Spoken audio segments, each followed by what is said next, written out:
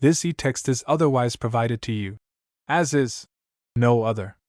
Warranties of any kind, express or implied, are made to you as to the e-text or any medium it may be on, including but not limited to warranties of merchantability or fitness for a particular purpose.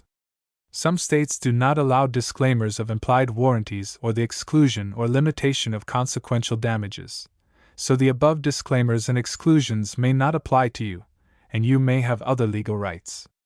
Indemnity: you will indemnify and hold Michael Hart, the Foundation, and its trustees and agents, and any volunteers associated with the production and distribution of Project Gutenberg TM texts harmless from all liability, cost, and expense, including legal fees, that arise directly or indirectly from any of the following that you do or cause: 1. Distribution of this e-text; 2. Alteration, modification, or addition to the e-text, or 3. Any defect. Distribution under Project Gutenberg TM. You may distribute copies of this e-text electronically, or by disc, book, or any other medium if you either delete this small print and all other references to Project Gutenberg, or 1. Only give exact copies of it. Among other things, this requires that you do not remove, alter, or modify the e-text or this small print statement. You may, however, if you wish, distribute this e-text in machine-readable binary, compressed, markup, or proprietary form, including any form resulting from conversion by word processing or hypertext software, but only so long as either *, the e-text, when displayed, is clearly readable, and does not contain characters other than those intended by the author of the work, although tilde, asterisk, and underline, underscore, characters may be used to convey punctuation intended by the author, and additional characters may be used to indicate hypertext links, or asterisk. The e-text may be readily converted by the reader at no expense into plain ASCII, EBCDIC, or equivalent form by the program that displays the e-text, as is the case, for instance, with most word processors, or asterisk. You provide, or agree to also provide on request at no additional cost, fee, or expense, a copy of the e-text in its original plain ASCII form, or in EBCDIC or other equivalent proprietary form. 2. Honor the e-text refund and replacement provisions of this small print statement. 3. Pay a trademark license fee to the Foundation of 20% of the gross profits you derive, calculated using the method you already used to calculate your applicable taxes. If you don't derive profits, no royalty is due. Royalties are payable to Project Gutenberg Literary Archive Foundation. The 60 days following each date you prepare, or were legally required to prepare, your annual, or equivalent periodic, tax return. Please contact us beforehand to let us know your plans and to work out the details. What if you want to send money even if you don't have to? Project Gutenberg is dedicated to increasing the number of public domain and licensed works that can be freely distributed in machine-readable form. The project gratefully accepts contributions of money, time, public domain materials, or royalty-free copyright licenses.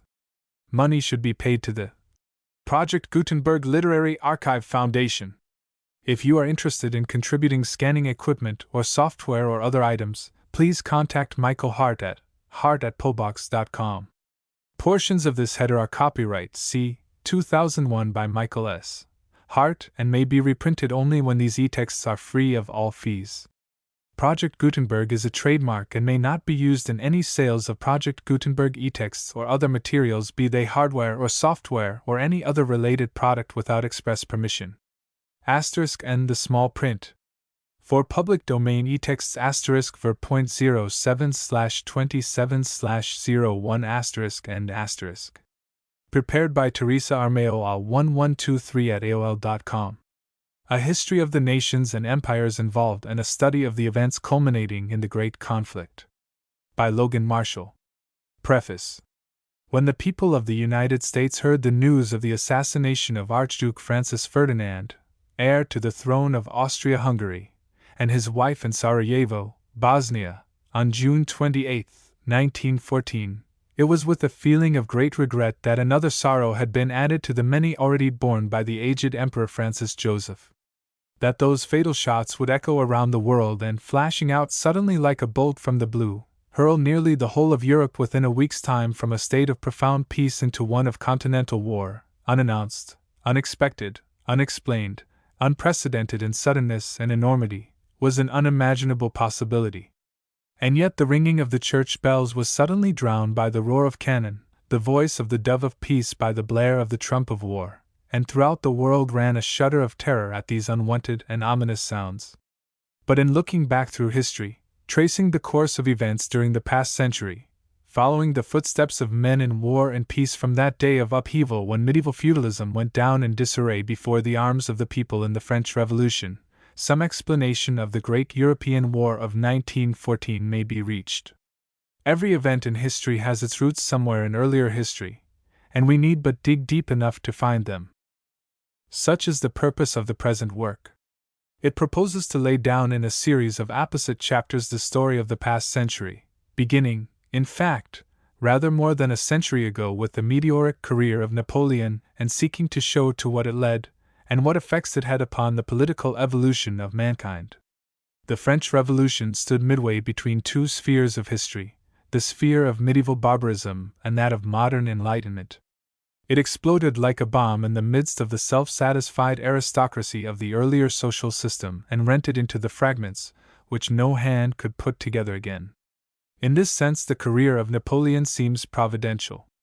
The era of popular government had replaced that of autocratic and aristocratic government in France, and the armies of Napoleon spread these radical ideas throughout Europe until the oppressed people of every nation began to look upward with hope and see in the distance before them a haven of justice in the coming realm of human rights. It required considerable time for these new conceptions to become thoroughly disseminated. A downtrodden people enchained by the theory of the divine right of kings to autocratic rule had to break the fetters one by one and gradually emerge from a state of practical serfdom to one of enlightened emancipation. There were many setbacks, and progress was distressingly slow but nevertheless sure. The story of this upward progress is the history of the 19th century, regarded from the special point of view of political progress and the development of human rights. This is definitely shown in the present work, which is a history of the past century and of the 20th century so far as it has gone. Gradually the autocrat has declined in power and authority, and the principle of popular rights has risen into view.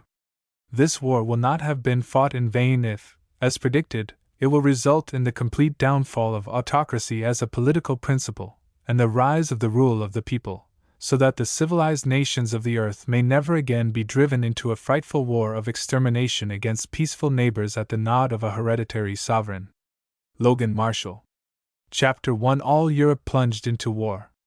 Dramatic suddenness of the outbreak. Trade and commerce paralyzed. Widespread influences. Terrible effects of war. The tide of destruction. Half-century to pay debts. Chapter 2. Underlying causes of the Great European War. Assassination of the Austrian Crown Prince. Austria's motive in making war. Serbia accepts Austria's demand. The ironies of history. What Austria has to gain. How the war became continental. An editorial opinion. Is the Kaiser responsible? Germany's stake in the war. Why Russia entered the field. France's hatred of Germany. Great Britain and Italy. The Triple Alliance and Triple Entente. Chapter 3. Strength and resources of the warring powers. Old and new methods in war. Costs of modern warfare. Nature of national resources. British and American military systems. Naval strength. Resources of Austria-Hungary. Resources of Germany. Resources of Russia. Resources of France. Resources of Great Britain. Serbia and Belgium. Chapter 4. Great Britain and the War. The growth of German importance. German militarism. Great Britain's peace efforts. Germany's naval program. German ambitions. Preparation for war. Effect on the empire. Chapter 5. The world's greatest war. Wars as mileposts. A continent in arms. How Canada prepared for war. The British sentiment. Lord Kitchener's career. A forceful character. Chapter 6. The earthquake of Napoleonism. Its effect on national conditions finally led to the War of 1914. Conditions in France and Germany. The campaign in Italy. The victory at Marengo Moro. At Hohenlinden. The consul made emperor. The Code Napoleon campaign of 1805. Battle of Austerlitz. The conquest of Prussia. The invasion of Poland. Eylau and Friedland campaign of 1809. Victory at Wagram. The campaign in Spain. The invasion of Russia. A fatal retreat. Dresden and Leipzig. The 100 Days. The Congress of Vienna. The Holy Alliance. Chapter 7 Panslavism versus Pangermanism. Russia's part in the Servian issue. Strength of the Russian army. The distribution of the Slavs. Origin of Panslavism. The Tsar's proclamation. The Teutons of Europe. Intermingling of races. The nations at war. Chapter 8 The ambition of Louis Napoleon. The coup d'etat of 1851. From president to emperor. The empire is peace. War with Austria. The Austrians advance. The Battle of Magenta. Possession of Lombardy. French victory at Solferino. Treaty of Peace. Invasion of Mexico. End of Napoleon's career. Chapter 9 Garibaldi and Italian unity. Power of Austria broken. The Carbonari. Mazzini and Garibaldi. Cavour the statesman. The invasion of Sicily. Occupation of Naples. Victory. Manuel takes command. Watchword of the Patriots. Garibaldi marches against Rome. Battle of Ironclads. Final act of Italian unity. Chapter 10 The expansion of Germany. Beginnings of modern world power. William I of Prussia. Bismarck's early career. The Schleswig-Holstein question. Conquest of the duchies. Bismarck's wider views. War forced on Austria. The war in Italy. Austria's signal defeat at Sadova. The Treaty of Prague. Germany after 1866. Chapter 11 The Franco-Prussian War. Birth of the German Empire and the French Republic. Causes of hostile relations. Discontent in France. War with Prussia declared. Self-deception of the French. First meeting of the armies. The stronghold of Metz. Mars-la-Tour and Grave Latte. Napoleon III at Sedan. The Emperor a captive. France a republic. Bismarck refuses intervention. Fall of the fortresses. Paris is besieged. Defiant spirit of the French. The struggle continued. Operations before Paris. Fighting in the south. The war at an end. Chapter 12 Bismarck and the German Empire. Building the bulwarks of the 20th century nation. Bismarck as a statesman uniting the German states. William I crowned at Versailles. A significant decade. The problem of church power. Progress of socialism. William II and the resignation of Bismarck. Old age insurance. Political and industrial conditions in Germany. Chapter 13 Gladstone as an apostle of reform. Great Britain becomes a world power. Gladstone and Disraeli. Gladstone's famous budget. A suffrage reform bill. Disraeli's reform measure. Irish church disestablishment and Irish land bill. Desperate state of Ireland. The coercion bill. War in Africa. Home rule for Ireland. Chapter 14 The French Republic. Struggles of a new nation. The Republic organized. The Commune of Paris. Instability of the government. Thiers proclaimed president. Punishment of the unsuccessful generals. MacMahon a royalist president. Bazaine's sentence and escape. Greedy Gambetta and Boulanger. The Panama Canal scandal. Despotism of the army leaders. The Dreyfus case. Church and state. The Moroccan controversy. Chapter 15 Russia in the field of war. The outcome of Slavic ambition. Siege of Sebastopol. Russia in Asia. The Russo-Japanese War. Port Arthur taken. The Russian fleet defeated. Chapter 16 Great Britain and her colonies. How England became mistress of the seas. Great Britain as a colonizing power. Colonies in the Pacific region. Colonization in Africa. British colonies in Africa. The Mahdi Rebellion in Egypt. Gordon at Khartoum. Suppression of the Mahdi Revolt. Colonization in Asia. The British in India. Colonies in America. Development of Canada. Progress in Canada. Chapter 17 The Open Door in China and Japan. Development of world power in the East. Warlike invasions of China. Commodore Perry and his treaty. Japan's rapid progress. Origin of the China-Japan War. The position of Korea. Li Hung-chang and the Empress. How Japan began war. The Chinese and Japanese fleets. The Battle of the Yalu. Capture of Weihai. Wei. Europe invades China. The Boxer outbreak. Russian designs on Manchuria. Japan begins war on Russia. The armies meet. China becomes a republic.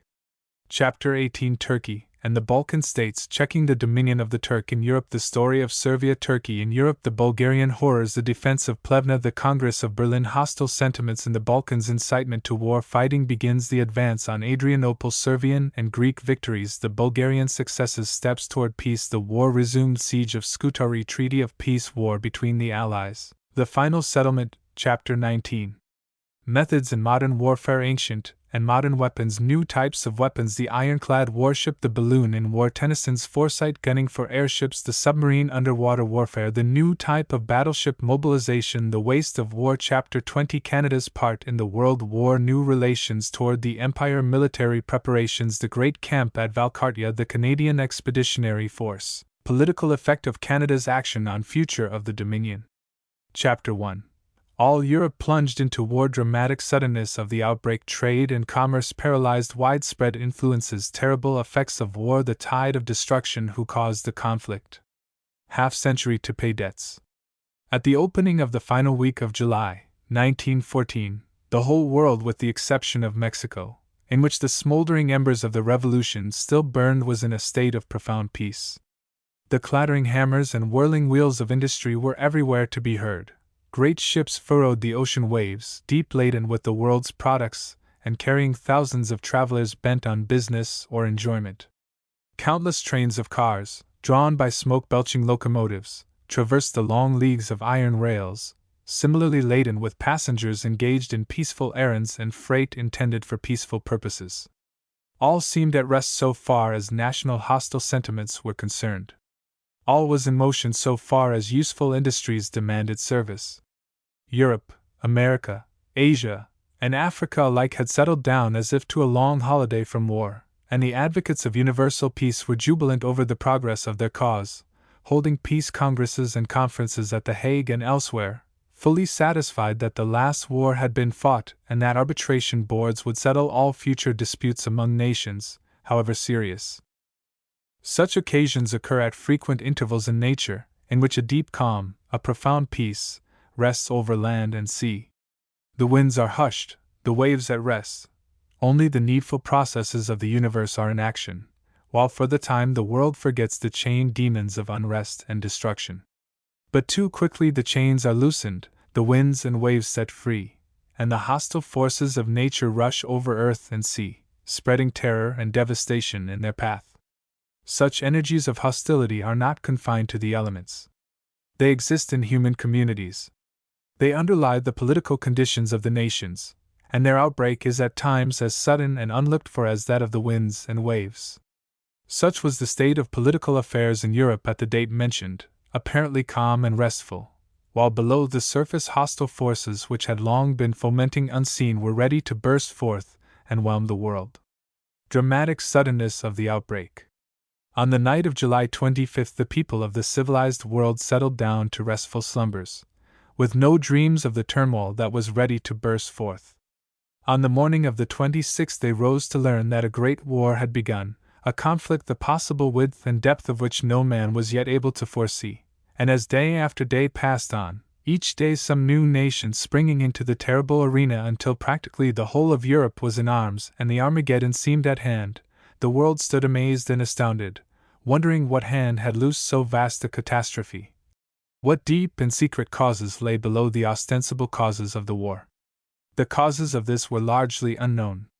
As a panic at times affects a vast assemblage, with no one aware of its origin, so a wave of hostile sentiment may sweep over vast communities until the air is full of urgent demands for war with scarce a man knowing why. What is already said only feebly outlines the state of consternation into which the world was cast in that fateful week in which the doors of the Temple of Janus, long closed, were suddenly thrown wide open and the terrible god of war marched forth, the whole earth trembling beneath his feet. It was the breaking of a mighty storm in a placid sky, the fall of a meteor which spreads terror and destruction on all sides, the explosion of a vast bomb in a great assemblage. It was everything that can be imagined of the sudden and overwhelming, of the amazing and incredible. Trade and commerce paralyzed. For the moment the world stood still, plunged into a panic that stopped all its activities. The stock exchanges throughout the nations were closed, to prevent that wild and hasty action which precipitates disaster. Throughout Europe trade, industry, commerce all ceased, paralyzed at their sources.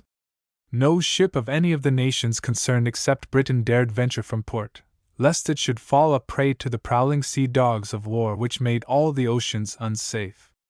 The hosts of American tourists who had gone abroad under the sunny skies of peace suddenly beheld the dark clouds of war rolling overhead, blotting out the sun, and casting their black shadows over all things fair. What does this state of affairs, this sudden stoppage of the wheels of industry, this unforeseen and wide spread of the conditions of war portend? Emerson has said, "When a great thinker comes into the world, all things are at risk." There is potency in this, and also in a variation of Emerson's text which we shall venture to make. When a great war comes upon the world, all things are at risk. Everything which we have looked upon as fixed and stable quakes as if from mighty hidden forces. The whole world stands irresolute and amazed. The steady-going habits and occupations of peace cease or are perilously threatened, and no one can be sure of escaping from some of the dire effects of the catastrophe. Widespread influences. The conditions of production vanish, to be replaced by conditions of destruction. That which had been growing in grace and beauty for years is overturned and destroyed in a moment of ravage. Changes of this kind are not confined to the countries in which the war rages or the cities which conquering column of troops occupy. They go beyond the borders of military activity. They extend to far-off quarters of the earth. We quote from the New York World a vivid picture drawn at the opening of the Great European War. Its motto is, "All the world is paying the cost of the folly of Europe." Never before was war made so swiftly wide. News of it comes from Japan, from Puerto Rico, from Africa, from places where in old days news of hostilities might not travel for months. Non-combatants are in the vast majority, even in the countries at war, but they are not immune to its blight. Austria is isolated from the world because her ally, Germany, will take no chances of spilling military information and will not forward mails. If, telephoning in France, you use a single foreign word, even an English one, your wire is cut. Hans the German waiter, Franz the clarinetist in the little street band, is locked up as a possible spy. There are great German business houses in London and Paris. Their condition is that of English and French business houses in Berlin, and that is not pleasant. Great Britain contemplates, as an act of war, the voiding of patents held by Germans in the United Kingdom. Nothing is too petty, nothing too great, nothing too distant in kind or miles from the field of war to feel its influence. The whole world is the loser by it, whoever at the end of all the battles may say that he has won. Dilemma of the tourists. Let us consider one of the early results of the war. It vitally affected great numbers of Americans, the army of tourists who had made their way abroad for rest, study and recreation, and whose numbers, while unknown, were great, some estimating them at the high total of 100,000 or more.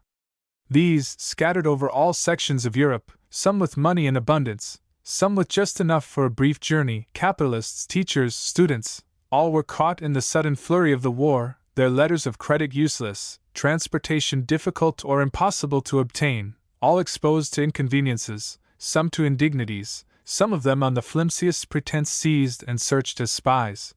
The great mass of them thrown into a state of panic that added greatly to the unpleasantness of the situation in which they found themselves.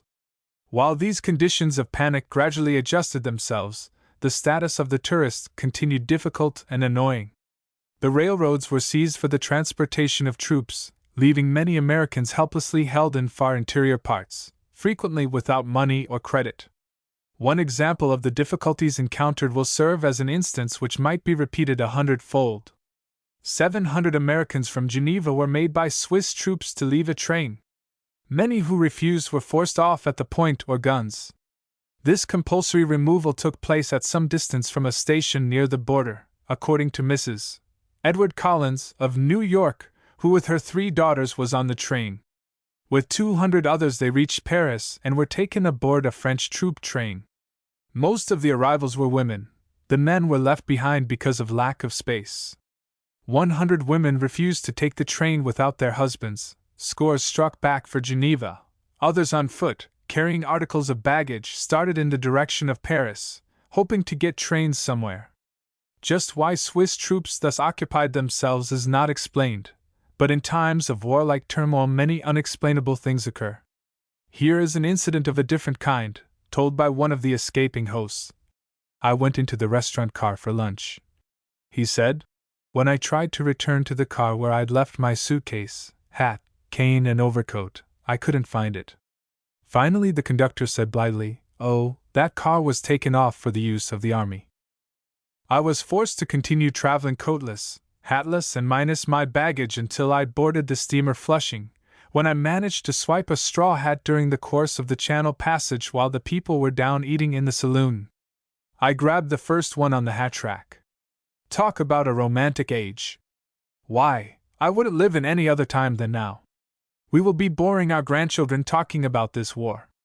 The scarcity of provisions in many localities and the withholding of money by the banks made the situation, as regarded Americans, especially serious. Those fortunate enough to reach port without encountering these difficulties found the situation there equally embarrassing. The great German and English liners, for instance, were held up by order of the government, or feared to sail lest they should be taken captive by hostile cruisers. Many of these lay in port in New York, forbidden to sail for fear of capture. These included ships of the Cunard and International Marine Lines, the North German Lloyd, the Hamburg American, the Russian American, and the French lines, until this port led the world in the congestion of great liners rendered inactive by the war situation abroad. The few that put to sea were utterly incapable of accommodating a tithe of the anxious and appealing applicants. It had ceased, in the state of panic that prevailed, to be a mere question of money. Frightened millionaires were credited with begging for steerage berths. Everywhere was dread and confusion, men and women being in a state of mind past the limits of calm reasoning. Impulse is the sole ruling force where reason has ceased to act. Slowly the skies cleared. Calmer conditions began to prevail. The United States government sent the battleship Tennessee abroad with several millions of dollars for the aid of destitute travelers and the relief of those who could not get their letters or credit and travelers' checks cashed. Such a measure of relief was necessary, there being people abroad with letters of credit for as much as $5,000 without money enough to buy a meal. One tourist said, "I had to give a Milwaukee doctor, who had a letter of credit for $2,500 money to get shaved." London hotels showed much consideration for the needs of travelers without ready cash, but on the continent there were many such who were refused hotel accommodation. As for those who reached New York or other American ports, many had fled in such haste as to leave their baggage behind. Numbers of the poorer travelers had exhausted their scanty stores of cash in the effort to escape from Europe and reached port utterly penniless. The case was one that called for immediate and adequate solution, and the governmental and moneyed interests on this side did their utmost to cope with the situation. Vessels of American register were too few to carry the host applying for transportation, and it was finally decided to charter foreign vessels for this purpose, and thus hasten the work of moving the multitude of appealing tourists. From 15,000 to 20,000 of these needed immediate attention, a majority of them being destitute. An ocean incident. Men and women needed not only transportation, but money also, and in this particular there is an interesting story to tell. The German steamer Kronprinzessin Cecilii, bound for Bremen, had sailed from New York before the outbreak of the war, carrying about 1,200 passengers and a precious freight of gold, valued at $10,700,000. The value of the vessel herself added $5 million to this sum. What had become of her and her tempting cargo was for a time unknown. There were rumors that she had been captured by a British cruiser, but this had no better foundation than such rumors usually have.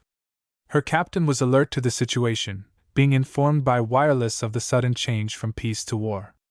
One such message, received from an Irish wireless station, conveyed an order from the Bremen Company for him to return with all haste to an American port. It was on the evening of Friday, July 31st, that this order came. At once the vessel changed its course. One by one the ship's lights were put out. The decks, which could not be made absolutely dark, were enclosed with canvas. By midnight the ship was as dark as the sea surrounding. On she went through Saturday, and on Sunday ran into a dense fog. Through this she rushed with unchecked speed and in utter silence, not a toot coming from her foghorn. This was all very well as a measure of secrecy, but it opened the way to serious danger through a possible collision, and a committee of passengers was formed to request the captain to reconsider his action. Just as the committee reached his room, the first blast of the foghorn was heard, its welcome tone bringing a sense of security where grave apprehension had prevailed. A group of financiers were on board who offered to buy the ship and sail her under American colors. But to all such proposals Captain Pollack turned a deaf ear. He said that his duty was spelled by his orders from Bremen to turn back and save his ship, and these he proposed to obey.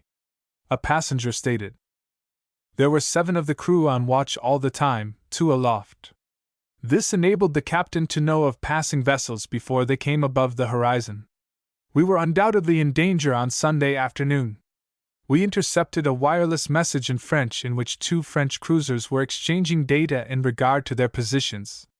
The captain told me that he imagined those to be 2 vessels who regularly patrolled the fishing grounds in the interest of French fisheries.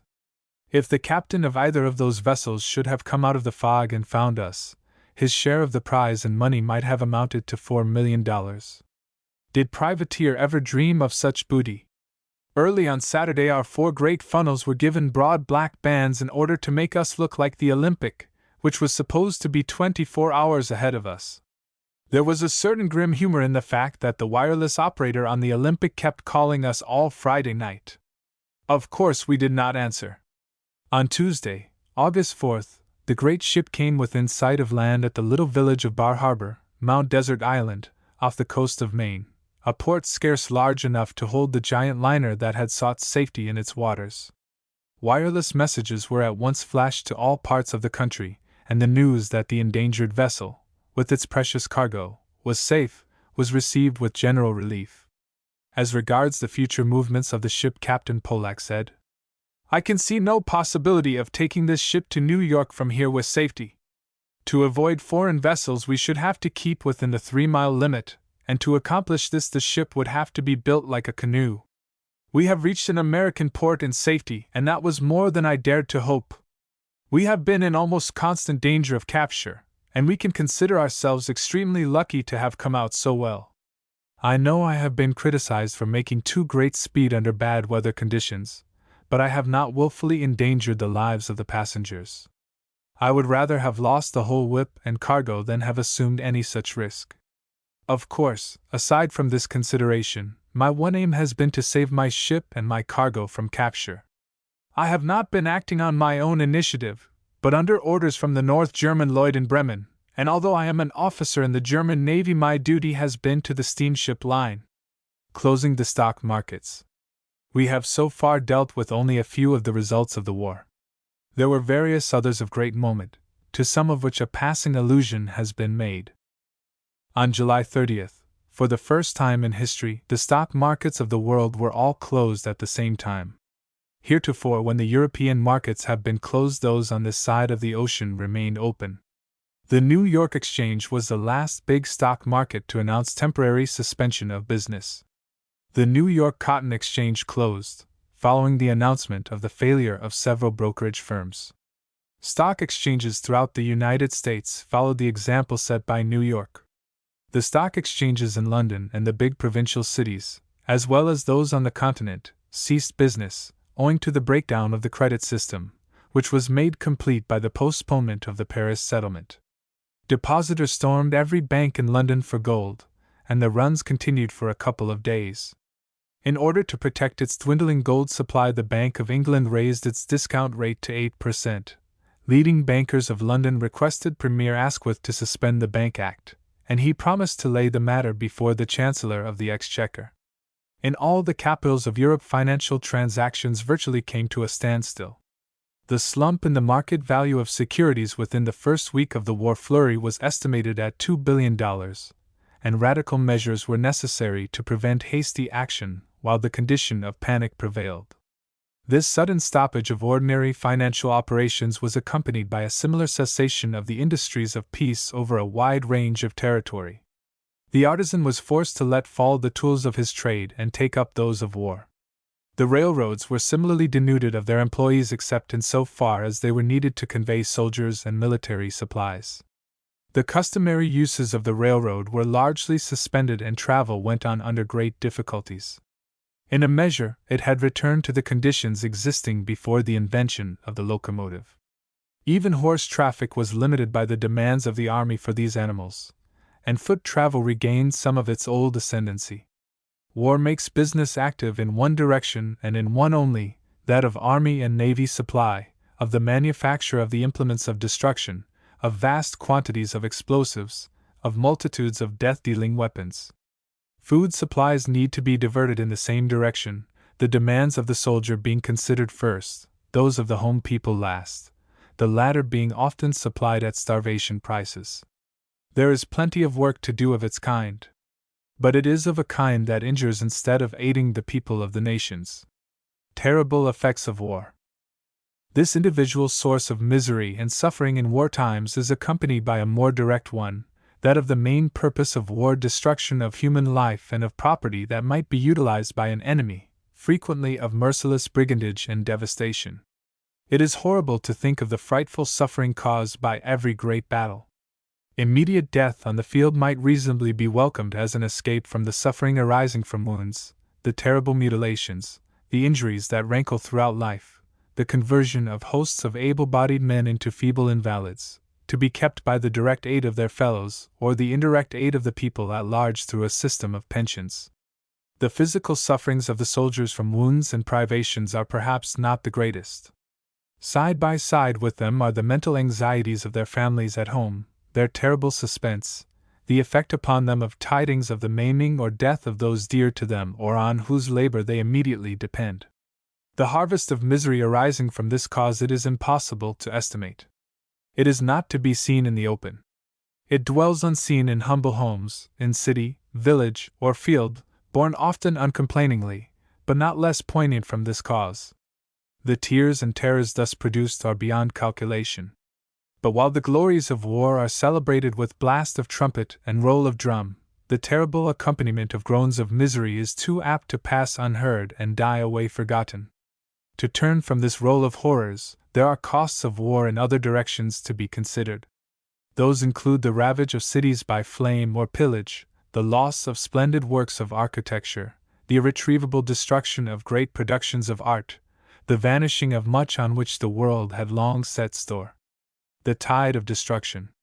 Not only on land, but at sea as well, the tide of destruction rises and swells. Huge warships, built at a cost of millions of dollars and tenanted by hundreds of hardy sailors, are torn and rent by shot and shell and at times sent to the bottom with all on board by the explosion of torpedoes beneath their unprotected lower hulls. The torpedo boat, the submarine, with other agencies of unseen destruction, have come into play to add enormously to the horrors of naval warfare, while the bomb-dropping airships, letting fall its dire missiles from the sky, has come to add to the dread terror and torment of the battlefield. We began this chapter with a statement of the startling suddenness of this great war, and the widespread consequences which immediately followed. We have been led into a discussion of its issues, of the disturbing and distracting consequences which cannot fail to follow any great modern war between civilized nations. We had some examples of this on a small scale in the recent Balkan-Turkish War. But that was of minor importance, and its effects, many of them sanguinary and horrible, were mainly confined to the region in which it occurred. But a war covering nearly a whole continent cannot be confined and circumscribed in its consequences. All the world must feel them in a measure though diminishing with distance.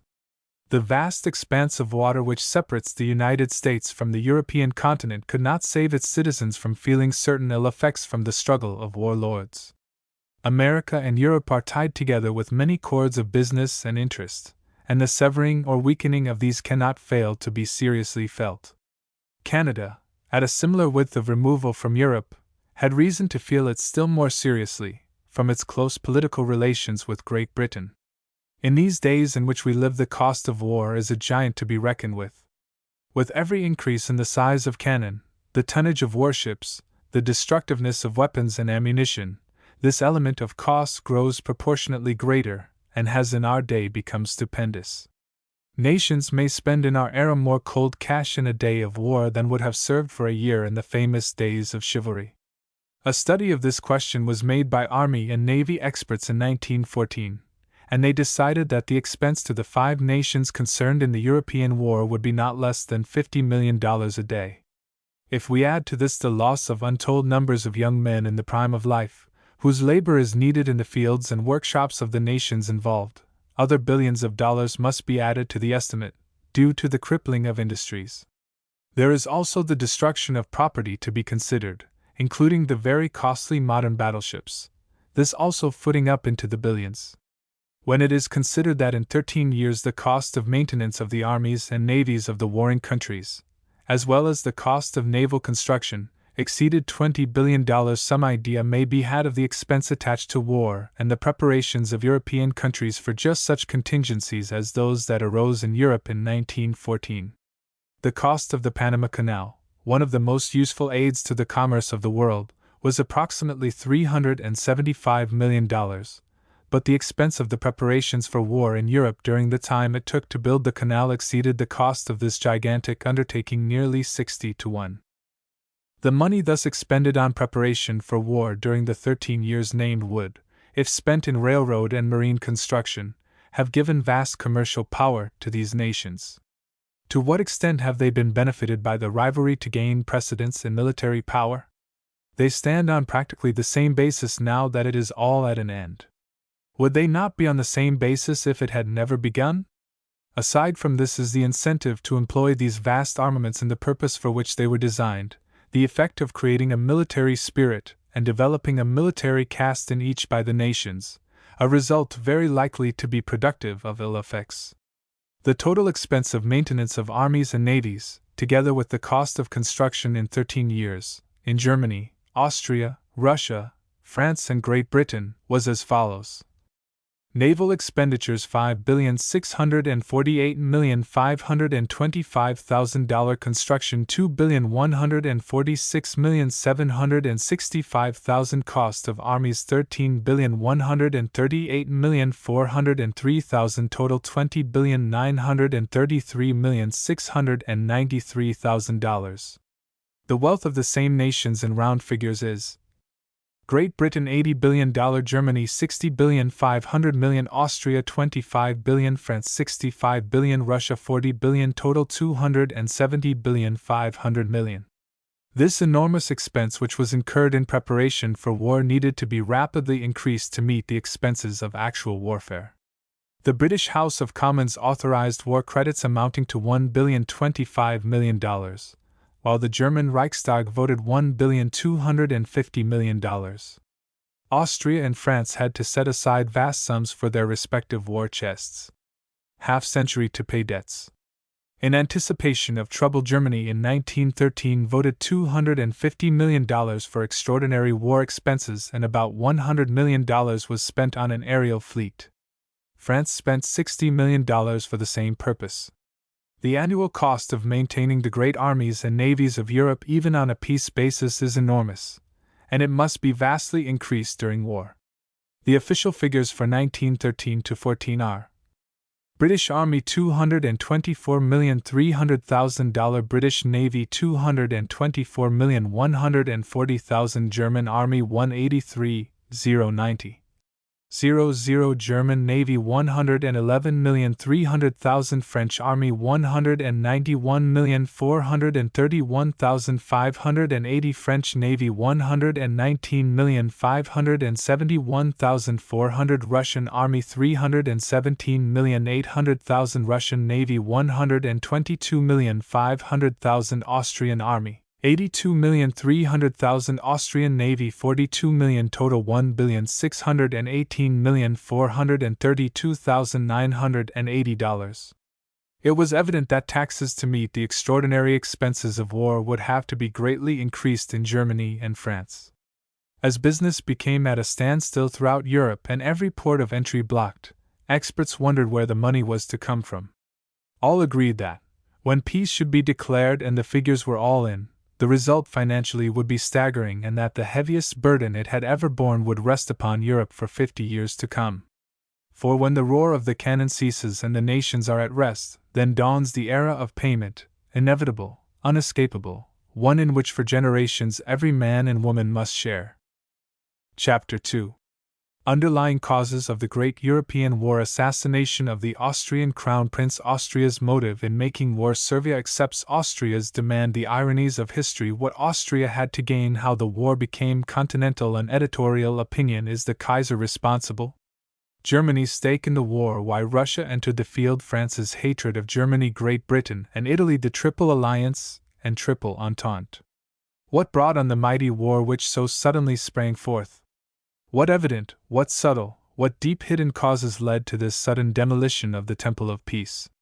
What pride of power, what lust of ambition, what desire of imperial dominion cast the armed hosts of the nations into the field of conflict, on which multitudes of innocent victims were to be sacrificed to the insatiate hunger for blood of the modern Moloch? Here are questions which few are capable of answering. Ostensible answers may be given, surface causes, reasons of immediate potency. But no one will be willing to accept these as the true moving causes.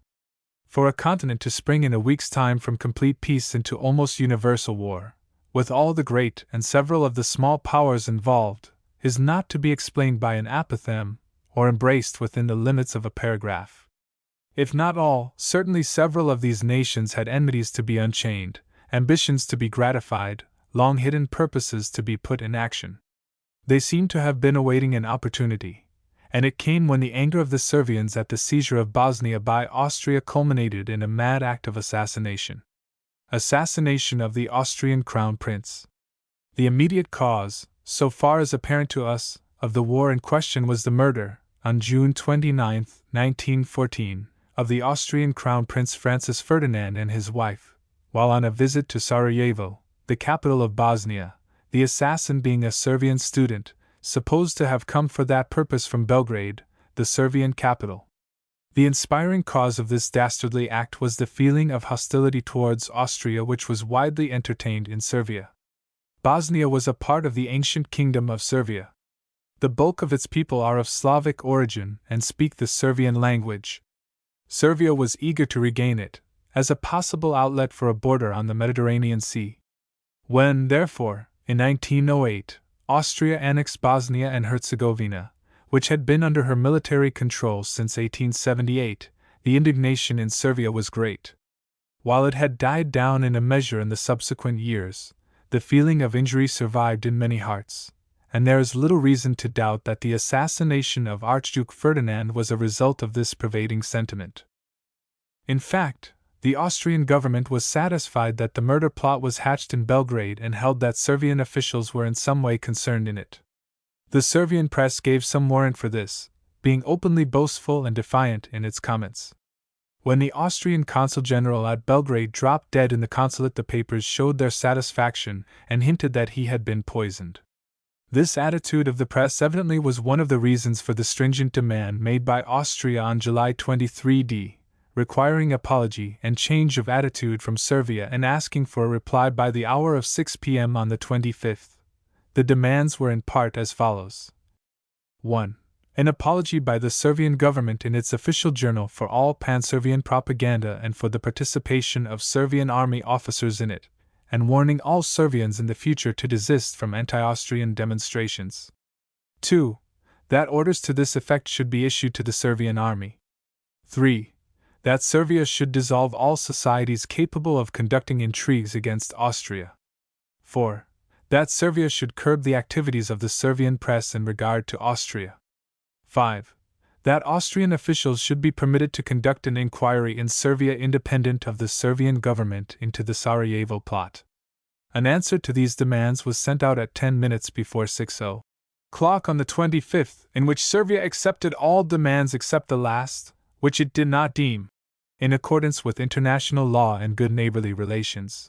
It asked that this demand should be submitted to the Hague Tribunal. The Austrian minister at Belgrade, Baron Giesel von Gieslingen, refused to accept this reply and at once left the capital with the entire staff of the legation. The die was cast, as Austria probably intended that it should be. Austria's motive in making war. It had, in fact, become evident early in July that the military party in Austria was seeking to manufacture a popular demand for war, based on the assassination of the Archduke Ferdinand and his wife. Such was the indication of the tone of the Vienna newspapers, which appeared desirous of working up a sentiment hostile to Servia. It may be doubted if the aged emperor was a party to this. Probably his assent was a forced one, due to the insistence of the war party and the public sentiment developed by it. That the murder of the Archduke was the real cause of the action of Austria can scarcely be accepted in view of Servia's acceptance of Austria's rigid demands. The actual cause was undoubtedly a deeper one, that of Austria's long-cherished purpose of gaining a foothold on the Aegean Sea, for which the possession of Servia was necessary as a preliminary step. A plausible motive was needed, any pretext that would serve as a satisfactory excuse to Europe for hostile action, and that could at the same time be utilized in developing Austrian indignation against the Servians. Such a motive came in the act of assassination, and immediate use was made of it. The Austrian war party contended that the deed was planned at Belgrade, that it had been fomented by Servian officials, and that these had supplied the murderer with explosives and aided in their transfer into Bosnia. What evidence Austria possessed leading to this opinion we do not know.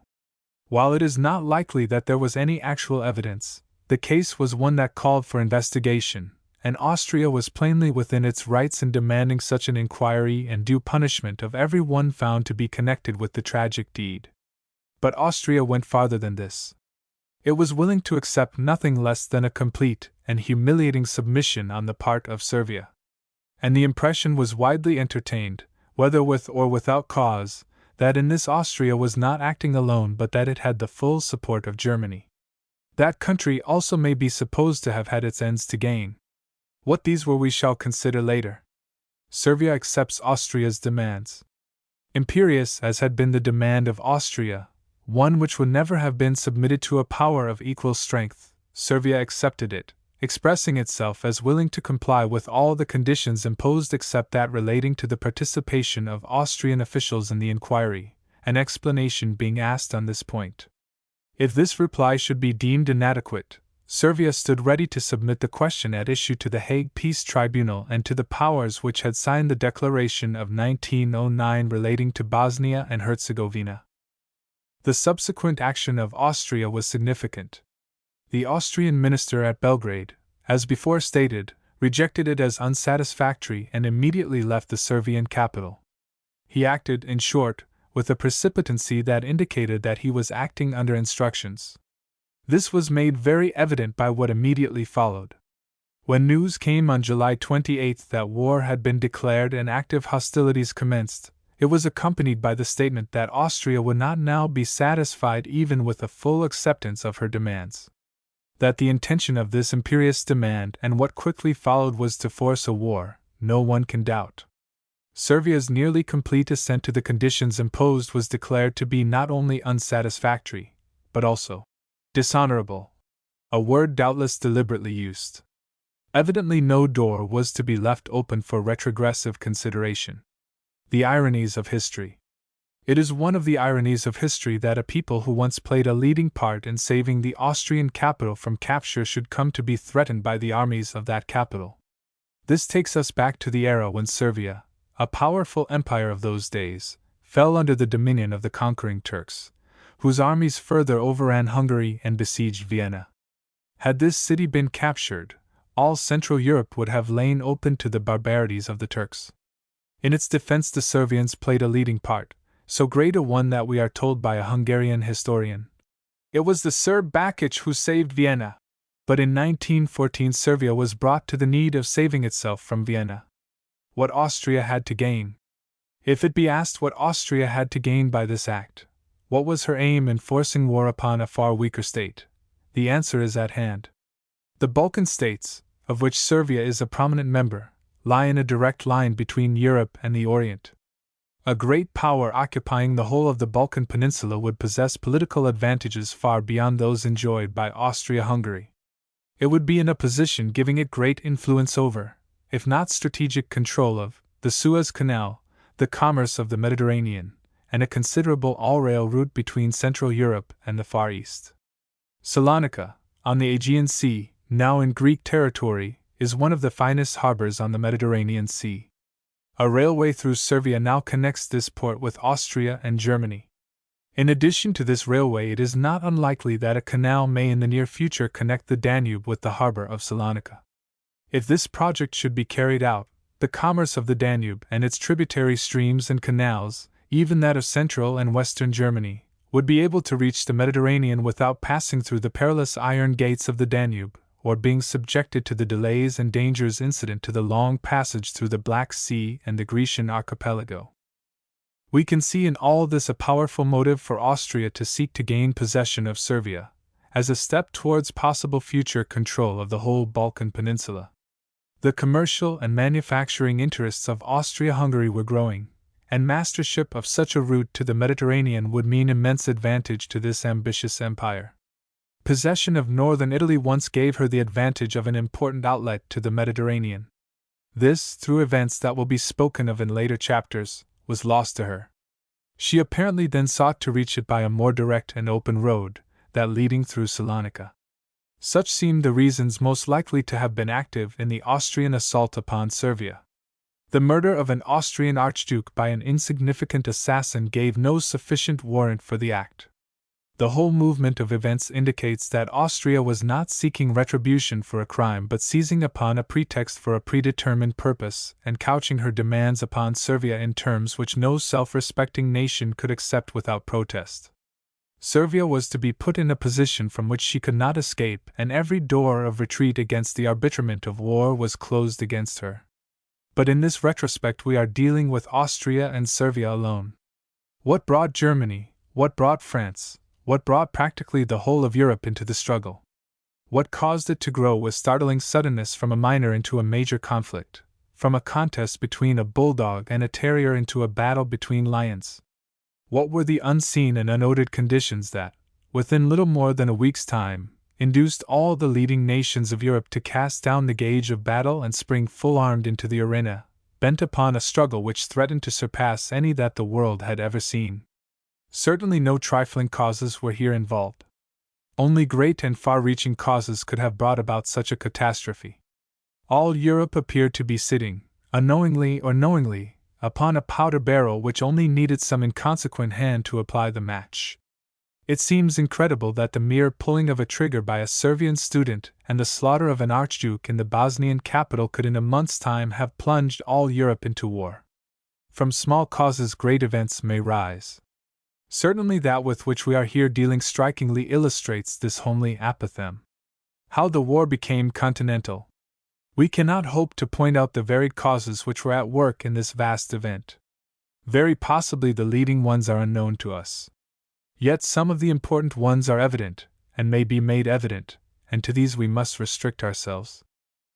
Allusion has already been made to the general belief that the Emperor of Germany was deeply concerned in it, and that Austria would not have acted as it did without assurance of support, in fact without direct instigation, from some strong allied power, and this power is adjudged alike by public and private opinion to have been Germany, acting in the person of its ambitious war-lord, the dominating Kaiser.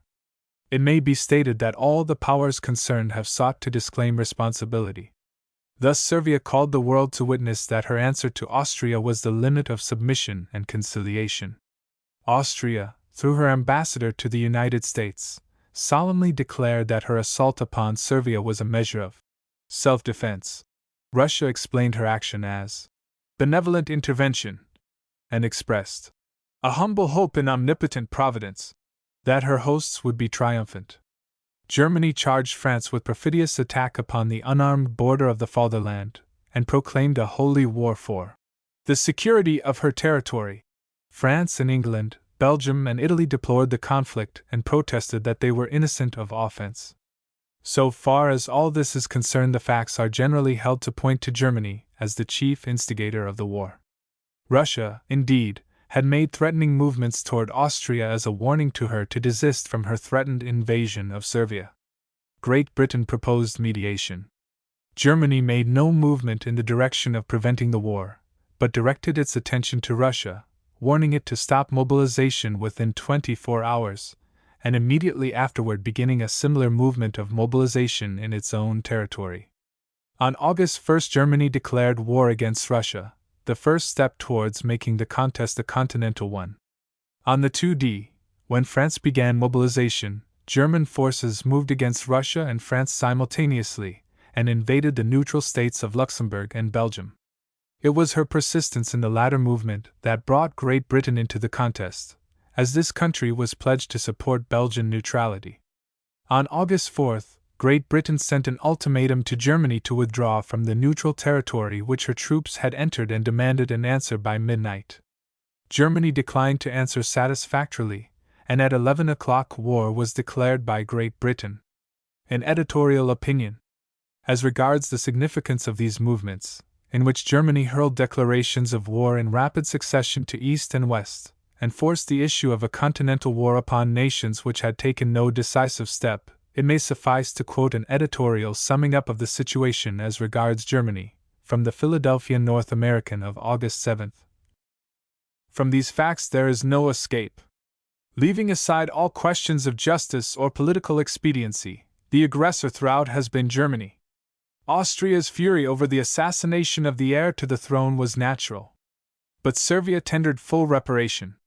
So keen and conservative in authority as Rear Admiral Mahan declares that the aggressive insolence of Austria's ultimatum and Sevilla's concession of all demands except those too humiliating for national self-respect show that behind Austria's assault was the instigation of Berlin. He adds, knowing how the matter would be viewed in Russia, it is incredible that Austria would have ventured on the ultimatum unless assured beforehand of the consent of Germany.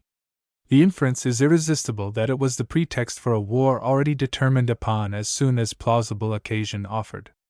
Circumstantial evidence, at least, places responsibility for the flinging of the first firebrand upon the government of the Kaiser.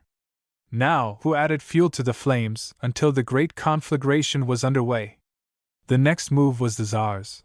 Fraternal sentiments of the Russian people for the Slavs in Servia, he says, led him to order partial mobilization, following Austria's invasion of Servia. Instantly Germany protested, and within 48 hours sent an ultimatum demanding that Russia cease her preparations. On the following day Germany began mobilizing, and 24 hours later declared war on Russia. Mobilization in France, necessitated by these events, was anticipated by Germany, which simultaneously flung forces into Russia, France, Luxembourg, and Belgium. It was Germany's historic policy of blood and iron that fired Austria to attempt the crushing of Servia. It was Germany that hurled an ultimatum, swiftly followed by an army, at Russia. It was Germany that struck first at the French frontier. It was Germany that trampled upon solemn treaty engagements by invading the neutral states of Luxembourg and Belgium. And it was Germany that, in answer to England's demand that the neutrality of Belgium be protected, declared war against Great Britain. Regardless, therefore, of questions of right and wrong, it is undeniable that in each succeeding crisis Germany has taken the aggressive.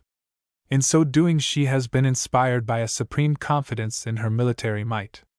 But she has less reason to be proud of her diplomacy. The splendid audacity of her moves cannot obscure the fact that in making the case upon which she will be judged she has been outmaneuvered by the deliberation of Russia, the forbearance of France, and the patience of Great Britain. She has assumed the role of international autocrat, while giving her foes the advantage of prosecuting a patriotic war of defense. Particularly is this true touching the violation of neutral territory. For nearly half a century the Duchy of Luxembourg has been considered a perpetually neutral state, under solemn guarantee of Austria, Great Britain, Germany, and Russia. Since 1830, when Belgium seceded from the Netherlands, it, too, has been held an independent and perpetually neutral state, that status being solemnly declared in a convention signed by Great Britain, France, Russia, Austria, and Prussia. Yet the first war move of Germany was to overrun these countries, seize their railroads, bombard their cities, and lay waste their territories. For 40 years Germany has been the exemplar of a progressive civilization. In spite of her adherence to inflated militarism, she has put the whole world in her debt by her inspiring industrial and scientific achievements. Her people have taught mankind lessons of incalculable value, and her sons have enriched far distant lands with their genius. Not the least of the catastrophes inflicted by this inhuman war is that an unbridled autocracy has brought against the great German Empire an indictment for arrogant assault upon the peace of nations and the security of human institutions. Is the Kaiser responsible? How much reliance is to be placed on the foregoing newspaper opinion, and on the prevailing sentiment holding Kaiser Wilhelm responsible for flinging the war bomb that disrupted the ranks of peace, no one can say. Every one naturally looked for the fomenter of this frightful international conflict, and was disposed to place the blame on the basis of rumor and personal feeling. On the other hand, each nation concerned has vigorously disclaimed responsibility for the cataclysm. Austria very meekly claimed that Servia precipitated the conflict.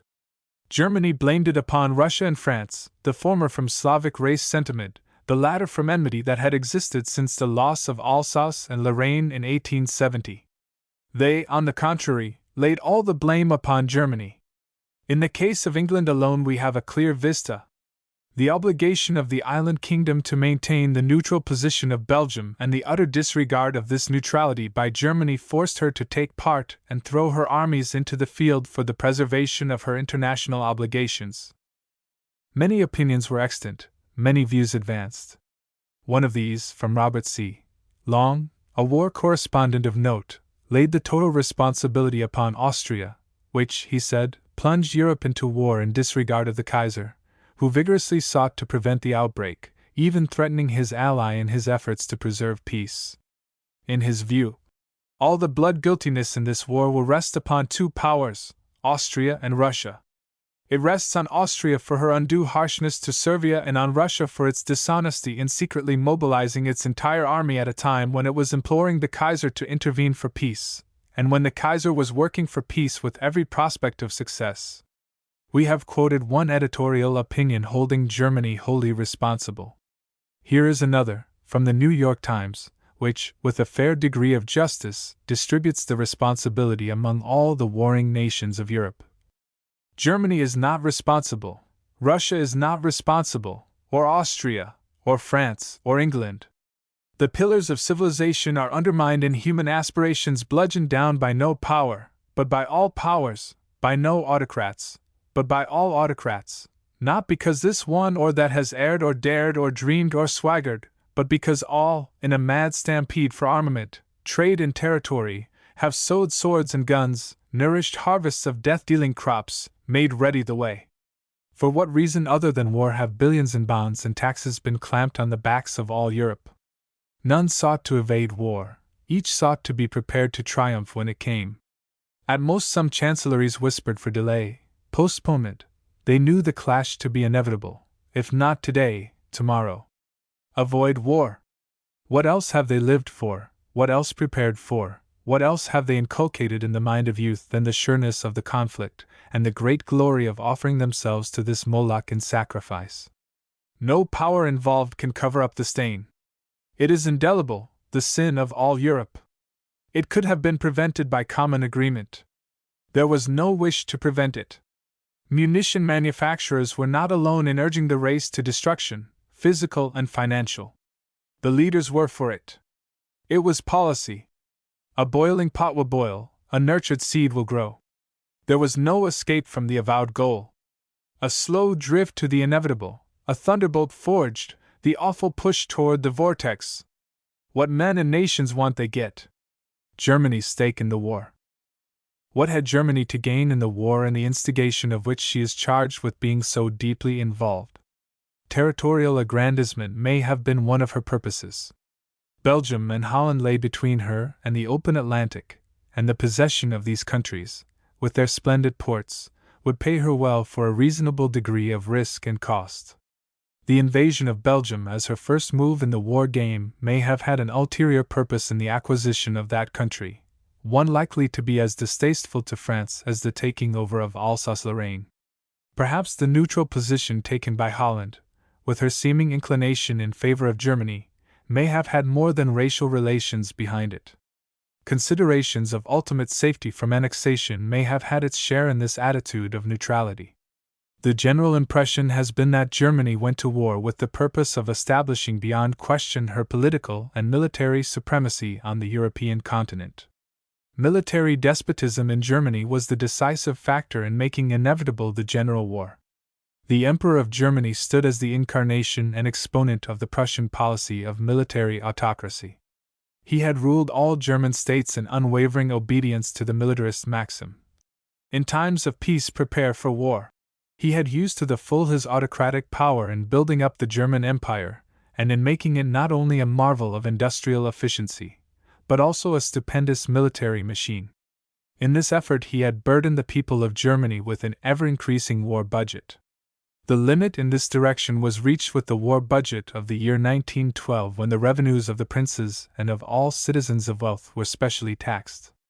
No new sources of revenue remained. A crisis had come. That crisis, as sometimes claimed, was not any menace from Britain or any fear of the British power. It was rather the very real and very rapidly rising menace of the new great Slav power on Germany's border, including, as it did, the Russian Empire and the entire line of Slav countries that encircled Germanic Austria from the Adriatic to Bohemia. These Slav peoples are separated from the governing Teutonic race in the Austrian Empire by the gulfs of blood, language, and religion. And in Europe the Slav population very largely outnumbers the Teuton population and is growing much more rapidly. Recent events, especially in the Balkan Wars, had made it plain, not to the German Emperor alone, but to all the world, that the growth into an organized power of more than 200 millions of Slav peoples along nearly 3,000 miles of international frontier was a menace to the preservation of Teuton supremacy in Europe. That Teuton supremacy was based on the sword. The German Emperor's appeal was to my sword. But when the new sword of the united Slav power was allowed to be unsheathed, German supremacy was threatened on its own ground and by the weapon of its own choosing. However all this be, and it must be admitted that it is to a degree speculative, there were in 1914 conditions existing that appeared to render the time a suitable one for the seemingly inevitable continental war. Revelations pointing to defects in the French army, deficiencies of equipment, and weaknesses in artillery, had been made in the French Parliament. The debate that occurred was fully dwelt upon in the German papers. And on July 16 the organ of Berlin radicalism, the Vossische Zeitung, published a leading article to show that Russia was not prepared for war, and never had been. As for France, it said, a Gallic cock with a lame wing is not the ideal set up by the Russians. And when the Russian eagle boasts of being in the best of health, who is to believe him? Why should the French place greater confidence in the inveterate Russian disorganization than in their own defective organization? As regards the Kaiser's own estimate of his preparedness for war, and the views of national polity he entertained, we shall let him speak for himself in the following extracts from former utterances. We will be everywhere victorious even if we are surrounded by enemies on all sides and even if we have to fight superior numbers, for our most powerful ally is God above, who since the time of the great Elector and great King, has always been on our side. At Berlin, March 29, 1901. I vowed never to strike for world mastery. The world empire that I then dreamed of was to create for the German Empire on all sides the most absolute confidence as a quiet, honest, and peaceable neighbor. I have vowed that if ever the time came when history should speak of a German world power or a Hohenzollern world power, this should not be based on conquest, but come through a mutual striving of nations after a common purpose.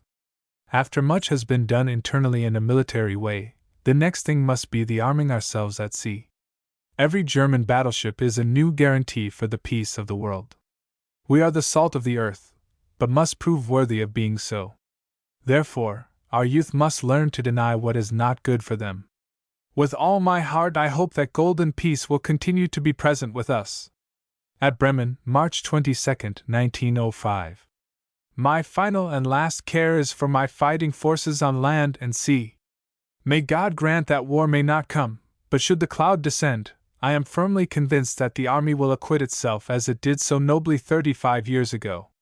At Berlin, February 25, 1906. In the early days of the reign of William II, war was prominent in his utterances. He was the warlord in full feather, and the world at that time looked with dread upon this new and somewhat blatant apostle of militarism.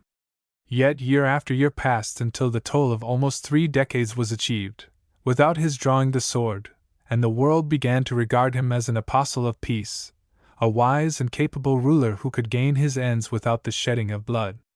What are we to believe now? Had he been wearing a mask for all these years, biding his time, hiding from view a deeply cherished purpose? Or did he really believe that a mission awaited him, that regeneration of the world through the sanguinary path of the battlefield was his duty, and that by the aid of a successful war he could inaugurate a safer and sounder era of peace? We throw out these ideas as suggestions only. What the Kaiser purposed, what deep-laid schemes of international policy he entertained, will, perhaps, never be known. But if he was really responsible for the Great War, as he was so widely accused of being, the responsibility he assumed was an awful one.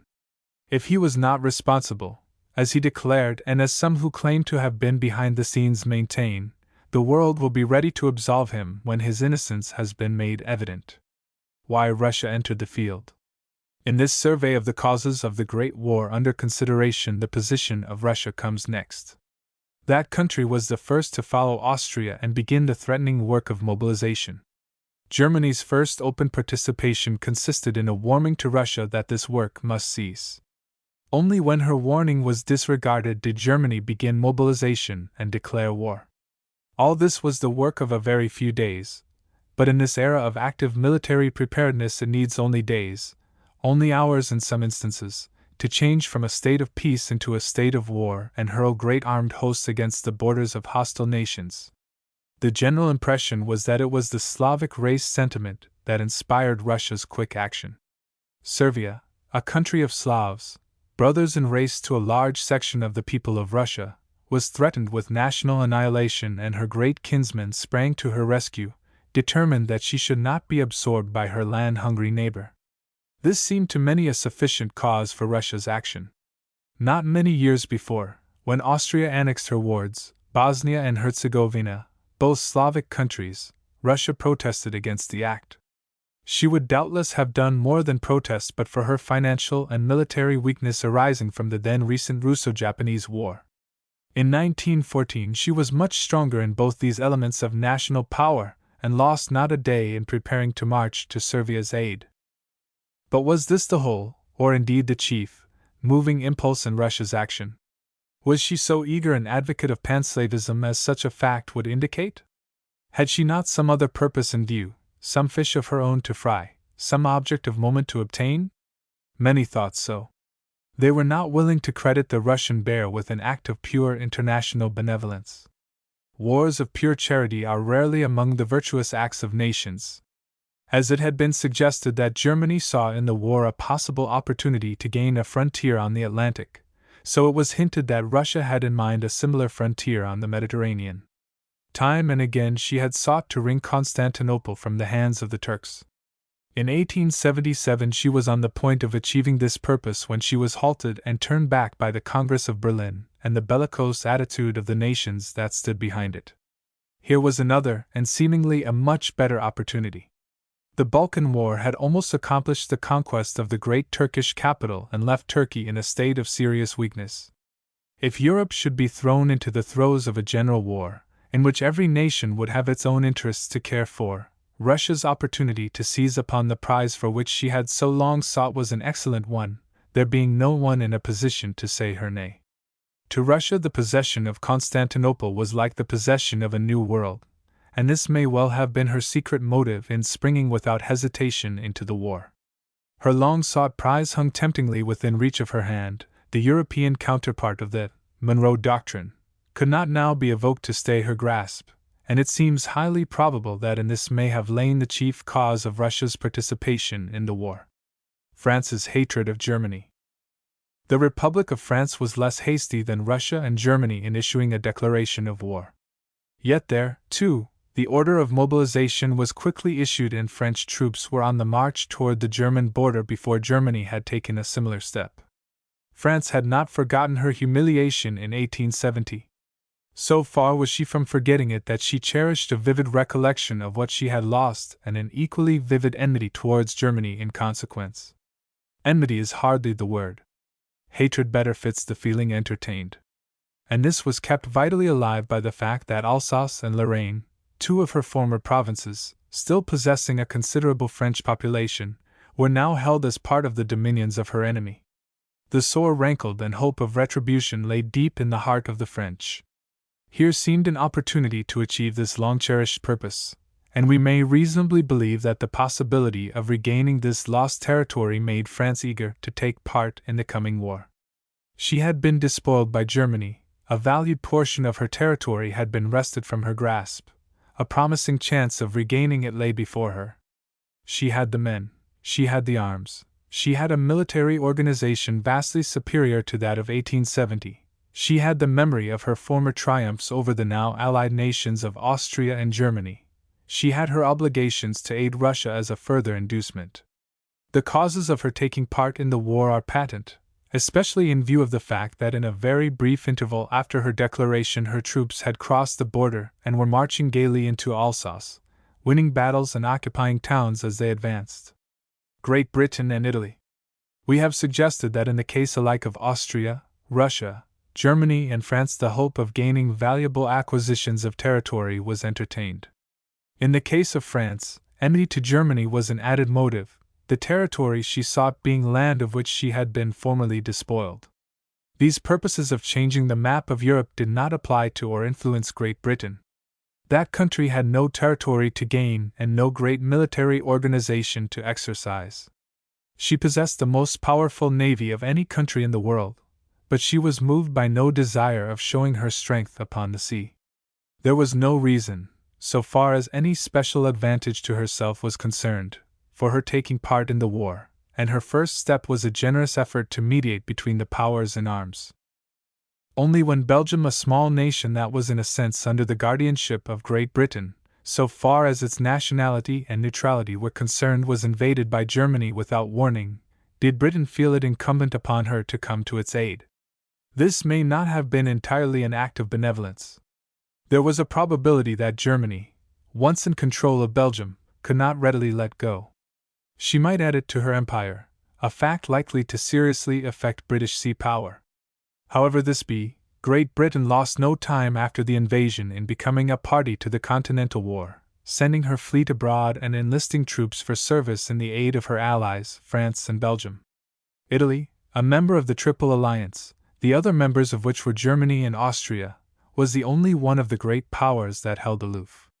She had absolutely nothing to gain by taking part in the war, while her late large expenses in the conquest of Tripoli had seriously depleted her war chest.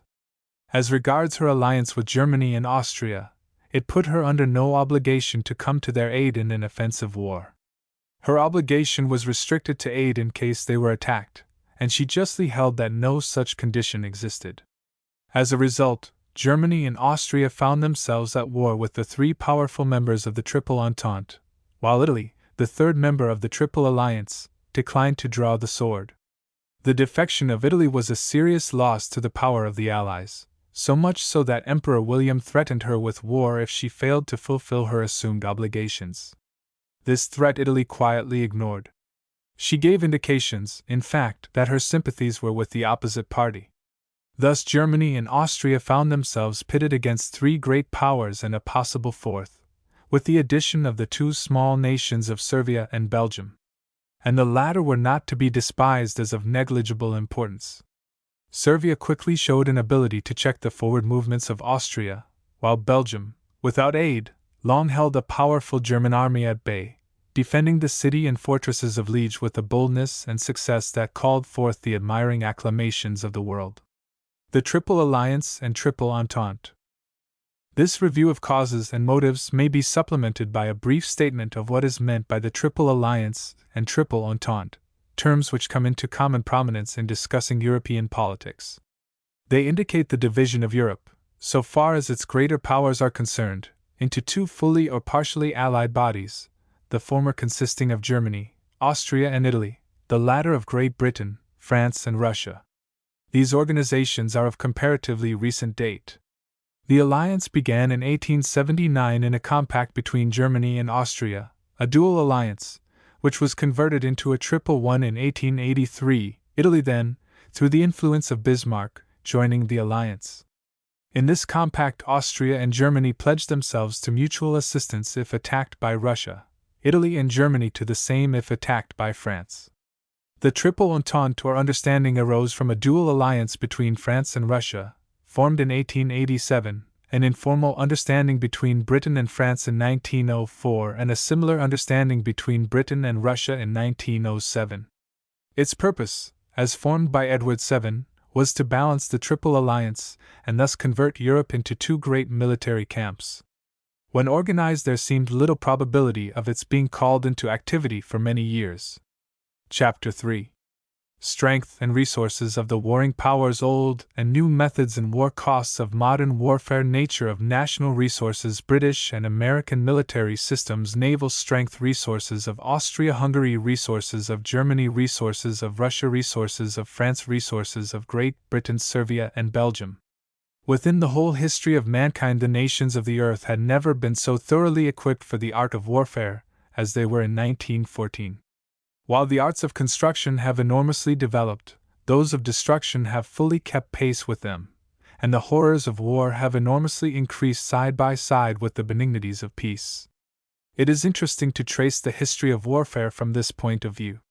Beginning with the club and hammer of the Stone Age, advancing through the bow and arrow and the slingshot of later times, this art, even in the great days of ancient civilization, the eras of Greece and Rome, had advanced little beyond the sword and spear, crude weapons of destruction as regarded in our times. They have in great part been set aside as symbols of military dignity, emblems of the pomp and circumstance of glorious war. Descending through the Middle Ages, we find the sword and spear still holding sway, with the bow as an important accessory for the use of the common soldier. As for the knight, he became an ironclad champion, so encased in steel that he could fight effectively only on horseback, becoming largely helpless on foot. At length, the greatest stage in the history of war, the notable invention of gunpowder, was achieved, and an enormous transformation took place in the whole terrible art. The musket, the rifle, the pistol, the cannon were one by one evolved to develop in the 19th century into the breech-loader, the machine gun, the bomb, and the multitude of devices fitted to bring about death and destruction by wholesale, instead of by the retail methods of older days.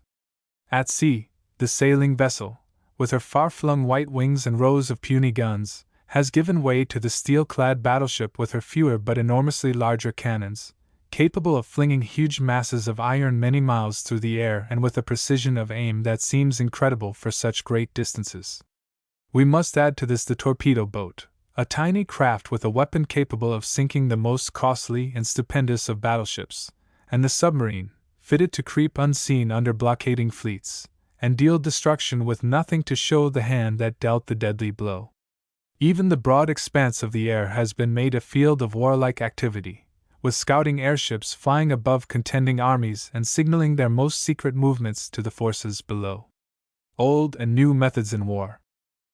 In regard to loss of life on the battlefield, it may be said that many of the wars of ancient times surpassed the bloodiest of those of modern days, despite the enormously more destructive weapons and implements now employed. When men fought hand to hand, and no idea of quarter for the defeated existed, entire armies were at times slaughtered on the field. In our days, when the idea of mercy for the vanquished prevails, this wholesale slaughter of beaten hosts has ceased, and the death list of the battlefield has been largely reduced by caution on the part of the fighters. With the feeling that a dead soldier is utterly useless, and a wounded one often worse than useless, as constituting an impediment, every means of saving life is utilized. Soldiers now fight miles apart. Prostrate, hidden, taking advantage of every opportunity of protection, every natural advantage or artificial device, vast quantities of ammunition are wasted on the empty air, every ball that finds its quarry in human flesh being mayhap but one in hundreds that go astray. In the old-time wars actual hand-to-hand fighting took place. Almost every stroke told, every thrusting blade was directly parried or came back stained with blood. In modern wars, fighting of this kind has ceased. A battle has become a matter of machinery. The strong arm and stalwart heart are replaced by the bullet-flinging machine, and it is a rare event for a man to know to whose hand he owes wound or death. Such, at least, was largely the case in the war between Russia and Japan in 1905. But in recent battles we read of hordes of soldiers charging up to the muzzles of machine guns, and being mowed down like ripened wheat. Costs of modern warfare. But while loss of human life in war has not greatly increased, in other directions the cost of warfare has enormously grown. In the past, little special preparation was needed by the fighter. Armies could be recruited offhand from city or farm and do valiant duty in the field, with simple and cheap weapons. In our days, years of preliminary preparation are deemed necessary, and the costs of war go on during times of profound peace. Millions of men who could be used effectively in the peaceful industries spending the best years of their lives in learning the most effective methods of destroying their fellow men. This is only one phase of the element of cost. Great workshops are devoted to the preparation of military material, of absolutely no use to mankind except as instruments of destruction. The costs of war, even in times of peace, are thus very large. But they increase in an enormous proportion after war has actually begun, millions of dollars being needed where tens formerly sufficed, and national bankruptcy threatening the nation that keeps its armies long in the field. The American Civil War, fought half a century ago, was a costly procedure for the American people. If it had been fought 5 or 10 years ago, its costs would have been increased fivefold, so great has been the progress in this terrible art in the interval. Nature of national resources. It is our purpose in the present chapter to take up the subject of this cost and review the condition and resources of the several nations which were involved in the dread internecine struggle of 1914, the frightful conflict of nations that moved like a great panorama before our eyes. These resources are of two kinds. One of them consists in the material wealth of the nations concerned, the product of the fields and factories, the mineral treasures beneath the soil, the results of trade and commercial activity, and the conditions of national finance, including the extent of available revenue and the indebtedness which hangs over each nation. Much of it a heritage from former wars which have left little beyond this aggravating record of their existence. It is one which adds something to the cost of every particle of food consumed by the people, every shred of clothing worn by them. Additions to this incubus of debt little disturb the rules when blithely or bitterly engaging in new wars, but every such addition adds to the burdens of taxation laid on the shoulders of the groaning citizens, and is sure to deepen the harvest of retribution when the time for it arrives. A second of these resources is that of preparation for war in time of peace, the training of the able-bodied citizens in the military art, until practically the entire nation becomes converted into a vast army, its members, after their term of compulsory service, engaging in ordinary labors in times of peace, yet liable to be called into the field whenever the warlords desire to face the death-belching field piece and machine gun in a sanguinary service in which they have little or no personal concern.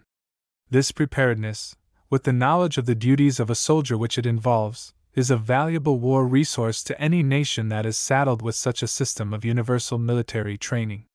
And few nations of Europe and the East are now without it. Great Britain is the chief one in Europe, while in America the United States is a notable example of a nation that has adopted the opposite policy, that of keeping its population at peaceful labor, steadily adding to its resources, during the whole time in which peace prevails, and trusting to the courage and mental resources of its citizens to teach them quickly the art of fighting when, if ever, the occasion shall arrive. It must be admitted that the European system of militarism is likely to be of great advantage in the early days of a war, in which large bodies of trained soldiers can be hurled with destructive force against hastily gathered militia. The distinction between trained and untrained soldiers, however, rapidly disappears in a war of long continuance. Experience in the field is a lesson far superior to any gained in mock warfare, and the taking part in a few battles will teach the art of warfare to an extent surpassing that of years of marching and counter-marching upon the training field. British and American military systems. Britain and the United States, the only two of the greater nations that have adopted the policy here considered, are not trusting completely to chance. Each of them has a body of regular troops, fitted for police duty in time of peace and for field duty in time of war, and serving as a nucleus fitted to give a degree of coherence to raw militia when the sword is drawn. Subsidiary to these are bodies of volunteer troops, training as a recreation rather than as an occupation, yet constituting a valuable auxiliary to the regular forces. This system possesses the advantage of maintaining no soldiers except those kept in constant and needful duty, all the remaining population staying at their regular labors and adding very materially every year to the resources of the nation, while saving the great sums expended without adequate return in the process of keeping up the system of militarism. What is above said refers only to the human element in the system. In addition is the necessity of preparing and keeping in store large quantities or war material, cannons, rifles, ammunition, etc., the building of inland forts and coast and harbor fortifications, for ready and immediate use in time of war. In this all the nations are alike actively engaged, the United States and Britain as well as those of the European continent, and none of them are likely to be caught amiss in this particular. Cannon and gunpowder eat no food and call for no pay or pension, and once got ready can wait with little loss of efficiency. They may, indeed, become antiquated through new invention and development, and need to be kept up to date in this particular. But otherwise they can be readily kept in store, and each nation may with comparative ease maintain itself on a level with others as regards its supply of material of war. Naval strength. In one field of war preparation little of the distinction indicated exists. This is that of ocean warfare, in which rivalry between the great powers goes on without restriction, at least between the distinctively maritime nations. In this field of effort, the building of gigantic battleships and minor war vessels, Britain has kept itself in advance of all others, as a nation in which the sea is likely to be the chief field of warlike activity. Beginning with a predominance in warships, it has steadily retained it, adding new and constantly greater warships to its fleet with a feverish activity, under the idea that here is its true field of defense. It has sought vigorously to keep itself on a level in this particular with any two of its rivals in sea power. While it has not quite succeeded in this, the United States and Germany pushing it closely, it is well in the lead as compared with any single power, and to keep this lead it is straining every nerve and fiber of its national capacity. Resources of Austria-Hungary. Coming now to a statement of the strength and resources of the chief powers concerned in the present war, Austria-Hungary, as the originator of the outbreak, stands first. It is scarcely necessary to repeat that its severe demands upon Servia, arising from the murder of the Archduke Ferdinand and its refusal to accept Servia's almost complete acceptance of its terms, led to an immediate declaration of war upon the small offending state. The war fever thus started quickly extending from side to side of the continent. Therefore, in considering the existing conditions of the various countries involved, those of Austria-Hungary properly come first, the others following in due succession. Austria-Hungary is a dual kingdom, each partner to the Union having its separate national organization and legislative body. While both are under the rule of one monarch, Francis Joseph being at once the Emperor of Austria and the King of Hungary, their union is not a very intimate one. There is large racial distinction between the two countries, and Hungary cherishes a strong feeling of animosity to Austria, the outcome of acts of tyranny and barbarity not far in the past. The two countries closely approach each other in area, Austria having 115,903 and Hungary 125,039 square miles, making a total of 240,942. The populations also do not vary largely, the total being estimated at about 50 million. Of these the Slavs number more than 24 million, approaching one-half the total, while of Germans there are but 11,500,000, little more than half of the Slavic population. The Magyars, or Hungarians, a people of Eastern origin, and the main element of Hungarian population, number about 8,750,000. In addition, there are several millions of Romanian and Italic stock, and a considerable number of Jews and Gypsies. The inclusion of this heterogeneous population into one kingdom dates far back in medieval history, and it was not until 1867, as a consequence of a vigorous Hungarian demand, that Austria and Hungary became divided into separate nations, the remnant of their former close union remaining in their being ruled by one monarch, the Venerable Francis Joseph, who is still upon the throne. This division quickly followed the war between Prussia and Austria in 1866, and was one of the results of the defeat of Austria in that war. Austria is a hilly or mountainous country, its plains occupying only about one-fifth of the total territory. The most extensive tracts of low or flat land occur in Hungary, Galicia and Slavonia, the Great Hungarian Plain having an area of 36,000 square miles. Much of this is highly fertile, and Hungary is the great granary of the country. Austria-Hungary is well watered by the Danube and its tributaries and has a small extent of sea coast on the Adriatic, its principal ports being Trieste, Pola and Fiume. Its railways are about 30,000 miles in length. In consequence of its interior position, its largest trade is with Germany, through which empire there is also an extensive transit commerce. Its mountainous character makes it rich in minerals, the chief of these being coal, iron, and salt. Bosnia and Herzegovina, formerly part of Turkey in Europe, were put under the military occupation and administrative rule of Austria after the Russo-Turkish War of 1877-8, and in 1908 were fully annexed by Austria, an act of spoliation which had its ultimate result in the assassination of Archduke Ferdinand in 1914, and may thus be considered the instigating agency in the 1914 war. The finances of Austria-Hungary may be briefly given. Austria has an annual revenue of $636,909,000, Hungary of $410,068,000, their expenditure equaling these sums. The debt of Austria is stated at $1,433,511,000, of Hungary, $1,257,810,000, and of the joint states at $1,050,000,000. Military service is obligatory on all over 20 years of age who are capable of bearing arms, the total terms of service being 12 years, of which 3 are passed in the line, 7 in the reserve, and 2 in the landwehr. The army is estimated to number 390,000 on the peace footing and over 2 million on the war footing. Its navy numbers 4 modern and 9 older battleships, with 12 cruisers and a number of smaller craft. Resources of Germany. Germany, in the census of 1910, was credited with a population of 64,925,993. This is in great part composed of Teutons, or men of German race, its people being far less heterogeneous than those of Austria, though it includes several millions of Slavs, Lithuanians, Poles, and others. It has an area of 208,738 square miles. It is mountainous in the south and center, but in the north there is a wide plain extending to the German Ocean and the Baltic Sea, and forming part of the great watershed which stretches across Europe. Its soil, except in the more rugged and mountainous districts, is prolific, being well watered and bearing abundant crops of the ordinary cereals. Potatoes, hemp, and flax are very abundant crops, and the sugar beet is extensively cultivated. The forests are of great extent and value, and are carefully conserved to yield a large production without overcutting.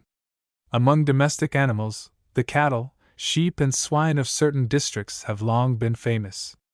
The minerals are numerous and some of them of much value, those of chief importance being coal, iron, zinc, lead, and salt. While much attention is given to mining and agriculture, the manufacturing industries are especially important. Linens and other textiles are widely produced and iron manufacture is largely carried on. The Krupp iron works at Essen are of worldwide fame, and the cannon made there are used in the forts of many distant nations. These are a few only of the large variety of manufactures, a market for which is found in all parts of the world, the commerce of Germany being widely extended.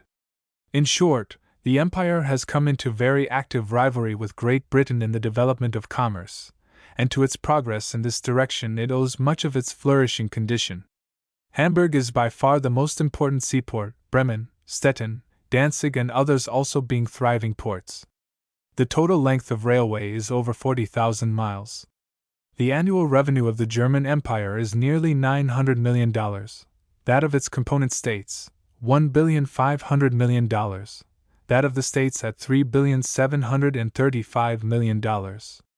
The revenue is derived chiefly from customs duties, excise duties on beetroot sugar, salt, tobacco, and malt, and contributions from the several states. Germany is the foster home of modern militarism and is held to have the most complete army system in the world. Every man capable of bearing arms must begin his military training on the 1st of January of the year in which he reaches the age of 20, and continue it to the end of his 42nd year, unless released from this duty by the competent authorities, either altogether or for times of peace. 7 years of this time must be spent in the army or fleet, 3 of them in active service, 4 in the reserve.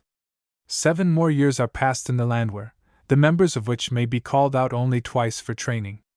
The remaining time is passed in the Landsturm, which is called out only in case of invasion of the empire. The total peace strength of the army is given at 870,000, of the reserves at 4,430,000, the total being 5,300,000. The naval force of Germany is very powerful, though considerably less than that of Great Britain. It comprises 19 of the enormous modern battleships, 7 cruiser battleships, and 20 of older type, 9 first-class and 45 second- and third-class cruisers, and numerous smaller warships, including 47 torpedo boats, 141 destroyers, and 60 submarines. Resources of Russia.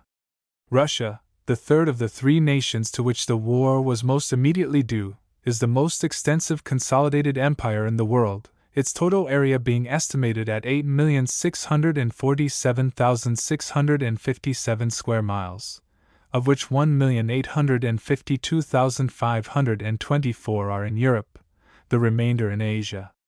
The population is given at about 160 million, of which 130 million are in Europe. Agriculture is the chief pursuit of this great population, though manufactures are largely developing. The forests, immense in extent, cover 42% of the area and contain timber in enormous quantities.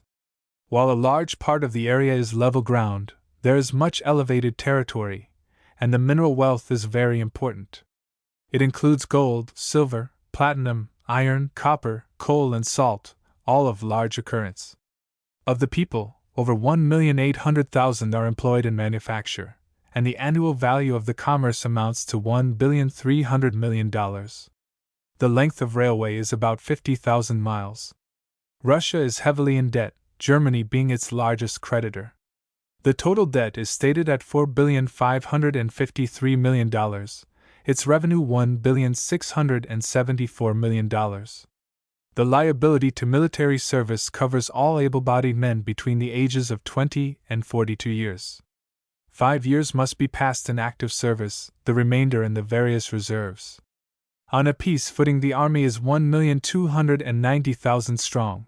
Its war strength is 5,500,000.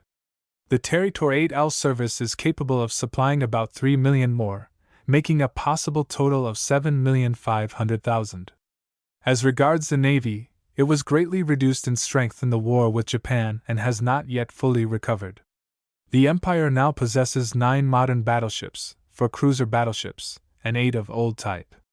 There are also cruisers and other vessels, including 23 torpedo boats, 105 destroyers, and 48 submarines. Resources of France.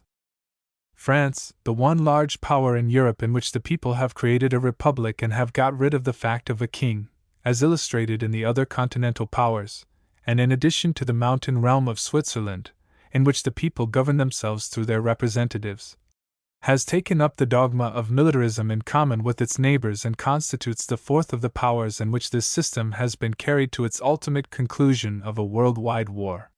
France had a startling object lesson in 1870.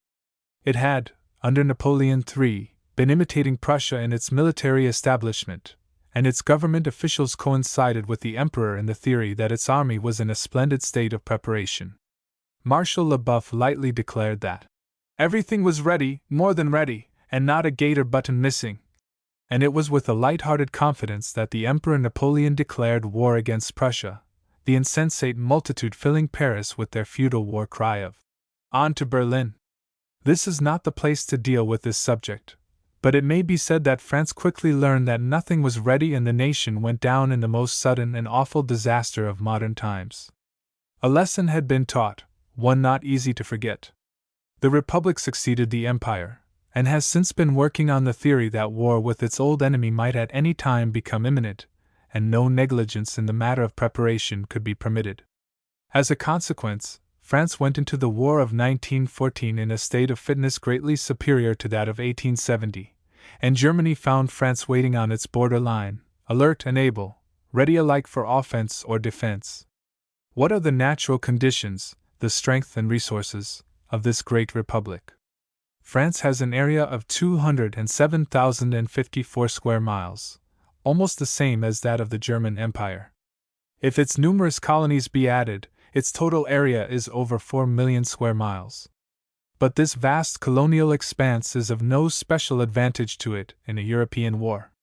Its population is 39,601,509.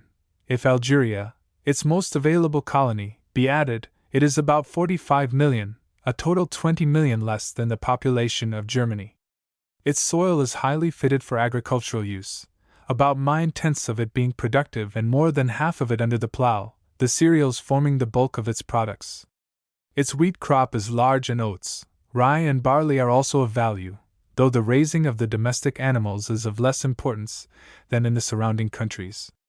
The growth of the vine is one of its most important branches of agriculture, and in good years France produces about half of the total wine yield of the world. In mineral wealth it stands at a somewhat low level, its yield of coal, iron, etc. being of minor importance. France enjoys a large and valuable commerce and active manufacturing industries, products of a more or less artistic character being especially attended to. Of the textile fabrics, those of silk goods are much the most important, this industry employing about 2 million persons and yielding more than a fourth in value of the whole manufactured products of France.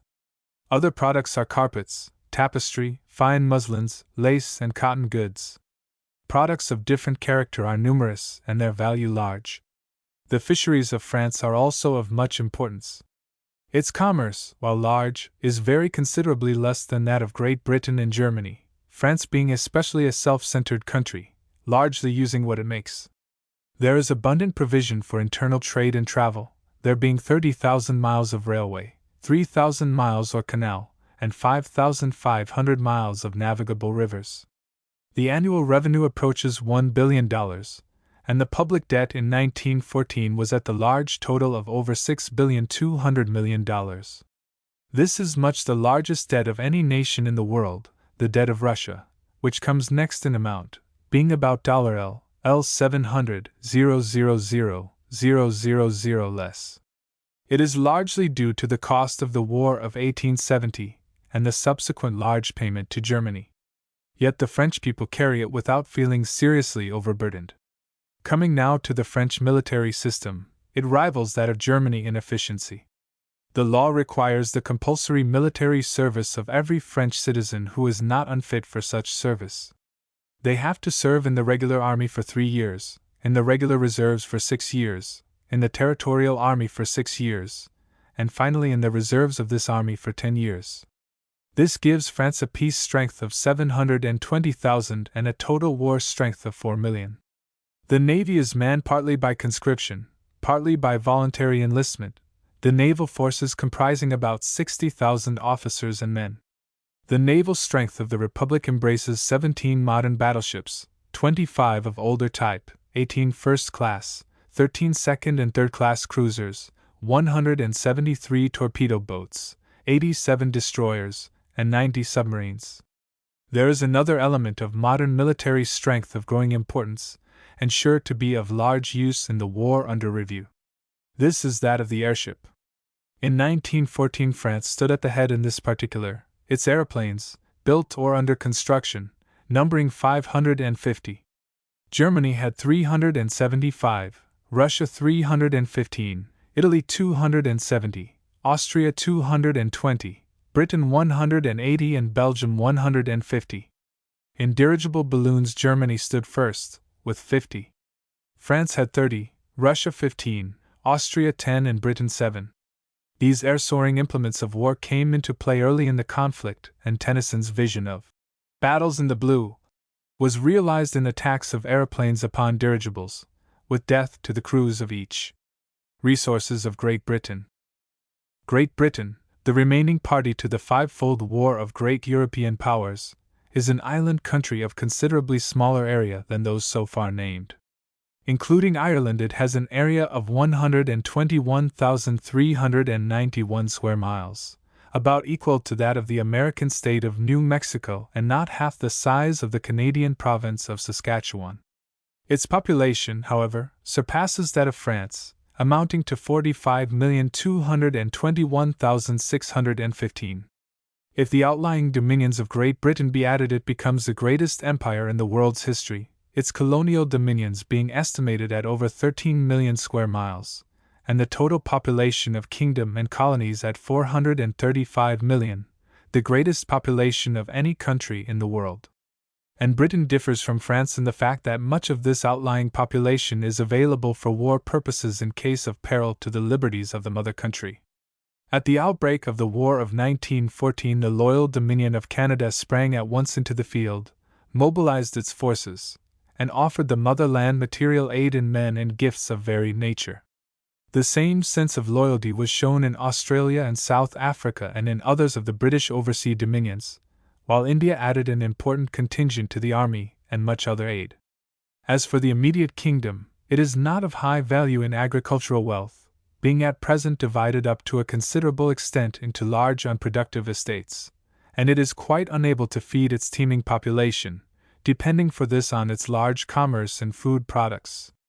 Its annual imports amount to about $3 billion, its exports to $2,250 million.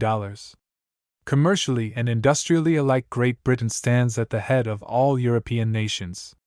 Its abundant mineral wealth, especially in coal and iron, has stimulated manufactures to the highest degree, while its insular character and numerous seaports have had a similar stimulating effect upon commerce.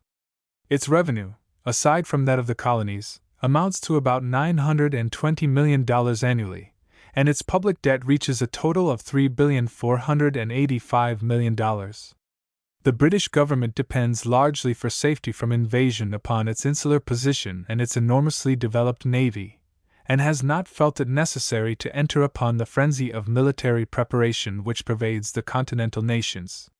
No British citizen is obliged to bear arms except for the defense of his country, but all able-bodied men are liable to militia service, the militia being raised, when required, by ballot. Enlistment among the regulars is either for 12 years army service, or for 7 years army service and 5 years reserve service. The peace strength of the army is estimated at about 255,000 men, the reserves at 475,000, making a total of 730,000. It is in its navy that Great Britain's chief warlike strength exists, the naval force being much greater than that of any other nation. It possesses in all 29 modern battleships, many of them of the great dreadnought and super-dreadnought type. In addition, it has 10 cruiser battleships and 38 older battleships, most of the latter likely to be of little service for warlike duty. There are also 45 first-class and 70 second and third-class cruisers, 58 torpedo boats, 212 destroyers and 85 submarines, the whole forming a total naval strength approaching that of any two of the other powers. Servia and Belgium. As regards the remaining nations engaged in the war, Servia, in which the contest began, has an area of 18,782 square miles, a population of 4 million, and a standing army of 240,000, a number seemingly very inadequate to face the enormously greater power of Austria-Hungary. But the men had become practically all soldiers, very many of them tried veterans of the recent Balkan War. Their country is mountainous and admirably fitted for defensive warfare, and their power of resistance to invasion was quickly shown to be great. Belgium, the other early seat of the war, is still smaller in area, having but 11,366 square miles.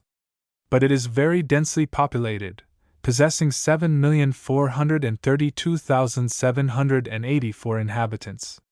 Its army proved brave and capable, its fortifications modern and well adapted to defense, and small as was its field force, it held back the far more numerous German invaders until France and Great Britain had their troops in position for available defense. This small intermediate kingdom therefore played a very important part in the outside of the war. If one judges by the figures given of the available military strength of the nations involved, the huge host said to have followed Xerxes to the invasion of Greece could easily be far surpassed in modern warfare. The fact is, however, that these huge figures greatly exceed the numbers that could, except in the most extreme exigency, be available for use in the field, and for real active service we should be obliged to greatly reduce these paper estimates. It must be taken into account that the fields and factories of the nations cannot be too greatly denuded of their trained workers. It was a shrewd saying of Napoleon Bonaparte that an army marches on its stomach, and the important duty of keeping the stomach adequately filled cannot be overlooked. In actual war also there is an enormous exhaustion of military material, which must be constantly replaced, and this in turn demands the services of great numbers of trained artisans. The question of finance also cannot be overlooked.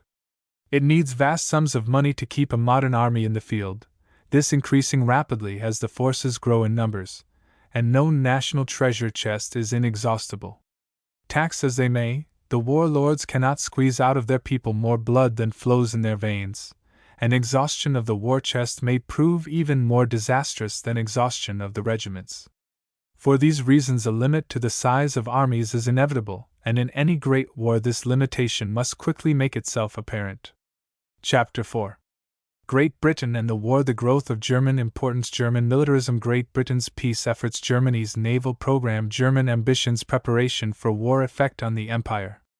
The influence of the European war permeated everything from and through the nation to the individual, from trade and commerce and world finance to the cost of food and the price of labor. The whole world, civilized and uncivilized, was drawn into this whirlpool of disaster. The majority of the population of the earth was actually at war. Was it possible that such a vast conflict, so far-reaching in its racial and national elements, so bitter in its old and new animosities, so great in its territorial area, so tremendous in the numbers of men in arms, could come, as some commentators say, like a thief in the night, or have fallen upon the world like a bolt from the blue? All available information of an exact character, all the preparation of the preceding few years, all the interstate craft of the world as revealed in policy and action, proved the fallacy of this supposition. The growth of German importance. As a matter of fact, one nation had been for nearly half a century the pivot upon which European hopes and fears have turned in the matter of peace and war, of military and naval preparation, of diplomatic interchange. During this period, Germany rose to a foremost place amongst the nations of Europe, to the first place in strength of military power and organized fighting force, to the second place in naval strength and commercial progress. The growth itself was a legitimate one in the main, and given the character of its people and their cultivated convictions as to inherent greatness, was inevitable. For other nations, the vital question asked in diplomacy and answered in their military or naval preparations was equally inevitable. How would Germany use this power? Against whom was it aimed? For what specific purpose was it being organized with such capable precision, such splendid skill? German militarism.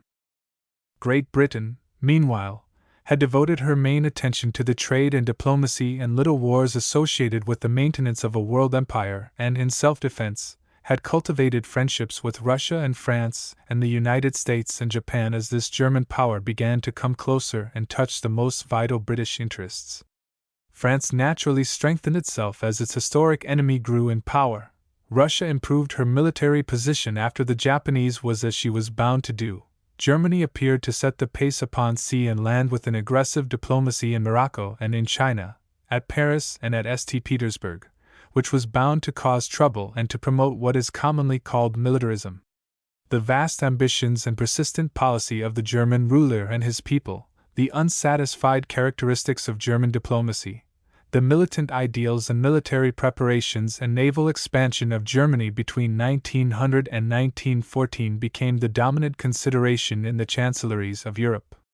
Armies and navies, wars in the Balkans or struggles for colonial spheres of influence, financial reserves and naval construction and volunteer forces all came to be measured against current developments in this center of European gravity. Great Britain's peace efforts.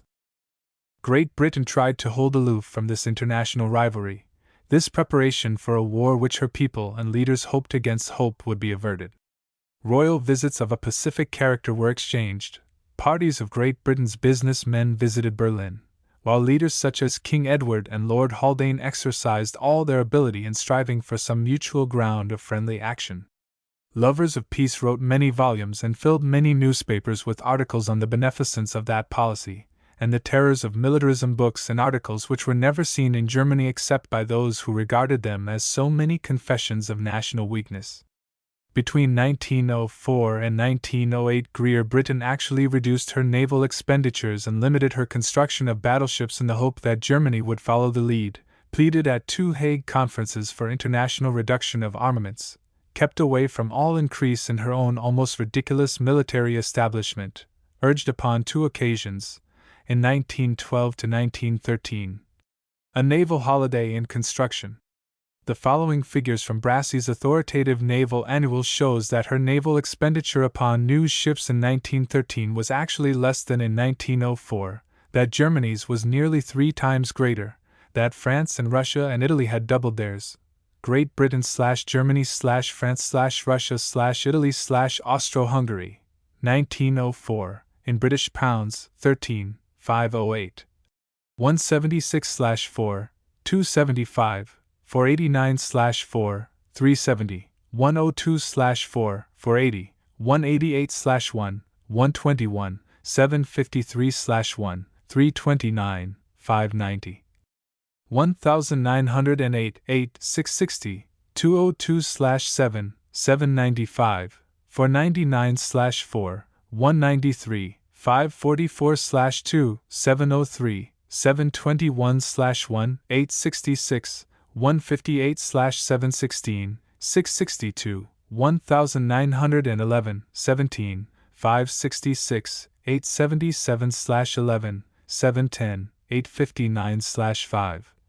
876, 659/3, 240, 394/2, 677, 302/3, 125, 000, 1912, 17, 271, 527/11, 491, 157/6, 997, 552/7, 904, 094/2, 500. 000/3, 620, 881, 1913, 13, 276, 400/11, 176, 407/7, 595, 010/10, 953, 616/2, 800, 000/3, 280, 473. Germany's naval problem. Between 1909 and 1914, British leaders became convinced, as France and Russia and other countries had long been certain, that Germany meant war as soon as she was ready, that her policy was to take the two border enemies, or rivals, first with a great war machine which would give them no chance for preparation or success, to dictate a peace which would give her control of the seacoasts and channel touching Britain, to make that country the seat of war preparations, naval uncertainty, perhaps financial difficulty and commercial injury, to prepare at leisure for the war which would conquer England and acquire her colonies. In the first named year, British statesmen of both parties told an amazed Parliament and country that German naval construction of big ships was approaching the British standard, that the cherished policy of a British navy equal to those of any two other nations was absolutely gone, that England would be lucky if, in a few years, she held a 60% superiority over that of Germany alone, that the latter country's naval construction was clearly aimed at Britain and could be for no other than a hostile purpose. British ships had already been recalled from the Seven Seas to hold the North Sea against the growing naval power of a nation which had 5 million soldiers behind its ships as compared with England's 250,000 men scattered over the world. From that date in 1909, all who shared in the statecraft of the British Empire understood the issue to be a real one, with France and Russia as allies or without them. What was back of this situation? Germany was already dominant in continental Europe. It had compelled Russia to submit when Austria in 1908 annexed the Slav states of Bosnia and Herzegovina and defied Serbia to interfere, or its proud patron at St. Petersburg to prevent the humiliation. It had brought France to her knees over the Morocco incident and the Delcasse resignation, and would have done so again in 1911 if Great Britain had not ranged herself behind the French Republic. It held the issues of peace and war between the great powers during the Balkan struggles of 1912 and 1913 and prevented Serbia from winning its legitimate fruits of victory or Montenegro from holding what it had won.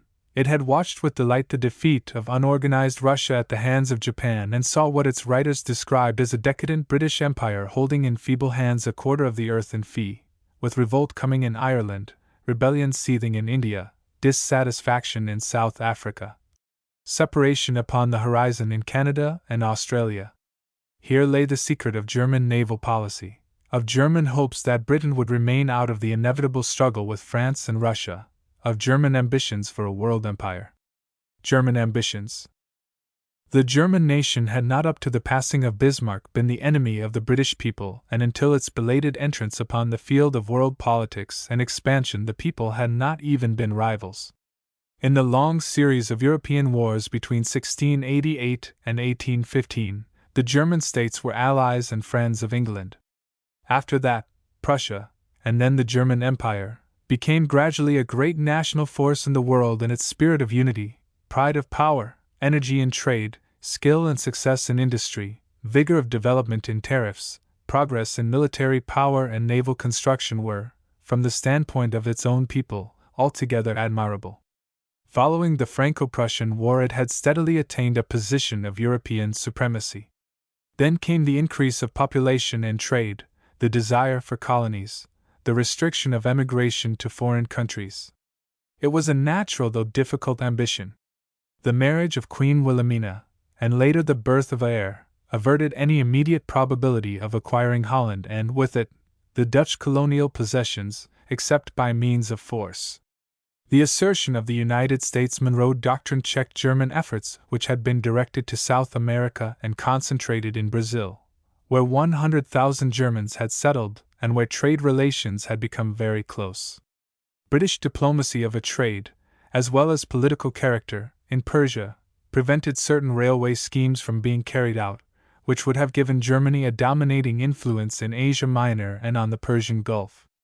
Although the partition of Africa gave the German Empire nearly 1 million square miles and an obvious opening for colonization and power, the inexperience and ineptitude of German officials in colonial government, the dislike, also, of Germans for emigration, and the fact that the movement of settlers abroad steadily decreased in late years, tended to prevent, on the continent, an expansion which would have been assured under British colonization and business effort. At the same time, the acquisition of these and other regions such as Samoa was significant. Prior to 1870, Germany was a geographical expression which meant a loose combination of states with sometimes clashing interests, an incoherent expression, and varied patriotism. German trade was then small, the industries too poor to compete with those of Britain, while its people possessed not an acre of soil beyond their European boundaries. Since then it had become a closely united people with an army of over 5 million men, admittedly the best trained troops in the world, with a trade totaling $4,400,000,000 and competing in Britain's home market, taking away her contracts in India and some of the colonies, beating her in many foreign fields, with an industrial production which included great steel works such as Krupp's, shipbuilding yards said to be of greater productive power than those of Britain, factories of well-kept character operating at high pressure with workmen trained in the best technical system of the world today, with other productive conditions aided by high protective duties, and with exports totaling, 1910, $2,020,000,000 and imports of $2,380,000,000, with savings bank deposits in 1911 totaling $4,500,000.0000 as against a British total of $1,135,000,000.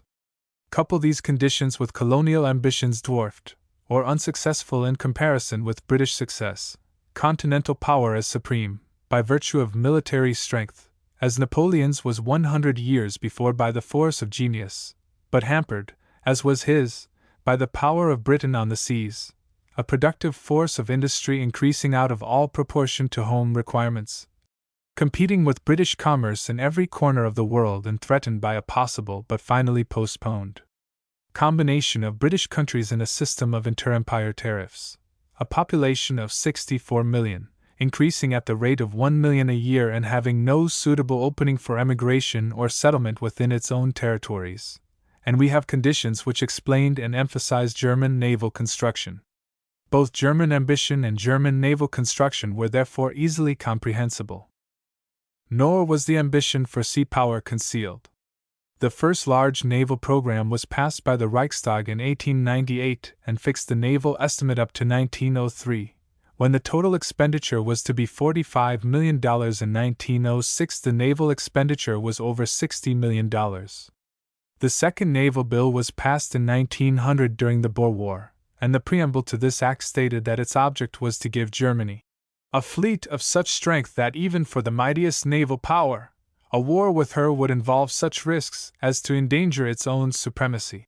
Other acts were passed in 1906 and 1908, and for the years 1908 to 1917 arrangements were made for a total expenditure of $1,035,000,000, this including a portion of the accelerated program and the special dreadnought construction which caused the memorable debate in the British Commons in 1909.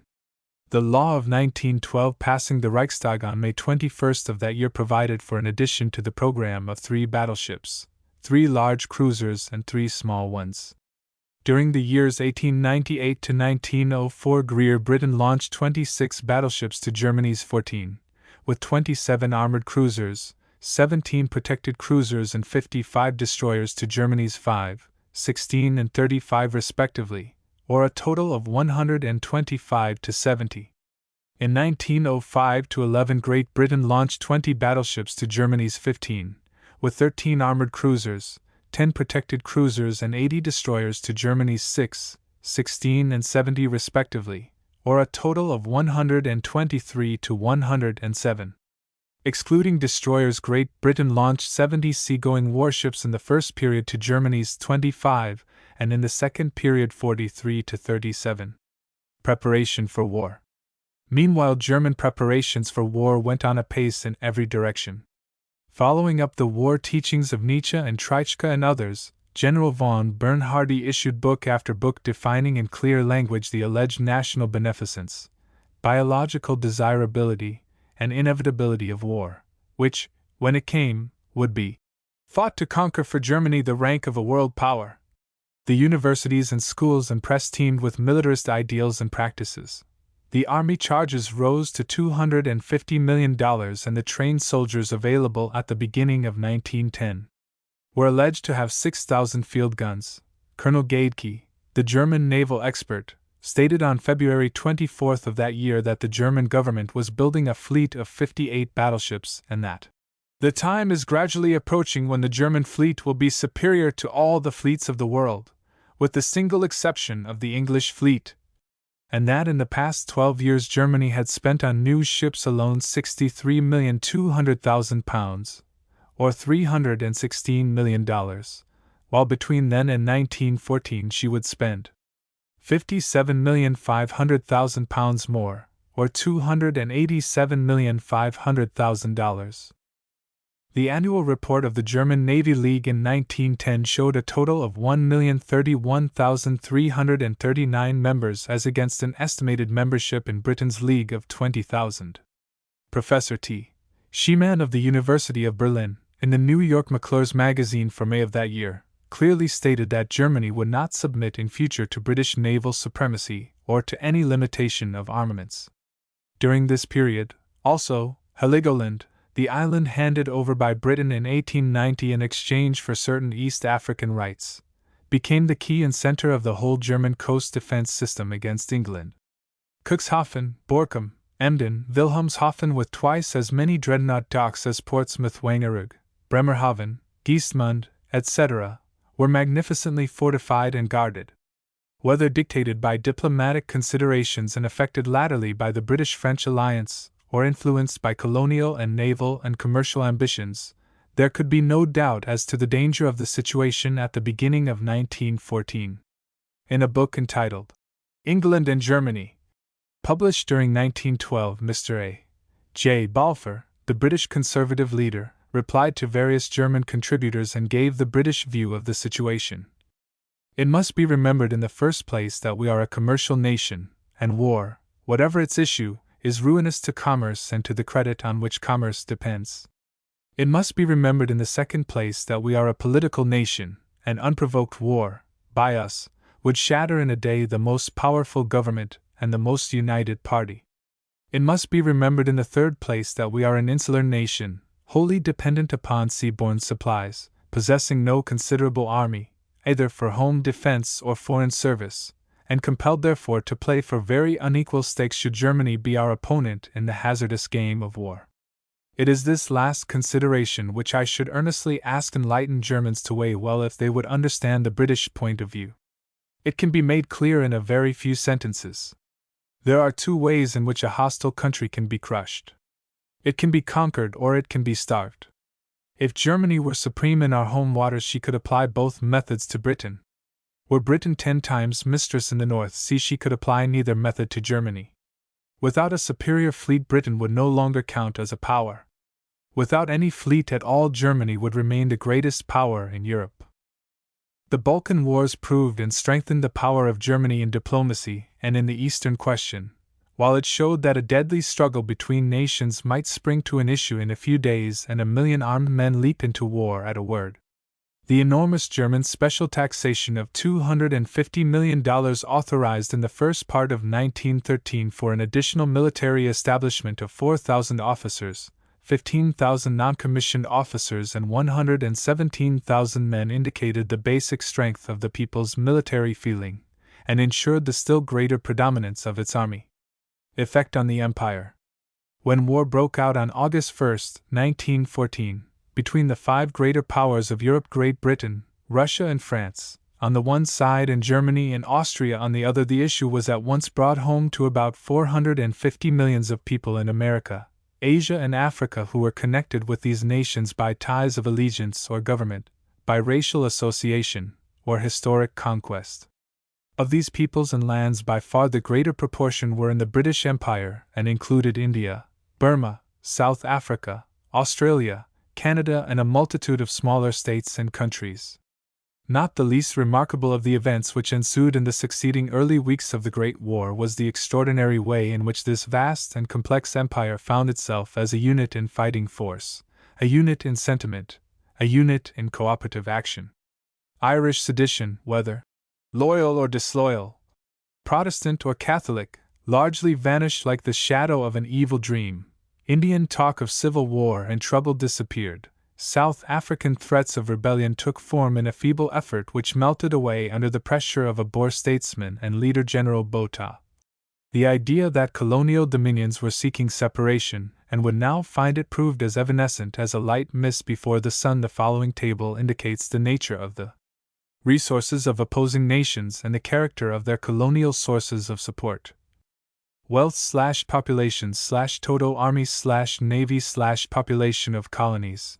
Great Britain $80, 000, 000, 000, 000/45, 000, 000/800, 000/681/368, 000, 000, France 65, 000, 000, 000/39, 000, 000/2, 100, 000/382/41, 000, 000, Russia 40, 000, 000, 000/171, 000, 000/8, 000, 000/249/5, 000, 000, Germany 60, 000, 000, 000, 000/65, 000, 000/5,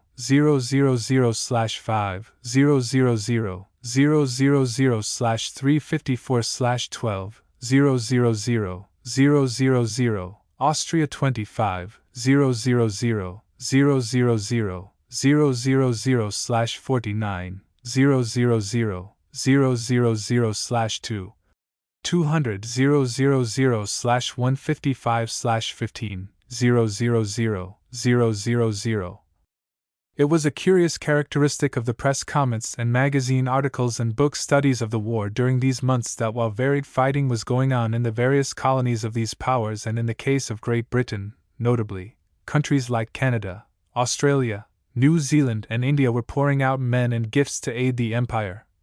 Statistical calculations usually rated Great Britain as not an empire but simply a nation with the wealth and population of its two little islands in the North Sea. Properly, the $80 billion of estimated British wealth should have included the thousands of millions of treasure in India and Egypt, the gold mines and diamond resources of South Africa, the wheat fields and mines of Canada, the sheep farms and gold of Australia and many other sources. The estimate of population should have included the countless millions from which Britain could draw and did draw in the day of emergency.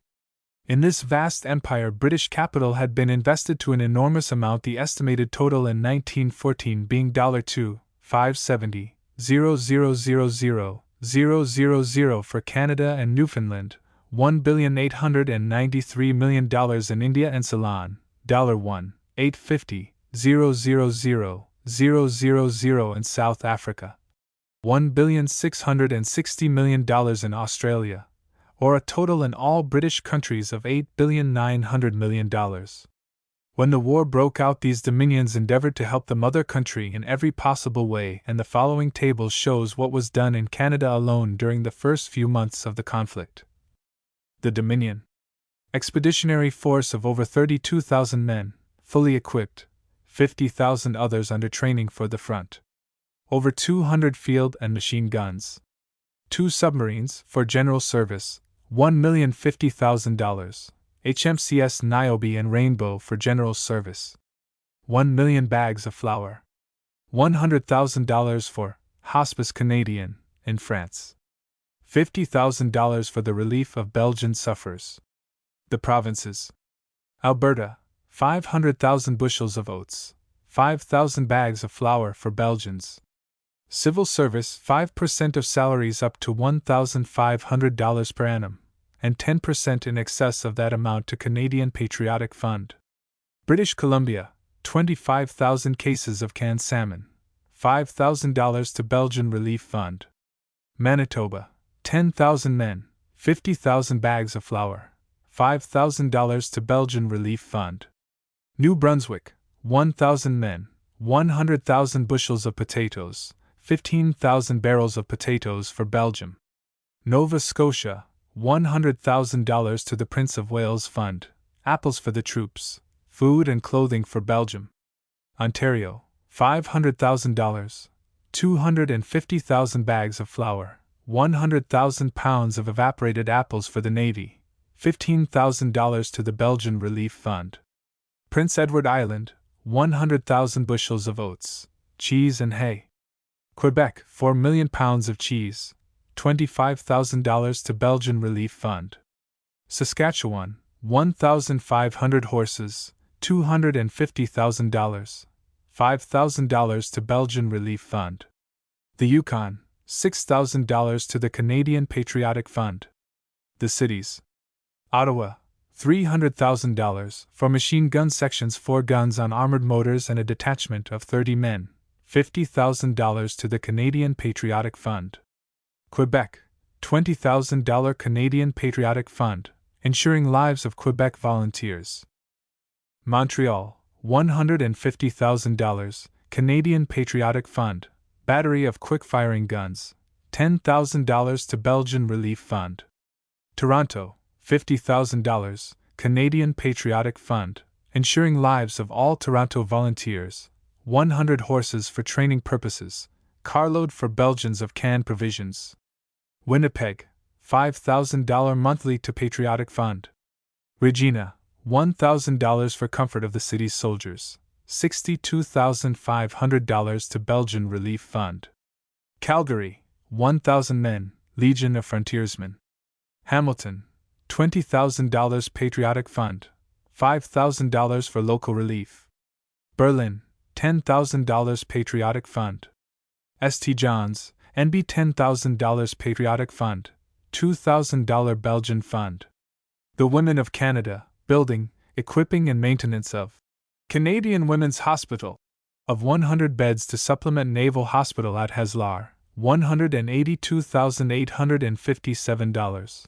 $100,000 to War Office, 40 motor ambulance cars purchased. Women of Nova Scotia, $15,170, $7,000 to hospital, $5,000 Canadian Patriotic Fund and rest to Red Cross. The banks and the Patriotic Funds: Bank of Montreal, $110,000 Canadian Bank of Commerce, $50,000 Royal Bank of Canada, $50,000 Merchants Bank, $30,000 Dominion Bank, $25,000 Union Bank of Canada, $25,000 Bank of Toronto, $25,000 Bank of Ottawa, $25,000 Bank of Nova Scotia, $25,000 Bank of Hamilton, $25,000 Bank of British North America, $25,000.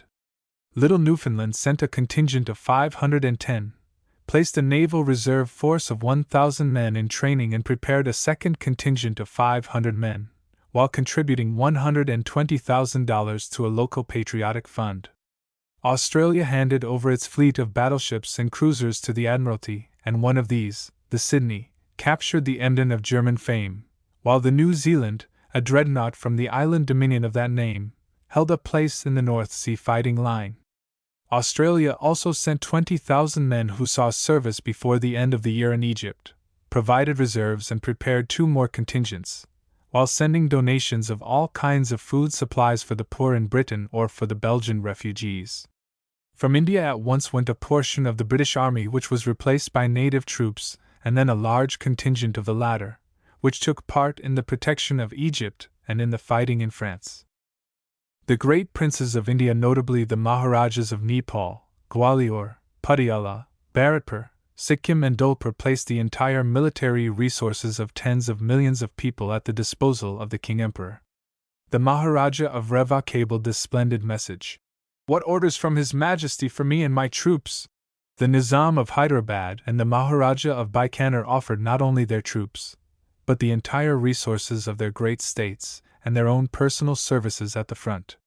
Bengal gave 1,000,000 bags of jute for the army, and the Maharaja of Mysore proffered 3,500 men and 50 lakhs of rupees, about $350,000. Practically all the 700 native rulers of states in India offered personal services, men and money. For active personal service, the Viceroy selected the chiefs of Jodhpur, Bikaner, Kishangarh, Ratlam, Sachin, Patiala, Sir Pratap Singh, Regent of Jodhpur, and others. Contingents of cavalry and infantry, supplies and transports were forwarded, besides a camel corps from Bikaner, horses from many states, machine guns, hospital bed contributions, motor cars, and large gifts to the patriotic and Belgian relief funds. New Zealand sent a first contingent of 8,000 troops and relief forces, prepared to send more, and promised, like Canada and Australia, to continue training and sending troops as long as they should be required. On the other hand, Great Britain undertook to finance the actual military operations of these countries by lending the 4 dominions $210 million and undertaking to provide more when needed. It was with this unity, and in this spirit, that the British Empire entered the Great War for the redemption of its pledges to Belgium and adherence to its French obligations, Russia only coming indirectly into the first stage of the question, and Japan, through the force of its treaty, undertaking to guard British interests in the East. Chapter 5. The World's Greatest War. Wars as Mileposts. A Continent in Arms. How Canada Prepared for War. The British Sentiment. Lord Kitchener's career. A forceful character. The history of the leading events in the nations of Europe during 100 years of the past, so far as they related to the decline of autocratic power and the monarchs and the development of popular rights and liberty, has been given in the preceding chapters, where it is brought down to the close of the Balkan War and the opening of the Great War that succeeded in 1914. As regards this war, its story cannot be told or even summarized in a chapter, but some indication of its general character may be given. Wars as mileposts. Wars serve as convenient mileposts in the history of mankind. They deal with the great struggles which break up the monotony of peace and bring the nations into volcanic relations. They have been many in their causes and effects, various: strifes for spoil or dominion, savage invasions of civilized lands, overflow of vast areas by conquering tribes or nations. But among all the world has so far known, there has been none so stupendous in character, so portentous in purpose, so vast in fighting multitudes, so terrible in bloodshed, as the one with which we are here concerned, the lurid meeting of the nations on the blood-stained fields of battle, which broke upon the quiet of the world with startling suddenness in the summer of 1914. Launched on the borders of little Servia, it soon had the continent for its field of action, and all but one of the greater nations of Europe for its participants. It may therefore fitly be designated the Great War. Great it was, alike in the number and strength of the powers involved, in the enormous array of armed men engaged, in the destructive power of the weapons employed, in the loss of life and waste of wealth that attended its earthquaking development. In reading the history of the past, we find it thickly strewn with stories of fierce battles, a day, 2 days, rarely much longer in extent, protracted intervals of marching and counter-marching succeeding before the armies again locked horns. Such was the case in the American Civil War, in which the 3 days' battle at Gettysburg was the greatest in length, if the 6 days' fighting before Richmond be taken to constitute a succession of battles. In the Russo-Japanese War much longer struggles took place. The armies at Liaoyang fought for 8 days and those before Mukden for 20 days. But a more obstinate struggle still was that of September and October, 1914, when two armies, stretched out over a line 200 miles or more in length, fought with ceaseless fury, by day and night alike, for more than a month. On the moving picture screen of time, this vast conflict stands out without parallel in the world's annals, the most unyielding, incessant battling ever known. A continent in arms. In the giant warfare here described, we behold a continent, well nigh a world, in arms. Along the rivers north of Paris, three powerful nations, Germany, France, and Britain, wrestled like mighty behemoths for supremacy. Far eastward, on the borders of Russia, Austria, and Germany, two other great powers, Russia and Austria, with German armies to aid the latter, strove with equal fury for victory. Thus raged the Great War. How many took part it is difficult to estimate. Among the war tales of the past, the most stupendous army on record is that of Xerxes, said by Herodotus to number 2,317,600 men, who marched from Asia to face defeat in the diminutive land of Greece. How large this fabulously great army really was we shall never know, but even at the figures given it was dwarfed by the hosts in arms in the great European War, in which between 4 and 5 million men fought with fierceness unsurpassed. The field of action of this mighty contest was not confined to Europe. On the far-off border of Asia, another power, the warlike Empire of Japan, sent forth its soldiers to drive the Germans from China. In Africa and on the South Pacific, the colonists of Britain set other forces in motion to invade the German colonial regions. From British India sailed a strong array of dark-skinned warriors to take part in the war in France. From Algeria and Senegal came hordes of sable recruits for the French army, and from the cities and provinces of the Dominion of Canada came still another army of ardent patriots eager to aid the forces of their fatherland. We may well speak of the contest as not one of a continent but of the entire world. How Canada prepared for war. The story of the patriotic ardor of the Canadians is of interest, as given by a correspondent of the London Graphic, who passed through the Dominion after the opening of the war. The news of the Great War came like a bolt from the blue. The effect was startling. The ordinary flow of Canadian life was suddenly arrested. The customary routine seemed to stop dead still. The whole of Canadian thought and much of the people's energy were switched on to the great staggering fact that Europe was at war, and the old country fighting for its life.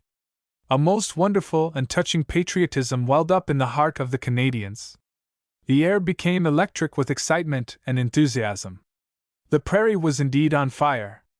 Passing through English towns on my journey to London, the calm and peaceful demeanor of the people and the even flow of life seemed in strange contrast with the land I had just left, where the population was throbbing with loyal passion, and the war dominated the existence of the inhabitants high and low, from Victoria to Halifax. One Canadian scene that remains impressed upon my mind was the sea of upturned faces in front of the offices of the Calgary News-Telegram, every ear straining to the point where the war news was announced at intervals through a megaphone.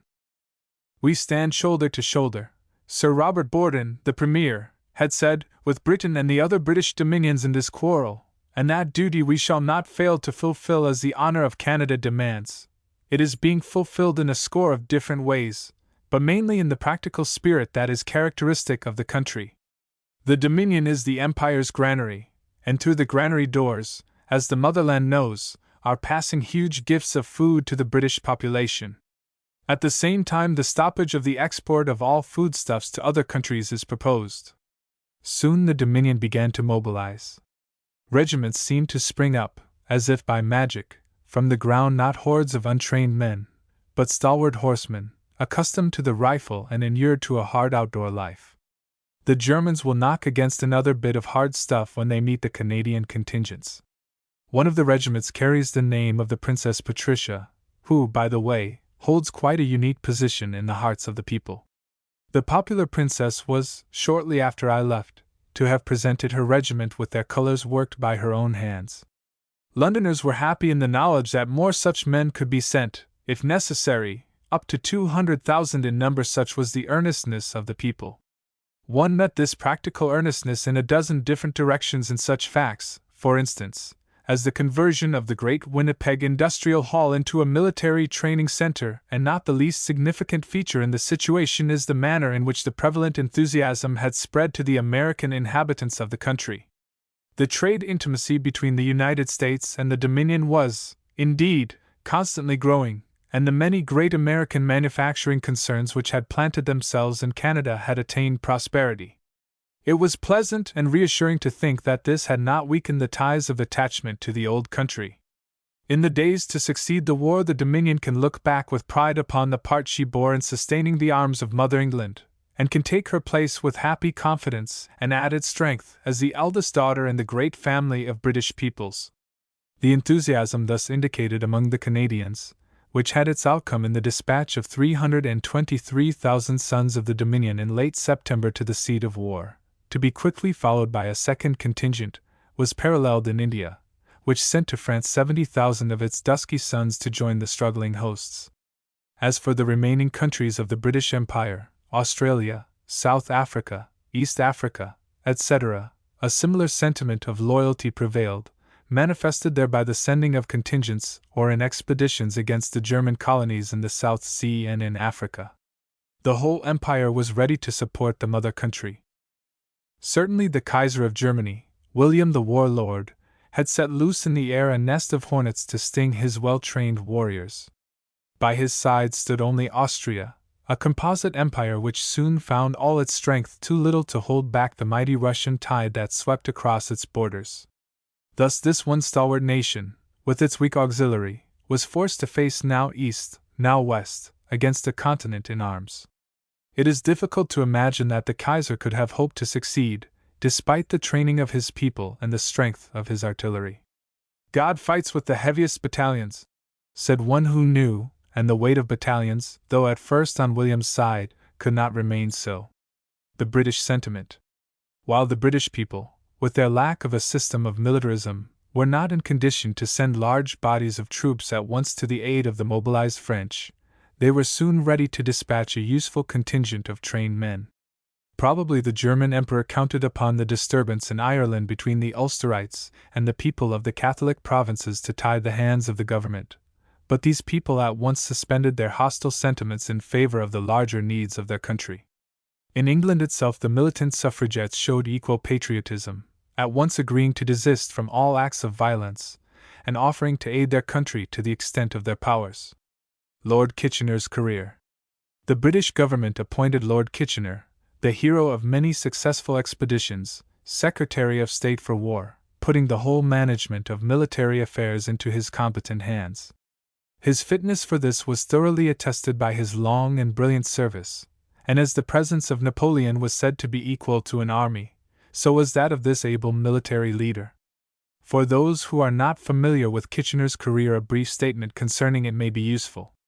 Born in 1850, Horatio Herbert Kitchener entered the army in 1871, was in civil life 1874–82, then returned to army duty. He took part in the Nile expedition of 1884 for the rescue of General Gordon, and commanded a brigade in the Suakim campaign of 1888. Governor of Suakim 1886–88, Adjutant General of the Egyptian Army 1888–92, he was appointed to the command of this army, with the Egyptian rank of Sirdar, in 1890. His service in Egypt was during the period of the Mahdi outbreak, which began in 1883, defeated all the armies sent to quell it, and for years held the Sudan region of Egypt. In 1896 Kitchener set out for its suppression, recovering Dongola, and organizing an expedition against the Khalifa, the successor of the Mahdi. He defeated the Dervish army of the Khalifa in April 1898, and on September 2 of that year utterly crushed the Dervish hosts at Omdurman, regaining the Sudan for Egypt and Britain. This exploit brought him the thanks of Parliament and the title of Baron, with a grant of £30,000 and a sword of honor. In 1899 he went with Lord Roberts to South Africa as Chief of Staff, and on Lord Roberts' return in 1900 he succeeded him as Commander-in-Chief and brought the Boer War to a successful conclusion. He was now made full general, with the rank of Viscount, and subsequently served as Commander-in-Chief in India. A forceful character. In an illuminating article in Collier's Weekly, the well-known Irish journalist T.P. O'Connor thus brought out the character of the hero of Khartoum. "I attribute something of the Lord Kitchener we know to the fact that, though English by blood, He spent the first years of his life in wandering over the hills and looking down on the sea-tossed shores of County Kerry.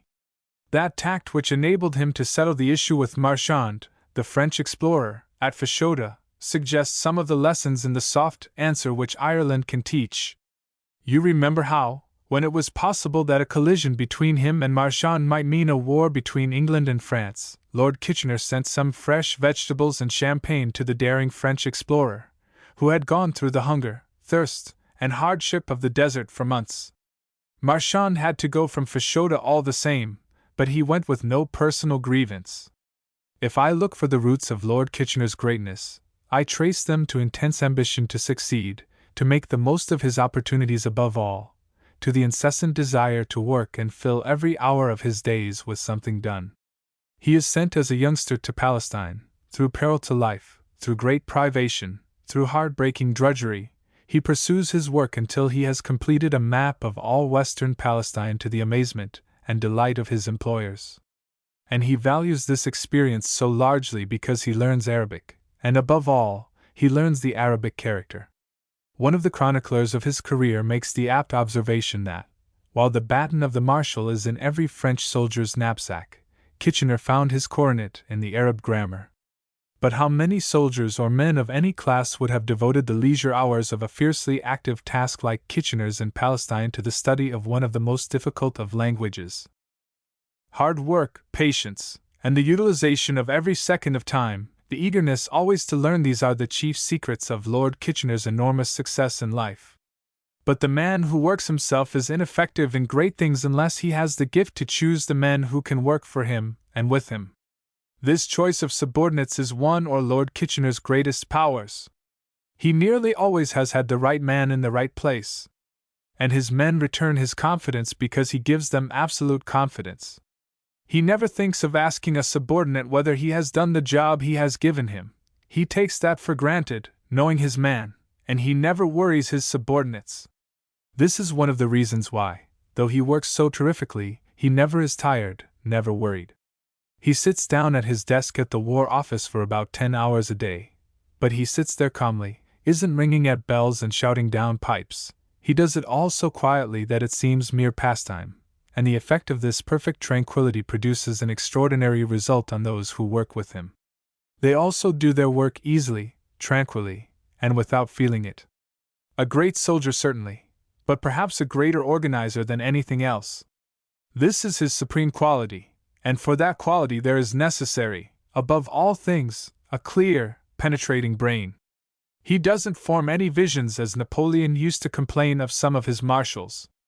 At school he was celebrated for his knowledge of mathematics, and especially for his phenomenal rapidity in dealing with figures, and it was not accident that so truly a scientific mind found its natural place in the engineers. A mathematician, an engineer, a man of science, a great accountant, these things he has been in all his enterprises.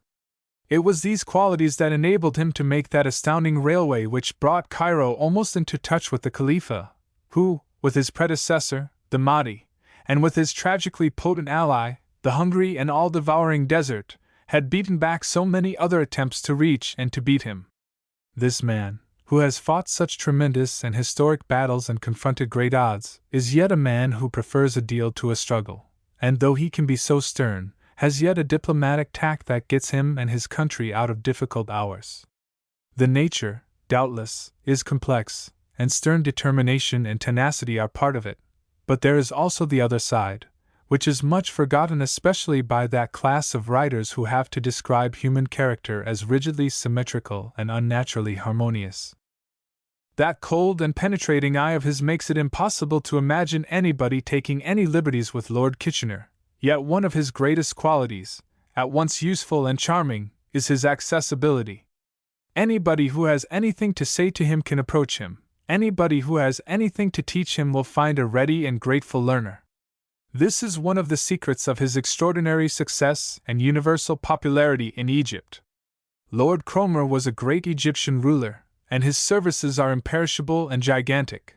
But Lord Cromer was the stern, solitary, and inaccessible bureaucrat who worked innumerable hours every day at his desk, never learned the Arabic language, and possibly never quite grasped the Arab nature. Lord Kitchener is the Cadi under the tree. The mayor or the citizens of the little Arab village can come to him, and the old soldier, and even the fella, alone, and they will find Lord Kitchener ready to listen and to talk to them in their own tongue, to enter with gusto into the pettiest details of their daily and squalid lives, and ready also to apply the remedy to such grievances as commend themselves to his judgment. As an illustration of his accessibility, let me repeat a delicious story which delighted all Egypt. An old peasant came out of the depths of the land all the way to Cairo to see the great Kitchener, with the complaint that his white mule had been stolen. The whole official machinery was interrupted for a while, and the old fellow went back with his white mule. You can fancy how that story was repeated in every fella cabin in the land, and how the devotion to Kitchener and trust in his justice and in his sympathy went trumpet-tongued among this race, downtrodden and neglected almost from the beginning of time. Such is the man who, when chosen to head the British War Department, had his bed sent to the office, that he might be on duty day and night if needed, who insisted that no raw recruits should be sent to the front, but put them through a rigid system of drill and physical exercise to toughen their muscles and fit them for the work of a soldier, who said that there would be abundant time for fighting, as in his judgment there was a year or more of war in prospect. Chapter 6. The Earthquake of Napoleonism. Its effect on national conditions finally led to the War of 1914. Conditions in France and Germany, the campaign in Italy, the victory at Marengo Moro, at Hohenlinden, the consul made emperor, the Code Napoleon campaign of 1805, Battle of Austerlitz, the conquest of Prussia, the invasion of Poland, Eylau and Friedland campaign of 1809, victory at Wagram, the campaign in Spain, the invasion of Russia, a fatal retreat, Dresden and Leipzig, the 100 Days, the Congress of Vienna, the Holy Alliance. When, after a weary climb, we find ourselves on the summit of a lofty mountain, and look back from that commanding altitude over the ground we have traversed, what is it that we behold? The minor details of the scenery, many of which seemed large and important to us as we passed, are now lost to view, and we see only the great and imposing features of the landscape, the high elevations, the town-studded valleys, the deep and winding streams, the broad forests. It is the same when, from the summit of an age, we gaze backward over the plain of time. The myriad of petty happenings are lost to sight, and we see only the striking events, the critical epochs, the mighty crises through which the world has passed. These are the things that make true history, not the daily doings in the king's palace or the peasant's hut. What we should seek to observe and store up in our memories are the turning points in human events, the great thoughts which have ripened into noble deeds, the hands of might which have pushed the world forward in its career, not the trifling occurrences which signify nothing, the passing actions which have borne no fruit in human affairs. It is with such turning points, such critical periods in modern history, that we are here dealing, not to picture the passing bubbles on the stream of time, but to point out the great ships which have sailed up that stream laden with a noble freight. This is history in its deepest and best aspect, and we have set our camera to photograph only the men who have made and the events which constitute history in the phase here outlined. The first 15 years of the 19th century in Europe yield us the history of a man rather than of a continent. France was the center of Europe. Napoleon, the Corsican, was the center of France. All the affairs of all the nations seemed to gather around this genius of war. He was respected, feared, hated. He had risen with the suddenness of a thundercloud on a clear horizon, and flashed the lightnings of victory in the dazzled eyes of the nations. All the events of the period were concentrated into one great event, and the name of that event was Napoleon. He seemed incarnate war, organized destruction. Sword in hand, he dominated the nations, and victory sat on his banners with folded wings. He was, in a full sense, the man of destiny, and Europe was his prey. Never has there been a more wonderful career. The earlier great conquerors began life at the top. Napoleon began his at the bottom. Alexander was a king, Caesar was an aristocrat of the Roman Republic. Napoleon rose from the people, and was not even a native of the land which became the scene of his exploits. Pure force of military genius lifted him from the lowest to the highest place among mankind, and for long and terrible years Europe shuddered at his name and trembled beneath the tread of his marching legions. As for France, he brought it glory and left it ruin and dismay. The career of Napoleon Bonaparte began in a very modest way. born in Corsica and trained in a military school in France, his native ability as a man of action was first made evident in 1794, when, under the orders of the National Convention, he quelled the mob of Paris with loaded cannon and put a final end to the reign of terror that had long prevailed. Placed at the head of the French army in Italy, Napoleon quickly astonished the world by a series of the most brilliant victories, defeating the Austrians and the Sardinians wherever he met them, seizing Venice, the city of the lagoon, and forcing almost all Italy to submit to his arms. A republic was established here and a new one in Switzerland, while Belgium and the left bank of the Rhine were held by France. His wars here at an end, Napoleon's ambition led him to Egypt, inspired by great designs which he failed to realize. In his absence, anarchy arose in France. The 5 directors then at the head of the government had lost all authority, and Napoleon, who had unexpectedly returned, did not hesitate to overthrow them and the assembly which supported them. A new government, with 3 consuls at its head, was formed, Napoleon, as first consul, holding almost royal power. Thus France stood in 1800, at the end of the 18th century. Conditions in France and Germany. In the remainder of Europe there was nothing to compare with the momentous convulsion which had taken place in France. England had gone through its 2 revolutions more than a century before, and its people were the freest of any in Europe. Recently it had lost its colonies in America, but it still held in that continent the broad domain of Canada, and was building for itself a new empire in India, while founding colonies in 20 other lands. In commerce and manufactures it entered the 19th century as the greatest nation on the earth. The hammer and the loom resounded from end to end of the island. Mighty centers of industry arose where cattle had grazed a century before. Coal and iron were being torn in great quantities from the depths of the earth, and there seemed everywhere an endless bustle and whir. The ships of England haunted all seas and visited the most remote ports, laden with the products of her workshops and bringing back raw material for her factories and looms. Wealth accumulated. London became the money market of the world. The riches and prosperity of the island kingdom were growing to be a parable among the nations of the earth. On the continent of Europe, Prussia, destined in time to become great, had recently emerged from its medieval feebleness, mainly under the powerful hand of Frederick the Great, whose reign extended until 1786, and whose ambition, daring, and military genius made him a fitting predecessor of Napoleon the Great, who so soon succeeded him in the annals of war. Unscrupulous in his aims, this warrior king had torn Silesia from Austria, added to his kingdom a portion of unfortunate Poland, annexed the Principality of East Friesland, and lifted Prussia into a leading position among the European states. Germany, now with the exception of Austria a compact empire, was then a series of disconnected states, variously known as kingdoms, principalities, margravates, electorates, and by other titles, the whole forming the so-called Holy Empire, though it was neither holy nor an empire. It had drifted down in this fashion from the Middle Ages, and the work of consolidation had but just begun in the conquests of Frederick the Great. A host of petty potentates ruled the land, whose states, aside from Prussia and Austria, were too weak to have a voice in the councils of Europe. Joseph II, the titular emperor of Germany, made an earnest and vigorous effort to combine its elements into a powerful unit, but he signally failed, and died in 1790, a disappointed and embittered man. Austria, then far the most powerful of the German states, was from 1740 to 1780 under the reign of a woman, Maria Theresa, who struggled in vain against her ambitious neighbor, Frederick the Great, his kingdom being extended ruthlessly at the expense of her imperial dominions. Austria remained a great country, however, including Bohemia and Hungary among its domains. It was lord of Lombardy and Venice in Italy, but was destined to play an unfortunate part in the coming Napoleonic Wars.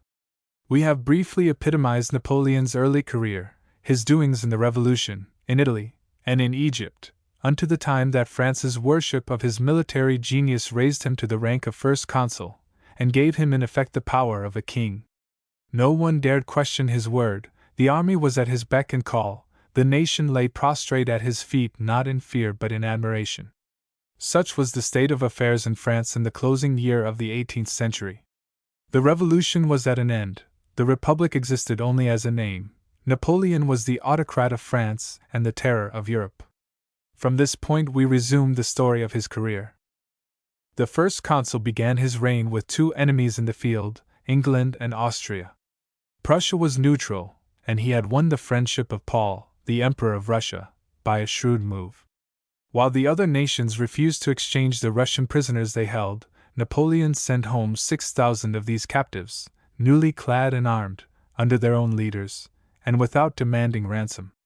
This was enough to win to his side the weak-minded Paul, whose delight in soldiers he well knew. Napoleon now had but two enemies in arms to deal with. He wrote letters to the King of England and the Emperor of Austria, offering peace. The answers were cold and insulting, asking France to take back her Bourbon kings and return to her old boundaries. Nothing remained but war. Napoleon prepared it with his usual rapidity, secrecy, and keenness of judgment. The campaign in Italy. There were two French armies in the field in the spring of 1800, Moreau commanding in Germany, Messina in Italy. Switzerland, which was occupied by the French, divided the armies of the enemy, and Napoleon determined to take advantage of the separation of their forces, and strike an overwhelming blow. He sent word to Moreau and Messina to keep the enemy in check at any cost, and secretly gathered a third army, whose corps were dispersed here and there, while the powers of Europe were aware only of the army of reserve at Dijon, made up of conscripts and invalids. All was ready for the great movement which Napoleon had in view. 20 centuries before, Hannibal had led his army across the great mountain barrier of the Alps, and poured down like an avalanche upon the fertile plains of Italy. The Corsican determined to repeat this brilliant achievement, and emulate Hannibal's career. Several passes across the mountains seemed favorable to his purpose, especially those of the St. Bernard, the Simplon and Mount Cenis. Of these the first was the most difficult, but it was much the shorter, and Napoleon determined to lead the main body of his army over this ice-covered mountain pass, despite its dangers and difficulties.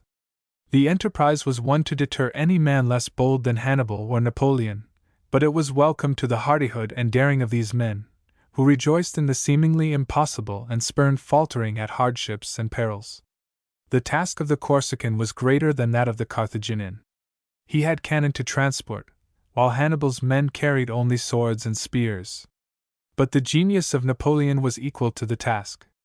The cannon were taken from their carriages and placed in the hollowed-out trunks of trees, which could be dragged with ropes over the ice and snow. Mules were used to draw the gun carriages and the wagon loads of food and munitions of war. Stores of provisions had been placed at suitable points along the road. The sudden appearance of the French in Italy was an utter surprise to the Austrians. They descended like a torrent into the valley, seized Ivry, and 5 days after reaching Italy met and repulsed an Austrian force. The divisions which had crossed by other passes one by one joined Napoleon. On June 9 Marshal Lannes met and defeated the Austrians at Montebello, after a hot engagement. "I heard the bones crackle like a hailstorm on the roofs," he said. On the 14th, the two armies met on the plain of Marengo, and one of the most famous of Napoleon's battles began. The victory à Marengo. Napoleon was not ready for the coming battle, and was taken by surprise. He had been obliged to break up his army in order to guard all the passages open to the enemy. Suddenly attacked and taken by surprise, his army was defeated and driven back in retreat in the first stage of the battle. But Napoleon was not the man to accept defeat. Hurrying up to Saix, one of his most trusted generals, with his corps, he flung these fresh troops upon the enemy, following up the assault with the dragoons of Kellerman. The result was a disastrous rout of the Austrians, who were driven from the field, leaving thousands of dead, and other thousands of prisoners in the hands of the enemy. A few days afterwards, on the 19th, Moreau in Germany won a brilliant victory at Hochstadt, near Blemheim, took 5,000 prisoners and 20 pieces of cannon, and forced from the Austrians an armed truce which left him master of South Germany. A still more momentous armistice was signed by Melas in Italy, by which the Austrians surrendered Piedmont, Lombardy, and all their territory as far as the Mincio, leaving France master of Italy. Moreau at Hohenlinden. What followed must be briefly detailed. Only a truce, not a peace, had followed the victories of Napoleon and Moreau, and 5 months later, Austria refusing to make peace without the concurrence of England, the war began again. Moreau winning another famous victory on the plains of Hohenlinden, the Austrians losing 8,000 in killed and wounded and 12,000 in prisoners. Moreau advanced to Vienna, where the emperor was forced to sign an armistice, giving up to France the valley of the Danube, the country of the Tyrol, a number of fortresses and large magazines of war material. This truce was followed by a peace in February 1801. It was one that left Napoleon the idol of France, the terror of Europe, and the admiration of the world. He had proved himself the mate of Caesar and Alexander as a conqueror. The consul made emperor. The events that followed must be briefly epitomized. For nearly the only time in his career Napoleon had a period of peace. In this he showed himself an autocratic but able ruler, making himself king in everything but name, restoring the old court customs and etiquette, but not interfering with the liberties and privileges which the people had won by the Revolution. Feudalism had been definitely overthrown, and Napoleon's supremacy in the state was one that recognized the popular freedom. The culmination of Napoleon's ambition came in 1804, when he followed the example of Caesar, the Roman conqueror, seeking the crown as a reward for his victories. Like Caesar, he had his enemies, but, more fortunate than Caesar, he escaped their plots and was elected Emperor of the French by an almost unanimous vote of the people. The Pope was obliged to come to Paris at the fiat of the new autocrat and to anoint him as Emperor, the sanction of the Church being thus given to his new dignity. His empire was one founded upon modern ideas, one called into existence by the votes of a free people, not resting upon the necks of a nation of serfs. The Code Napoleon. During his brief respite from war, Napoleon's activity was great, his statesmanship notable.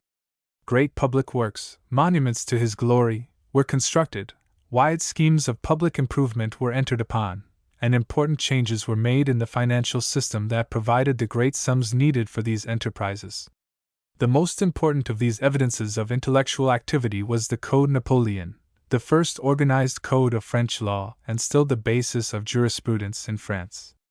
This, first promulgated in 1801 as the Civil Code of France, had its title changed to Code Napoleon in 1804, and as such stands as one of the greatest monuments to the mental capacity of this extraordinary man.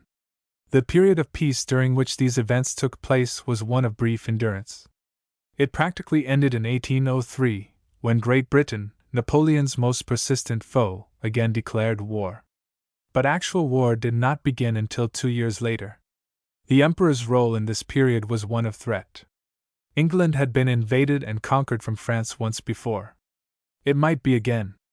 Like William of Normandy, Napoleon prepared a large fleet and strong army and threatened an invasion of the island kingdom. This might possibly have been successful but for the shrewd policy of William Pitt, the British Prime Minister, who organized a coalition of Napoleon's enemies in Europe which gave him a new use for his army. Campaign of 1805. The coalition embraced Austria, Prussia, Russia, Sweden, and Norway, with Great Britain at their back. The bold Corsican had roused nearly all Europe against him. He dealt with it in his usual alert and successful manner. Quick as were his enemies to come into the field, they were not quick enough for their vigilant foe. The army prepared for the invasion of England was at once set in motion towards the Rhine, and was handled with such skill as to surround at Ulm the Austrian army under General Mack and force its surrender. This took place in October. On the 1st of December the two armies, 92,000 of the Allies to 70,000 French, came face to face on the field of Austerlitz, where on the following day was to be fought one of the world's most memorable battles. Battle of Austerlitz. The Emperor Alexander had joined Francis of Austria, and the two monarchs with their staff officers occupied the castle and village of Austerlitz. Their troops hastened to occupy the plateau of Pratzen, which Napoleon had designedly left free. His plans of battle were already fully made. He had, with the intuition of genius, foreseen the probable maneuvers of the enemy, and had left open for them the position which he wished them to occupy. He even announced their movement in a proclamation to his troops. "The positions that we occupy are formidable," he said, "and while the enemy march to turn my right they will present to me their flank. This movement to the right was indeed the one that had been decided upon by the Allies, with the purpose of cutting off the road to Vienna by isolating numerous corps dispersed in Austria and Styria. It had been shrewdly divined by Napoleon in choosing his ground. He held his own men in readiness while the line of the enemy deployed. The sun was rising, its rays gleaming through a mist, which dispersed as it rose higher. It now poured its brilliant beams across the field, the afterward famous sun of Austerlitz. The movement of the Allies had the effect of partly withdrawing their troops from the plateau of Pratzen. At a signal from the Emperor, the strongly concentrated center of the French army moved forward in a dense mass, directing their march towards the plateau, which they made all haste to occupy. They had reached the foot of the hill before the rising mist revealed them to the enemy. The two emperors watched the movement without divining its intent. "See how the French climbed the height without staying to reply to our fire," said Prince Czartoryski, who stood near them. They were soon to learn why their fire was disdained. The Allied force, pierced in its center by the French, was flung back in disorder and on all sides broke into a disorderly retreat. The slaughter was frightful. One division, cut off from the army, threw down its arms and surrendered. 2 columns rushed upon the ice of a frozen lake. Upon this the fire of the French cannon was turned, the ice splintered and gave way beneath their feet, and thousands of the despairing troops perished in the freezing waters. Of the whole army, only 1 corps left the field in order of battle. More than 30,000 prisoners, including 20 generals, remained in Napoleon's hands, and with them 120 pieces of cannon and 40 flags. Thus ended the most famous of Napoleon's battles. The victory of Austerlitz left Germany in Napoleon's hands, and the remodeling of the map of Europe was one of the greatest that has ever taken place at any one time. Kingdoms were formed and placed under Napoleon's brothers or favorite generals. His changes in the states of Germany were numerous and radical. Those of South and West Germany were organized into the Confederation of the Rhine, under his protection. Many of the small principalities were suppressed and their territories added to the larger states. As to the Holy Roman Empire, a once powerful organization which had long since sunk into a mere shadow, it finally ceased to exist. The Empire of France was extended by these and other changes until it spread over Italy, the Netherlands, and the south and west of Germany. Changes so great as these could scarcely be made without exciting bitter opposition.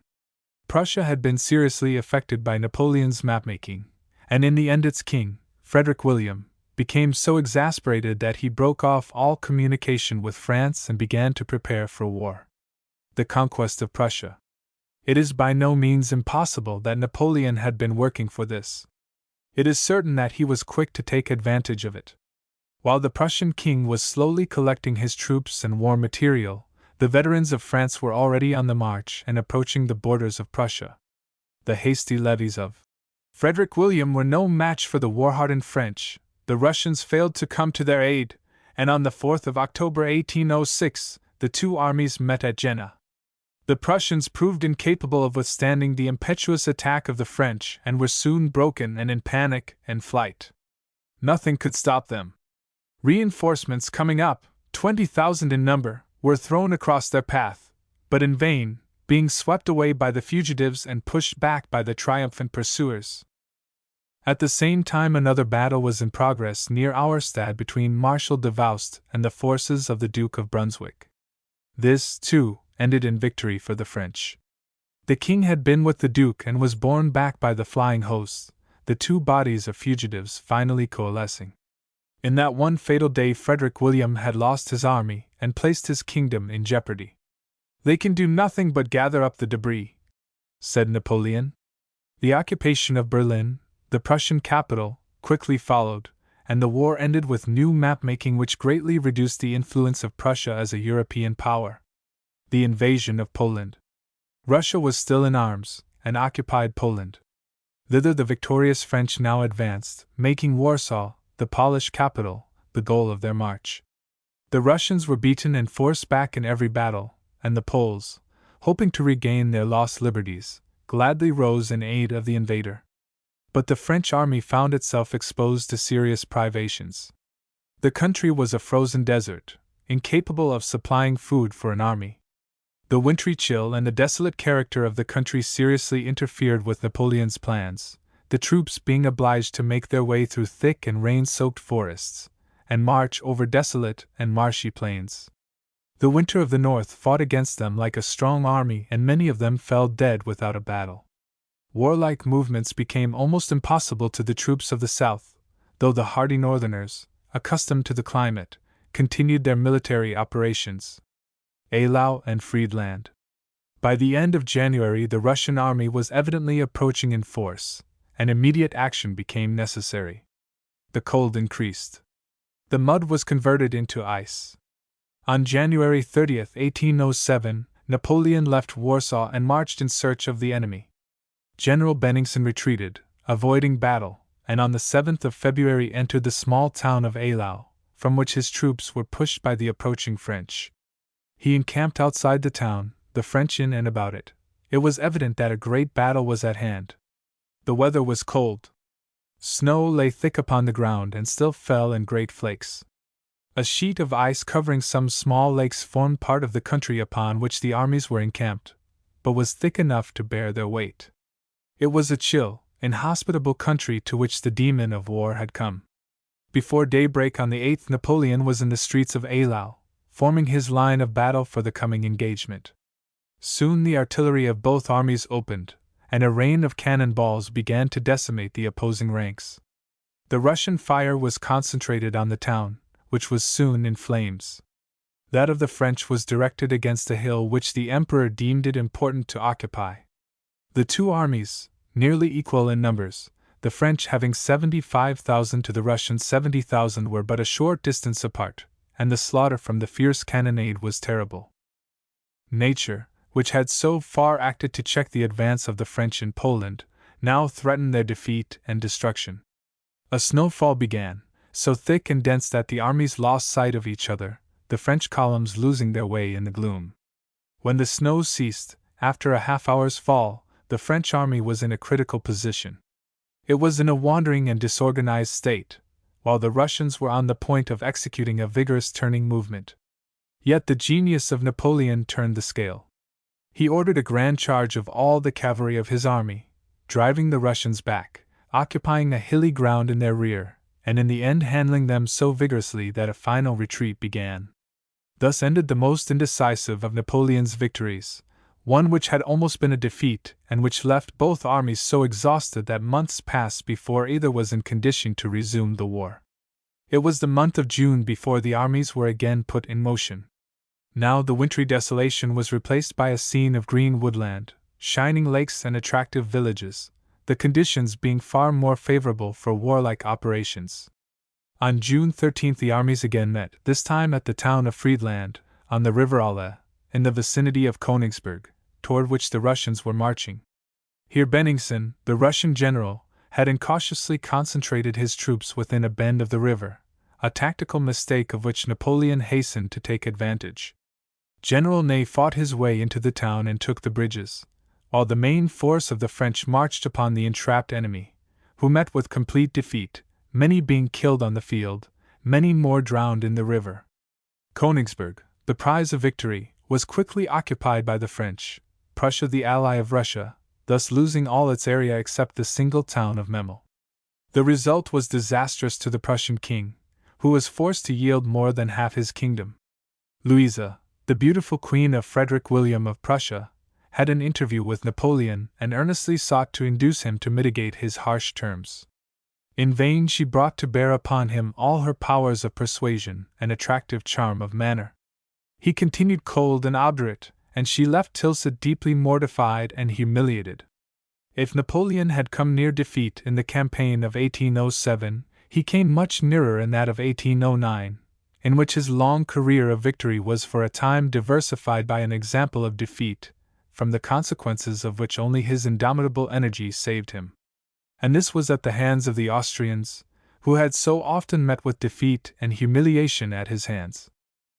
In 1808 the defeat of his armies in Spain by the people organized into guerrilla bands forced him to take command there in person. He defeated the insurgents wherever met, took the city of Saragossa and replaced his brother Joseph on the throne. Then the outbreak of war in Austria called him away and he was forced to leave Spain for later attention. Campaign of 1809. The declaration of war by Austria arose from indignation at the arbitrary acts of the conqueror, this growing so intense that in April 1809, a new declaration was made and new armies called into the field. The French campaign was characterized by the usual rapidity. But on this occasion the Archduke Charles, who led the Austrians, proved equally rapid, and was in the field so quickly that the widely spread French army was for a time in imminent danger of being cut in two by the alert enemy. Only a brief hesitation on the part of the Archduke saved the French from this peril. They concentrated with the utmost haste, forced the Austrians back, and captured a large number of prisoners and cannon. In Italy, on the contrary, the Austrians were victorious, but the rapid advance of Napoleon towards Vienna caused their recall and the campaign became a race for the capital of Austria. In this Napoleon succeeded, the garrison yielding the city to his troops. Meanwhile the Archdukes Charles and John, the latter in command of the army from Italy, were marching hastily towards the opposite side of the Danube. Napoleon, seeking to strike a blow before a junction between the armies could be made, crossed the river by the aid of bridges thrown from the island of Lobau and occupied the villages of Aspern and Essling. This was done on May 20th, but during that night the strong current of the river carried away the bridge, leaving the French in a perilous situation. On the afternoon of the 21st the entire Austrian army, 70,000 to 80,000 strong, attacked the French in the two villages, who held their posts only with the greatest difficulty. By dawn of the 21st more than 70,000 French had crossed, but at this critical interval the bridge again gave way, broken by the fireships and the stone-laden boats, sent by the Austrians down the swift current. The struggle went on all day, the bridge being again built and again broken, and at night the French, cut off from their supply of ammunition, were forced to retreat. Napoleon, for the first time in his career, had met with defeat. More than 40,000 dead and wounded lay on that fatal field, among them the brilliant Marshal Lannes, one of Napoleon's ablest aides. Victory at Wagram. Napoleon, however, had no thought of yielding his hold upon Vienna. He brought forward new troops with all haste, until by July 1st he had an army of 150,000 men. The Austrian army had also been augmented and now numbered 135,000 or 140,000 men. They had fortified the positions of the recent battle, expecting a new attack in that quarter. But of this Napoleon had no intention. He had selected the heights from Neusiedl to Wagram, occupied by the Austrians, but not fortified by them, as a more favorable point, and during the night of July 4th he threw fresh bridges from Lobau to the mainland and set in motion the strong force occupying the island. This moved against the heights of Wagram, occupying Aspern and Essling in its advance. The battle of the next day was one of desperate fury. Finally the height was gained, giving the French the key of the battlefield. The Archduke Charles looked in vain for the army under his brother John, which failed to appear, and assailed at every point, was obliged to order a retreat. But this was no rout. The retreat was conducted slowly and in battle array. Both the Russians and the Austrians were proving worthy antagonists of the great Corsican. Further hostilities were checked by a truce, preliminary to a treaty of peace, signed October 14, 1809. Ambition, unrestrained by caution, uncontrolled by moderation, has its inevitable end. An empire built upon victory, trusting solely to military genius, prepared for itself the elements of its overthrow. This fact Napoleon was to learn. In the outset of his career he opposed a new art of war to the obsolete one of his enemies, and his path to empire was over the corpses of slaughtered armies and the ruins of fallen kingdoms. But year by year his foes learned his art, and war after war their resistance grew more stringent, each successive victory was won with more difficulty and at greater cost, and finally, at the crossing of the Danube, the energy and genius of Napoleon met their equal, and the standards of France, for the first time under Napoleon's leadership, went back in defeat. It was the tocsin of fate. His career of victory had culminated. From that day its decline began. The campaign in Spain. The second check to Napoleon's triumphant career came from one of the weaker nations of Europe, aided by the British under a commander of renown. Napoleon, as already stated, after overturning Spain had been called away by the Austrian War. This ended by the Treaty of Peace, he filled Spain once more with his veterans, increasing the strength of the army there to 300,000 men, under his ablest generals, Soult, Messina, Ney, Marmont, MacDonald, and others. They marched through Spain from end to end, yet, though they held all the salient points, the people refused to submit, but from their mountain fastnesses kept up a petty and annoying war. Messina invaded Portugal in 1811, but here he was faced by General Wellington, leading a British army, and was forced to retreat. Soult, who followed him, was equally unsuccessful, and when Napoleon in 1812 depleted his army in Spain for the Russian campaign, Wellington marched his army into Spain and, aided by the Spanish patriots, took possession of Madrid, driving King Joseph from his throne. The invasion of Russia. Meanwhile, Napoleon had entered upon the greatest and most disastrous campaign in his history. Defied by Alexander I, Tsar of Russia, he had declared war upon that empire and sought its conquest with the greatest army that ever marched under his banners. On the banks of the Niemen, a river that flows between Prussia and Poland, there gathered near the end of June 1812 an immense army of more than 600,000 men, attended by an enormous multitude of non-combatants, their purpose being the invasion of the Empire of Russia. Of this great army, made up of troops from half the nations of Europe, there reappeared 6 months later on that broad stream about 16,000 armed men, almost all that were left of that stupendous host. The remainder had perished on the desert soil or in the frozen rivers of Russia, few of them surviving as prisoners in Russian hands. Such was the character of the dread catastrophe that broke the power of the mighty conqueror and delivered Europe from his autocratic grasp. We cannot give the details of this fatal campaign, and shall only summarize its chief incidents. Barclay de Tolly, Alexander's commander-in-chief, adopted a Fabian policy, that of persistently avoiding battle, and keeping the French in pursuit of a fleeting will-o'-the-wisp while their army wasted away from hardship and disease in the inhospitable Russian clime. His method was a wise one: desertion, illness, death of the untrained recruits and rapid march under the hot midsummer sun did the work of many battles, and when Smolensk was reached after 2 months of bootless marching, the Grand Army was bound to have been reduced to half its numbers. Moscow, the old capital of the empire, was Napoleon's goal. He felt sure that the occupation of that city would bring the Russians to bay and force them to accept terms of peace. He was sadly mistaken. The Russians, weary of retreating, faced him in one battle, that of Borodino. Here they fought stubbornly, but with the usual result. They could not stand against the impetuous dash of Napoleon's veterans and were forced to retreat, leaving 40,000 dead and wounded upon the field. But the French army had lost more than 30,000, including an unusual number of generals, 2 being killed and 39 wounded. A fatal retreat. On the 15th of September, Moscow, the holy city of Russia, was occupied, Napoleon taking up his quarters in the famous palace of the Kremlin, from which he hoped to dictate terms of peace to the obstinate Tsar. What were his feelings on the next morning when word was brought him that Moscow was on fire, and flames were seen leaping into the air in all directions? The fire had been premeditated. From every quarter rose the devouring flames. Even the Kremlin did not escape, and Napoleon was obliged to seek shelter outside the city, which continued to burn for 3 days, when the wind sank and rain poured upon the smoldering embers. The dismayed conqueror waited in vain. He wrote letters to the Tsar, suggesting peace. His letters were left unanswered. He hung on despairingly until the 18th of October, when he reluctantly gave the order to retreat. Too long he had waited, for the terrible Russian winter was about to descend. That retreat was a frightful one. The army had been reduced to 103,000 men. The army followers had also greatly decreased in numbers. But it was still a large host that set out upon its long march over the frozen Russian plains. The Russian policy now changed. The retreating army was attacked at every suitable point.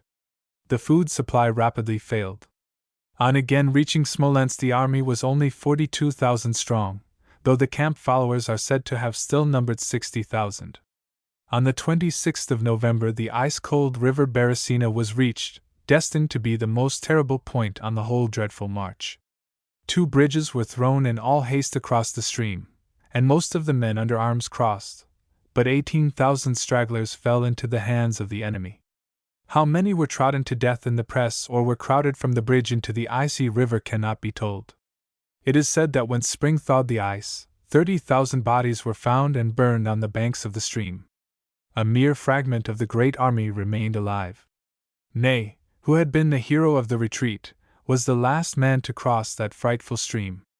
On the 13th of December some 16,000 haggard and staggering men, almost too weak to hold the arms to which they still despairingly clung, recrossed the Niemen, which the Grand Army had passed in such magnificent strength and with such abounding resources less than 6 months before.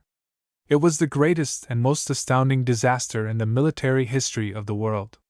Dresden and Leipzig. The lion was at bay, but there was fight left in him still. He hurried back to France, gathered another army, refused all offers of peace on the terms suggested by his enemies, and concentrated an army at Dresden.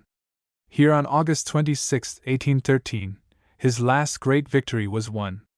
The final stand came at Leipzig, where, October 16 to 18, he waged a 3 days' battle against all the powers of Central and Eastern Europe. Then, his ammunition nearly exhausted, he was forced to give the order to retreat. The struggle was soon at an end. France was quickly invaded, Paris was obliged to surrender, and on April 7, 1814, the Emperor signed an act of abdication and was exiled to the small island of Elba, in the Mediterranean, with an army of 400 men, chosen from his famous Old Guard. But the powers of Europe, despite their long experience of Napoleon, did not yet recognize the ability and audacity of the man with whom they had to deal. While the Congress of Vienna, convened to restore the old constitution of Europe, was deliberating and disputing, word came that their dethroned enemy was again on the soil of France, and Louis XVIII, his successor, was in full flight. He had landed on March 1, 1815, and was marching back to Paris, the people and the army rallying to his support. The 100 Days. Then came the famous 100 Days, in which Napoleon showed much of his old ability, rapidly organizing a new army, with which in June he marched into Belgium, where the British under Wellington and the Prussians under Blücher had gathered to meet him. On the 16th he defeated Blücher at Ligny. On the 18th he met Wellington at Waterloo, and after a desperate struggle went down in utter defeat. All day long the French and British had fought without victory for either, but the arrival of Blücher with his Prussians turned the scale. The French army broke and fled in disastrous rout, 3/4 of its force being left on the field, dead, wounded, or prisoners. It was the great soldier's last fight. He was forced to surrender the throne, and was again exiled, this time to the island of St. Helena, in the South Atlantic. No such mistake as that of Elba was safe to make again. Here ended the days of Napoleon Bonaparte, the greatest soldier the world had ever known. His final hour of glory came in 1842, when his remains were brought in pomp to Paris, there to find a final resting place in the Hôtel des Invalides. The Congress of Vienna. This Congress of the rulers and statesmen of Europe, which opened in September 1814, and continued its work after the fall of Napoleon at Waterloo, occupied itself with map-making on a liberal scale. The empire which the conqueror had built up at the expense of the neighboring countries was quickly dismembered and France reduced to its former limits, while all the surrounding powers took their shares of the spoils, Belgium and Holland being combined into a single kingdom. As for the rights of the people, what had become of them? Had they been swept away and the old wrongs of the people brought back? Not quite. The frenzied enthusiasm for liberty and human rights of the past 25 years could not go altogether for nothing. The lingering relics of feudalism had vanished, not only from France but from all Europe, and no monarch or Congress could bring them back again. In its place, the principles of democracy had been carried by the armies of France throughout Europe and deeply planted in 100 places, and their establishment as actual conditions was the most important part of the political development of the 19th century. The Holy Alliance. Map-making was not the whole work of the Congress of Vienna. An association was made of the rulers of Russia, Austria and Prussia, under the promising title of the Holy Alliance. These devout autocrats proposed to rule in accordance with the precepts of the Bible, to govern their subjects like loving parents, and to see that peace, justice, and religion should flourish in their dominions. Such was the theory. The real purpose was one of absolute dominion, that of uniting their forces against democracy and revolution wherever these should show themselves. It was not long before there was work for them to do. The people began to move. The attempt to re-establish absolute governments shook them out of sluggish acceptance. Revolution lifted its head in spite of the Holy Alliance, its first field being Spain. Revolt broke out there in 1820 and was quickly followed by a similar revolt in Naples. These revolutionary movements roused the members of the Alliance. An Austrian army invaded Italy, a French one, under the influence of the Alliance, was sent to Spain, and both the revolutions were vigorously quelled. The only revolt that succeeded was one in Greece against the Turkish power. There was no desire to sustain the Turks, and a Russian army was finally sent to aid the Greeks, whose freedom was attained in April 1830. Such were the chief events that followed the fall of Napoleon. Reaction was the order of the day. But it was a reaction that was to be violently shaken in the period now reached, the revolutionary year of 1830. Chapter 7. Panslavism versus Pangermanism. Russia's part in the Servian issue, strength of the Russian army, the distribution of the Slavs, origin of Panslavism, the Tsar's proclamation, the Teutons of Europe, intermingling of races, the nations at war. Panslavism against Pangermanism was the issue which was launched when the Emperor of all the Russias took up Servia's quarrel with Austria-Hungary. Russia, if she wanted a ground for war, could have found no better one. The popularity of her aggressive Big Brother attitude to all the Slavs was quickly attested in St. Petersburg. It had been a long time since war had appealed with the same favor to so large a part of the Tsar's people. Slavs there were in plenty to menace the allied German powers, even if there were not allied French arms, on Germany's other flank, and Britain's naval supremacy to cope with. Slavs in past times had spread over all of Eastern Europe, from the Arctic to the Adriatic and the Aegean seas. Their continuity was long ago broken into by an intrusion of Magyars, Finns, and Romanians, leaving a northern Slavic section composed of North Russians, Poles, Czechs, and Slovaks, and a southern section comprising the main body of the Balkan people. For over 1,000 years these Slavs have peopled Europe east of the Elbe River. And for centuries they kept the hordes of Cossacks, Turks, and barbarians off Europe. Russia in those days was called the nation of the sword, and over 100 years ago that sword was drawn for Servia. After 400 years of vassalage to Turkey, the Serbs rebelled in 1804, and then only Russian intervention saved them from defeat. In later wars, oppression of the Slavs was a prominent issue. Russia's part in the Servian issue. What rendered the Russian menace so formidable at the opening of the 1914 war was the unusual enthusiasm which was displayed. Ordinarily, the huge population of Russia has been rather apathetic toward the purposes of the Emperor. But in the case of Austria's injustice to Servia, the Tsar, judging from the demonstrations in St. Petersburg, could reasonably count upon having behind him possibly 100 million Slavs among his subjects. Moscow and Odessa gave similar demonstrations of good feeling, and it seemed as if, in the event of the Tsar's assuming command as generalissimo of all the forces, the wave of enthusiasm would sweep over the whole empire. Who knows that is the strength of the Russian bear, once he is roused to sullen fury. In the 10 years following the Russo-Japanese War, Russia had greatly added to her army and navy, and materially cut down the time required for the mobilization of her forces by eliminating many of the difficulties attendant upon transportation and equipment of troops. Her quiet advances toward becoming a power to be feared by the most formidable European nation had come to be recognized, even if in a vague way. In considering the potential strength of the armies which Russia, in the course of a long war, might put in the field, it may be pointed out that military service in that empire of more than 160 million people is universal and compulsory. Service under the flag begins at the age of 20 and lasts for 23 years. Usually it is proportioned as follows: 3 or 4 years in the active army, 14 or 15 in the Zapas, or First Reserve, and 5 years in the Opolchany, or Second Reserve. For the Cossacks, those fighters who are a conspicuous element of Russia's military strength, there is hardly a cessation in discipline during their early manhood. Holding their lands by military tenure, they are liable to service for life. Furnishing their own equipment and horses, the Cossack is almost invariably a cavalryman. They pass through 3 periods of 4 years each, with diminishing duties, until they wind up in the reserve, which is liable to be called into the field in time of war. Strength of the Russian Army. Russia's field army consists of 3 powerful divisions: the Army of European Russia, the Army of Asia, already referred to, and the Army of the Caucasus. The European Russian Field Army consists of 27 army corps, each corps comprising, at fighting strength, about 36,000 men and some 20-odd cavalry divisions, of 4,000 horsemen each.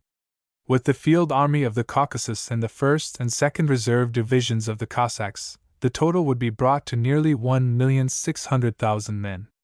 With the Asiatic Army, the grand total, according to the latest figures, would give the Russian armies a fighting strength of 1,850,000 men, of whom it would be practicable to assemble, say, 1,200,000 in a single theater of war. With respect to the armies which could be put in the field in time of urgent demand, there are conflicting estimates. It seems certain that Russia's war strength is more than 5,500,000 men, but of course, the trained service and the artillery for such a force is lacking. 2.75 million men could probably be mustered at one time. In the event of a prolonged war, in which the tide of affairs should put Russia strictly on the defensive, she would be less easily invaded than any large country of Europe. The very extent of her empire, protected by natural barriers at almost every side save where she touches northeast Europe, would present almost insuperable difficulties to the invader. Napoleon paid dearly for his fortitude in pushing his columns into Moscow. The only conditions under which a repetition of such a feat is conceivable were not likely to be found during a general European struggle. The distribution of the Slavs. To make matters worse for the Austrian or German invader, there are conflicting relations between their own people and the Russians. The Polish provinces, for instance, however unfriendly toward Russia, as one of the dismemberers of the Polish kingdom, are strongly bound in blood and speech to the Russian nation. The Poles and Russians are brother Slavs, and are likely to remember this in any conflict which approaches an issue between Pan-Germanism and Pan-Slavism. The Poles of East Prussia have an ingrained hatred of their German masters and have been embittered by political oppression almost to the point of revolt. Those along Austria's eastern border are little less bitter. The estimate is made that Europe contains in all about 140 million Slavs, this being the most numerous race on the continent, the Teutons ranking second. While the great bulk of these are natives of Russia, they have penetrated in large numbers to the west and south, and are to be found abundantly in the Balkan region, in the Austrian realm, and in the region of the disintegrated Kingdom of Poland. According to recent authoritative statistics, the race question in Austria-Hungary is decidedly complicated and diversified. In the kingdoms and provinces represented in the Reichsrath in Vienna, there are nearly 10 million Germans and 18,500,000 non-Germans. Of these, nearly 17,500,000 are Slavs. Among these Slavs, the Croats and Serbs number 780,000, chiefly in Dalmatia, while there are in all 660,000 Orthodox and nearly 3,500,000 Greek Uniots. In Hungary, with its subject kingdoms of Croatia and Slavonia, there are 8,750,000 Magyars, 2 million Germans, and 8 million other non-Magyars. Of these, 3 million are Romanians and well over 5 million Slavs. The Croats, or Roman Catholic Serbs, number 1,800,000, and their Orthodox brothers are 1,100,000 in number. All told, Hungary has nearly 11 million Roman Catholic subjects, 2 million Greek Uniots, and 3 million Orthodox. In this connection, it should be remembered that the Patriarchate of the Orthodox Serb Church has been fixed at Karlowitz, under Hungarian rule, for over 2 centuries. In Bosnia there are 434,000 Roman Catholic Croats, 825,000 Orthodox Serbs, and over 600,000 Bosniaks, or Muslim Serbs.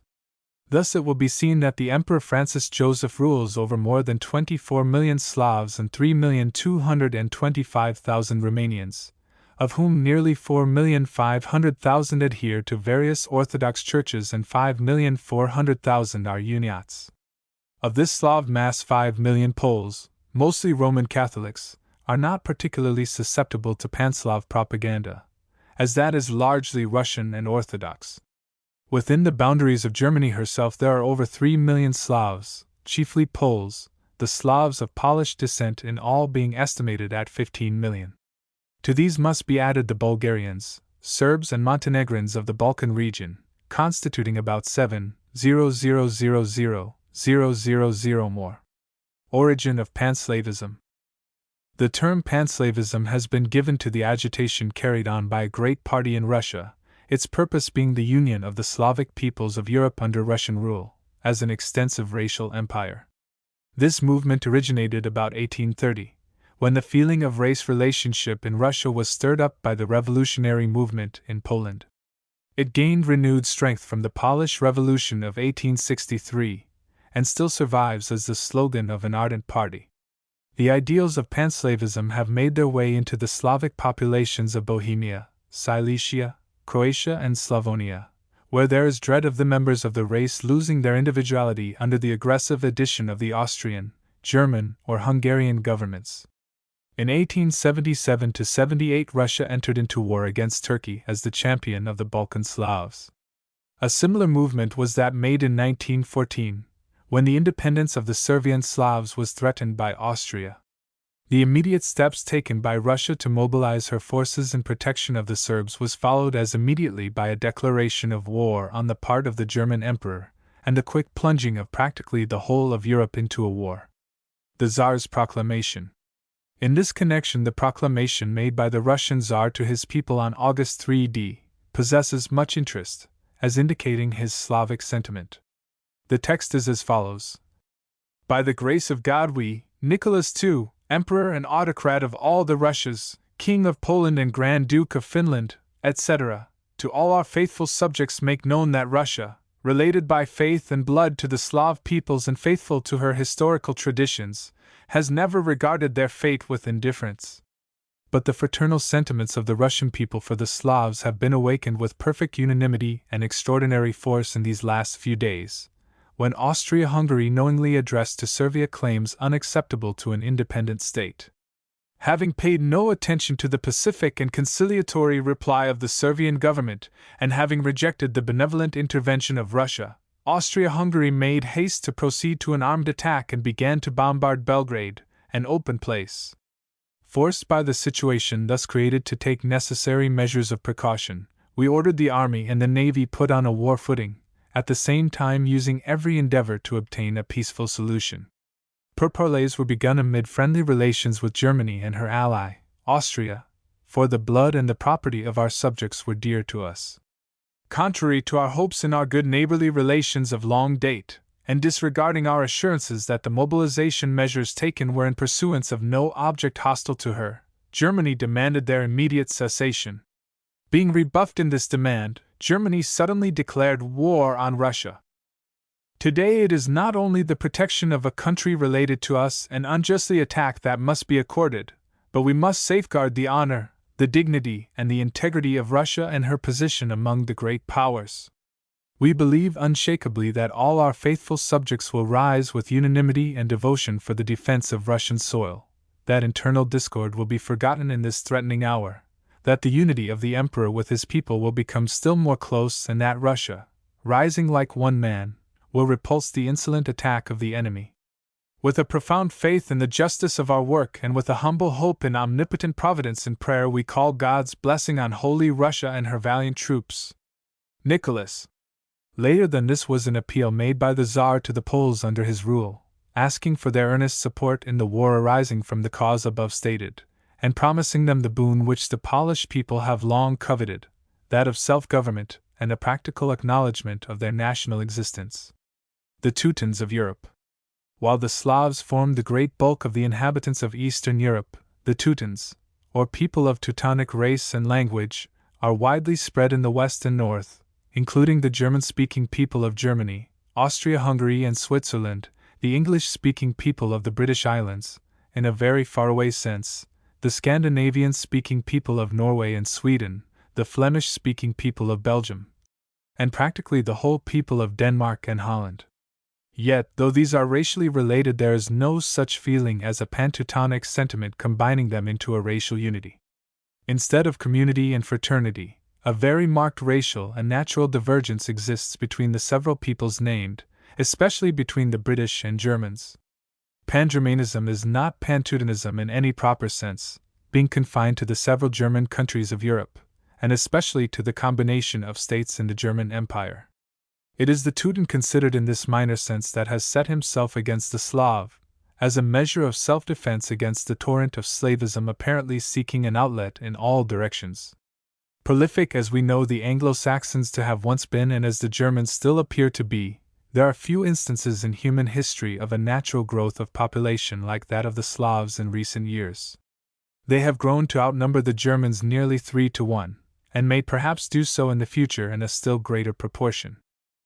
This is a scarcely desirable state of affairs in view of the fact that the Slavs as a whole are lower and more primitive, in character and condition, than the Germans. The cultivated portion of Slavic populations forms a very small proportion in number of the whole, and stands far in advance of the abundant multitude of peasants and artisans, a vast body of people who are ruled chiefly by fear of the state on one side, of the church on the other. Intermingling of races. There has long been an embittered, remorseless, and often bloody struggle for supremacy between the Teuton and the Slav, yet there has been considerable intermingling of the races, many German traders making their way into Russian towns, while multitudes of Slavic laborers have penetrated into German communities. Eastern Prussia has large populations of Slavs, and its Polish subjects in Posen have been persistently non-assimilable. But only within recent times has there arisen a passion to Russianize all foreign elements in the one nation, and on the other hand to Germanize all similar foreign elements in the other. Austria-Hungary is the most remarkable combination of unrelated peoples ever got together to make part of a state, and is especially notable for its many separate groups of Slavs. Bohemia, for instance, has a very large majority of Slavic population, eager to be recognized as such, and there are Slavic populations somewhat indiscriminately scattered throughout the dual monarchy, especially in Hungary. These Slavic populations, however, differ widely in religious belief. While largely of the Greek confession of faith, a considerable section of them are Roman Catholics, and many are faithful Mohammedans. This difference in religion plays a major part in their political relations, a greater one than any feeling of nationality and racial unity, and aids greatly in adding to the diversity of condition and sentiment among these mixed populations. The nations at war. In the war which sprang so suddenly and startlingly into the field of events in 1914, very little of this sentiment of race animosity appeared. While the German element remained intact in the union of Germany and Austria, there was a strange mingling of races in the other side of the struggle, that of the Slavic Russian, the Teutonic Briton, and the Celtic French. As for Italy, the non-Germanic member of the Triple Alliance, it at first wisely declared itself out of the war, as one in which it was in no sense concerned and under no obligation to enter into from the terms of its alliance. Later events tended to bring it into sympathy with the non-Germanic side, as a result of enmity to Austria. So the conflict became narrowed down to a struggle between Pan-Germanism on the one hand and a variety of unrelated racial elements on the other. It may be that Emperor William had a secret purpose to unite, if possible, all German-speaking peoples under his single sway, and that Tsar Nicholas had similar views regarding a union of the Slavs. But as they did not take the world into their confidence, no one can say what plans and ambitions lay hidden in their mental treasure chests. In this connection, it is certainly of interest that three of the leaders in this five-fold war were near relatives, the Tsar, the Kaiser, and the British King being cousins and all of Teutonic blood. This is a result of the intermarriage of royal families in these later days. Chapter 8. The Ambition of Louis Napoleon. The Final Overthrow of Napoleonism. The coup d'état of 1851 from president to emperor. The empire's peace war with Austria. The Austrians advanced. The Battle of Magenta. Possession of Lombardy. French victory at Solferino. Treaty of peace. Invasion of Mexico. End of Napoleon's career. The name of Napoleon is a name to conjure with in France. 2 generations after the fall of Napoleon the Great, the people of that country had practically forgotten the misery he had brought them, and remembered only the glory with which he had crowned the name of France. When, then, a man who has been designated as Napoleon the Little offered himself for their suffrages, they cast their votes, almost unanimously, in his favor. Charles Louis Napoleon Bonaparte, to give this personage his full name, was a son of Louis Bonaparte, once King of Holland, and Hortense de Beauharnais, and had been recognized by Napoleon as, after his father, the direct successor to the throne. This he made strenuous efforts to obtain, hoping to dethrone Louis Philippe and install himself in his place. In 1836, with a few followers, he made an attempt to capture Strasbourg. His effort failed and he was arrested and transported to the United States. In 1839 he published a work entitled Napoleonic Ideas, which was an apology for the ambitious acts of the first Napoleon. The growing unpopularity of Louis Philippe tempted Louis Napoleon to make a second attempt to invade France. He did it in a rash way almost certain to end in failure. Followed by about 50 men, and bringing with him a tame eagle, which was expected to perch upon his banner as the harbinger of victory, he sailed from England in August, 1840, and landed at Boulogne. This desperate and foolish enterprise proved a complete failure. The soldiers whom the would-be sovereign expected to join his standard arrested him, and he was tried for treason by the House of Peers. This time he was not dealt with so leniently as before, but was sentenced to imprisonment for life and was confined in the castle of Ham. From this fortress he escaped in disguise in May, 1846, and made his way to England. The Revolution of 1848 gave the restless and ambitious claimant a more promising opportunity. He returned to France, was elected to the National Assembly, and on the adoption of the Republican Constitution offered himself as a candidate for the presidency of the new republic. And now the magic of the name of Napoleon told. General Cavaignac, his chief competitor, was supported by the solid men of the country, who distrusted his opponent, but the people rose almost solidly in his support, and he was elected president for 4 years by 5,562,834 votes, against 1,469,166 for Cavaignac. The new president of France soon showed his ambition. He became engaged in a contest with the Assembly and aroused the distrust of the Republicans by his autocratic remarks. In 1849 he still further offended the Democratic Party by sending an army to Rome, which put an end to the Republic in that city. He sought to make his cabinet officers the pliant instruments of his will, and thus caused de Tocqueville, the celebrated author, who was Minister for Foreign Affairs, to resign. "We were not the men to serve him on those terms," said de Tocqueville at a later time. The new-made president was feeling his way to imperial dignity.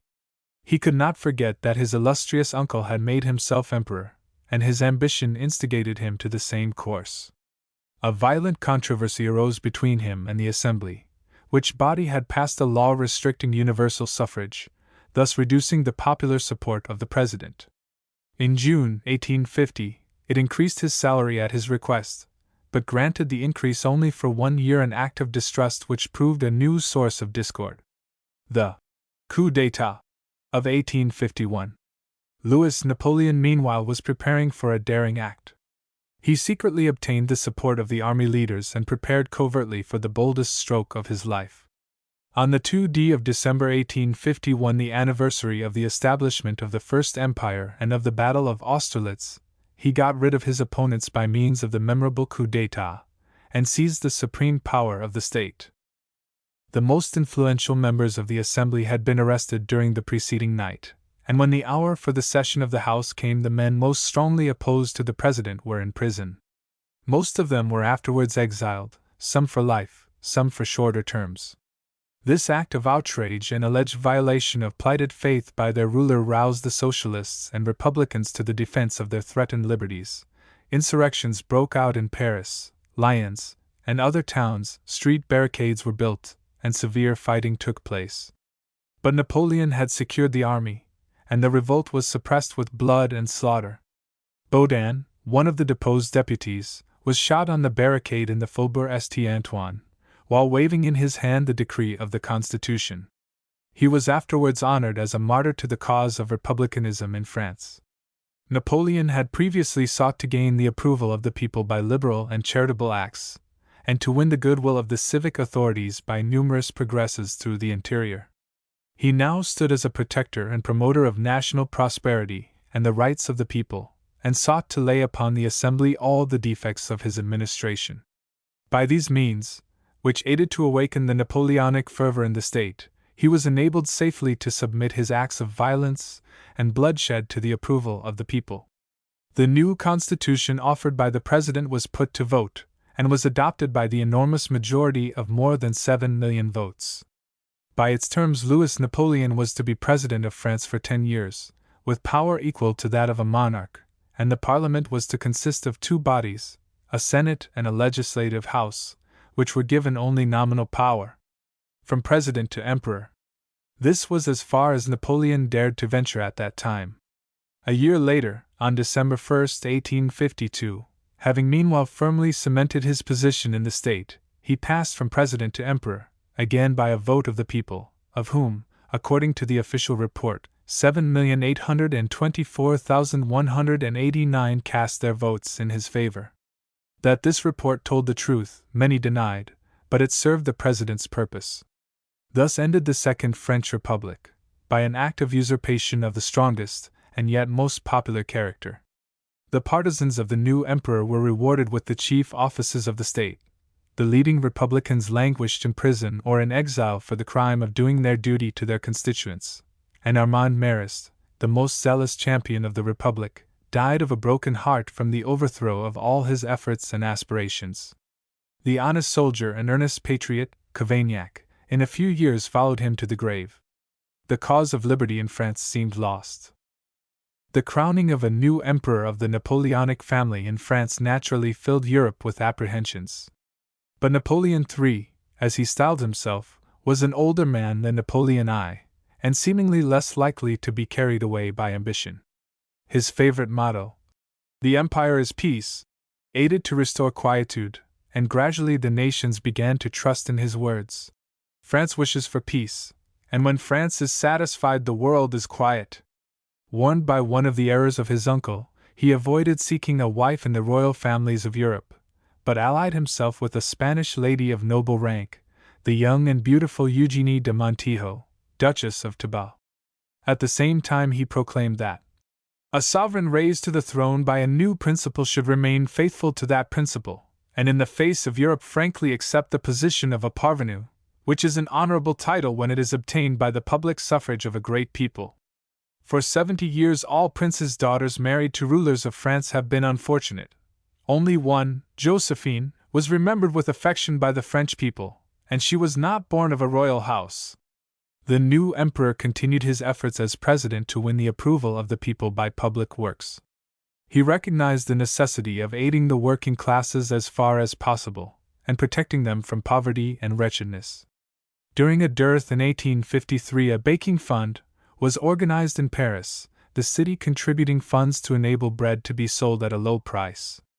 Dams and embankments were built along the rivers to overcome the effects of floods. New streets were opened, bridges built, railways constructed, to increase internal traffic.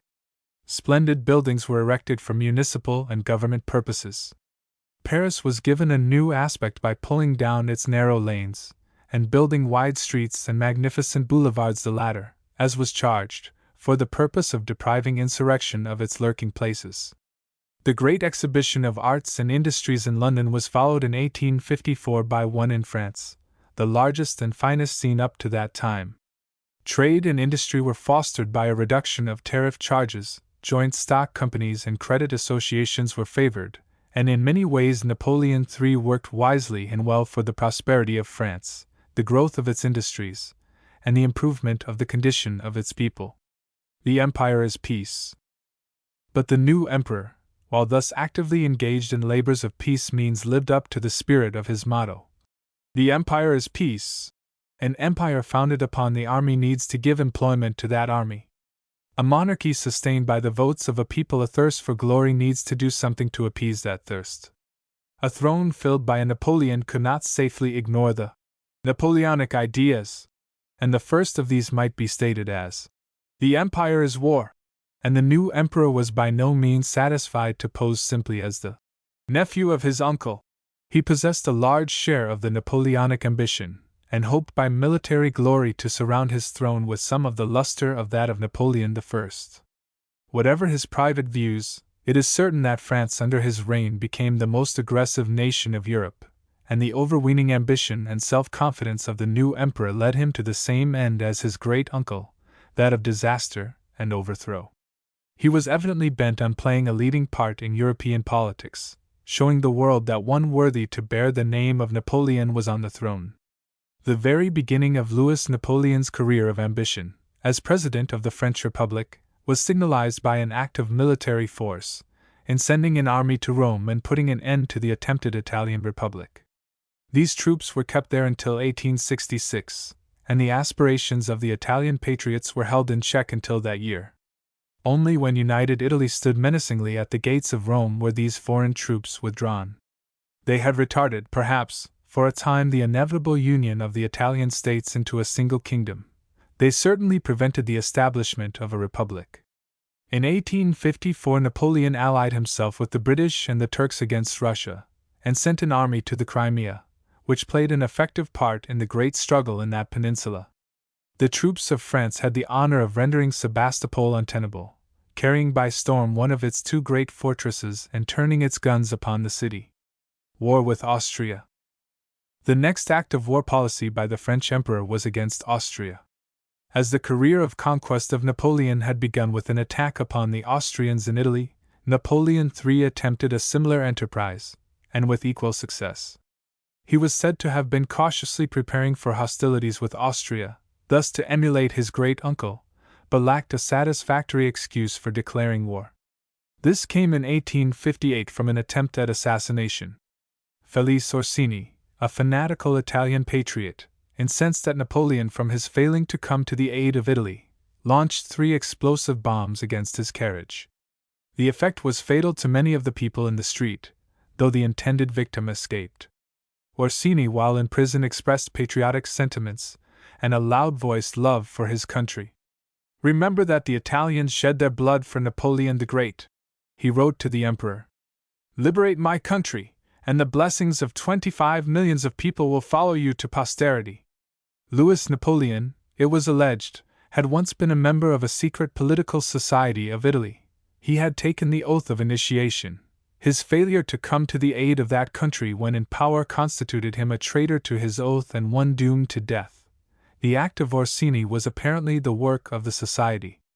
That Napoleon was deeply moved by the attempted assassination is certain, and the result of his combined fear and ambition was soon to be shown by a movement in favor of Italian independence. On New Year's Day, 1859, while receiving the diplomatic corps at the Tuileries, Napoleon addressed the following significant words to the Austrian ambassador. "I regret that our relations are not so cordial as I could wish, but I beg you to report to the Emperor that my personal sentiments towards him remain unaltered." Such is the masked way in which diplomats announce an intention of war. The meaning of the threatening words was soon shown, when Victor Emmanuel, shortly afterwards, announced at the opening of the Chambers in Turin that Sardinia could no longer remain indifferent to the cry for help which was rising from all Italy. 10 years had passed since the defeat of the Sardinians by an Austrian army on the plains of Lombardy, and the end for the time of their hopes of a free and united Italy. During that time they had cherished a hope of retribution, and the words of Napoleon and Victor Emmanuel made it evident to them that an alliance had been made with France and that the hour of vengeance was at hand. Austria was ready for the contest. Her finances, indeed, were in a serious state, but she had a large army in Lombardy. This was increased, Lombardy was declared in a state of siege, and every step was taken to guard against assault from Sardinia. Delay was disadvantageous to Austria, as it would permit her enemies to complete their preparations, and on April 23, 1859, an ultimatum came from Vienna, demanding that Sardinia should put her army on a peace footing or war would ensue. The Austrians advance. A refusal came from Turin. Immediately Field Marshal July received orders to cross the Ticino. Thus, after 10 years of peace, the beautiful plains of northern Italy were once more to endure the ravages of war. This act of Austria was severely criticized by the neutral powers, which had been seeking to allay the trouble. Napoleon took advantage of it, as an aid to his purposes, and accused Austria of breaking the peace by invading the territory of his ally, the King of Sardinia. The real fault committed by Austria, under the circumstances, was not in precipitating war, which could not well be avoided in the temper of her antagonists, but in putting, through court favor and privileges of rank, an incapable leader at the head of the army. Old Radetzky, the victor in the last war, was dead, but there were other able leaders who were thrust aside in favor of the Hungarian noble Franz July, a man without experience as commander-in-chief of an army. By his uncertain and dilatory movements, July gave the Sardinians time to concentrate an army of 80,000 men around the fortress of Alessandria, and lost all the advantage of being the first in the field. In early May, the French army reached Italy, partly by way of the St. Bernard Pass, partly by sea, and Garibaldi, with his mountaineers, took up a position that would enable him to attack the right wing of the Austrians. Later in the month, Napoleon himself appeared, his presence and the name he bore inspiring the soldiers with new valor, while his first order of the day, in which he recalled the glorious deeds which their fathers had done on those plains under his great uncle, roused them to the highest enthusiasm. While assuming the title of Commander-in-Chief, he was wise enough to leave the conduct of the war to his abler subordinates, MacMahon, Neil, and others. The Austrian general, having lost the opportunity to attack, was now put on the defensive, in which his incompetence was equally manifested. Being quite ignorant of the position of the foe, he sent Count Stadion, with 12,000 men, on a reconnaissance. An encounter took place at Montebello on May 20th, in which, after a sharp engagement, Stadion was forced to retreat. July directed his attention to that quarter, leaving Napoleon to march unmolested from Alessandria to the invasion of Lombardy. July then, aroused by the danger of Milan, began his retreat across the Ticino, which he had so uselessly crossed. The road to Milan crossed both the Ticino River and the Naviglio Grande, a broad and deep canal, a few miles east of the river. Some distance farther on lies the village of Magenta, the seat of the first great battle of the war. 60 years before, on those Lombard plains, Napoleon the Great had first lost, and then, by a happy chance, won the famous Battle of Marengo. The Napoleon now in command was a very different man from the mighty soldier of the year 1800, and the French escaped a disastrous rout only because the Austrians were led by a still worse general. Someone has said that victory comes to the army that makes the fewest blunders. Such seems to have been the case in the Battle of Magenta, where military genius was the one thing wanting. The French pushed on, crossed the river without finding a man to dispute the passage other than a much surprised customs official, and reached an undefended bridge across the canal. The high road to Milan seemed deserted by the Austrians. But Napoleon's troops were drawn out in a preposterous line, straddling a river and a canal, both difficult to cross, and without any defensive positions to hold against an attack in force. He supposed that the Austrians were stretched out in a similar long line. This was not the case. July had all the advantages of position, and might have concentrated his army and crushed the advanced corps of the French if he had known his situation and his business. As it was, between ignorance on the one hand and indecision on the other, the battle was fought with about equal forces in the field on either side. The first contest took place at Buffalora, a village on the canal, where the French encountered the Austrians in force. Here a bloody struggle went on for hours, ending in the capture of the place by the grenadiers of the Guard, who held on to it afterwards with stubborn courage. The Battle of Magenta. General MacMahon, in command of the advance, had his orders to march forward, whatever happened, to the church tower of Magenta, and in strict obedience to orders, he pushed on, leaving the grenadiers to hold their own as best they could at Buffalora, and heedless of the fact that the reserve troops of the army had not yet begun to cross the river. It was the 5th of June, and the day was well advanced when McMahon came in contact with the Austrians at Magenta, and the great contest of the day began. It was a battle in which the commanders on both sides, with the exception of McMahon, showed lack of military skill and the soldiers on both sides the staunchest courage. The Austrians seemed devoid of plan or system, and their several divisions were beaten in detail by the French. On the other hand, General Camus, in command of the 2nd Division of McMahon's corps, acted as Desaix had done at the Battle of Marengo, marched at the sound of the distant cannon. But unlike Desaix, he moved so deliberately that it took him 6 hours to make less than 5 miles. He was a tactician of the old school, imbued with the idea that every march should be made in perfect order. At 4:30 McMahon, with his uniform in disorder and followed by a few officers of his staff, dashed back to hurry up this deliberate reserve. On the way thither he rode into a body of Austrian sharpshooters. Fortune favored him. Not dreaming of the presence of the French general, they saluted him as one of their own commanders. On his way back he made a second narrow escape from capture by the Uhlans.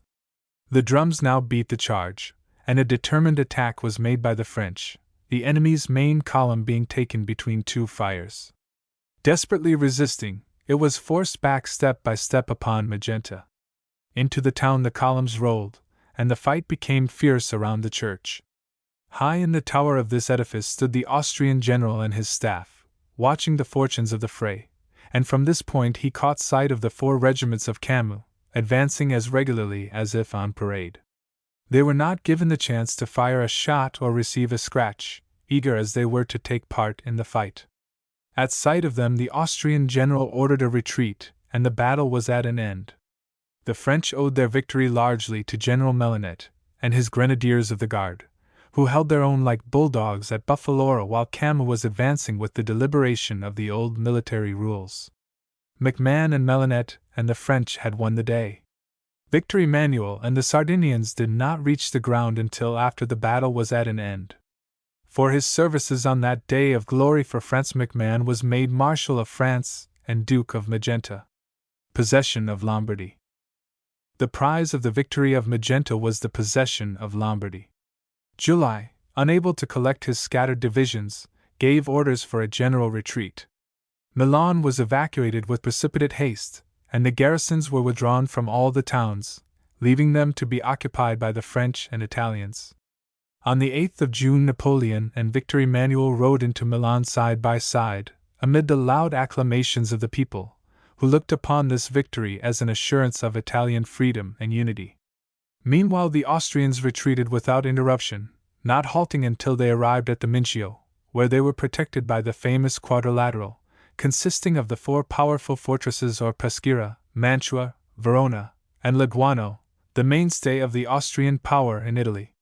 The French and Italians slowly pursued the retreating Austrians, and on the 23rd of June bivouacked on both banks of the Cheese River, about 15 miles west of the Mincio.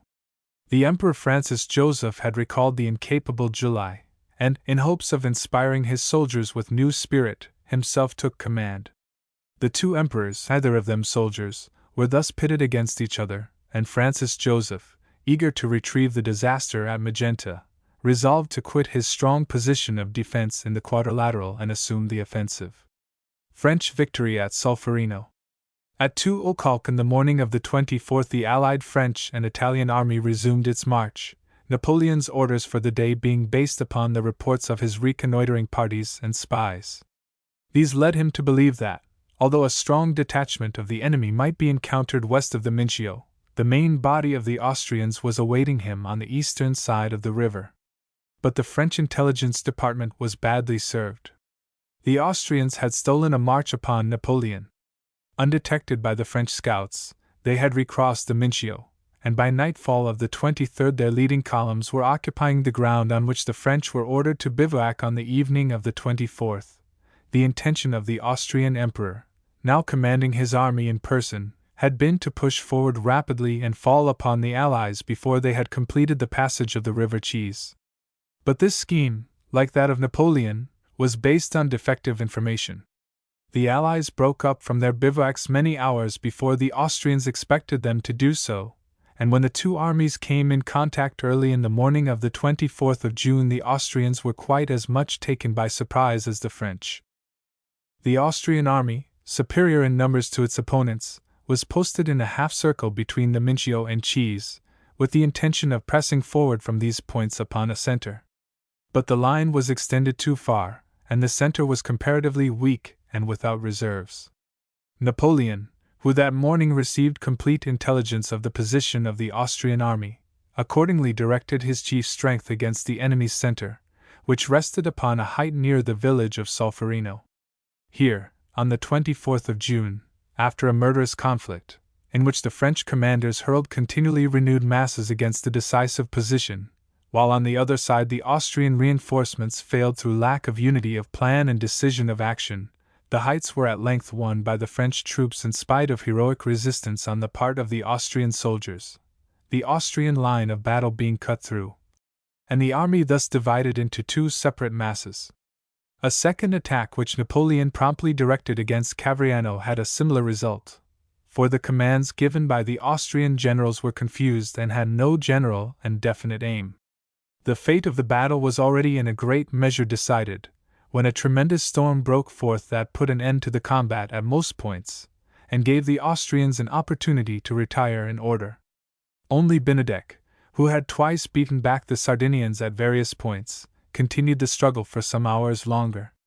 On the French side, Marshal Ney had preeminently distinguished himself by acuteness and bravery.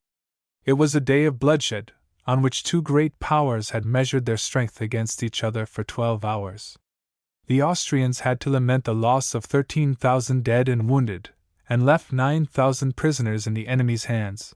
On the side of the French and Sardinians, the number of killed and wounded was even greater, for repeated attacks had been made upon well-defended heights, but the number of prisoners was not nearly so great. Treaty of Peace. The victories in Italy filled the French people with the warmest admiration for their emperor, they thinking, in their enthusiasm, that a true successor of Napoleon the Great had come to bring glory to their arms. Italy also was full of enthusiastic hope, fancying that the freedom and unity of the Italians was at last assured. Both nations were, therefore, bitterly disappointed in learning that the war was at an end, and that a hasty peace had been arranged between the emperors which left the hope for work but half achieved. Napoleon estimated his position better than his people. Despite his victories, his situation was one of danger and difficulty. The army had suffered severely in its brief campaign, and the Austrians were still in possession of the Quadrilateral, a square of powerful fortresses which he might seek in vain to reduce. And a threat of serious trouble had arisen in Germany. The victorious career of a new Napoleon in Italy was alarming. It was not easy to forget the past. The German powers, though they had declined to come to the aid of Austria, were armed and ready, and at any moment might begin a hostile movement upon the Rhine. Napoleon, wise enough to secure what he had won, without hazarding its loss, arranged a meeting with the Austrian emperor, whom he found quite as ready for peace.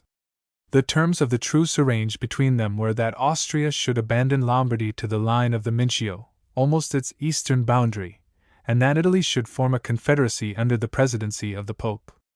In the treaty subsequently made, only the first of these conditions was maintained, Lombardy passing to the King of Sardinia. HW received also the small states of central Italy, whose tyrants had fled, and ceded to Napoleon, as a reward for his assistance, the realm of Savoy and the city and territory of Nice. Invasion of Mexico. Napoleon III had now reached the summit of his career. In succeeding years the French were to learn that whatever his ability, Napoleon III was not a counterpart of the great Napoleon. He gradually lost the prestige he had gained at Magenta and Solferino. His first serious mistake was when he yielded to the voice of ambition, and taking advantage of the occupation of the Americans in their civil war, sent an army to invade Mexico. The ostensible purpose of this invasion was to collect a debt which the Mexicans had refused to pay, and Great Britain and Spain were induced to take part in the expedition. But their forces were withdrawn when they found that Napoleon had other purposes in view, and his army was left to fight its battles alone. After some sanguinary engagements, the Mexican army was broken into a series of guerrilla bands, incapable of facing his well-drilled troops, and Napoleon proceeded to reorganize Mexico into an empire, placing the Archduke Maximilian of Austria on the throne. All went well while the people of the United States were fighting for their national union, but when their war was over, the ambitious French emperor was soon taught that he had committed a serious error. He was given plainly to understand that the French troops could only be kept in Mexico at the cost of a war with the United States, and he found it convenient to withdraw them early in 1867. They had no sooner gone than the Mexicans were in arms against Maximilian, whose rash acceptance of the advice of the clerical party and determination to remain quickly led to his capture and execution as a usurper. Thus ended in utter failure the most daring effort to ignore the Monroe Doctrine. End of Napoleon's career. The inaction of Napoleon during the wars which Prussia fought with Denmark and Austria gave further blows to his prestige in France, and the opposition to his policy of personal government grew so strong that he felt himself obliged to submit his policy to a vote of the people. He was sustained by a large majority, and then loosened somewhat the reins of personal government, in spite of the fact that the yielding of increased liberty to the people would diminish his own control. Finally, finding himself failing in health, confidence, and reputation, he yielded to advisers who convinced him that the only hope for his dynasty lay in a successful war. As a result, he undertook the War of 1870 against Prussia. The story of this war will be given in a subsequent chapter. All that need be said here is that it proved the utter incompetence of Napoleon III in military matters, he being completely deceived in the condition of the French army and unwarrantably ignorant of that of the Germans. The conditions were such that victory for France was impossible, France losing its second empire and Napoleon his throne. He died 2 years later, an exile in England, that place of shelter for the royal refugees of France. Chapter 9. Garibaldi and Italian Unity. Power of Austria broken. The Carbonari Mazzini and Garibaldi Cavour, the statesman, the invasion of Sicily, occupation of Naples, victory. Manuel takes command, watchword of the patriots. Garibaldi marches against Rome, battle of ironclads, final act of Italian unity.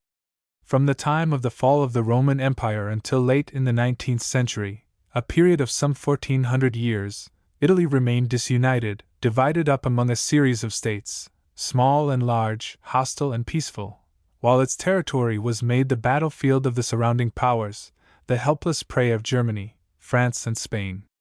Even the strong hand of Napoleon failed to bring it unity, and after his fall its condition was worse than before, for Austria held most of the north and exerted a controlling power over the remainder of the peninsula, so that the fair form of liberty fled in dismay from its shores. But the work of Napoleon had inspired the patriots of Italy with a new sentiment, that of union.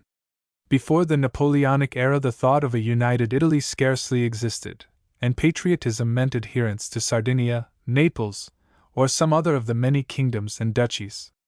After that era, union became the watchword of the revolutionists, who felt that the only hope of giving Italy a position of dignity and honor among the nations lay in making it one country under one ruler. The history of the 19th century in Italy is the record of the attempt to reach this end, and its successful accomplishment.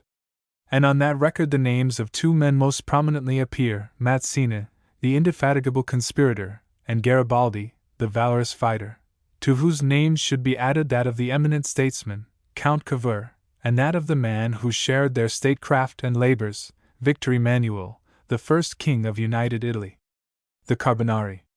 The basis of the revolutionary movements in Italy was the secret political association known as the Carbonari, formed early in the 19th century, and including members of all classes in its ranks. In 1814 this powerful society projected a revolution in Naples, and in 1820 it was strong enough to invade Naples with an army in force from the king and oath to observe the new constitution which it had prepared. The revolution was put down in the following year by the Austrians, acting as the agents of the Holy Alliance, the Compact of Austria, Prussia, and Russia. An ordinance was passed condemning anyone who should attend a meeting of the Carbonari to capital punishment. But the society continued to exist, despite this severe enactment, and was at the basis of many of the outbreaks that took place in Italy from 1820 onward. Mazzini, Garibaldi, and all the leading patriots were members of this powerful organization, which was daring enough to condemn Napoleon III to death, and almost to succeed in his assassination, for his failure to live up to his obligations as an alleged member of the society. Mazzini and Garibaldi. Giuseppe Mazzini, a native of Genoa, became a member of the Carbonari in 1830. His activity in revolutionary movements caused him soon after to be proscribed, and in 1831 he sought Marseilles, where he organized a new political society called Young Italy, whose watchword was God and the people, and whose basic principle was the union of the several states and kingdoms into one nation, as the only true foundation of Italian liberty. This purpose he avowed in his writings and pursued through exile and adversity with inflexible constancy, and it is largely due to the work of this earnest patriot that Italy today is a single kingdom instead of a medley of separate states. Only in one particular did he fail. His persistent purpose was to establish a republic, not a monarchy. While Mazzini was thus working with his pen, his compatriot, Giuseppe Garibaldi, was working as earnestly with his sword. This daring soldier, a native of Nice and reared to a life on the sea, was banished as a revolutionist in 1834, and the succeeding 14 years of his life were largely spent in South America, in whose wars he played a leading part. The Revolution of 1848 opened Italy to these two patriots, and they hastened to return, Garibaldi to offer his services to Charles Albert of Sardinia, by whom, however, he was treated with coldness and distrust. Mazzini, after founding the Roman Republic in 1849, called upon Garibaldi to come to its defense, and the latter displayed the greatest heroism in the contest against the Neapolitan and French invaders. He escaped from Rome on its capture by the French, and, after many desperate conflicts and adventures with the Austrians, was again driven into exile, and in 1850 became a resident of New York. For some time he worked in the manufactory of candles on Staten Island, and afterwards made several voyages on the Pacific. The war in 1859 of Napoleon III and Victor Emmanuel against the Austrians in Lombardy opened a new and promising channel for the devotion of Garibaldi to his native land. Being appointed Major General and commissioned to raise a volunteer corps, he organized a hardy body of mountaineers called the Hunters of the Alps, and with them performed prodigies or valor on the plains of Lombardy, winning victories over the Austrians at Varese, Como, and other places. In his ranks was his fellow patriot Mazzini. The success of the French and Sardinians in Lombardy during this war stirred Italy to its center. The Grand Duke of Tuscany fled to Austria. The Duchess of Parma sought refuge in Switzerland. The Duke of Modena found shelter in the Austrian camp. Everywhere the brood of tyrants took to flight. Bologna threw off its allegiance to the Pope, and proclaimed the King of Sardinia dictator. Several other towns in the States of the Church did the same. In the terms of the truce between Louis Napoleon and Francis Joseph, the rulers of these realms were to resume their power if the people would permit. But the people would not permit, and these minor states were all annexed to Sardinia, which country was greatly expanded as a result of the war. Cavour the statesman. It will not suffice to give all the credit for these revolutionary movements to Mazzini, the organizer, Garibaldi, the soldier, and the ambitious monarchs of France and Sardinia. More important than king and emperor was the eminent statesman, Count Cavour, Prime Minister of Sardinia from 1852. It is to this able man that the honor of the unification of Italy most fully belongs, though he did not live to see it. He sent a Sardinian army to the assistance of France and England in the Crimea in 1855, and by this act gave his state a standing among the powers of Europe. He secured liberty of the press and favored toleration in religion and freedom of trade. He rebelled against the dominion of the papacy, and devoted his abilities to the liberation and unity of Italy, undismayed by the angry fulminations from the Vatican. The War of 1859 was his work, and he had the satisfaction of seeing Sardinia increased by the addition of Lombardy, Tuscany, Parma, and Modena. A great step had been taken in the work to which he had devoted his life: the invasion of Sicily. The next step in the great work was taken by Garibaldi, who now struck at the powerful kingdom of Naples and Sicily in the south. It seemed a difficult task. Francis II, the son and successor of the infamous King Bomba, had a well-organized army of 150,000 men. But his father's tyranny had filled the land with secret societies, and fortunately at this time the Swiss mercenaries were recalled home, leaving to Francis only his native troops, many of them disloyal at heart to his cause. This was the critical interval which Mazzini and Garibaldi chose for their work. At the beginning of April, 1860, the signal was given by separate insurrections in Messina and Palermo. These were easily suppressed by the troops in garrison, but though both cities were declared in a state of siege, demonstrations took place by which the revolutionary chiefs excited the public mind. On the 6th of May, Garibaldi started with 2 steamers from Genoa with about 1,000 Italian volunteers, and on the 11th landed near Marsala, on the west coast of Sicily. He proceeded to the mountains, and near Salemi gathered round him the scattered bands of the Free Corps. By the 14th his army had increased to 4,000 men. He now issued a proclamation, in which he took upon himself the dictatorship of Sicily, in the name of Victor Emmanuel, King of Italy. After waging various successful combats under the most difficult circumstances, Garibaldi advanced upon the capital, announcing his arrival by beacon fires kindled at night. On the 27th he was in front of the Porta Termina of Palermo, and at once gave the signal for the attack. The people rose en masse, and assisted the operations of the besiegers by barricade fighting in the streets. In a few hours half the town was in Garibaldi's hands. But now General Lanza, whom the young king had dispatched with strong reinforcements to Sicily, furiously bombarded the insurgent city, so that Palermo was reduced almost to a heap of ruins. At this juncture, by the intervention of an English admiral, an armistice was concluded, which led to the departure of the Neapolitan troops and war vessels and the surrender of the town to Garibaldi, who thus, with a band of 5,000 badly armed followers, had gained a signal advantage over a regular army of 25,000 men. This event had tremendous consequences, for it showed the utter hollowness of the Neapolitan government, while Garibaldi's fame was everywhere spread abroad. The glowing fancy of the Italians beheld in him the national hero before whom every enemy would bite the dust. This idea seemed to extend even to the Neapolitan court itself, where all was doubt, confusion, and dismay.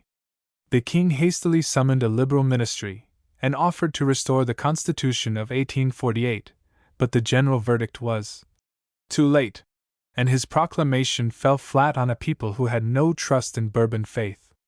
The arrival of Garibaldi in Naples was enough to set in blaze all the combustible materials in that state. His appearance there was not long delayed. 6 weeks after the surrender of Palermo he marched against Messina. On the 21st of July the fortress of Milazzo was evacuated, and a week afterwards all Messina except the citadel was given up. Occupation of Naples. Europe was astounded at the remarkable success of Garibaldi's handful of men. On the mainland his good fortune was still more astonishing. He had hardly landed, which he did almost in the face of the Neapolitan fleet, when Reggio was surrendered and its garrison withdrew. His progress through the south of the kingdom was like a triumphal procession. At the end of August he was at Cosenza, on the 5th of September at Eboli, near Salerno. No resistance appeared. His very name seemed to work like magic on the population. The capital had been declared in a state of siege, and on September 6 the king took to flight, retiring, with the 4,000 men still faithful to him, behind the Volturno. The next day Garibaldi, with a few followers, entered Naples, whose populace received him with frantic shouts of welcome. The remarkable achievements of Garibaldi filled all Italy with overmastering excitement. He had declared that he would proclaim the kingdom of Italy from the heart of its capital city, and nothing less than this would content the people. The position of the Pope had become serious. He refused to grant the reforms suggested by the French emperor, and threatened with excommunication any one who should meddle with the domain of the Church. Money was collected from faithful Catholics throughout the world, a summons was issued calling for recruits to the Holy Army of the Pope, and the exiled French General Lamoricière was given the chief command of the troops, composed of men who had flocked to Rome from many nations. It was hoped that the name of the celebrated French leader would have a favorable influence on the troops of the French garrison of Rome. The settlement of the perilous situation seemed to rest with Louis Napoleon. If he had let Garibaldi have his way, the latter would, no doubt, have quickly ended the temporal sovereignty of the Pope and made Rome the capital of Italy.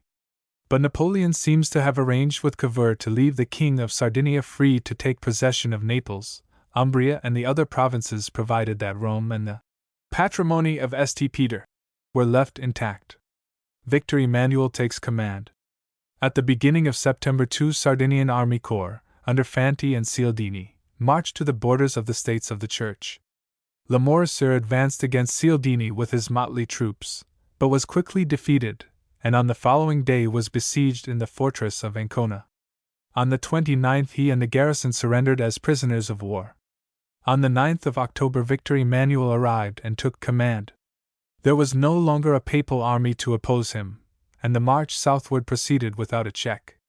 The object of the king in assuming the chief command was to complete the conquest of the kingdom of Naples, in conjunction with Garibaldi. For though Garibaldi had entered the capital in triumph, the progress on the line of the Volturno had been slow, and the expectation that the Neapolitan army would go over to the invaders in a mass had not been realized.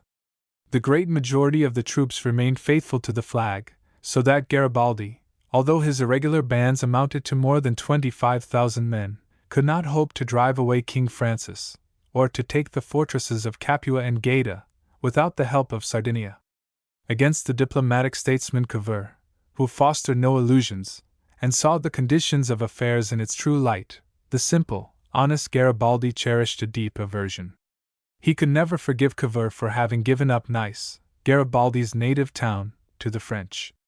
On the other hand, he felt attracted toward the king, who, in his opinion, seemed to be the man raised up by Providence for the liberation of Italy. Accordingly, when Victor Emmanuel entered Sessa, at the head of his army, Garibaldi was easily induced to place his dictatorial power in the hands of the king, to whom he left the completion of the work of the Union of Italy. After greeting Victor Emmanuel with the title of King of Italy, and giving the required resignation of his power, with the words, "Sire, I obey," he entered Naples, riding beside the king, and then, after recommending his companions in arms to His Majesty's special favor, he retired to his home on the island of Caprera, refusing to receive a reward, in any shape or form, for his services to the state and its head. The progress of the Sardinian army compelled Francis to give up the line of the Volturno, and he eventually took refuge, with his best troops, in the fortress of Gaeta. On the maintenance of this fortress hung the fate of the kingdom of Naples. Its defense is the only bright point in the career of the feeble Francis, whose courage was aroused by the heroic resolution of his young wife, the Bavarian Princess Mary. For 3 months the defense continued. But no European power came to the aid of the king, disease appeared with scarcity of food and of munitions of war, and the garrison was at length forced to capitulate. The fall of Gaeta was practically the completion of the great work of the unification of Italy. Only Rome and Venice remained to be added to the United Kingdom. On February 18, 1861, Victor Emmanuel assembled at Turin the deputies of all the states that acknowledged his supremacy, and in their presence assumed the title of King of Italy, which he was the first to bear. In 4 months afterwards Count Cavour, to whom this great work was largely due, died. He had lived long enough to see the purpose of his life practically accomplished. Watchword of the Patriots. Great as had been the change which 2 years had made, the patriots of Italy were not satisfied. "Free from the Alps to the Adriatic," was their cry. "Rome and Venice," became the watchword of the revolutionists. Mazzini, who had sought to found a republic, was far from content, and the agitation went on. Garibaldi was drawn into it, and made bitter complaint of the treatment his followers had received.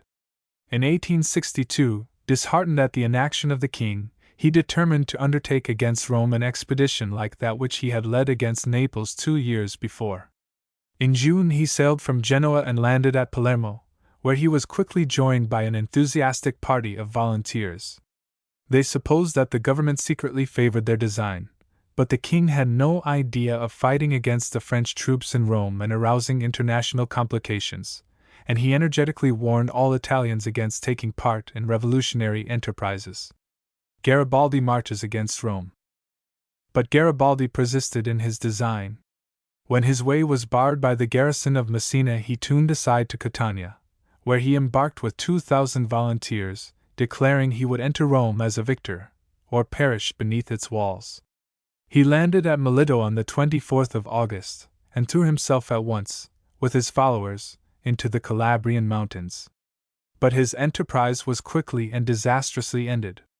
General Cialdini dispatched a division of the regular army, under Colonel Pallavicino, against the volunteer bands. At Aspremont, on the 28th of August, the two forces came into collision. A chance shot was followed by several volleys from the regulars. Garibaldi forbade his men to return the fire of their fellow subjects of the Italian kingdom. He was wounded, and taken prisoner with his followers, a few of whom had been slain in the short combat. A government steamer carried the wounded chief to Varignano, where he was held in a sort of honorable imprisonment, and was compelled to undergo a tedious and painful operation for the healing of his wound. He had at least the consolation that all Europe looked with sympathy and interest upon the unfortunate hero, and a general sense of relief was felt when, restored to health, he was set free, and allowed to return to his rocky island of Caprera. Victor Emmanuel was seeking to accomplish his end by safer means. The French garrison of Rome was the obstacle in his way, and this was finally removed through a treaty with Louis Napoleon in September, 1864, the Emperor agreeing to withdraw his troops during the succeeding 2 years, in which the Pope was to raise an army large enough to defend his dominions. Florence was to replace Turin as the capital of Italy. This arrangement created such disturbances in Turin that the king was forced to leave that city hastily for his new capital. In December 1866, the last of the French troops departed from Rome, in spite of the efforts of the Pope to retain them. By their withdrawal, Italy was freed from the presence of foreign soldiers for the first time probably in 1,000 years. In 1866 came an event which reacted favorably for Italy, though her part in it was the reverse of triumphant. This was the war between Prussia and Austria. Italy was in alliance with Prussia, and Victor Emmanuel hastened to lead an army across the Mincio to the invasion of Venetia, the last Austrian province in Italy. Garibaldi at the same time was to invade the Tyrol with his volunteers. The enterprise ended in disaster. The Austrian troops, under the Archduke Albert, encountered the Italians at Custazza and gained a brilliant victory, despite the much greater numbers of the Italians. Fortunately for Italy, the Austrians had been unsuccessful in the north, and the Emperor, with the hope of gaining the alliance of France and breaking the compact between Italy and Prussia, decided to cede Venetia to Louis Napoleon. His purpose failed. All Napoleon did in response was to act as a peacemaker, while the Italian king refused to recede from his alliance.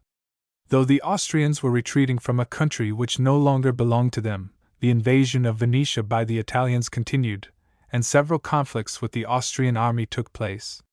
Battle of Ironclads. But the most memorable event of this brief war occurred on the sea, the greatest battle of ironclad ships in the period between the American Civil War and the Japan-China contest. Both countries concerned had fleets on the Adriatic. Italy was the strongest in naval vessels, possessing 10 ironclads and a considerable number of wooden ships. Austria's ironclad fleet was 7 in number, plated with thin iron and with no very heavy guns. In addition, there was a number of wooden vessels and gunboats. But in command of this fleet was an admiral in whose blood was the iron which was lacking on his ships, Tegethoff, the Nelson of the Adriatic. Inferior as his ships were, his men were thoroughly drilled in the use of the guns and the evolutions of the ships, and when he sailed it was with the one thought of victory. Persano, the Italian admiral, as if despising his adversary, engaged in siege of the fortified island of Lissa, near the Dalmatian coast, leaving the Austrians to do what they pleased. What they pleased was to attack him with a fury such as has been rarely seen. Early on July 20, 1866, when the Italians were preparing for a combined assault of the island by land and sea, their movement was checked by the signal displayed on a scouting frigate. Suspicious-looking ships are in sight. Soon afterwards the Austrian fleet appeared, the ironclads leading, the wooden ships in the rear. The battle that followed has had no parallel before or since. The whole Austrian fleet was converted into rams. Tegethoff gave one final order to his captains: close with the enemy and ram everything gray. Gray was the color of the Italian ships. The Austrian were painted black, so as to prevent any danger of error. Fire was opened at 2 miles distance, the balls being wasted in the waters between the fleets. "Full steam ahead," signaled Tegethoff. On came the fleets, firing steadily, the balls now beginning to tell. "Ironclads will ram and sink the enemy," signaled Tegethoff. It was the last order he gave until the battle was won. Soon the 2 lines of ironclads closed amid thick clouds of smoke. Tegethoff, in his flagship, the Ferdinand Max, twice rammed a grey ironclad without effect. Then, out of the smoke, loomed up the tall masts of the Re d'Italia, Persano's flagship in the beginning of the fray. Against this vessel the Ferdinand Max rushed at full speed, and struck her fairly amidships. Her sides of iron were crushed in by the powerful blow, her tall masts toppled over, and down beneath the waves sank the great ship with her crew of 600 men. The next minute another Italian ship came rushing upon the Austrian, and was only avoided by a quick turn of the helm. One other great disaster occurred to the Italians. The Palestro was set on fire, and the pumps were put actively to work to drown the magazine. The crew thought the work had been successfully performed, and that they were getting the fire under control, when there suddenly came a terrible burst of flame attended by a roar that drowned all the din of the battle. It was the death knell of 400 men, for the Palestro had blown up with all on board. The great ironclad turret ship and ram of the Italian fleet, the Affondatore, to which Admiral Persano had shifted his flag, far the most powerful vessel in the Adriatic, kept outside of the battle line, and was of little service in the fray. It was apparently afraid to encounter Tegethoff's terrible rams. The battle ended with the Austrian fleet, wooden vessels and all, passing practically unharmed through the Italian lines into the harbor of Lissa, leaving death and destruction in their rear. Tegethoff was the one Austrian who came out of that war with fame. Persano on his return home was put on trial for cowardice and incompetence. He was convicted of the latter and dismissed from the navy in disgrace. Final act of Italian unity. But Italy, though defeated by land and sea, gained a valuable prize from the war, for Napoleon ceded Venetia to the Italian king, and soon afterwards Victor Emmanuel entered Venice in triumph. Thus was completed the second act in the unification of Italy. The National Party, with Garibaldi at its head, still aimed at the possession of Rome, as the historic capital of the peninsula. In 1867 he made a second attempt to capture Rome, but the Papal army, strengthened with a new French auxiliary force, defeated his badly armed volunteers, and he was taken prisoner and held captive for a time, after which he was sent back to Caprera. This led to the French army of occupation being returned to Civita Vecchia, where it was kept for several years. The final act came as a consequence of the Franco-German War of 1870, which rendered necessary the withdrawal of the French troops from Italy. The Pope was requested to make a peaceful abdication.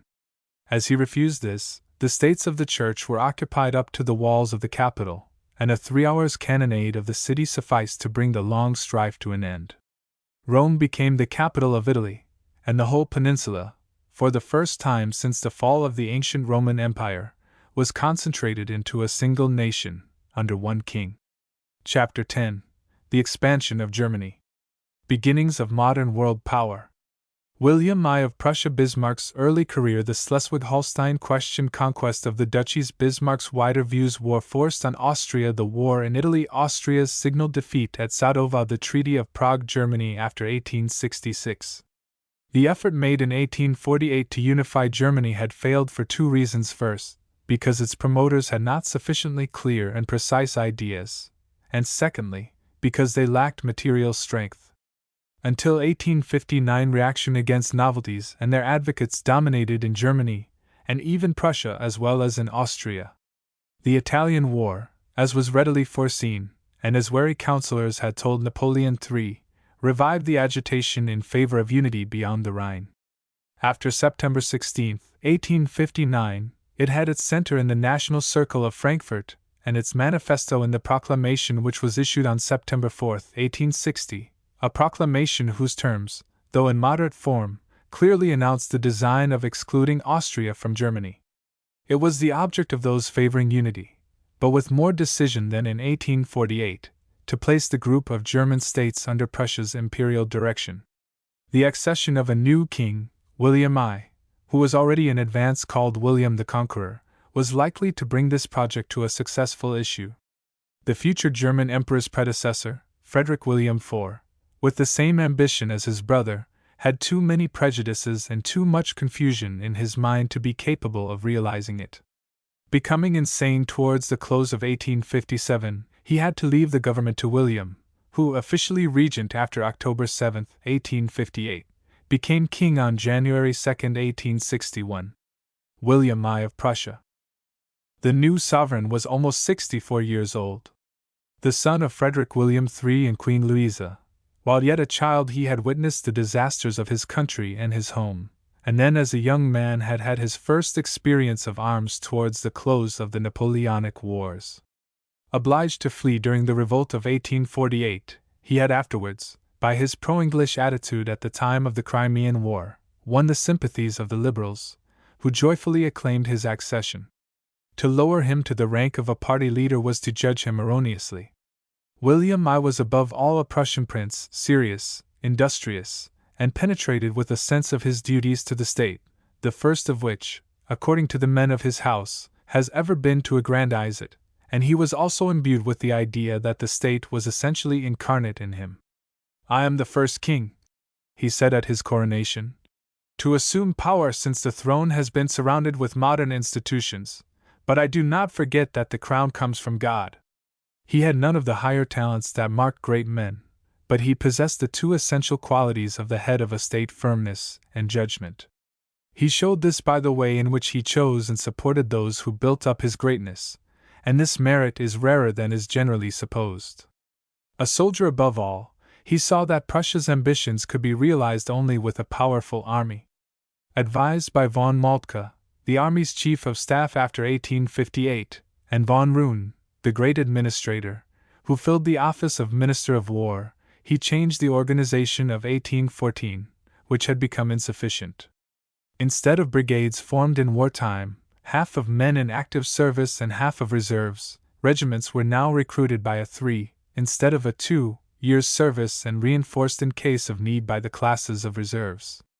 The land were divided into two classes, 25 to 32 years and 32 to 39, was grouped separately. This system gave 700,000 trained soldiers, Prussia having then 17 million inhabitants. This was more than either France or Austria had. The armament was also superior. Frederick William I had already said that the first result to be obtained in this direction was celerity in firing. This was assured by the invention of the needle gun. Bismarck's early career. Such a transformation entailed heavy expenses. The Prussian Chamber, made up for the most part of liberals, did not appreciate its utility. Moreover, it was not in favor of increasing the number of officers, because they were recruited from the nobility.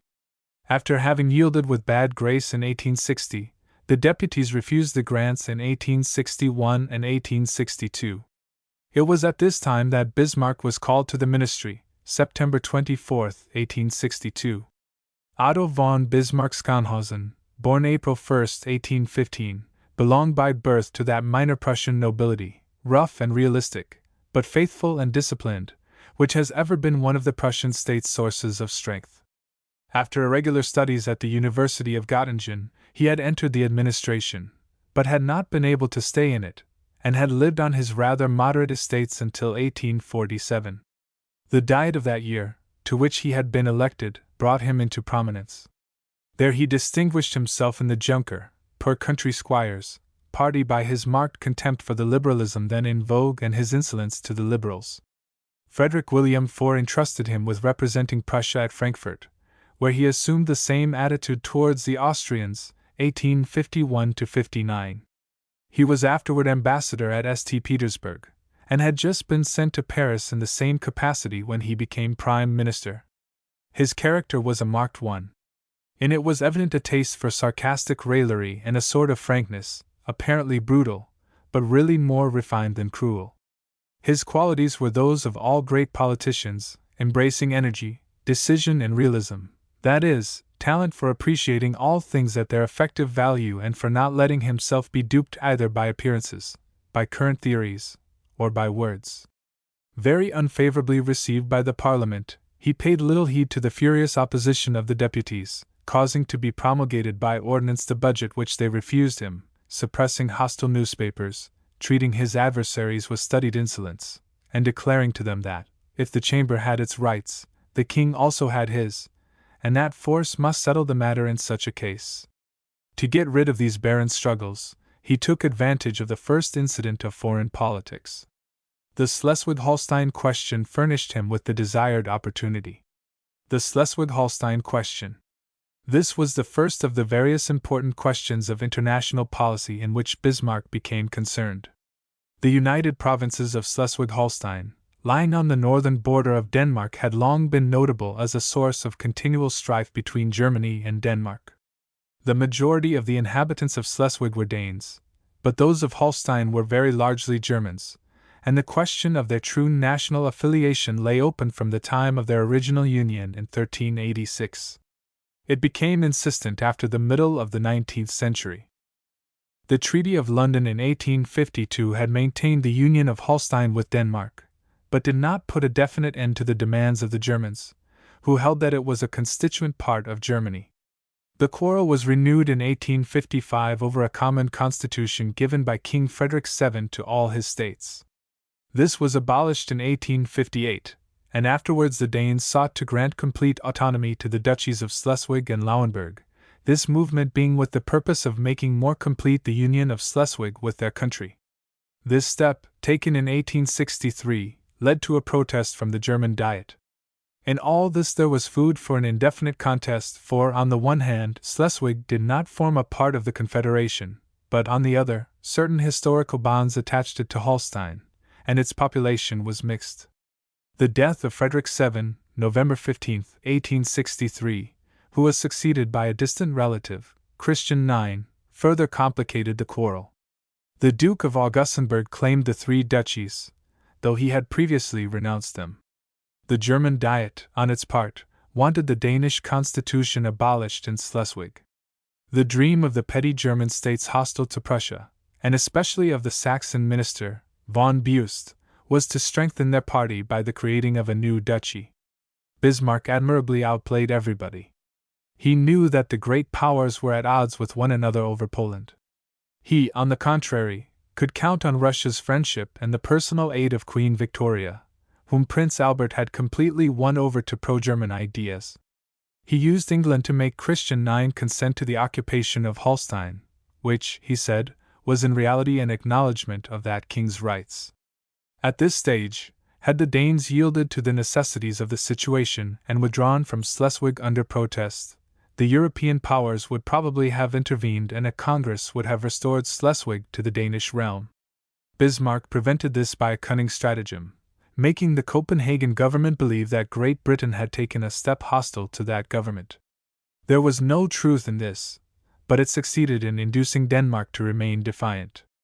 As a consequence, on the 1st of February 1864, the combined forces of Prussia and Austria crossed the Eider and invaded the province. It was a movement to regain to Germany a section held to be non-Danish in population and retained by Denmark against the traditions and will of its people. Austria, which did not wish to appear less German than Prussia, though the matter did not directly appeal to that country, joined in the movement, being drawn into it by Bismarck's shrewd policy. It was not the original intention to go beyond the borders of the duchies and invade Denmark, but when Christian IX tried to resist the invasion this was done. The Danemark and the Schlei were forced, and the Danish army was defeated at Flensburg and driven back into Dieppe, which was taken by assault. A conference of the great powers, opened at London, April 25 to June 25, brought about no result. Napoleon III did not refuse to act, but he wanted as a condition that England would promise him something more than its moral support, which it refused to do.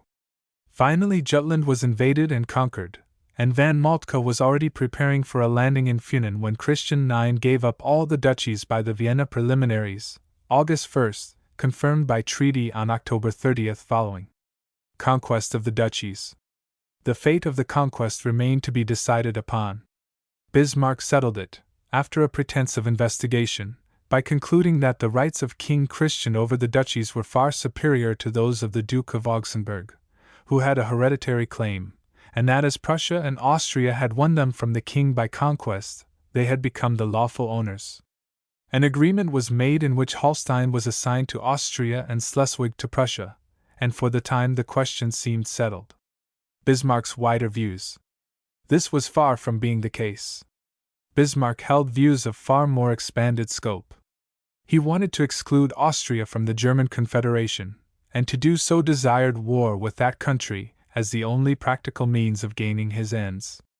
In 1865 he made the significant remark that a single battle in Bohemia would decide everything and that Prussia would win that battle. A remark like this was indicative of the purpose entertained and the events soon to follow. In such a war, however, it was important to secure the neutrality of France. The alert Prussian statesman had already assured himself of that of Russia. To gain France to his side, he held an interview with Napoleon III at Biarritz in October, 1865. The cunning diplomat offered the emperor an alliance with a view to the extension of Prussia and Italy, by means of which France would take Belgium. Napoleon saw very clearly that the offer was chimerical, but he believed that Prussia, if fighting alone, would be rapidly crushed, and that the alliance of Italy would aid him in protracting the war, thus enabling him to intervene as a peacemaker and to impose a vast rearrangement of territory, the most essential provision of which would be the exchange of Venetia for Silesia. Whatever Napoleon's views, Bismarck saw that he was safe from any interference on the part of France, and returned with the fixed design of driving Austria to the wall. War forced on Austria. He found the desired pretext in the Holstein question and the far more serious one of reforming the federal government. On January 24, 1866, he reproached the Austrian government with favoring in Holstein the pretensions of the Duke of Augustenburg. The grievance soon became envenomed by complaints and ulterior measures. In April, Bismarck denounced the so-called offensive measures which Austria was taking in Bohemia and which, in short, were only precautionary. Yet at the same time he himself was signing with Italy a treaty, concluded for 3 months, by virtue of which Victor Emmanuel was to declare war against Austria as soon as Prussia itself had done so. Bismarck, now invited to lay the Austrian-Prussian dispute before the Diet, answered by asking that an assembly elected by universal suffrage be called to discuss the question of federal reform. And when Austria offered to disarm in Bohemia if Prussia would do so on its part, Bismarck demanded, in addition, disarmament in Venetia, a condition he knew to be unacceptable. On May 7, 1866, he declared he would not accept the Diet's intervention in the duchy's question, and on the 8th ordered the mobilization of the Prussian army. Napoleon III at this juncture proposed the holding of a congress for settling the duchy's question and that of federal reform. Thiers had warned him in vain, in an admirable speech delivered on May 3d, that France had everything to lose by aiding in bringing about the unity of Germany. The emperor obstinately persisted, proposing to tear up those treaties of 1815 which, 2 years before, he had childishly declared to be no longer in existence. His proposition of a congress, however, failed through the refusal of Austria and the petty states to take part in it. He next signed with Austria a secret treaty by which the latter promised to cede Venetia after its first victory and on condition of being indemnified at Prussia's expense. By a strange inconsistency, the French emperor proposed at the same time to make Prussia more homogeneous in the north. Bismarck acted in a far clearer manner than the French emperor. On June 5, General von Gablanz, the Austrian governor of Holstein, convened the states of that country, Austria declaring that the object of this measure was to enable the Federal Diet to settle the question. A German force under General Manchoffel at once invaded the duchy and, having far superior forces at his disposal, took possession of it. On the 10th, Prussia asked the different German states to accept a new constitution based on the exclusion of Austria, the election of a parliament by universal suffrage, the creation of a strong federal power, and a common army. The Diet answered by voting the federal execution against Prussia. Thereupon the Prussian envoy, Savigny, withdrew, declaring that his sovereign ceased to recognize the Confederation. Events proved how correctly Bismarck had judged in his confidence in Prussia's military strength. The Prussian forces amounted to 330,000 men, who were to be aided in the south by 240,000 Italians.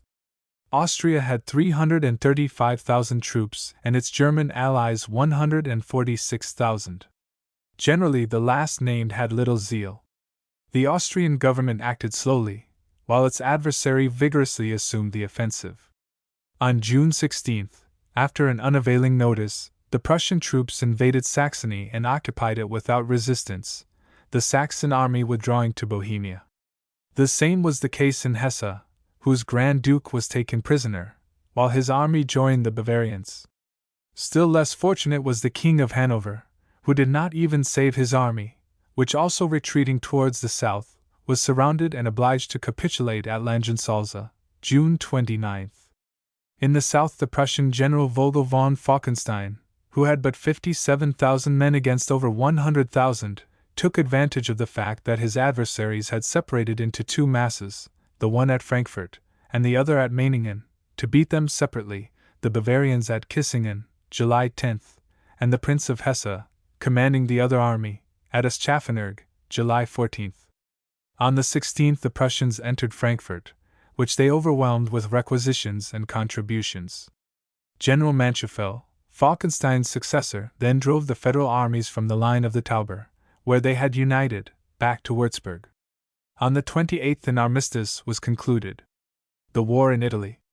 The Italians had been less successful. Archduke Albert, who commanded in Venetia, had only 70,000 men, but they were Croatian Slavs, that is, Austria's best troops. Confronting him, Victor Emmanuel commanded 124,000 men on the Chiese and Cialdini 80,000 in the neighborhood of Ferrara. They proved unable to act together. Cialdini let himself be kept in check by a mere handful of troops, while the Austrian Archduke attacked the Italian Royal Army at Custazza.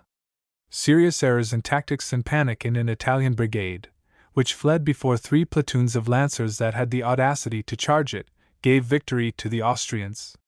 Cialdini had remained behind the Pa.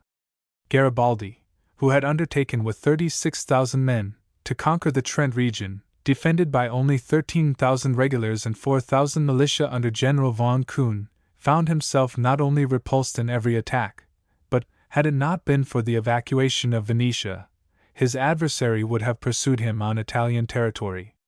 The important events which took place at sea have been described in the preceding chapter. Austria's signal defeat of Zadova. It was not on these events that the outcome of the war was to depend, but on the victory or defeat of the chief Austrian army. The forces of the two powers on the Silesian and Saxon frontier were almost equal, but the Austrian commander-in-chief, Benedek, brave and brilliant as a division leader, proved unequal to his present task. He dallied in Moravia until June 16, while the Prussians entered Bohemia in 2 separate masses, one on each side of the Riesengebirge. Benedek wavered and blundered. He sent only 60,000 men against 150,000 under Prince Frederick Charles, and they suffered 4 defeats in as many days, June 26-29th. At the same time he had made the same mistake in regard to the Prince Royal, who won in over half a dozen skirmishes. During the following night, June 29-30th, the Second Prussian Army reached the Elbe. Benedek's incapacity was now completely demonstrated. He telegraphed to the Emperor to make peace at any cost, and retreated on Olmütz. Then he changed his mind and decided to fight, seeking to throw the blame for his own errors on his subordinates. The battlefield chosen by him was near the village of Zadova, and here his army, though sadly demoralized, fought with much bravery. The Austrians, whom their general had notified of the imminent battle only in the middle of the night, had fortified the slopes and villages as best they could. At 8 in the morning Frederick Charles began the attack by crossing the Bistritz. Benedek's center resisted, but the right and left wings lost ground. At 11:30 the Prussians were losing ground and seemed ready to retreat. At this critical moment the army of the Prince Royal appeared, coming from the north. The 2nd and 6th Austrian Corps, obliged to confront the new troops with a flank march under the fire of the Prussian artillery, could not hold out long, and about 3 o'clock the strongest Austrian position was lost. It was necessary at any cost to regain it, but all efforts failed against their own entrenchments, defended by the captors with desperate energy. At 4:30 retreat became necessary. Half of the Austrian army escaped without much difficulty, but the rest, 3 army corps, driven towards the Elbe by the entire victorious army, would have been annihilated but for the devotedness of the cavalry and the artillerymen. These formed successive fire lines, and continuing to shoot until the muzzles of their guns were reached, saving the infantry from destruction through dint of dying at their posts. Despite this diversion, it was a frightful rout, which cost the vanquished 40,000 men and 187 pieces of artillery. The Prussians lost only 10,000 dead and wounded. The Treaty of Prague. The Austrians tried to fall back on Vienna, but only 3 corps out of 8 reached there, as the Prussian army by a rapid march had forced the others to seek refuge at Presburg. On July 18 the Prussian armies were concentrated on the Russbach. Archduke Albert, recalled from Italy, had taken command of the troops covering Vienna, but the internal condition of the empire, where Hungary was in agitation, was too disquieting for it to be possible, without aid, to continue the war. This aid Napoleon III could and should have furnished. The French army had suffered from the expedition to Mexico. Yet it would have been possible to put 100,000 men on foot immediately, and later on, Bismarck acknowledged that this would have sufficed to change the result. But Napoleon III was ill and swayed between opposing influences. Prince Napoleon, whom he heeded very much, was decidedly in favor of Prussia. Accordingly, no step was taken but an offer of mediation.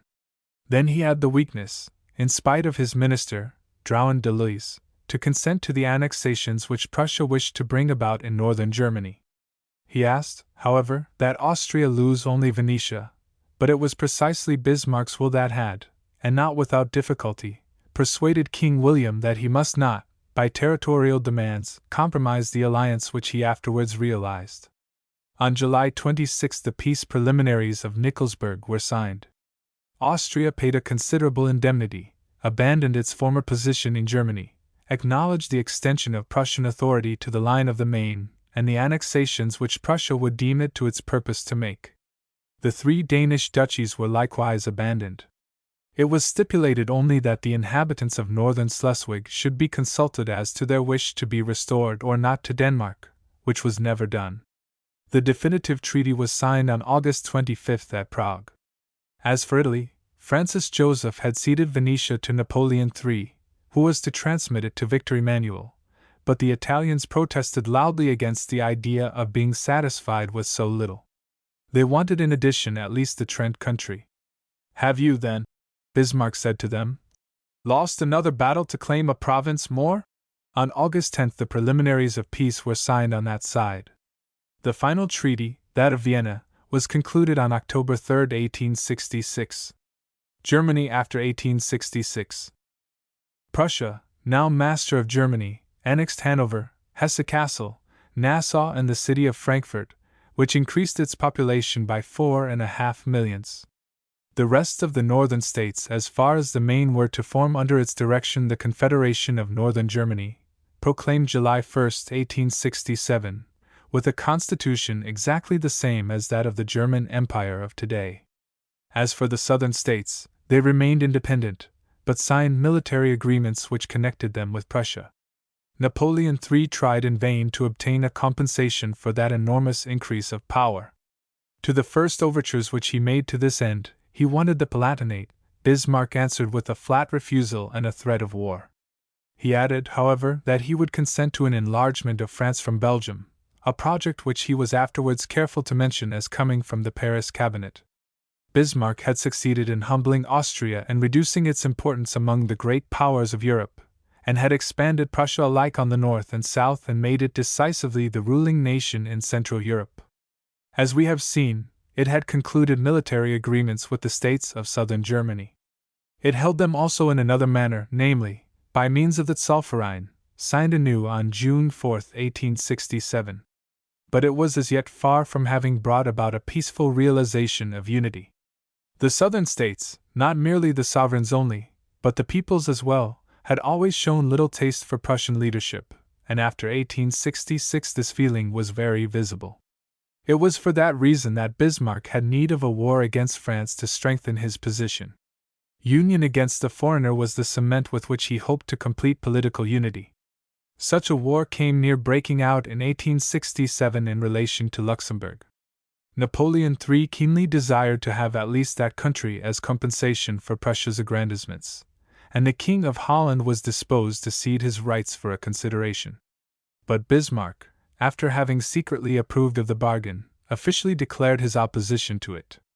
Napoleon, hampered at one and the same time by the Paris Exposition of that year and by the bad condition of his army, was too happy to escape from embarrassment, since it was evident that the Prussians were not willing to evacuate the fortress of Luxembourg, by obtaining with the aid of the other powers that the little duchy be declared neutral and the walls of its capital destroyed. In spite of this arrangement, it remained certain to everybody that a conflict would break out in a short time between France and Prussia. We have seen what reasons Bismarck had for the methods pursued by him, and those projected. Napoleon II's government, justly censured by opinion for the weakness which it had shown in 1866 and constantly losing its authority, was destined to fall into the first trap its adversary would set for it. What this trap was and the momentous events to which it led will be described in the next chapter. Chapter 11. The Franco-Prussian War. Birth of the German Empire and the French Republic. Causes of hostile relations. Discontent in France. War with Prussia. Declared self-deception of the French. First meeting of the armies. The stronghold of Metz. Mars-la-Tour and Grave Latte. Napoleon III at Sedan. The Emperor a captive. France a republic. Bismarck refuses intervention. Fall of the fortresses. Paris is besieged. Defiant spirit of the French. The struggle continued. Operations before Paris. Fighting in the south. The war at an end. In 1866 the war between the two great powers of Germany, in which most of the smaller powers were concerned, led to more decided measures, in the absorption by Prussia of the weaker states, the formation of a North German League among the remaining states of the North, and the offensive and defensive alliance with Prussia of the South German states.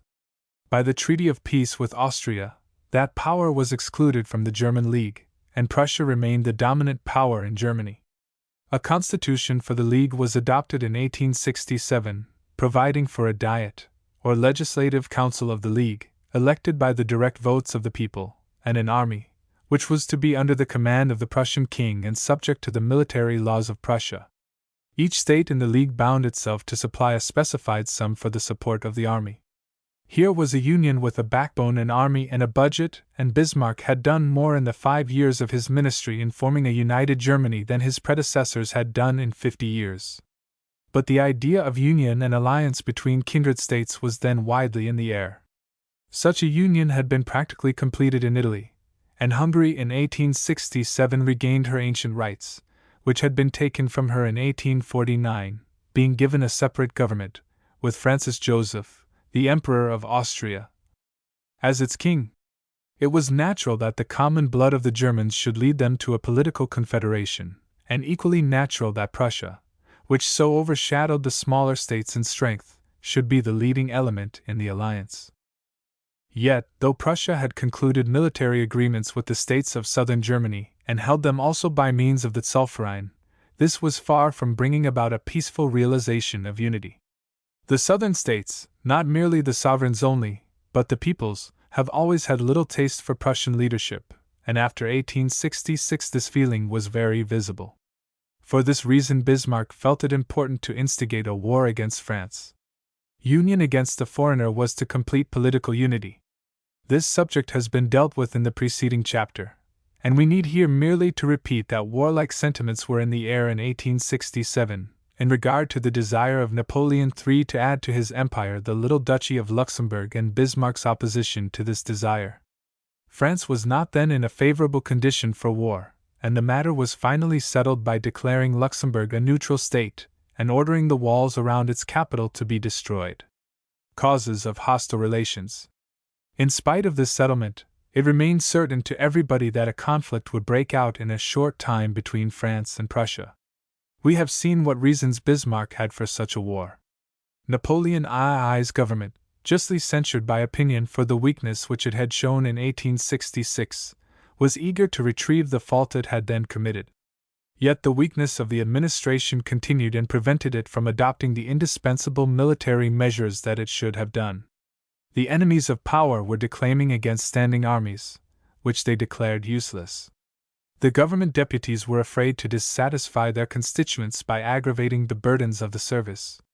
Marshal Neil, Minister of War, tried indeed to adopt measures with a view to the seemingly inevitable conflict. He caused to be elaborated a plan of campaign, a system of transportation by railway, an arrangement for the chief places of the East to be armed with rifled cannon. But the Chamber grudged him the appropriations for the increase of the army, asking him if he wished to make France a vast barracks. "Take care," he answered the opposition, "lest you make it a vast cemetery." Accordingly, when the mobile National Guard had been created, made up of all the young men who had not been drawn by lot, organization was given to it only on paper, and it was never drilled. Leboeuf, who succeeded Neil in August 1869, abandoned, moreover, most of his predecessor's plans. He even neglected to do anything towards carrying out on the eastern frontier any of the works of defense already recommended as urgent by the generals of the Restoration. And thus time passed on until the eventful year 1870. By that year Prussia had completed its work among the North German states and was ready for the issue of hostilities, if this should be necessary. On the other hand, Napoleon, who had found his prestige in France from various causes decreasing, felt obliged in 1870 to depart from his policy of personal rule and give that country a constitutional government. This proposal was submitted to a vote of the people and was sustained by an immense majority. He also took occasion to state that peace was never more assured than at the present time. This assurance gave satisfaction to the world, yet it was a false one, for war was probably at that moment assured. Discontent in France. There were alarming signs in France. The opposition to Napoleonism was steadily gaining power. A bad harvest was threatened, a serious source of discontent. The Parliament was discussing the reversal of the sentence of banishment against the Orleans family. These indications of a change in public sentiment appeared to call for some act that would aid in restoring the popularity of the Emperor. And of all the acts that could be devised, a national war seemed the most promising. If the Rhine frontier, which every Frenchman regarded as the natural boundary of the empire, could be regained by the arms of the nation, discontent and opposition would vanish, the name of Napoleon would win back its old prestige, and the reign of Bonapartism would be firmly established. Acts speak louder than words, and the acts of Napoleon were not in accord with his assurances of peace. Extensive military preparations began, and the forces of the empire were strengthened by land and sea, while great trust was placed in a new weapon, of murderous powers, called the mitrailleuse, the predecessor of the machine gun, and capable of discharging 25 balls at once. Causes of hostile relations. On the other hand, there were abundant indications of discontent in Germany, where a variety of parties inveighed against the rapacious policy of Prussia, and where Bismarck had sown a deep crop of hate. It was believed in France that the minor states would not support Prussia in a war. In Austria the defeat of 1866 rankled, and hostilities against Prussia on the part of France seemed certain to win sympathy and support in that composite empire.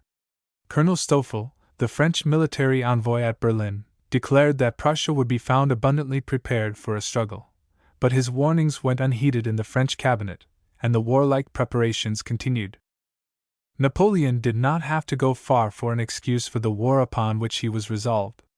One was prepared for him in that potent source of trouble, the succession to the throne of Spain. In that country there had for years been no end of trouble, revolts, Carlist risings, wars and rumors of wars. The government of Queen Isabella, with its endless intrigues, plots and alternation of despotism and anarchy, and the pronounced immorality of the Queen, had become so distasteful to the people that finally, after several years of revolts and armed risings, she was driven from her throne by a revolution, and for a time Spain was without a monarch and was ruled on the republican principles. But this arrangement did not prove satisfactory. The party in opposition looked around for a king, and negotiations began with a distant relative of the Prussian royal family, Leopold of Hohenzollern. Prince Leopold accepted the offer, and informed the King of Prussia of his decision. The news of this event caused great excitement in Paris, and the Prussian government was advised of the painful feeling to which the incident had given rise. The answer from Berlin that the Prussian government had no concern in the matter, and that Prince Leopold was free to act on his own account, did not allay the excitement. The demand for war grew violent and clamorous, the voices of the feeble opposition in the chambers were drowned, and the journalists and war partisans were confident of a short and glorious campaign and a triumphant march to Berlin. The hostile feeling was reduced when King William of Prussia, though he declined to prohibit Prince Leopold from accepting the crown, expressed his concurrence with the decision of the prince when he withdrew his acceptance of the dangerous offer. This decision was regarded as sufficient, even in Paris, but it did not seem to be so in the palace, where an excuse for a declaration of war was ardently desired. The emperor's purpose was enhanced by the influence of the empress, and it was finally declared that the Prussian king had aggrieved France in permitting the prince to become a candidate for the throne without consulting the French cabinet. War with Prussia declared. Satisfaction for this shadowy source of offense was demanded, but King William firmly refused to say any more on the subject and declined to stand in the way of Prince Leopold if he should again accept the offer of the Spanish throne. This refusal was declared to be an offense to the honor and a threat to the safety of France. The war party was so strongly in the ascendant that all opposition was now looked upon as lack of patriotism, and on the 15th of July the Prime Minister Olivier announced that the reserves were to be called out and the necessary measures taken to secure the honor and security of France. When the declaration of war was hurled against Prussia, the whole nation seemed in harmony with it, and public opinion appeared for once to have become a unit throughout France. Rarely in the history of the world has so trivial a cause given rise to such stupendous military and political events as took place in France in a brief interval following this blind leap into hostilities. Instead of a triumphant march to Berlin and the dictation of peace from its palace, France was to find itself in 2 months' time without an emperor or an army, and in a few months more completely subdued and occupied by foreign troops, while Paris had been made the scene of a terrible siege and a frightful communistic riot, and a republic had succeeded the empire. It was such a series of events as have seldom been compressed within the short interval of half a year. In truth, Napoleon and his advisers were blinded by their hopes to the true state of affairs. The army on which they depended, and which they assumed to be in a high state of efficiency and discipline, was lacking in almost every requisite of an efficient force. The first Napoleon had been his own minister of war. The third Napoleon, when told by his war minister that not a single button was wanted on a single gaiter, took the words for the fact, and hurled an army without supplies and organization against the most thoroughly organized army the world had ever known. That the French were as brave as the Germans goes without saying. They fought desperately, but from the first confusion reigned in their movements, while military science of the highest kind dominated those of the Germans. Napoleon was equally mistaken as to the state of affairs in Germany. The disunion upon which he counted vanished at the first threat of war. All Germany felt itself threatened and joined hands in defense. The declaration of war was received therewith as deep an enthusiasm as in France, and excited a fervent eagerness for the struggle. The new popular song, Die Wacht am Rhein, the Watch on the Rhine, spread rapidly from end to end of the country, and indicated the resolution of the German people to defend to the death the frontier stream of their country. Self-deception of the French. The French looked for a parade march to Berlin, even fixing the day of their entrance into that city August 15th, the Emperor's birthday. On the contrary, they failed to set their foot on German territory, and soon found themselves engaged in a death struggle with the invaders of their own land. In truth, while the Prussian diplomacy was conducted by Bismarck, the ablest statesman Prussia had ever known, the movements of the army were directed by far the best tactician Europe then possessed, the famous von Moltke, to whose strategy the rapid success of the war against Austria had been due. In the war with France, von Moltke, though too old to lead the armies in person, was virtually commander-in-chief, and arranged those masterly combinations which overthrew all the power of France in so remarkably brief a period. Under his directions, from the moment war was declared, everything worked with clock-like precision. It was said that von Moltke had only to touch a bell and all went forward. As it was, the Crown Prince Frederick fell upon the French while still unprepared, won the first battle, and steadily held the advantage to the end, the French being beaten by the strategy that kept the Germans in superior strength at all decisive points. But to return to the events of war. On July 23, 1870, the Emperor Napoleon, after making his wife, Eugenie regent of France, set out with his son at the head of the army, full of high hopes of victory and triumph. By the end of July, King William had also set out from Berlin to join the armies that were then in rapid motion towards the frontier. The Emperor made his way to Metz, where was stationed his main army, about 200,000 strong, under Marshals Bazaine and Canrobert and General Bergaki. Further east, under Marshal MacMahon, the hero of Magenta, was the Southern Army, of about 100,000 men. A third army occupied the camp at Chalons, while a well-manned fleet set sail for the Baltic, to blockade the harbors and assail the coast of Germany. The German army was likewise in 3 divisions, the first, of 61,000 men, under General Steinmetz, the second, of 206,000 men, under Prince Frederick Charles, and the third, of 180,000 men, under the Crown Prince and General Blumenthal. The king, commander-in-chief of the whole, was in the center, and with him the general staff under the guidance of the alert von Moltke. Bismarck and the Minister of War von Roon were also present, and so rapid was the movement of these great forces that in 2 weeks after the order to march was given 300,000 armed Germans stood in rank along the Rhine. First meeting of the armies. The two armies first came together on August 2d, near Saarbrück, on the frontier line of the hostile kingdoms. It was the one success of the French, for the Prussians, after a fight in which both sides lost equally, retired in good order. This was proclaimed by the French papers as a brilliant victory, and filled the people with undue hopes of glory.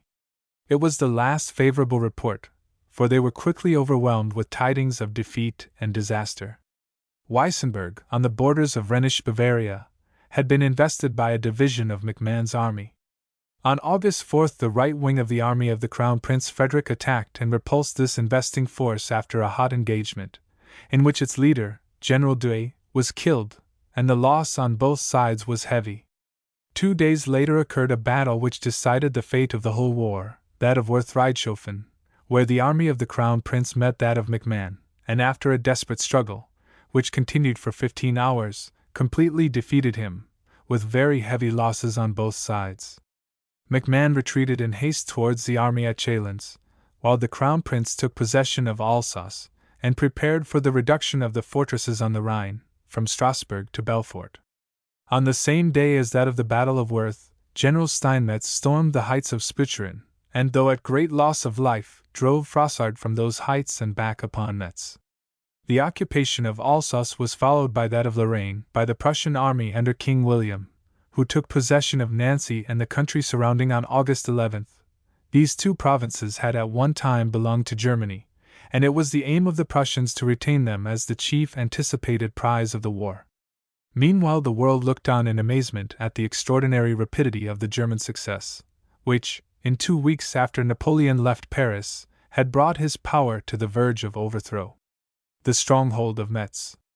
Towards the Moselle River and the strongly fortified town of Metz, 180 miles northeast of Paris, around which was concentrated the main French force, all the divisions of the German army now advanced, and on the 14th of August they gained a victory at Culminating which drove their opponents back from the open field towards the fortified city.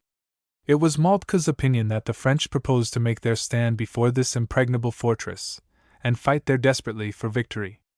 But finding less resistance than he expected, he concluded, on the 15th, that Bazaine, in fear of being cooped up within the fortress, meant to march towards Verdun, there to join his forces with those of MacMahon and give battle to the Germans in the plain. The astute tactician at once determined to make every effort to prevent such a concentration of his opponents, and by the evening of the 15th a cavalry division had crossed the Moselle and reached the village of Mars-la-Tour, where it bivouacked for the night. It had seen troops in motion towards Metz. Hutt did not know whether these formed the rearguard of the French army, or its vanguard in its march towards Verdun. In fact, Bazaine had not yet got away with his army. All the roads from Metz were blocked with heavy baggage, and it was impossible to move so large an army with expedition. The time thus lost by Bazaine was diligently improved by Frederick Charles, and on the morning of the 16th the Brandenburg Army Corps, one of the best and bravest in the German army, had followed the cavalry and come within sight of the Verdun road. It was quickly perceived that a French force was before them, and some preliminary skirmishing developed the enemy in such strength as to convince the leader of the corps that he had in his front the whole, or the greater part of Bazaine's army, and that its escape from Metz had not been achieved. They were desperate odds with which the brave Brandenburgers had to contend, but they had been sent to hold the French until reinforcements could arrive, and they were determined to resist to the death. For nearly 6 hours they resisted, with unsurpassed courage, the fierce onslaughts of the French, though at a cost of life that perilously depleted the gallant corps. Then, about 4 o'clock in the afternoon, Prince Frederick Charles came up with reinforcements to their support, and the desperate contest became more even. Mars-la-Tour and Grave-Latte. Gradually fortune decided in favor of the Germans, and by the time night had come they were practically victorious, the field of Mars-la-Tour, after the day's struggle, remaining in their hands. But they were utterly exhausted, their horses were worn out, and most of their ammunition was spent, and though their impetuous commander forced them to a new attack, it led to a useless loss of life, for their powers of fighting were gone. They had achieved a fearful loss, amounting to about 16,000 men on each side. The Battle of Vionville, Mars-la-Tour, is without a parallel in military history, said Emperor William, seeing that a single army corps, about 20,000 men strong, hung on to and repulsed an enemy more than 5 times as numerous and well equipped. Such was the glorious deed done by the Brandenburgers, and the Hohenzollerns will never forget the debt they owed to their devotion. 2 days afterwards, August 16th, at Grave-Latte, a village somewhat nearer to Metz, the armies, somewhat recovered from the terrible struggle of the 14th, met again, the whole German army being now brought up, so that over 100,000 men faced the 140,000 of the French. It was the great battle of the war. For 4 hours the two armies stood fighting face to face, without any special result, either being able to drive back the other. The French held their ground and died. The Prussians dashed upon them and died. Only late in the evening was the right wing of the French army broken, and the victory, which at 5 o'clock remained uncertain, was decided in favor of the Germans. More than 40,000 men lay dead and wounded upon the field, the terrible harvest of those 9 hours of conflict. That night Bazaine withdrew his army behind the fortifications at Metz. His effort to join MacMahon had ended in failure. It was the fixed purpose of the Prussians to detain him in that stronghold, and thus render practically useless to France its largest army. A siege was to be prosecuted, and an army of 150,000 men was extended around the town. The fortifications were far too strong to be taken by assault, and all depended on a close blockade. On August 31st Bazaine made an effort to break through the German lines, but was repulsed. It became now a question of how long the provisions of the French would hold out. Napoleon III at Sedan. The French Emperor, who had been with Bazaine, had left his army before the Battle of Mars-la-Tour, and was now with MacMahon at Chalons. Here lay an army of 125,000 infantry and 12,000 cavalry. On it the Germans were advancing, in doubt as to what movement it would make, whether back towards Paris or towards Metz for the relief of Bazaine. They sought to place themselves in a position to check either. The latter movement was determined on by the French, but was carried out in a dubious and uncertain manner, the time lost giving abundant opportunity to the Germans to learn what was afoot and to prepare to prevent it. As soon as they were aware of MacMahon's intention of proceeding to Metz, they made speedy preparations to prevent his relieving Bazaine. By the last days of August the army of the Crown Prince had reached the right bank of the Aisne, and the 4th Division gained possession of the line of the Meuse. On August 30th the French under General de Failly were attacked by the Germans at Beaumont, and put to flight with heavy loss. It was evident that the hope of reaching Metz was at an end, and MacMahon, abandoning the attempt, concentrated his army around the frontier fortress of Sedan. This old town stands on the right bank of the Meuse, in an angle of territory between Luxembourg and Belgium, and is surrounded by meadows, gardens, ravines, ditches and cultivated fields, the castle rising on a cliff-like eminence to the southwest of the place. McMahon had stopped here to give his weary men a rest, not to fight, but von Moltke decided, on observing the situation, that Sedan should be the graveyard of the French army. "The trap is now closed, and the mouse in it," he said, with a chuckle of satisfaction. Such proved to be the case. On September 1st the Bavarians won the village of Bazille, after hours of bloody and desperate struggle. During this severe fight Marshal McMahon was so seriously wounded that he was obliged to surrender the chief command, first to Durat, and then to General Wimpfen, a man of recognized bravery and cold calculation. Fortune soon showed itself in favor of the Germans. To the northwest of the town, the North German troops invested the exits from St. Muges and Flyneuse, and directed a fearful fire of artillery against the French forces, which, before noon, were so hemmed in the valley that only two insufficient outlets to the south and north remained open. But General Wimpfen hesitated to seize either of these routes. The open way to Illy was soon closed by the Prussian Guard Corps, and a murderous fire was now directed from all sides upon the French, so that, after a last energetic struggle, they gave up all attempts to force a passage, and in the afternoon beat a retreat towards Sedan. In this small town the whole army of McMahon was collected by evening, and there prevailed in the streets and houses an unprecedented disorder and confusion, which was still further increased when the German troops from the surrounding heights began to shoot down upon the fortress, and the town took fire in several places. Surrender of Napoleon's army. That an end might be put to the prevailing misery, Napoleon now commanded General Wimpfen to capitulate.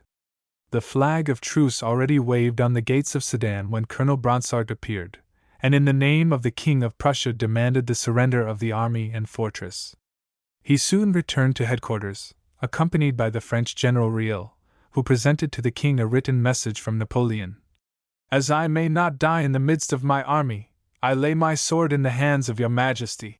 King William accepted it with an expression of sympathy for the hard fate of the Emperor and of the French army which had fought so bravely under his own eyes. The conclusion of the treaty of capitulation was placed in the hands of Wimpfen, who, accompanied by General Castelnau, set out for Donchy to negotiate with Moltke and Bismarck. No attempts, however, availed to move Moltke from his stipulation for the surrender of the whole army at discretion. He granted a short respite, but if this expired without surrender, the bombardment of the town was to begin anew. At 6 o'clock in the morning the capitulation was signed and was ratified by the king at his headquarters at Vendresse, 2 September. Thus the world beheld the incredible spectacle of an army of 83,000 men surrendering themselves and their weapons to the victor, and being carried off as prisoners of war to Germany. Only the officers who gave their written word of honor to take no further part in the present war with Germany were permitted to retain their arms and personal property. Probably the assurance of Napoleon, that he had sought death on the battlefield but had not found it, was literally true. At any rate, the fate of the unhappy man, bowed down as he was both by physical and mental suffering, was so solemn and tragic that there was no room for hypocrisy, and that he had exposed himself to personal danger was admitted on all sides. Accompanied by Count Bismarck, he stopped at a small and mean-looking laborer's inn on the road to Donchy, where, sitting down on a stone seat before the door, with Count Bismarck, he declared that he had not desired the war, but had been driven to it through the force of public opinion, and afterwards the two proceeded to the little castle of Bellevue, near Frenois, to join King William and the Crown Prince. A telegram to Queen Augusta thus describes the interview. "What an impressive moment was the meeting with Napoleon! He was cast down, but dignified in his bearing. I have granted him Wilhelmshohe, near Kassel, as his residence. Our meeting took place in a little castle before the western glacis of Sedan. The Emperor a captive, France a republic." The locking up of Bazaine and Metz, and the capture of McMahon's army at Sedan were events fatal to France. The struggle continued for months, but it was a fight against hope. The subsequent events of the war consisted of a double siege, that of Metz and that of Paris, with various minor sieges, and a desperate but hopeless effort of France in the field. As for the empire of Napoleon III, it was at an end. The tidings of the terrible catastrophe at Sedan filled the people with a fury that soon became revolutionary. While Jules Favre, the Republican deputy, was offering a motion in the Assembly that the Emperor had forfeited the crown, and that a provisional government should be established, the people were thronging the streets of Paris with cries of "Deposition! Republic!" On the 4th of September, the Assembly had its final meeting.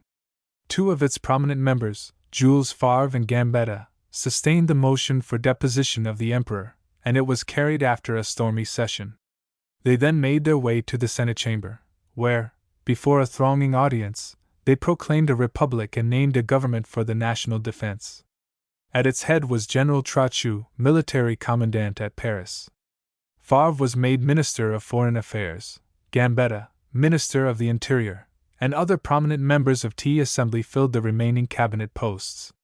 The legislature was dissolved, the Palais de Bourbon was closed, and the Empress Eugénie quitted the Tuileries and made her escape with a few attendants to Belgium, whence she sought a refuge in England.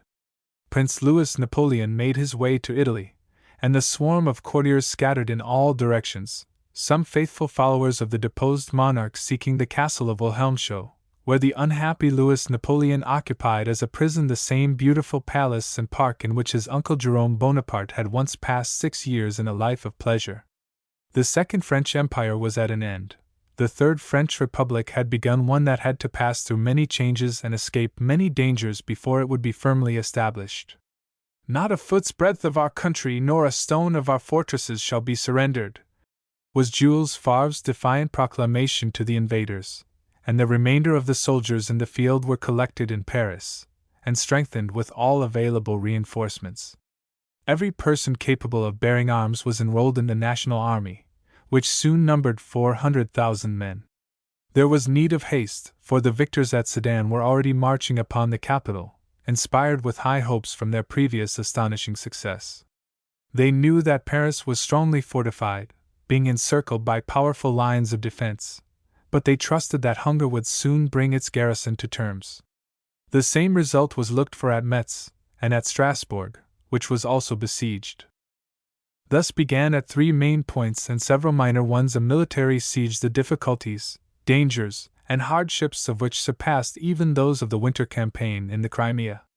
Exposed at the foreposts to the enemy's balls, chained to arduous labor in the trenches and redoubts, and suffering from the effects of bad weather, and insufficient food and clothing, the German soldiers were compelled to undergo great privations and sufferings before the fortifications.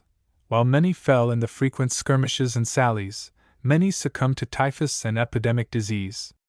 No less painful and distressing was the condition of the besieged. While the garrison soldiers on guard were constantly compelled to face death in nocturnal sallies, or led a pitiable existence in damp huts, having inevitable surrender constantly before their eyes, and disarmament and imprisonment as the reward of all their struggles and exertions, the citizens in the towns, the women and children, were in constant danger of being shivered to atoms by the fearful shells, or of being buried under falling walls and roofs, and the poorer part of the population saw with dismay the gradual diminution of the necessaries of life, and were often compelled to pacify their hunger with the flesh of horses, and disgusting and unwholesome food. Bismarck refuses intervention. The Republican government possessed only a usurped power, and none but a freely elected National Assembly could decide as to the fate of the French nation. Such an assembly was therefore summoned for the 16th of October. 3 members of the government, Crémieux, Fourrichon, and Glaise-Bezoin, were dispatched before the entire blockade of the city had been effected, to Tours, to maintain communication with the provinces. An attempt was also made at the same time to induce the great powers which had not taken part in the war to organize an intervention, as hitherto only America, Switzerland, and Spain had sent official recognition. For this important and delicate mission the old statesman and historian Thiers was selected, and in spite of his 73 years, immediately set out on the journey to London, St. Petersburg, Vienna, and Florence. Count Bismarck, however, in the name of Prussia, refused any intervention in internal affairs. In 2 dispatches to the ambassadors of foreign courts, the Chancellor declared that the war, begun by the Emperor Napoleon, had been approved by the representatives of the nation, and that thus all France was answerable for the result. Germany was obliged, therefore, to demand guarantees which should secure her in future against attack, or, at any rate, render attack more difficult. Thus a cession of territory on the part of France was laid down as the basis of a treaty of peace. The neutral powers were also led to the belief that if they fostered in the French any hope of intervention, peace would only be delayed. The mission of Thiers, therefore, yielded no useful result, while the direct negotiation which Jules Favre conducted with Bismarck proved equally unavailing. Fall of the fortresses. Soon the beleaguered fortresses began to fall. On the 23rd of September, the ancient town of Toul, in Lorraine, was forced to capitulate, after a fearful bombardment, and on the 27th Strasbourg, in danger of the terrible results of a storming, after the havoc of a dreadful artillery fire, hoisted the white flag, and surrendered on the following day. The supposed impregnable fortress of Metz held out little longer. Hunger did what cannon were incapable of doing. The successive sallies made by Bazaine proved unavailing, though, on October 7 his soldiers fought with desperate energy, and for hours the air was full of the roar of cannon and mitrailleuse and the rattle of musketry. But the Germans withstood the attack unmoved, and the French were forced to withdraw into the town. Bazaine then sought to negotiate with the German leaders at Versailles, offering to take no part in the war for 3 months if permitted to withdraw. But Bismarck and Moltke would listen to no terms other than unconditional surrender, and these terms were finally accepted, the besieged army having reached the brink of starvation. It was with horror and despair that France learned on the 30th of October that the citadel of Metz, with its fortifications and arms of defense, had been yielded to the Germans, and its army of more than 150,000 men had surrendered as prisoners of war. This hasty surrender at Metz, a still greater disaster to France than that of Sedan, was not emulated at Paris, which for 4 months held out against all the efforts of the Germans. On the investment of the great city, King William removed his headquarters to the historic palace of Versailles, setting up his homely camp bed in the same apartments from which Louis XIV had once issued his despotic edicts and commands. Here Count Bismarck conducted his diplomatic labors and Moltke issued his directions for the siege, which, protracted from week to week and month to month, gradually transformed the beautiful neighborhood, with its prosperous villages, superb country houses, and enchanting parks and gardens, into a scene of sadness and desolation. Paris is besieged. In spite of the vigorous efforts made by the commander-in-chief Trochu, both by continuous firing from the forts and by repeated sallies, to prevent Paris from being surrounded, and to force a way through the trenches, his enterprises were rendered fruitless by the watchfulness and strength of the Germans. The blockade was completely accomplished. Paris was surrounded and cut off from the outer world. Even the underground telegraphs, through which communication was for a time secretly maintained with the provinces, were by degrees discovered and destroyed. But to the great astonishment of Europe, which looked on with keenly pitched excitement at the mighty struggle, the siege continued for months without any special progress being observable from without or any lessening of resistance from within. On account of the extension of the forts, the Germans were compelled to remain at such a distance that a bombardment of the town at first appeared impossible. A storming of the outer works would, moreover, be attended with such sacrifices that the humane temper of the king revolted from such a proceeding. The guns of greater force and carrying power which were needed from Germany could only be procured after long delay on account of the broken lines of railway. Probably also there was some hesitation on the German side to expose the beautiful city, regarded by so many as the metropolis of civilization, to the risk of a bombardment, in which works of art, science, and a historical past would meet destruction. Nevertheless, the declamations of the French at the vandalism of the northern barbarians met with assent and sympathy from most of the foreign powers. Determination and courage falsified the calculations at Versailles of a quick cessation of the resistance. The Republic offered a far more energetic and determined opposition to the Prussian arms than the Empire had done. The government of the national defense still declaimed with stern reiteration, "Not a foot's breadth of our country, not a stone of our fortresses," and positively rejected all proposals of treaty based on territorial concessions. Faith in the invincibility of the Republic was rooted as an indisputable dogma in the hearts of the French people. The victories and the commanding position of France from 1792 to 1799 were regarded as so entirely the necessary result of the Revolution, that a conviction prevailed that the formation of a republic, with a national army for its defense, would have an especial effect on the rest of Europe. Therefore, instead of summoning a constituent assembly, which, in the opinion of Prussia and the other foreign powers, would alone be capable of offering security for a lasting peace, it was decided to continue the revolutionary movements, and to follow the same course which, in the years 1792 and 1793, had saved France from the coalition of the European powers. It was held that a revolutionary dictatorship such as had once been exercised by the Convention and the members of the Committee of Public Safety must again be revived, and a youthful and hot-blooded leader was alone needed to stir up popular feeling and set it in motion. To fill such a part no one was better adapted than the advocate Gambetta, who emulated the career of the leaders of the Revolution, and whose soul glowed with a passionate ardor of patriotism. In order to create for himself a free sphere of action, and to initiate some vigorous measure in place of the well-rounded phrases and eloquent proclamations of his colleagues Trochu and Jules Favre, he quitted the capital in an air balloon and entered into communication with the government delegation at Tours, which through him soon obtained a fresh impetus. His next most important task was the liberation of the capital from the besieging German army, and the expulsion of the enemy from the sacred soil of France. For this purpose he summoned, with the authority of a minister of war, all persons capable of bearing arms up to 40 years of age to take active service, and dispatched them into the field. He imposed war taxes, and terrified the tardy and refractory with threats of punishment. Every force was put in motion, all France was transformed into a great camp. A popular war was now to take the place of a soldier's war, and what the soldiers had failed to effect must be accomplished by the people. France must be saved, and the world freed from despotism. To promote this object, the whole of France, with the exception of Paris, was divided into 4 general governments, the headquarters of the different governors being Lille, Le Mans, Bourges, and Besançon. 2 armies, from the Loire and from the Somme, were to march simultaneously towards Paris, and aided by the sallies of Trochu and his troops, were to drive the enemy from the country. Energetic attacks were now attempted from time to time, in the hope that when the armies of relief arrived from the provinces, it might be possible to effect a coalition, but all these efforts were constantly repulsed after a hot struggle by the besieging German troops.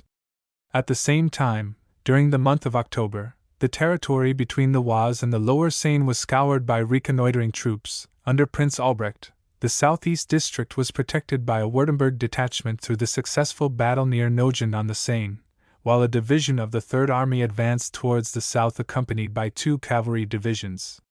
A more unfortunate circumstance, however, for the Parisians was the cutting off of all communication with the outer world, for the Germans had destroyed the telegraphs. But even this obstacle was overcome by the inventive genius of the French. By means of pigeon letter carriers and air balloons, they were always able to maintain a partial though one-sided and imperfect communication with the provinces, and the aerostatic art was developed and brought to perfection on this occasion in a manner which had never before been considered possible. Defiant spirit of the French. The whole of France, and especially the capital, was already in a state of intense excitement when the news of the capitulation of Metz came to add fresh fuel to the flame. Outside the walls Gambetta was using heroic efforts to increase his forces, bringing Bedouin horsemen from Africa and inducing the stern old revolutionist Garibaldi to come to his aid, and Thiers was opening fresh negotiations for a truce. Inside the walls the Red Republic raised the banners of insurrection and attempted to drive the government of national defense from power. This effort of the dregs of revolution to inaugurate a reign of terror failed, and the provisional government felt so elated with its victory that it determined to continue at the head of affairs and to oppose the calling of a chamber of national representatives. The members proclaimed oblivion for what had passed, broke off the negotiations for a truce begun by Thiers, and demanded a vote of confidence. The indomitable spirit shown by the French people did not, on the other hand, inspire the Germans with a very lenient or conciliatory temper. Bismarck declared in a dispatch the reasons why the negotiations had failed. The incredible demand that we should surrender the fruits of all our efforts during the last 2 months, and should go back to the conditions which existed at the beginning of the blockade of Paris, only affords fresh proof that in Paris pretexts are sought for refusing the nation the right of election. Thiers mournfully declared the failure of his undertaking, but in Paris the popular voting resulted in a tenfold majority in favor of the government and the policy of postponement. After the breaking off of the negotiations, the world anticipated some energetic action towards the besieged city. The efforts of the enemy were, however, principally directed to drawing the iron girdle still tighter, enclosing the giant city more and more closely, and cutting off every means of communication, so that at last a surrender might be brought about by the stern necessity of starvation. That this object would not be accomplished as speedily as at Metz, that the city of pleasure, enjoyment, and luxury would withstand a siege of 4 months, had never been contemplated for a moment. It is true that, as time went on, all fresh meat disappeared from the market, with the exception of horseflesh. That white bread, on which Parisians place such value, was replaced by a baked compound of meal and bran, that the stores of dried and salted food began to decline, until at last rats, dogs, cats, and even animals from the zoological gardens were prepared for consumption at restaurants. Yet, to the amazement of the world, all these miseries, hardships, and sufferings were courageously borne. Nocturnal watch was kept, sallies were undertaken, and cold, hunger, and wretchedness of all kinds were endured with an indomitable steadfastness and heroism. The courage of the besieged Parisians was also animated by the hope that the military forces in the provinces would hasten to the aid of the hard-pressed capital, and that therefore an energetic resistance would afford the rest of France sufficient time for rallying all its forces, and at the same time exhibit an elevating example. In the carrying out of this plan, neither Trochu nor Gambetta was wanting in the requisite energy and circumspection. The former organized sallies from time to time, in order to reconnoiter and discover whether the army of relief was on its way from the provinces. The latter exerted all his powers to bring the loyal army up to the Seine. But both erred in undervaluing the German war forces. They did not believe that the hostile army would be able to keep Paris in a state of blockade, and at the same time engage the armies on the south and north, east and west. They had no conception of the hidden, inexhaustible strength of the Prussian army organization of a nation in arms which could send forth constant reinforcements of battalions and recruits, and fresh bodies of disciplined troops to fill the gaps left in the ranks by the wounded and fallen.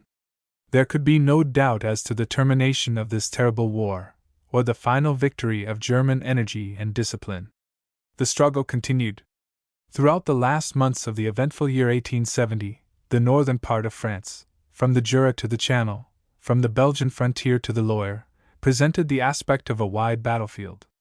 Of the troops that had been set free by the capitulation of Metz, a part remained behind in garrison, another division marched northwards in order to invest the provinces of Picardy and Normandy, to restore communication with the sea, and to bar the road to Paris, and a third division joined the Second Army whose commander-in-chief, Prince Frederick Charles, set up his headquarters at Troyes. Different detachments were dispatched against the northern fortresses, and by degrees Soissons, Verdun, Thionville, Ham, where Napoleon had once been a prisoner, Phalsbourg and Montmedy, all fell into the hands of the Prussians, thus opening to them a free road for the supplies of provisions. The garrison troops were all carried off as prisoners to Germany. The towns, most of them in a miserable condition, fell into the enemy's hands. Many houses were mere heaps of ruins and ashes, and the larger part of the inhabitants were suffering severely from poverty, hunger, and disease. The greatest obstacles were encountered in the northern part of Alsace and the mountainous districts of the Vosges and the Jura, where irregular warfare, under Garibaldi and other leaders, developed to a dangerous extent, while the fortress of Langres afforded a safe retreat to the guerrilla bands. Lyons and the neighboring town of St-Étienne became hotbeds of excitement, the red flag being raised and a despotism of terror and violence established. Although many divergent elements made up this army of the East, all were united in hatred of the Germans. Thus, during the cold days of November and December, when General von Tresco began the siege of the important fortress of Belfort, there burst forth a war around Gray and Dijon marked by the greatest hardships, perils and privations to the invaders. Here the Germans had to contend with an enemy much superior in number, and to defend themselves against continuous firing from houses, cellars, woods and thickets, while the impoverished soil yielded a miserable subsistence, and the broken railroads cut off freedom of communication and of reinforcement. The whole of the Jura district, intersected by hilly roads as far as the plateau of Langres, where, in the days of Caesar, the Romans and Gauls were wont to measure their strength with each other, formed during November and December the scene of action of numerous encounters which, in conjunction with sallies from the garrison at Belfort, inflicted severe injury on Werder's troops. Dijon had repeatedly to be evacuated, and the nocturnal attack at Chatelain, November 20th, by Garibaldians, when 170 horses were lost, affording a striking proof of the dangers to which the German army was exposed in this hostile country, although the revolutionary excesses of the turbulent population of the South diverted to a certain extent the attention of the National Guard, who were compelled to turn their weapons against an internal enemy. By means of the revolutionary dictatorship of Gambetta, the whole French nation was drawn into the struggle, the annihilation of the enemy being represented as a national duty, and the war assuming a steadily more violent character. The indefatigable patriot continued his exertions to increase the army and unite the whole South and West against the enemy, hoping to bring the army of the lawyer to such dimensions that it would be able to expel the invaders from the soil of France. But these raw recruits were poorly fitted to cope with the highly disciplined Germans, and their early successes were soon followed by defeat and discouragement, while the hopes entertained by the Paris garrison of succor from the south vanished as news of the steady progress of the Germans was received. Operations before Paris. During these events, the war operations before Paris continued uninterruptedly. Moltke had succeeded, in spite of the difficulties of transport, in procuring an immense quantity of ammunition, and the long-delayed bombardment of Paris was ready to begin. Having stationed with all secrecy 12 batteries with 76 guns around Mont Avrin, on Christmas Day the firing was directed with such success against the fortified eminences, that even in the second night the French, after great losses, evacuated the important position, the Key of Paris, which was immediately taken possession of by the Saxons. Terror and dismay spread through the distracted city when the eastern forts, Rosny, Nogent and Noisy, were stormed amid a tremendous volley of firing.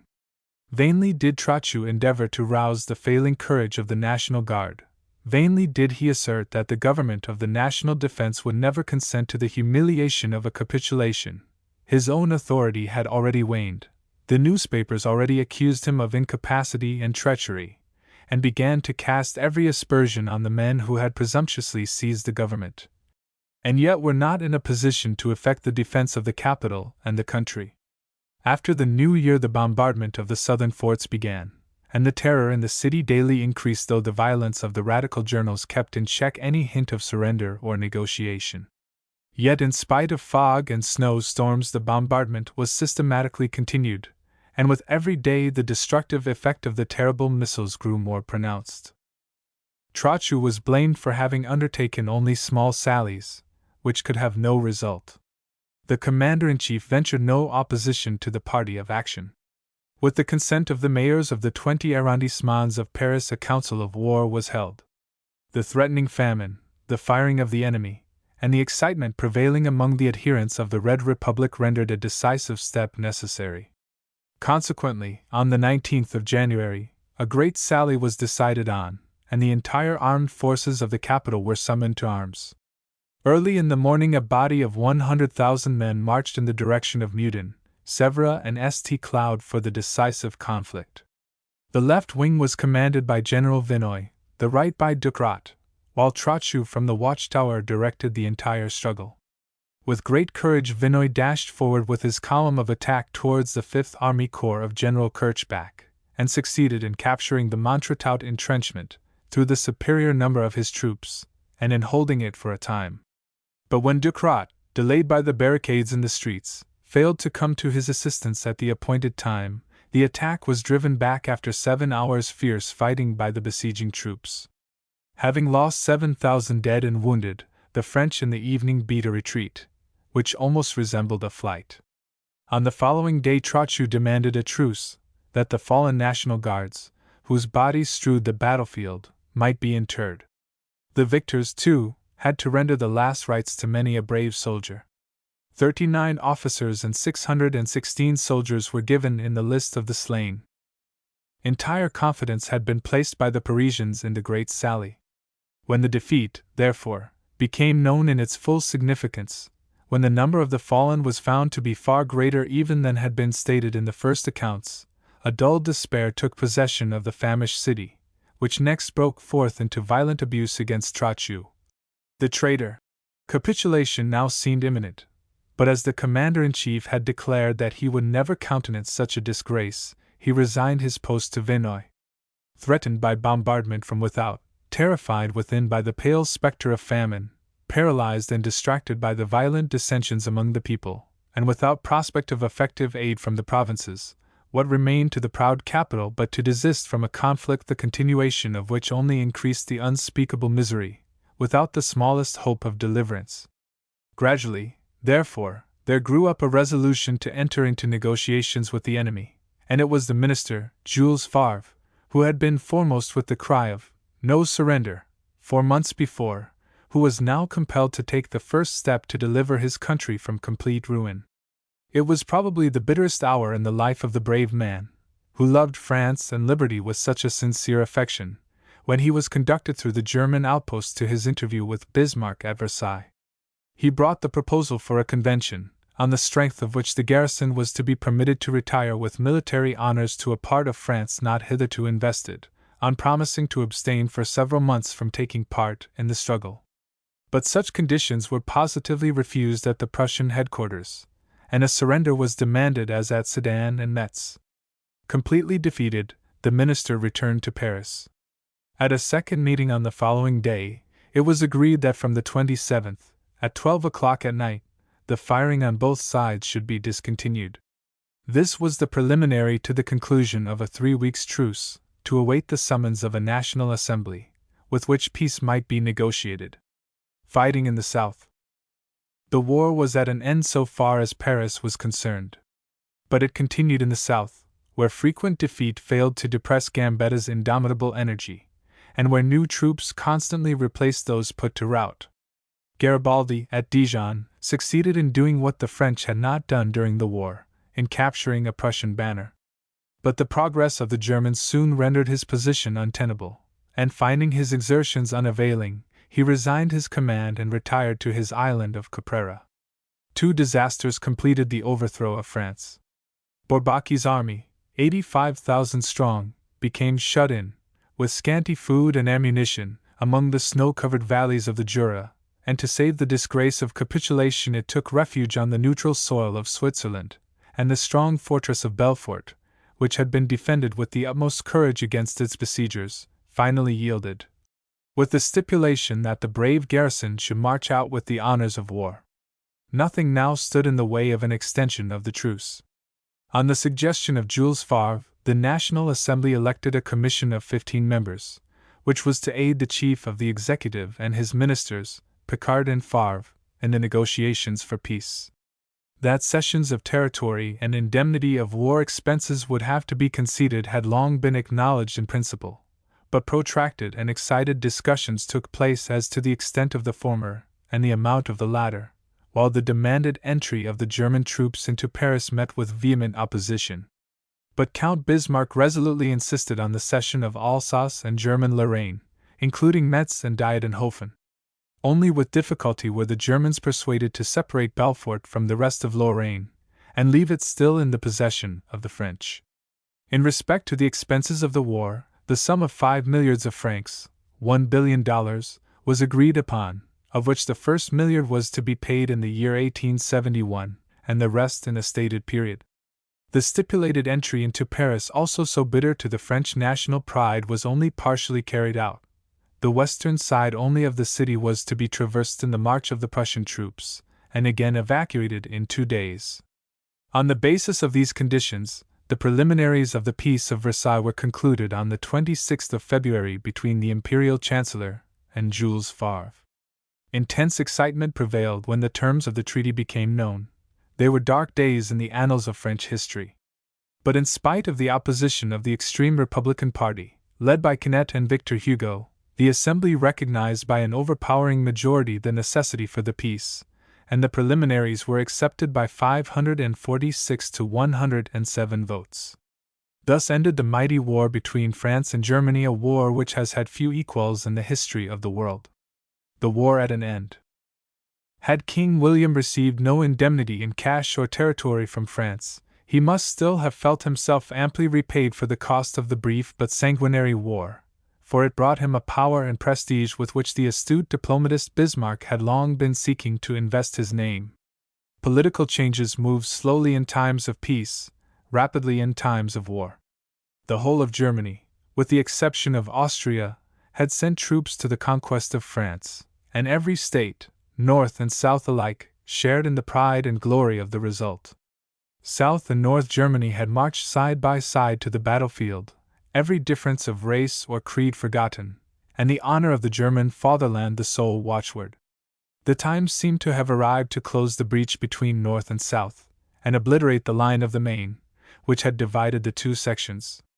North Germany was united under the leadership of Prussia, and the honor in which all alike shared now brought South Germany into line for a similar union.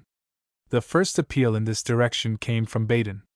Later in the year, plenipotentiaries sought Versailles from the kingdoms of Bavaria and Württemberg and the Grand Duchies of Baden and Hesse, their purpose being to arrange for and define the conditions of union between the South and the North German states. For weeks, this momentous question filled all Germany with excitement, and public opinion was in a state of high tension. The scheme of union was by no means universally approved, there being a large party in opposition, but the majority in its favor in chambers proved sufficient to enable Bismarck to carry out his plan. Chapter 12. Bismarck and the New German Empire. Building the bulwarks of the 20th century nation. Bismarck as a statesman uniting the German states. William I crowned at Versailles a significant decade. The problem of church power, progress of socialism. William II and the resignation of Bismarck. Old age insurance. Political and industrial conditions in Germany. Throughout the various events narrated in the two preceding chapters, the hand of Bismarck was everywhere visible. He had proved himself a statesman of the highest powers, and these powers were devoted without stint to the aggrandizement of Prussia. As for the surrounding nations and their rights and immunities, these did not count as against his policies. Conscience did not trouble him. The slaughter of thousands of men on the battlefield did not disturb his equanimity. He was unalterably fixed in his purposes, unscrupulous in the means employed, shrewd, keen and far-sighted in his measures, Europe being to him but a great chessboard, on which his hand moved kings, knights, and pawns with mechanical inflexibility. To him the end justified the means, however lacking in justice or mercy these means might prove. Denmark was despoiled to extend the territory of Prussia to the north. Austria, Bismarck's unwary accomplice in this act of spoliation, was robbed of its share of the spoils, and drawn into a war in which it met with disastrous defeat, the prestige of Prussia being vastly increased on the field of Sadowa. Subsequently came the great struggle with France, fomented by his wiles and ending in triumph for his policies. So far all had gone well for him, the final outcome of his schemes resulting in the unification of the minor German states into one powerful empire. Bismarck as a statesman. It was in the formation of the modern German Empire that the far-sighted plans of Bismarck culminated. King William was a willing partner for this purpose, moving as he suggested and doing as he wished. The states of Germany, aside from Austria, had actively participated in the recent war, the steps towards unification which had been taken during the few preceding years having now reached the point in which a complete amalgamation might be effected. The Holy Roman Empire, which had lasted throughout the medieval period in some phase of strength and power, at times predominant, at times little more than a title, had received its deathblow from the hands of Napoleon and vanished from the historic stage. It was Bismarck's design to restore the German Empire, not the old, moth-eaten fiction of the past, but an entirely new one, and give Prussia the position it had earned, that of the great center of German racial unity. In this project Austria, long at the head of the old empire, was to have no part, the imperial dignity being conferred upon the venerable King William of Prussia, a monarch whose birth dated back to the 18th century, and who had lived throughout the Napoleonic Wars. Uniting the German states. Near the close of 1870, Bismarck concluded treaties with the ambassadors of the South German states, in which they agreed to accept the constitution of the North German Union. These treaties were ratified, after some opposition from members of the lower house, by the legislatures of the four states involved. The next step in the proceeding was a suggestion from the King of Bavaria to the other princes that the imperial crown of Germany should be offered to King William of Prussia. When the North German Diet at Berlin had given its consent to the new constitution, a congratulatory address was dispatched to the Prussian monarch at Versailles. It announced to the aged hero king the nation's wish that he should accept the new dignity. He replied to the deputation in solemn audience that he accepted the imperial dignity which the German nation and its princes had offered him. On the 1st of January 1871, the new constitution was to come into operation. William I crowned at Versailles. The solemn assumption of the imperial office did not take place, however, until the 18th of January, the day on which, 170 years before, the new emperor's ancestor, Frederick I, had placed the Prussian crown on his head at Königsberg, and thus laid the basis of the growing greatness of his house. It was an ever-memorable coincidence that, in the superb mirrored hall of the Versailles Palace, where since the days of Richelieu so many plans had been concocted for the humiliation of Germany, King William should now proclaim himself German Emperor. After the reading of the imperial proclamation to the German people by Count Bismarck, the Grand Duke led a cheer, in which the whole assembly joined amid the singing of national hymns. Thus the important event had taken place which again summoned the German Empire to life, and made over the imperial crown with renewed splendor to another royal house. Barbarossa's old legend, that the dominion of the empire was, after long tribulation, to pass from the Hohenstaufen to the Hohenzollern, was now fulfilled. The dream long aspired after by German youth had now become a reality and a living fact. The tidings of the conclusion of peace with France, whose preliminaries were completed at Frankfurt on the 10th of May 1871, filled all Germany with joy, and peace festivals on the most splendid scale extended from end to end of the new empire, in all parts of which an earnest spirit of patriotism was shown, while Germans from all regions of the world sent home expressions of warm sympathy with the new national organization of their fatherland. A significant decade. The decade just completed had been one of remarkable political changes in Europe, unsurpassed in significance during any other period of equal length. The temporal dominion of the Pope had vanished, and all Italy had been united under the rule of a single king. The Empire of France had been overthrown and a republic established in its place, while that country had sunk greatly in prominence among the European states. Austria had been utterly defeated in war, had lost its last hold on Italy and its position of influence among the German states. And all the remaining German lands had united into a great and powerful empire, promising to gain such extraordinary military strength that the surrounding nations looked on in doubt, full of vague fears of trouble from this new and potent power introduced into their midst. Bismarck, however, showed an earnest desire to maintain international peace and good relations, seeking to win the confidence of foreign governments, while at the same time improving and increasing that military force which had been proved to be so mighty an engine of war. In the constitution of the new empire, two legislative bodies, already possessed by the Confederation of North German states, were provided for: the Bundesrat or Federal Council, whose members are annually appointed by the respective state governments, and the Reichstag or representative body, whose members are elected by universal suffrage for a period of 3 years, an annual session being required. Germany, therefore, in its present organization, is practically a federal union of states, each with its own powers of internal government, and with a common legislature approximating to our Senate and House of Representatives. But this did not make the German emperor a parliamentary monarch.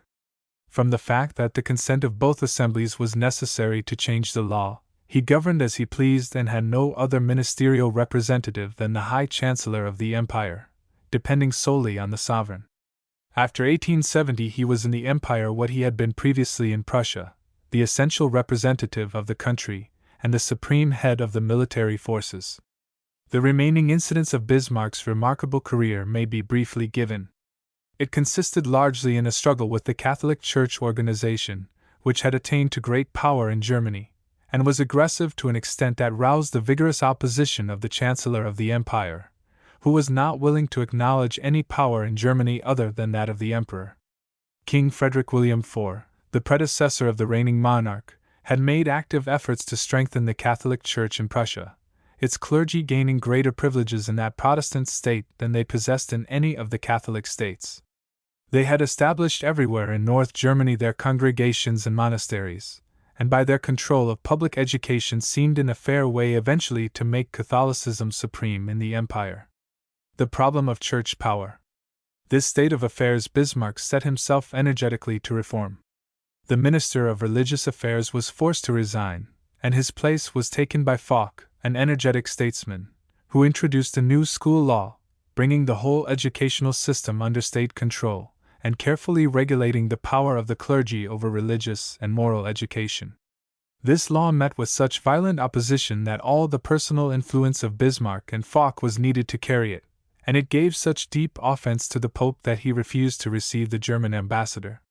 He declared the Foch law invalid, and the German bishops united in a declaration against the Chancellor. Bismarck retorted by a law expelling the Jesuits from the empire. In 1873 the state of affairs became so embittered that the rights and liberties of the citizens seemed to need protection against a priesthood armed with extensive powers of discipline and excommunication. In consequence Bismarck introduced, and by his eloquence and influence carried, what were known as the May Laws. These required the scientific education of the Catholic clergy, the confirmation of clerical appointments by the state, and the formation of a tribunal to consider and revise the conduct of the bishops. These enactments precipitated a bitter contest between church and state, while the Pope declared the May laws null and void and threatened with excommunication all priests who should submit to them. The state retorted by withdrawing its financial support from the Catholic Church and abolishing those clauses of the Constitution under which the Church claimed independence of the state. Pope Pius IX died in 1878, and on the election of Leo XIII attempts were made to reconcile the existing differences. The reconciliation was a victory for the Church, since the May laws ceased to be operative, the Church revenues were restored and the control of the clergy over education in considerable measure was regained. New concessions were granted in 1886 and 1887, and Bismarck felt himself beaten in his long conflict with his clerical opponents, who had proved too strong and deeply entrenched for him. Progress of socialism. Economic questions became also prominent, the revenues of the empire requiring some change in the system of free trade and the adoption of protective duties, while the railroads were acquired as public property by the various states of the empire. Meanwhile, the rapid growth of socialism excited apprehension, which was added to when two attempts were made on the life of the emperor. These were attributed to the socialists, and severe laws for the suppression of socialism were enacted. Bismarck also sought to cut the ground from under the feet of the socialists by an endeavor to improve the condition of the working classes. In 1881 laws were passed compelling employers to insure their workmen in case of sickness or accident, and in 1888 a system of compulsory insurance against death and old age was introduced. None of these measures, however, checked the growth of socialism, which very actively continued. In 1882 a meeting was arranged by the Chancellor between the emperors of Germany, Russia, and Austria, which was looked upon in Europe as a political alliance. In 1878 Russia drifted somewhat apart from Germany, but in the following year an alliance of defense and offense was concluded with Austria, and a similar alliance at a later date with Italy. This, which continued to 1914, was known as the Triple Alliance. In 1877 Bismarck announced his intention to retire, being worn out with the great labors of his position. To this the Emperor, who felt that his state rested on the shoulders of the Iron Chancellor, would not listen, though he gave him indefinite leave of absence.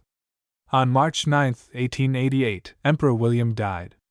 He was 90 years of age, having been born in 1797. He was succeeded by his son Frederick, then incurably ill from a cancerous affection of the throat, which carried him to the grave after a reign of 99 days.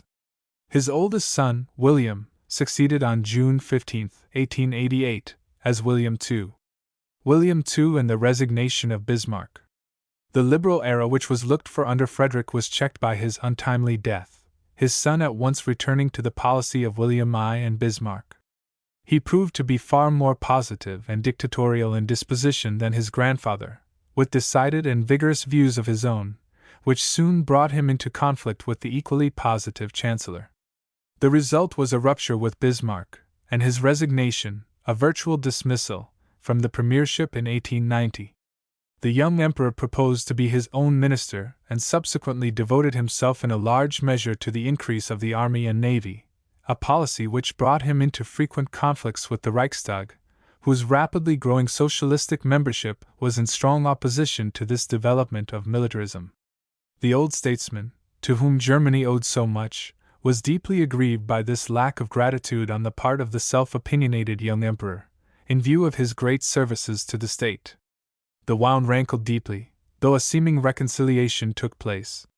But the political career of the great Bismarck was at an end, and he died on July 30, 1898. It is an interesting coincidence that almost at the same time died the distinguished but markedly different statesman of England, William Edward Gladstone. Count Cavour, another great European statesman of the latter half of the 19th century, had completed his work and passed away nearly 40 years before. The career of William II soon became one of much interest and some alarm to the other nations of Europe. His eagerness for the development of the army and navy, and the energy with which he pushed forward its organization and sought to add to its strength, seemed significant of warlike intentions, and there was dread that this energetic young monarch might break the peace of Europe, if only to prove the irresistible strength of the military machine he had formed. But as years went on, the apprehensions to which his early career and expressions gave rise were quieted, and the fear that he would plunge Europe into war lessened. The army and navy appeared to some as rather a costly plaything of the active young man than an engine of destruction, while it tended in considerable measure to the preservation of peace by rendering Germany a power dangerous to go to war with. The speeches with which the emperor began his reign showed an exaggerated sense of the imperial dignity, though his later career indicated far more judgment and good sense than the early display of overweening self-importance promised, and the views of William II eventually came to command far more respect than they did at first. He showed himself a man of exuberant energy. Despite a permanent weakness of his left arm and a serious affection of the ear, he early became a skillful horseman and an untiring hunter, as well as an enthusiastic yachtsman, and there were few men in the empire more active and enterprising than the Kaiser. Old age insurance. A principal cause of the break between William and Bismarck was the imperial interference with the laws for the suppression of socialism. As already stated, the old chancellor had established a system of compulsory old age insurance, through which workmen and their employers aided by the state were obliged to provide for the support of artisans after a certain age. The system seems to have worked satisfactorily, but socialism of a more radical kind grew in the empire far more rapidly than the emperor approved of, and he vigorously, though unsuccessfully, endeavored to prevent its increase. Another of his favorite measures, a religious education bill, he was obliged to withdraw on account of the opposition it excited. On more than one occasion he came into sharp conflict with the Reichstag concerning increased taxation for the army and navy, and a strong party against his autocratic methods sprang up, and forced him more than once to recede from warmly cherished measures. Political and industrial conditions in Germany. It may be of interest here to say something concerning the organization of the German Empire. The constitution of this empire, as adopted April 16, 1871, proposes to form an eternal union for the protection of the realm and the care of the welfare of the German people, and places the supreme direction of military and political affairs in the King of Prussia, under the title of Deutscher Kaiser, German Emperor. The war-making powers of the emperor, however, are restricted since he is required to obtain the consent of the Bundesrat, the Federal Council, before he can declare war otherwise than for the defense of the realm. His authority as emperor, in fact, is much less than that which he exercises as King of Prussia, since the imperial legislature is independent of him, he having no power of veto over the laws passed by it. His actual military power, however, is practically supreme, as demonstrated in the opening events of the War of 1914. The legislature, as stated, consists of two bodies, the Bundesrat, representing the states of the Union, whose members, 58 in number, are chosen for each session by the several state governments, and the Reichstag, representing the people, whose members, 397 in number, are elected by universal suffrage for periods of 5 years. The German Union, as constituted in 1914, comprised 4 kingdoms, 6 grand duchies, 5 duchies, 7 principalities, 3 sovereign cities, and the Reichsland of Alsace-Lorraine, 26 separate states in all. It included all the German peoples of Europe with the exception of those in Austria. The progress of Germany within the modern period has been very great. The population of the states of the empire, 24,831,000 at the end of the Napoleonic Wars, had become, a century later, over 64 million, having added 40 million to the roll of inhabitants. The country, once divided into an unwieldy multitude of states, often of minute proportions, has become consolidated into the number above named, each of these possessing some degree of importance.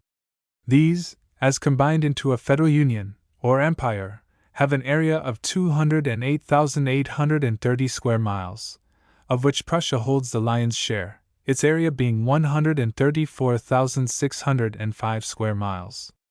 The presidency of the empire belongs to the King of Prussia and is hereditary in his family. Besides the imperial parliament, each state has its own special legislature and laws, but railroads regarded as necessary for the defense of Germany or the facilitating of general communications may come under a law of the empire, even against the opposition of the members of the confederation whose territory is traversed. The states have their respective armies, but it is the emperor who disposes of them. He appoints the heads of the contingents, approves the generals, and has the right to establish fortresses over the whole territory of the empire. The wealth of the German Empire has grown in a far greater area than its population, it having developed into the most active manufacturing country in Europe. Agriculture has similarly advanced, and one of its chief products, that of the sugar beet, has enormously increased, beetroot sugar being among its chief industrial yields. In addition, Germany has grown to be one of the most active commercial nations of the earth.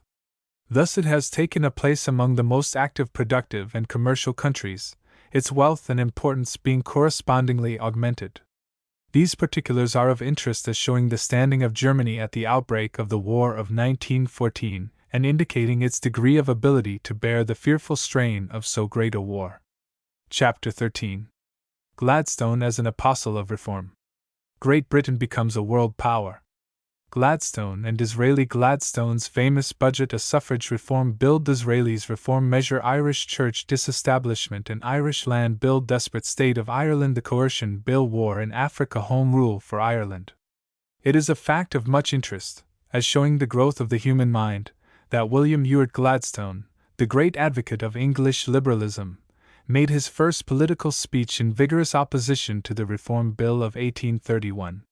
He was then a student at Oxford University, but this boyish address had such an effect upon his hearers that Bishop Wordsworth felt sure the speaker would one day rise to be Prime Minister of England. This prophetic utterance may be mated with another one, by Archdeacon Denison, who said, "I have just heard the best speech I ever heard in my life, by Gladstone, against the Reform Bill.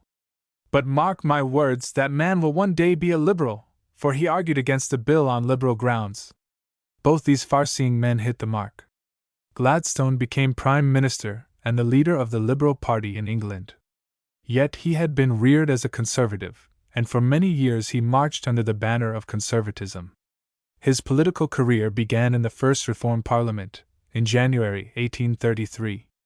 2 years afterward he was made an Under-Secretary in Sir Robert Peel's cabinet. It was under the same Premier that he first became a full member of the cabinet, in 1845, as Secretary of State for the Colonies. He was still a Tory in home politics, but had become a Liberal in his commercial ideas, and was Peel's right-hand man in carrying out his great commercial policy. The repeal of the Corn Laws was the work for which his cabinet had been formed, and Gladstone, as the leading free trader in the Tory ranks, was called to it. As for Cobden, the apostle of free trade, Gladstone admired him immensely. "I do not know," he said in later years, "that there is in any period a man whose public career and life were nobler or more admirable. Of course, I except Washington. Washington, to my mind, is the purest figure in history. As an advocate of free trade, Gladstone first came into connection with another noble figure, that of John Bright, who was to remain associated with him during most of his career. In 1857 he first took rank as one of the great moral forces of modern times. In that year he visited Naples, where he saw the barbarous treatment of political prisoners under the government of the infamous King Bomba, and described them in letters whose indignation was breathed in such tremendous tones that England was stirred to its depths and all Europe awakened. These thrilling epistles gave the cause of Italian freedom an impetus that had much to do with its subsequent success, and gained for Gladstone the warmest veneration of patriotic Italians. Gladstone and Disraeli. In 1852 he first came into opposition with the man against whom he was to be pitted during the remainder of his career, Benjamin Disraeli, who had made himself a power in Parliament, and in that year became Chancellor of the Exchequer in Lord Derby's cabinet and leader of the House of Commons. The revenue budget introduced by him showed a sad lack of financial ability, and called forth sharp criticisms, to which he replied in a speech made up of scoffs, jibes, and biting sarcasms, so daring and audacious in character as almost to intimidate the House. As he sat down, Mr. Gladstone rose and launched forth into an oration which became historic. He gave voice to that indignation which lay suppressed beneath the cowed feeling which for the moment the Chancellor of the Exchequer's performance had left among his hearers. In a few minutes the House was wildly cheering the intrepid champion who had rushed into the breach, and when Mr. Gladstone concluded, having torn to shreds the proposals of the budget, a majority followed him into the division lobby, and Mr. Disraeli found his government beaten by 19 votes. Such was the first great encounter between the two rivals. Gladstone's famous budget. In the cabinet that followed, headed by Lord Aberdeen, Gladstone succeeded Disraeli as Chancellor of the Exchequer, a position in which he was to make a great mark. In April 1853, he introduced his first budget, a marvel of ingenious statesmanship, in its highly successful effort to equalize taxation. It remitted various taxes which had pressed hard upon the poor and restricted business, and replaced them by applying the succession duty to real estate, increasing the duty on spirits, and extending the income tax. Taken altogether, and especially in its expedients to equalize taxation, this first budget of Mr. Gladstone may be justly called the greatest of the century. The speech in which it was introduced and expounded created an extraordinary impression on the House and the country. For the first time in Parliament figures were made as interesting as a fairy tale. The dry bones of statistics were invested with a new and potent life, and it was shown how the yearly balancing of the national accounts might be directed by and made to promote the profoundest and most fruitful principles of statesmanship. With such lucidity and picturesqueness was this financial oratory rolled forth that the dullest intellect could follow with pleasure the complicated scheme, and for 5 hours the House of Commons sat as if it were under the sway of a magician's wand. When Mr. Gladstone resumed his seat, it was felt that the career of the coalition ministry was assured by the genius that was discovered in its Chancellor of the Exchequer. It was, indeed, to Gladstone's remarkable oratorical powers that much of his success as a statesman was due. No man of his period was his equal in swaying and convincing his hearers. His rich and musical voice, his varied and animated gestures, his impressive and vigorous delivery, great fluency, and wonderful precision of statement, gave him a power over an audience which few men of the century have enjoyed. His sentences, indeed, were long and involved, growing more so as his years advanced, but their fine choice of words, rich rhetoric, and eloquent delivery carried away all that heard him, as did his deep earnestness and intense conviction of the truth of his utterances. Meanwhile his liberalism had been steadily growing, reaching its culmination in 1865, when the Tory University of Oxford, which he had long represented, rejected him as its member, unable longer to swallow his ultra views. The rejection was greeted by him as a compliment. He at once offered himself as a candidate for South Lancashire, and in the opening of his speech at Manchester said, "At last, my friends, I am come among you, to use an expression which has become very famous and is not likely to be forgotten, I am come among you unmuzzled." Unmuzzled he indeed was, free at last to give the fullest expression to his liberal faith. In 1866 he became, for the first time in his career, Leader of the House of Commons Lord Russell, the Prime Minister, being in the House of Lords. Many of his friends feared for him in this difficult position, but the event proved that they had no occasion for alarm, he showing himself one of the most successful leaders the House had ever had. A suffrage reform bill. His first important duty in this position was to introduce the new suffrage reform bill, a measure to extend the franchise in counties and boroughs that would have added about 400,000 voters to the electorate. In the debate that followed, Gladstone and Disraeli were again pitted against each other in a grand oratorical contest. Disraeli taunted him with his youthful speech at Oxford against the Reform Bill of 1831. Gladstone retorted by scoring his opponent for clinging to a conservatism which he gloried in having been strong enough to reject. He ended with this stirring prediction: "You cannot fight against the future. Time is on our side. The great social forces which move onwards in their might and majesty, and which the tumult of our debates does not for a moment impede or disturb, those great social forces are against you, they are marshaled on our side, and the banner which we now carry into this fight, though perhaps at some moment it may droop over our sinking heads, yet it soon again will float in the eye of heaven.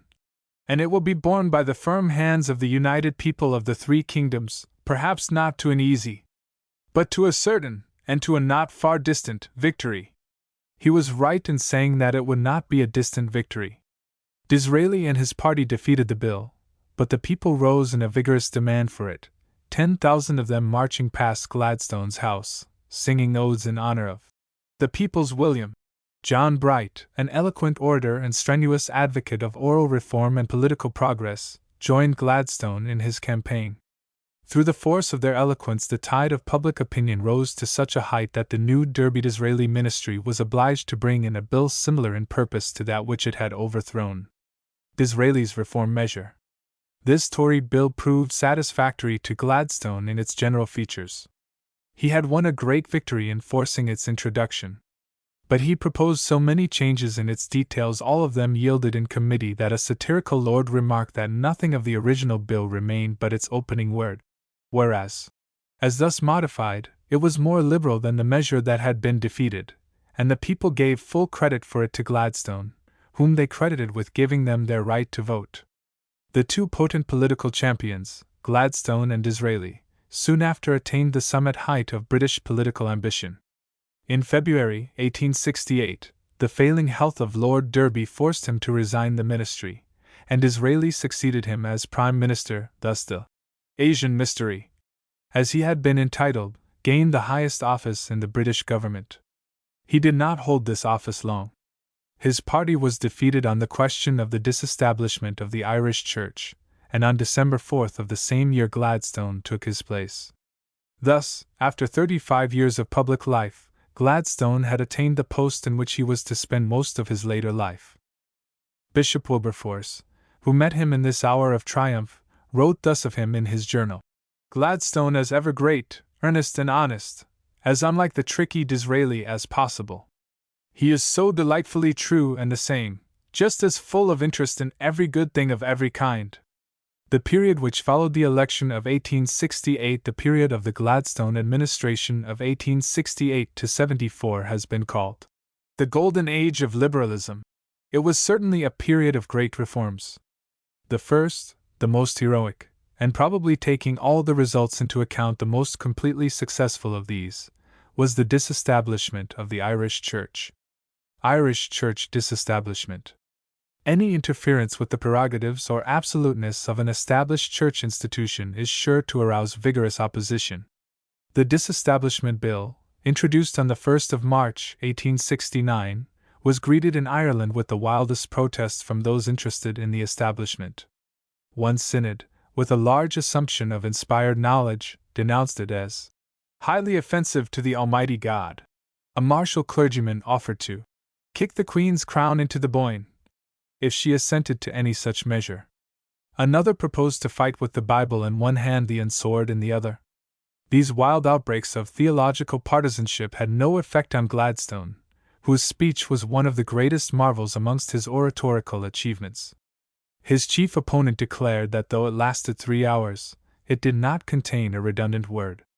The scheme which it unfolded, a scheme which withdrew the temporal establishment of a church in such a manner that the church was benefited, not injured, and which lifted from the backs of an oppressed people an intolerable burden, was a triumph of creative genius.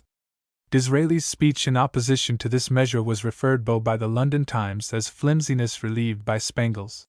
After a debate in which Mr. Bright made one of his most famous speeches, the bill was carried by a majority of 118. Before this strong manifestation of the popular will, the House of Lords, which deeply disliked the bill, felt obliged to give way, and passed it by a majority of 7. An Irish Land Bill. In 1870 Mr. Gladstone introduced his Irish Land Bill, a measure of reform which Parliament had for years refused to grant. By it the tenant was given the right to hold his farm as long as he paid his rent, and received a claim upon the improvement made by himself and his predecessors, a tenant right which he could sell. This bill was triumphantly carried, and another important Liberal measure, Mr. Forster's Education Bill, became law. Other Liberal measures were passed, but the tide which had set so long in this direction turned at last. The government was defeated in 1873 on a bill for university education, and in a subsequent election the Liberal party met with defeat. Gladstone at once resigned and was succeeded by Disraeli. 2 years later the latter was raised to the peerage by the Queen under the title of the Earl of Beaconsfield. Gladstone was not in the field for honours of this type. He much preferred to inherit the title of a distinguished predecessor, that of the Great Commoner.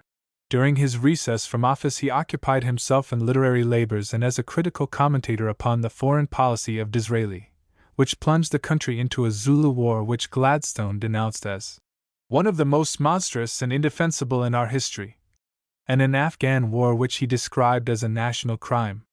These and other acts of Tory policy in time brought liberalism again into the forefront. An election held in 1880 resulted in a great Liberal victory. Disraeli, then Lord Beaconsfield, resigned and Gladstone was once again called to the head of the ministry. In the new administration the foreign policy, the meddling in the concerns of the East, which had held precedence over domestic affairs under the preceding administration, vanished from sight, and the Irish question again became prominent. Ireland had now gained an able leader, Charles Stewart Parnell, founder of the Irish Land League, a trade union of Irish farmers, and its affairs could no longer be consigned to the background. Gladstone, in assuming control of the new government, was quite unaware of the task before him. When he had completed his work with the Church and the Land Bills 10 years before, he fondly fancied that the Irish question was definitely settled. The Home Rule movement, which was started in 1870, seemed to him a wild delusion which would die away of itself. In 1884 he said, "I frankly admit that I had had much upon my hands connected with the doings of the Beaconsfield government in every quarter of the world, and I did not know no one knew the severity of the crisis that was already swelling upon the horizon, and that shortly after rushed upon us like a flood." Desperate state of Ireland. He was not long as discovering the gravity of the situation, of which the House had been warned by Mr. Parnell. The famine had brought its crop of misery, and while the charitable were seeking to relieve the distress, many of the landlords were turning adrift their tenants for non-payment of rents. The Irish party brought in a bill for the suspension of evictions, which the government replaced by a similar one for compensation for disturbance. This was passed with a large majority by the Commons, but was rejected by the Lords, and Ireland was left to face its misery without relief. The state of Ireland at that moment was too critical to be dealt with in this manner. The rejection of the compensation for disturbance bill was, to the peasantry whom it had been intended to protect, a message of despair, and it was followed by the usual symptom of despair in Ireland, an outbreak of agrarian crime. On the one hand over 17,000 persons were evicted, on the other there was a dreadful crop of murders and outrages. The Land League sought to do what Parliament did not, but in doing so it came in contact with the law. Moreover, the revolution for revolution it seemed to be grew too formidable for its control. The utmost it succeeded in doing was in some sense to ride without directing the storm. The first decisive step of Mr. Forster, the Chief Secretary for Ireland, was to strike a blow at the Land League. In November he ordered the prosecution of Mr. Parnell, Mr. Biggar, and several of the officials of the organization, and before the year was out he announced his intention of introducing a coercion bill. This step threw the Irish members under Mr. Parnell and the Liberal government into relations of definitive antagonism. The Coercion Bill. Mr. Forster introduced his Coercion Bill on January 24, 1881. It was a formidable measure, which enabled the Chief Secretary, by signing a warrant, to arrest any man on suspicion of having committed a given offense, and to imprison him without trial at the pleasure of the government. It practically suspended the liberties of Ireland. The Irish members exhausted every resource of parliamentary action in resisting it, and their tactics resulted in several scenes unprecedented in parliamentary history. In order to pass the bill, it was necessary to suspend them in a body several times. Mr. Gladstone, with manifest pain, found himself, as leader of the House, the agent by whom this extreme resolve had to be executed. The Coercion Bill passed, Mr. Gladstone introduced his Land Bill of 1881, which was the measure of conciliation intended to balance the measure of repression. This was really a great and sweeping reform, whose dominant feature was the introduction of the novel and far-reaching principle of the state stepping in between landlord and tenant and fixing the rents. The bill had some defects, as a series of amending acts, which were subsequently passed by both Liberal and Tory governments, proved, but, apart from these, it was on the whole the greatest measure of land reform ever passed for Ireland by the Imperial Parliament. But Ireland was not yet satisfied. Parnell had no confidence in the good intentions of the government, and took steps to test its honesty, which so angered Mr. Forster that he arrested Mr. Parnell and several other leaders and pronounced the Land League an illegal body. Forster was well-meaning but mistaken. He fancied that by locking up the ringleaders he could bring quiet to the country. On the contrary, affairs were soon far worse than ever, crime and outrage spreading widely. In despair, Mr. Forster released Parnell and resigned. All now seemed hopeful. Coercion had proved a failure. Peace and quiet were looked for, when, 4 days afterward, the whole country was horrified by a terrible crime. The new Secretary for Ireland, Lord Cavendish, and the Under-Secretary, Mr. Burke, were attacked and hacked to death with knives in Phoenix Park. Everywhere panic and indignation arose. A new Coercion Act was passed without delay.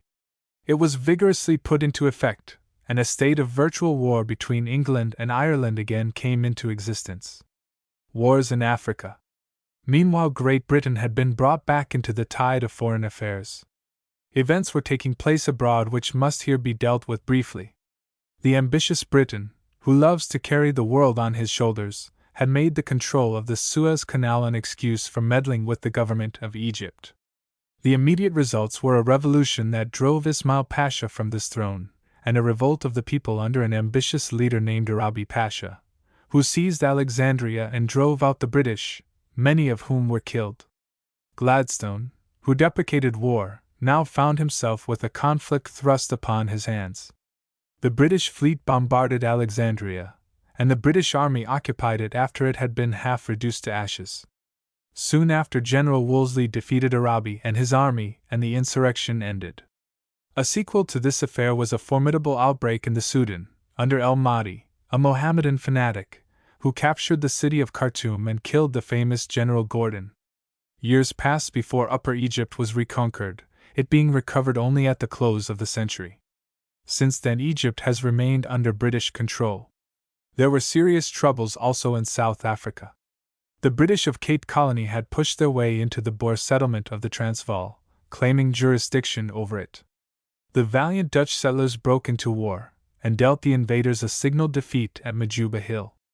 This was the opening step in a series of occurrences which led to the later Boer War, in which the British, with great loss, conquered the Boers, followed in later years by a practical reconquest of the country by its Boer inhabitants in peaceful ways.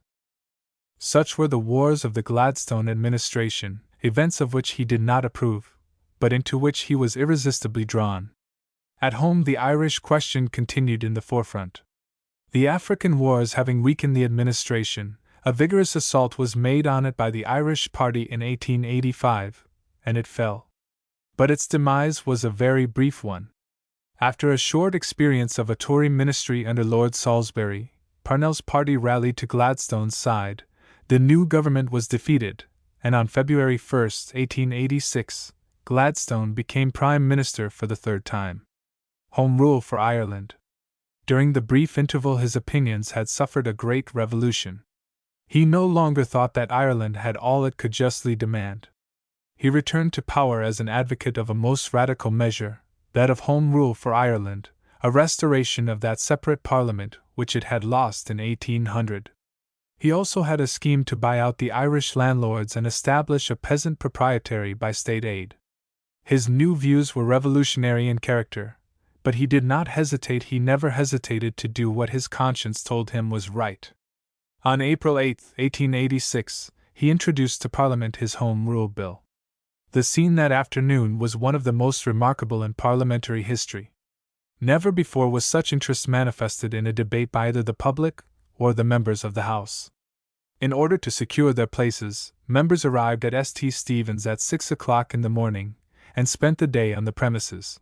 And a thing quite unprecedented, members who could not find places on the benches filled up the floor of the House with rows of chairs.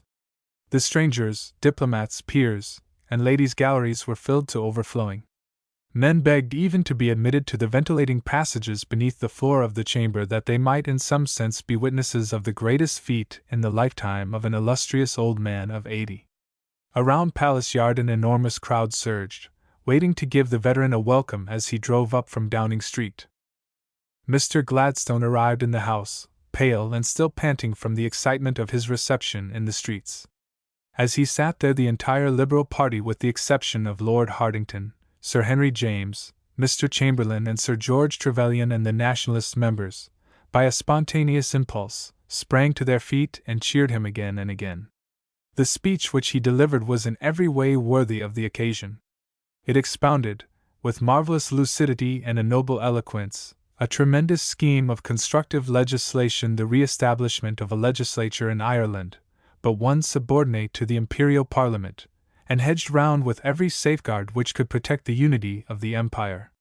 It took 3 hours in delivery, and was listened to throughout with the utmost attention on every side of the House.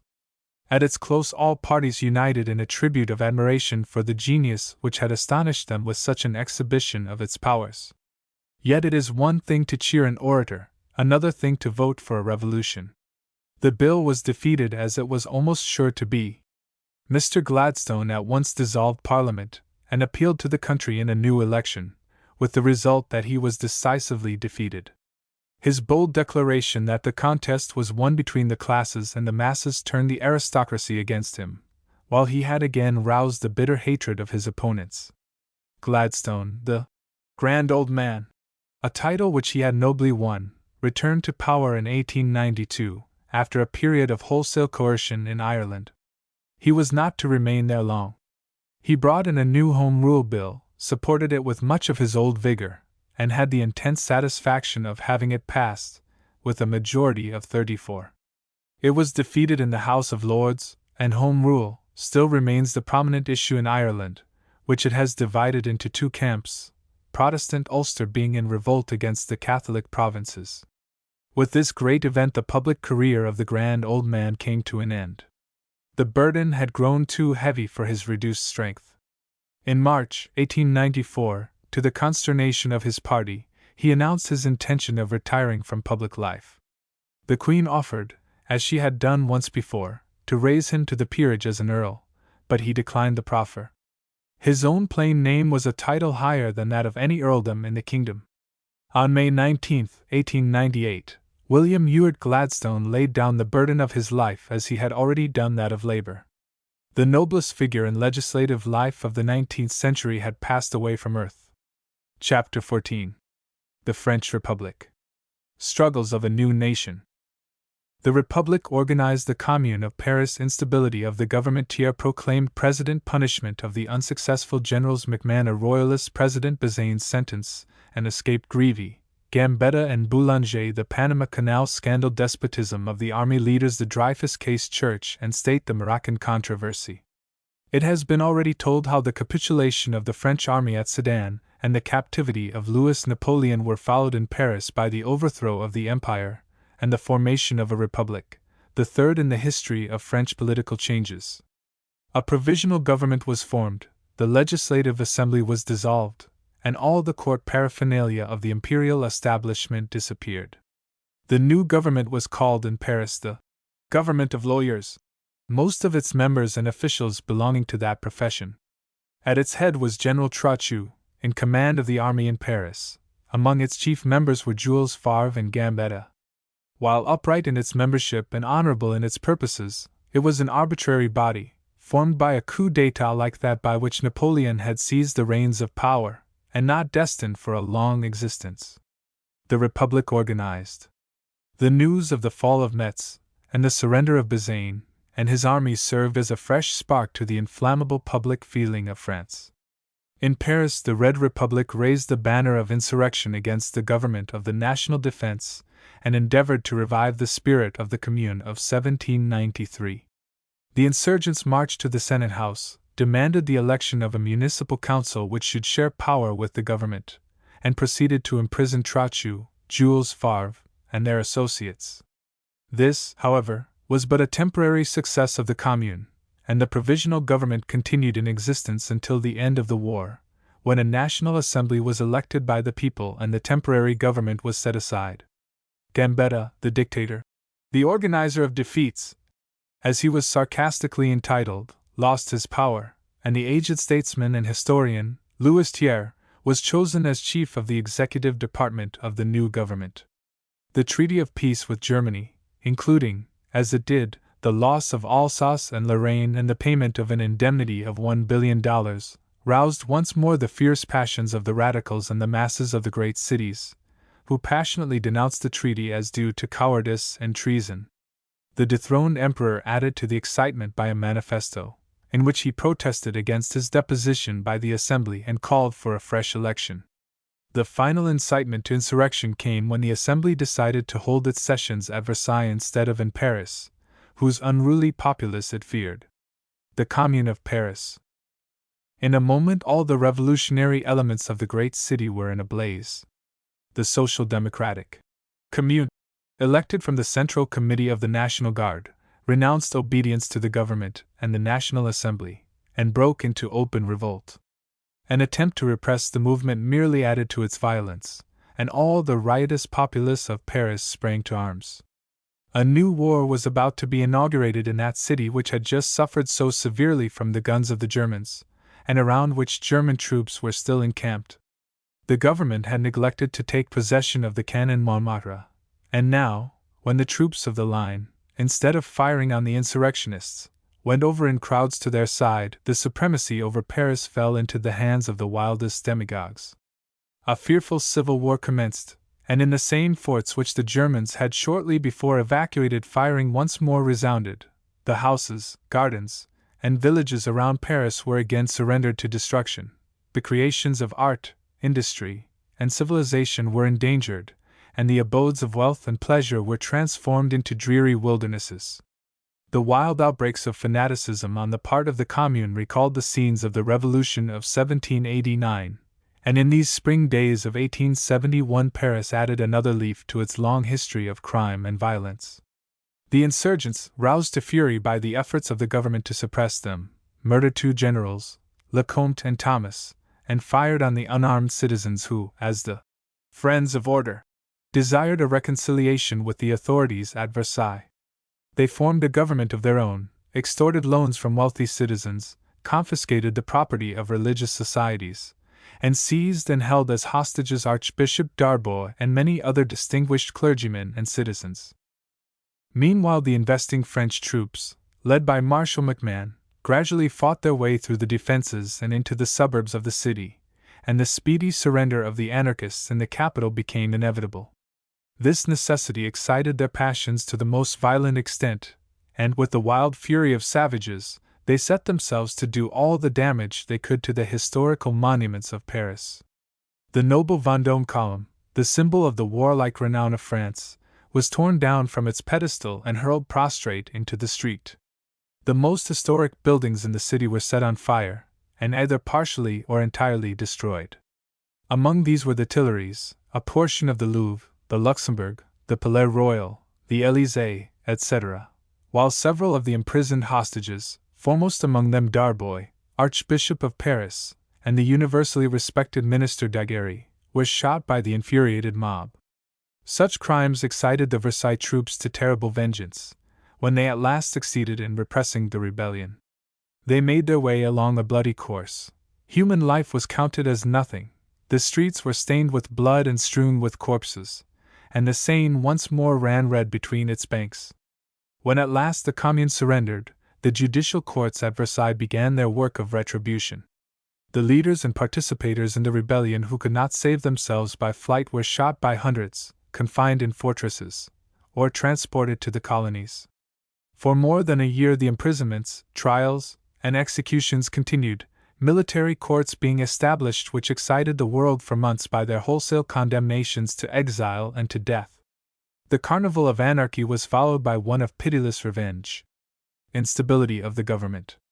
The Republican government of France, which had been accepted in an emergency, was far from carrying with it the support of the whole of the Assembly or of the people, and the aged, but active and keen-witted Thiers had to steer through a medley of opposing interests and sentiments. His government was considered, alike by the monarchists and the Jacobins, as only provisional, and the Bourbons and Napoleonists on the one hand and the advocates of liberty, equality, and fraternity on the other, intrigued for its overthrow. But the German armies still remained on French soil, pending the payment of the costs of the war, and the astute chief of the executive power possessed moderation enough to pacify the passions of the people, to restrain their hatred of the Germans, which was so boldly exhibited in the streets and in the courts of justice, and to quiet the clamor for a war of revenge.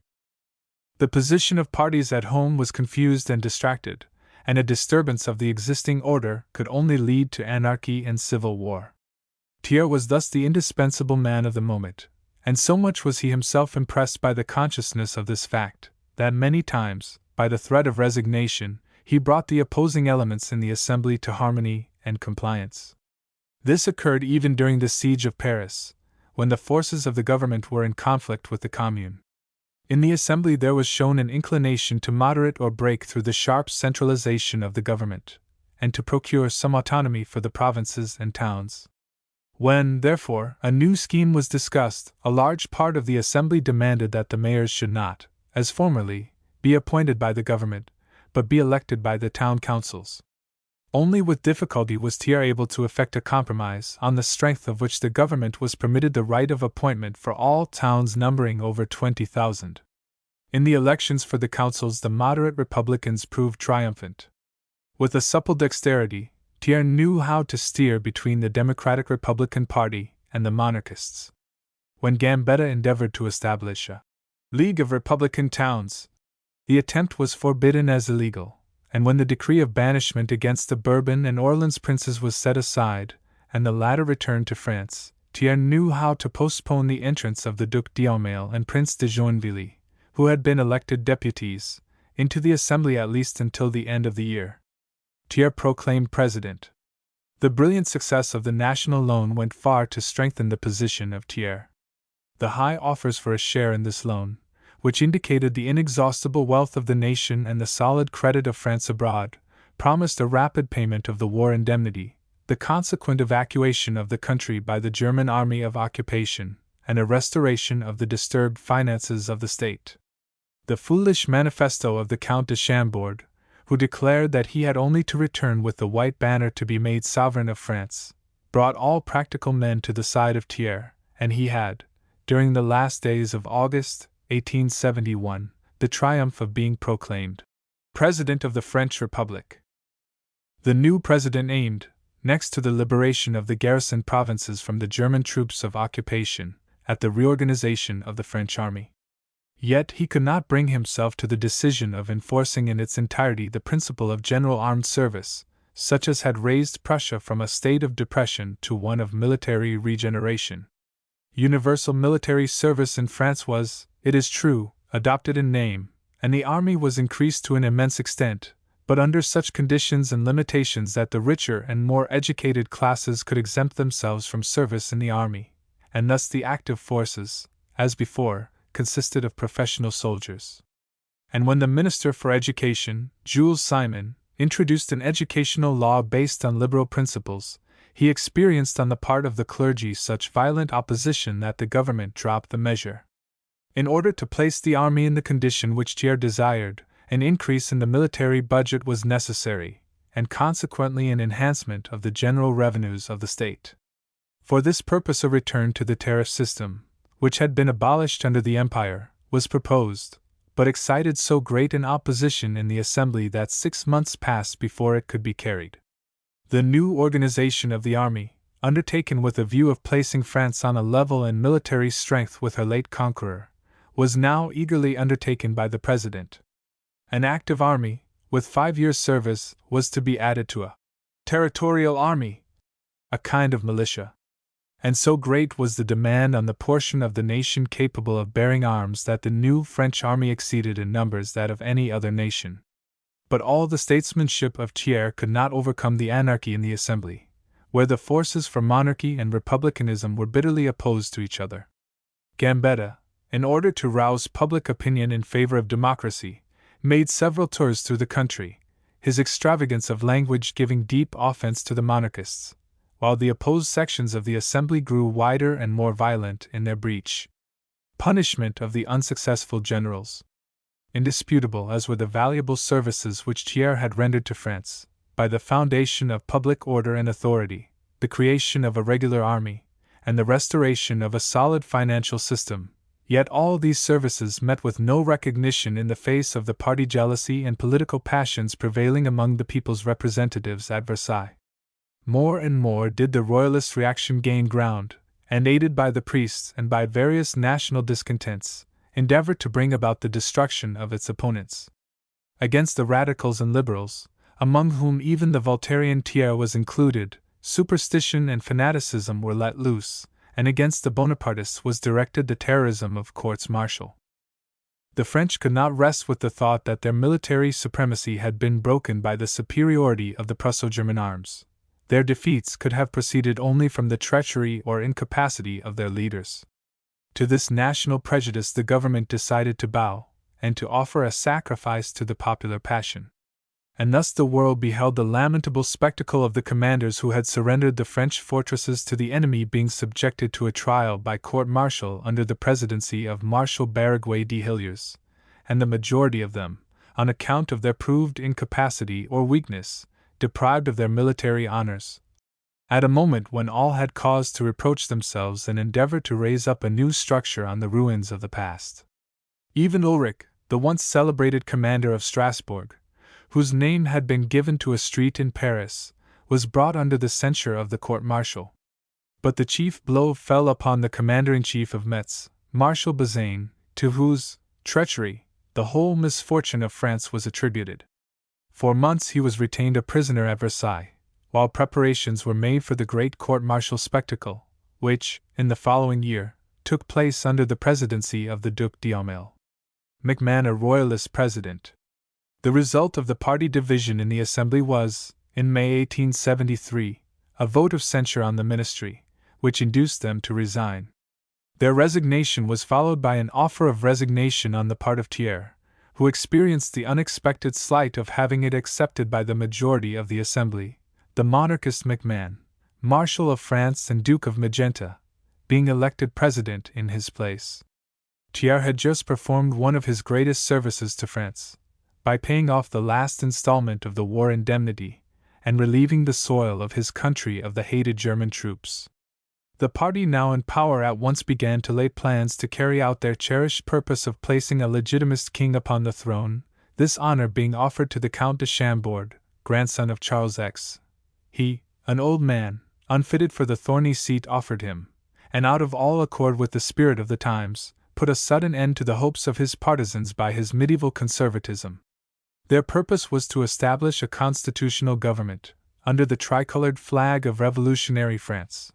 But the old Bourbon gave them to understand that he would not consent to reign under the tricolor, but must remain steadfast to the white banner of his ancestors. He had no desire to be the legitimate king of revolution. This letter shattered the plans of his supporters. No man with ideas like these would be tolerated on the French throne. There was never to be in France a King Henry V. The monarchists, in disgust at the failure of their schemes, elected MacMahon President of the Republic for a term of 7 years, and for the time being the reign of republicanism in France was made secure.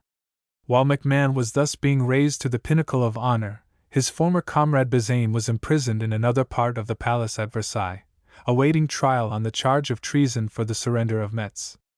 In the trial, in which the whole world took a deep interest, the efforts of the prosecution were directed to prove that the conquest of France was solely due to the treachery of the Bonapartist marshal. Despite all that could be said in his defense, he was found guilty by the court-martial, sentenced to degradation from his rank in the army, and to death. Bazaine's sentence and escape. A letter which Prince Frederick Charles wrote in his favor only added to the wrath of the people, who cried aloud for his execution. But, as though the judges themselves felt a twinge of conscience at the sentence, they at the same time signed a petition for pardon to the President of the Republic. MacMahon thereupon commuted the punishment of death into a 20 years' imprisonment, remitted the disgrace of the formalities of a military degradation, without cancelling its operation, and appointed as the prisoner's place of confinement the fortress on the island of St. Marguerite, opposite Cannes, known in connection with the Iron Mask. Bazaine's wealthy Mexican wife obtained permission to reside near him, with her family and servants, in a pavilion of the sea fortress. This afforded her an opportunity of bringing about the freedom of her husband in the following year with the aid of her brother. After an adventurous escape, by letting himself down with a rope to a Genoese vessel, Bazaine fled to Holland, and then offered his services to the Republican government of Spain. In 1875 the constitution under which France is now governed was adopted by the Republicans. It provides for a legislature of 2 chambers, one a chamber of deputies elected by the people, the other a senate of 300 members, 75 of whom are elected by the National Assembly and the others by electoral colleges in the departments of France. The 2 chambers unite to elect a president, who has a term of 7 years. He is commander-in-chief of the army, appoints all officers, receives all ambassadors, executes the laws, and appoints the cabinet, which is responsible to the Senate and House of Deputies, thus resembling the cabinet of Great Britain instead of that of the United States. This constitution was soon ignored by the arbitrary president, who forced the resignation of a cabinet which he could not control, and replaced it by another responsible to himself instead of to the Assembly. His act of autocracy roused a violent opposition. Gambetta moved that the representatives of the people had no confidence in a cabinet which was not free in its actions and not republican in its principles. The sudden death of Thiers, whose last writing was a defense of the Republic, stirred the heart of the nation and added to the excitement, which soon reached fever heat. In the election that followed, the Republicans were in so great a majority over the Conservatives that the President was compelled either to resign or to govern according to the Constitution. He accepted the latter and appointed a cabinet composed of Republicans. But the acts of the legislature, which passed laws to prevent arbitrary action by the executive and to secularize education, so exasperated the old soldier that he finally resigned from his high office. Grévy, Gambetta, and Boulanger. Jules Grévy was elected president in his place, and Gambetta was made president of the House of Deputies. Subsequently, he was chosen presiding minister in a cabinet composed wholly of his own creatures. His career in this high office was a brief one. The chambers refused to support him in his arbitrary measures and he resigned in disgust. Soon after, the self-appointed dictator, who had played so prominent a part in the war with Germany, died from a wound whose origin remained a mystery. The Constitution was revised in 1884, the Republic now declared permanent and final, and Grévy again elected president. General Boulanger, the Minister of War in the new government, succeeded in making himself highly popular, many looking upon him as a coming Napoleon, by whose genius the Republic would be overthrown. In 1887 Grévy resigned, in consequence of a scandal in high circles, and was succeeded by Sadi Carnot, grandson of a famous general of the First Republic. Under the new president 2 striking events took place. General Boulanger managed to lift himself into great prominence, and gain a powerful following in France.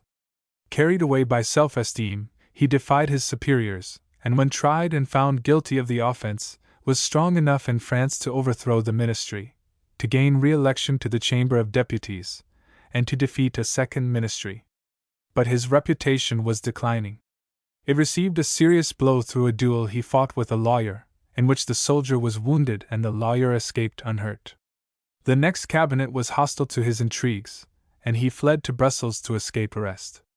Tried by the Senate, sitting as a high court of justice, he was found guilty of plotting against the state and sentenced to imprisonment for life. His career soon after ended in suicide, and his party disappeared. The Panama Canal Scandal. The second event spoken of was the Panama Canal affair. De Lesseps, the maker of the Suez Canal, had undertaken to excavate a similar one across the Isthmus of Panama, but the work was managed with such wild extravagance that vast sums were spent and the poor investors widely ruined, while the canal remained a half-dug ditch. At a later date this affair became a great scandal, dishonest bargains in connection with it were abundantly unearthed, bribery was shown to have been common in high places, and France was shaken to its center by the startling exposure. De Lesseps, fortunately for him, escaped imprisonment by death, but others of the leaders in the enterprise were condemned and punished. In the succeeding years perils manifold threatened the existence of the French Republic. A moral decline seemed to have sapped the foundations of public virtue, and the new military organization rose to a dangerous height of power, becoming a possible instrument of ambition which overshadowed and portended evil to the state. The spirit of anarchy, which had been so strikingly displayed in the excesses of the Parisian Commune, was shown later in various instances of death and destruction by the use of dynamite bombs, exploded in Paris and elsewhere. But its most striking example was in the murder of President Carnot, who was stabbed by an anarchist in the streets of Lyons. This assassination, and the disheartening exposures of dishonesty in the Panama Canal case trials, stirred the moral sentiment of France to its depths, and made many of the best citizens despair of the permanency of the Republic. Despotism of the army leaders. But the most alarming threat came from the army, which had grown in power and prominence until it fairly overtopped the state, while its leaders felt competent to set at defiance the civil authorities. This despotic army was an outgrowth of the Franco-Prussian War. The terrible punishment which the French had received in that war, and in particular the loss of Alsace and Lorraine, filled them with bitter hatred of Germany and a burning desire for revenge. Yet it was evident that their military organization was so imperfect as to leave them helpless before the army of Germany, and the first thing to be done was to place themselves on a level in military strength with their foe. To this President Thiers had earnestly devoted himself, and the work of army organization went on until all France was virtually converted into a great camp, defended by powerful fortresses, and the whole male population of the country were practically made part of the army. The final result of this was the development of one of the most complete and well-appointed military establishments in Europe. The immediate cause of the reorganization of the army gradually passed away. As time went on, the intense feeling against Germany softened, and the danger of war decreased. But the army became more and more dominant in France, and, as the century neared its end, the autocratic position of its leaders was revealed by a startling event, which was claimed to prove the moral decadence of France and the controlling influence and dominating power of the members of the General Staff. This was the celebrated Dreyfus case, the cause célèbre of the period. At the time concerned, it excited the utmost interest, stirring France to its center, and attracting the earnest attention of the world. It aroused indignation as well as interest, and years passed before it lost its hold on public attention. It can be dealt with here only with great brevity. The Dreyfus case. Albert Dreyfus, an Alsatian Jew and a captain in the 14th Regiment of Artillery of the French Army, detailed for service at the Information Bureau of the Minister of War, was arrested October 15, 1894, on charge of having sold military secrets to a foreign power. The following letter was said to have been found at the German embassy by a French detective, in what was declared to be the handwriting of Dreyfus. Having no news from you, I do not know what to do. I send you in the meantime the condition of the forts. I also hand you the principal instructions as to firing. If you desire the rest, I shall have them copied. The document is precious. The instructions have been given only to the officers of the General Staff. I leave for the maneuvers. Previous to the arrest of Dreyfus, the editor of the Libre Parole had been carrying on a violent anti-Semitic agitation in his paper. He now raved about the Jews in general, declared Dreyfus guilty of selling army secrets to the Germans, and by his crusade turned public opinion in Paris strongly against the accused. As a result of this assault and the statement that the letter was in the handwriting of the accused, he was tried before a military court, which sat behind closed doors, kept parts of the indictment from the knowledge of the prisoner and his lawyer, and in other ways manifested a lack of fairness.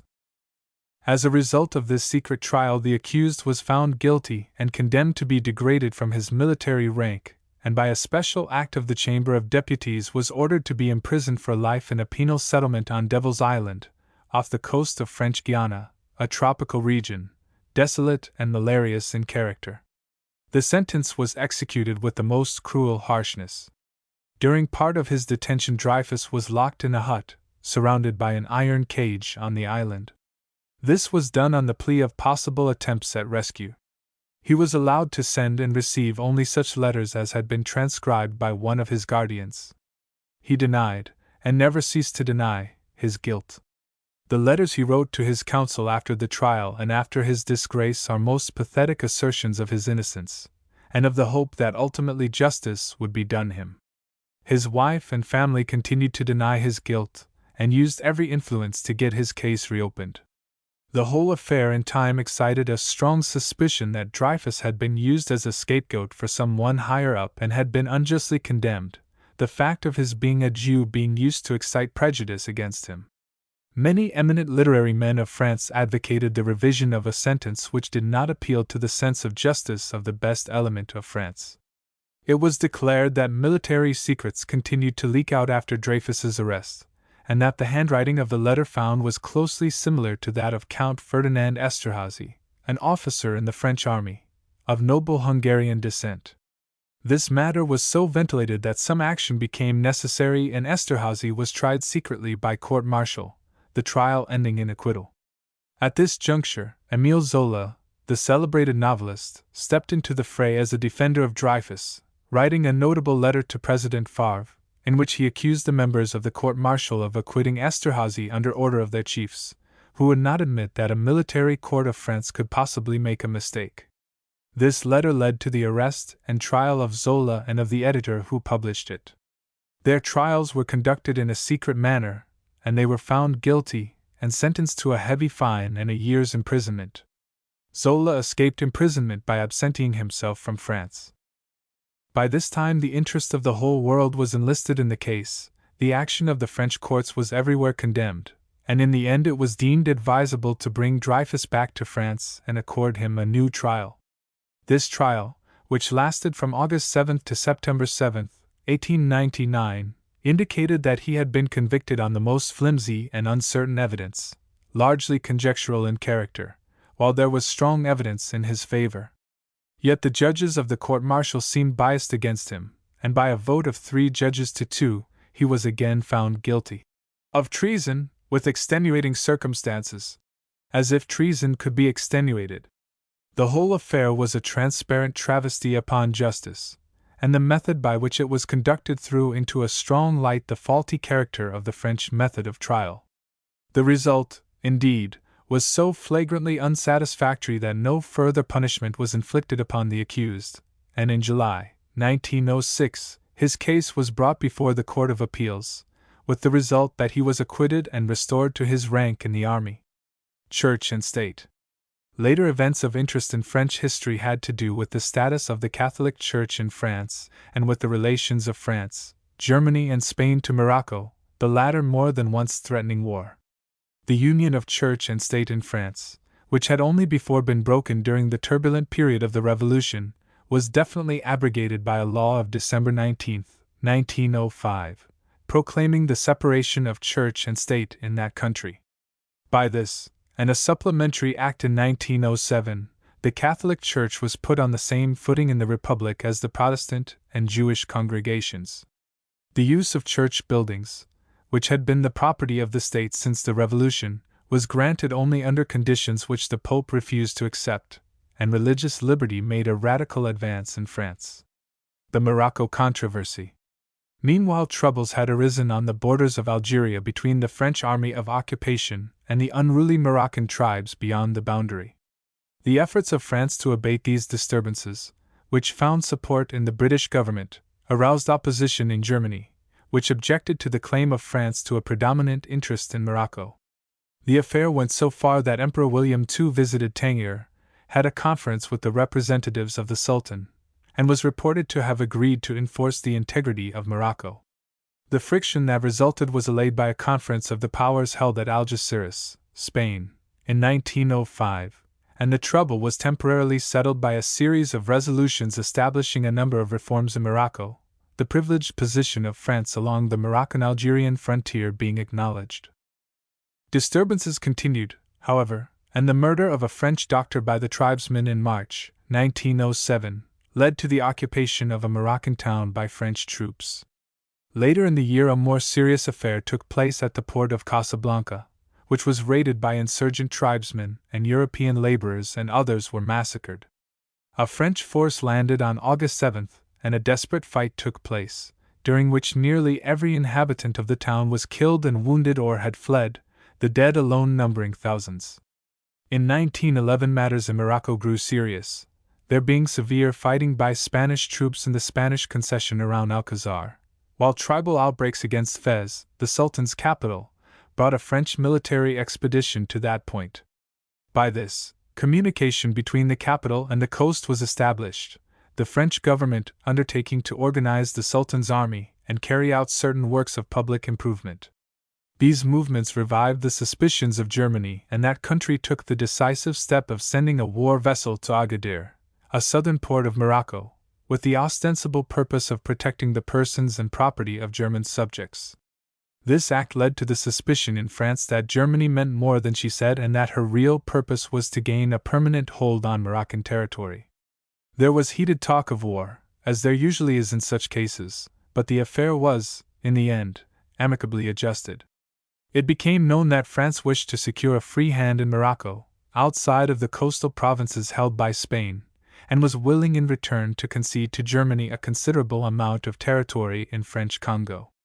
The agreement finally reached, with the assent of the other powers, especially Spain, which had a vital interest in the problem, was that France should be given a protectorate over Morocco, and in return should cede to Germany a region in French Congo, in equatorial Africa, of about 230,000 square kilometers, containing a population of from 600,000 to 1 million.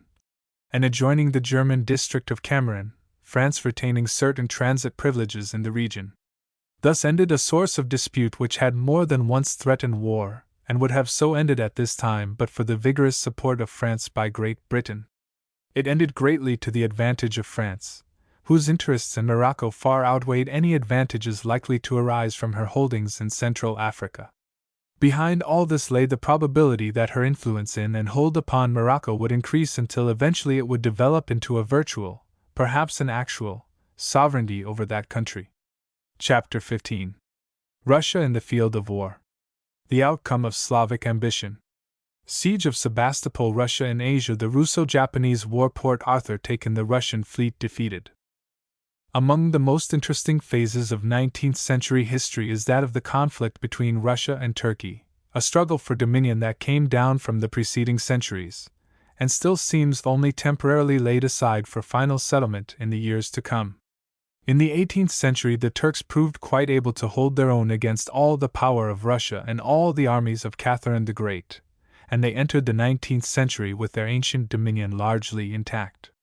But they were declining in strength while Russia was growing, and long before 1900 the empire of the Sultan would have become the prey of the Tsar had not the other powers of Europe come to the rescue. The Tsar Nicholas designated the Sultan as the sick man of Europe, and such he and his empire had truly become. Of the various wars which Russia waged against Turkey, the first of modern historical importance was that of 1854–55, known as the Crimean War, and made notable by the fact that Britain, France, and Sardinia joined the Turks in their struggle against the Muscovite armies.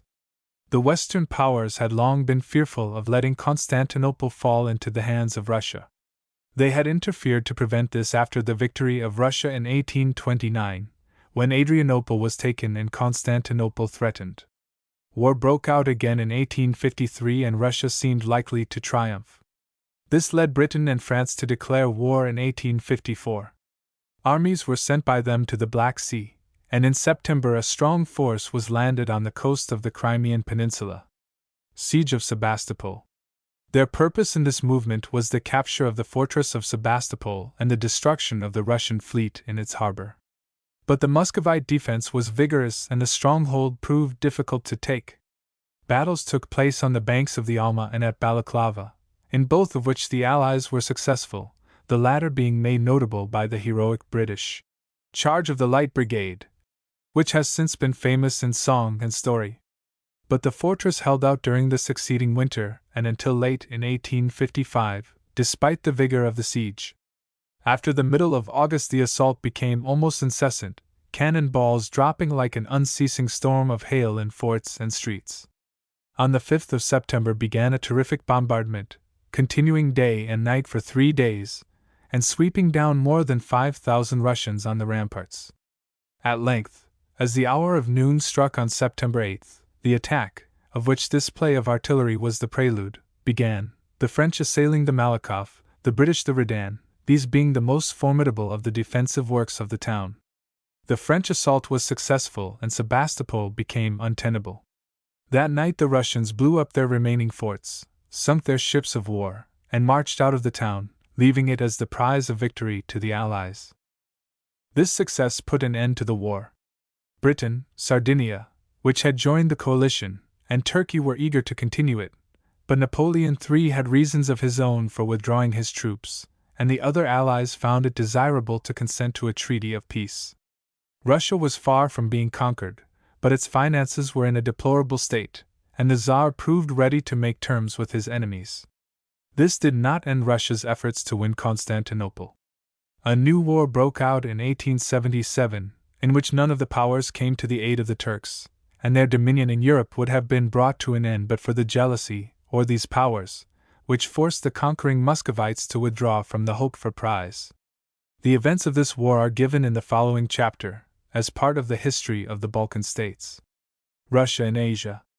Russia, though so often checked in the effort to capture Constantinople, and with it win an opening to the Mediterranean, was long more successful in another field of ambition, that of Asiatic conquest and the expansion of empire over the great eastern continent. Here it had gradually won a vast stretch of territory, including the immense area of Siberia and the realms of the Caucasus and Turkestan. The result of the Boxer outbreak in China in 1900 increased the Russian dominion in Asia, giving the empire a hold upon Manchuria, with control of the fine seaport of Port Arthur. It began to appear as if this whole region would become Russian territory, possibly including Korea and Japan. The Russo-Japan War. The danger of this roused Japan to action.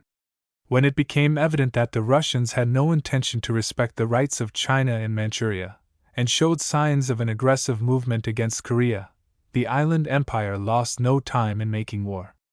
In February 1904, Japan withdrew her minister from St. Petersburg and 3 days later, without the formality of a declaration of war, attacked the Russian fleets at Kamulpo and Port Arthur and landed troops in Korea. The Japanese quickly proved themselves able warriors. On April 13, Admiral Togo drove back the Russian fleet, its flagship, the Petropavlovsk, striking a mine and sinking with its crew and admiral. On land the Russians were defeated at the Battle of the Yalu, Manchuria was invaded and Port Arthur invested and bombarded. Battles followed in rapid succession, with victory for the island warriors in every instance. General Oka won a fierce battle on the heights of Nanshan and captured the Russian port of Dalny. General Kuroki fought his way northward to Liaoyang, where was fought one of the great battles of the war, lasting 7 days and ending in the retreat of the Russians. The next field of action was at Mukden, the Manchurian capital, when the armies met in September, and remained face to face until March of the following year. It was not until then that a decisive action took place, the armies numbering nearly 500,000 each. The struggle was long continued, but finally ended in a second retreat of the Russians. There were no further engagements of importance in this quarter, though the armies remained face to face for months in a long line south of Harbin. Port Arthur taken. Meanwhile, Port Arthur had become closely invested. One by one, the hills surrounding the harbor were taken by the Japanese, after stubborn resistance. Big siege guns were dragged up and began to batter the town and the ships. On August 16, General Stoessel, commander at Port Arthur, having refused to surrender, a grand assault was ordered by Nogi. It proved unsuccessful, while the assailants lost 14,000 men. The bombardment continued, the buildings and ships suffering severely. Finally, tunnels were cut through the solid rock, and on December 20 the principal stronghold in the east was carried by storm. Other forts were soon taken, and on January 2, 1905, the place was surrendered, the Japanese obtaining 40,000 prisoners, 59 forts, about 550 guns, and other munitions. The fleet captured consisted of 4 damaged battleships, 2 damaged cruisers, and a considerable number of small craft. These ships had been effectually blockaded in the harbor, lying practically inactive during the siege. The Russian fleet defeated. Russia, finding its naval force in the Pacific put out of commission through the activity of the doughty Togo, had meanwhile dispatched another fleet from the Baltic, comprising nearly 40 vessels in all. These made their way through the Suez Canal and the Indian Ocean, and on May 27, 1905, entered the Strait of Tsushima, between Korea and Japan. Hitherto not a hostile vessel had been seen. Togo had held his fleet in ambush, while keeping scouts on the lookout for the coming Russians.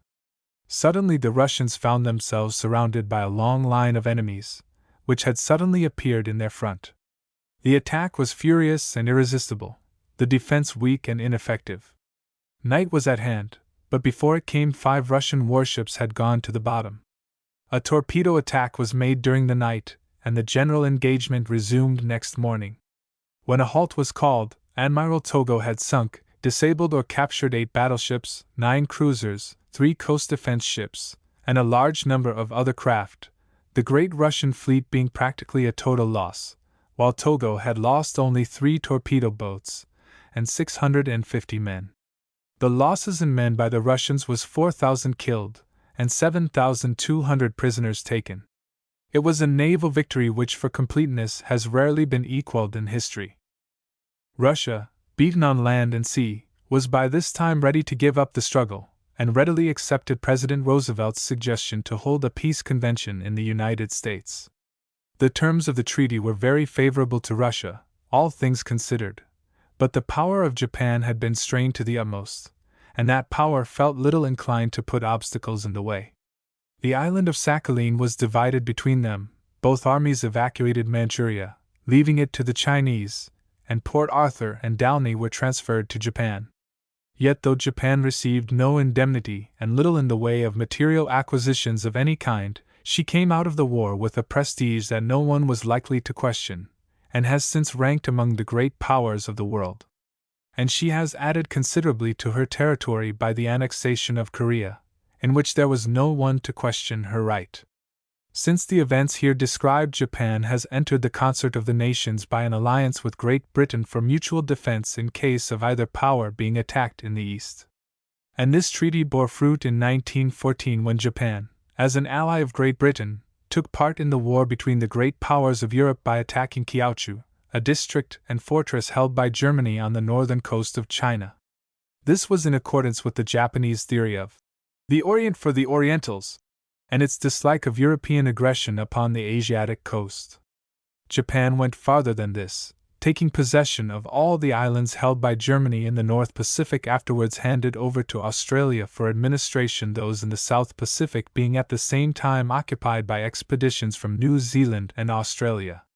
In this way the great European war was to a minor extent transferred to the waters and lands of the Far East. Chapter 16. Great Britain and her colonies. How England became mistress of the seas. Great Britain as a colonizing power. Colonies in the Pacific region. Colonization in Africa. British colonies in Africa. The Mahdi Rebellion in Egypt. Gordon at Khartoum. Suppression of the Mahdi Revolt. Colonization in Asia. The British in India. Colonies in America. Development of Canada. Progress in Canada. In the era preceding the 19th century, Spain, France, and Great Britain were the great colonizing powers, the last named being the latest in the field, but rapidly rising to become the most important. The active powers in colonization within the 19th century were the great rivals of the preceding period, Great Britain and France, though the former gained decidedly the start, and its colonial empire today surpasses that of any other nation of mankind. It is so enormous, in fact, as to dwarf the parent kingdom, which is related to its colonial dominion, so far as comparative size is concerned, as the small brain of the elephant is related to its great body. Other powers, not heard of as colonizers in the past, have since come into this field, though too late to obtain any of the great prizes. These are Germany and Italy, the latter having recently added to its acquisitions by the conquest of Tripoli.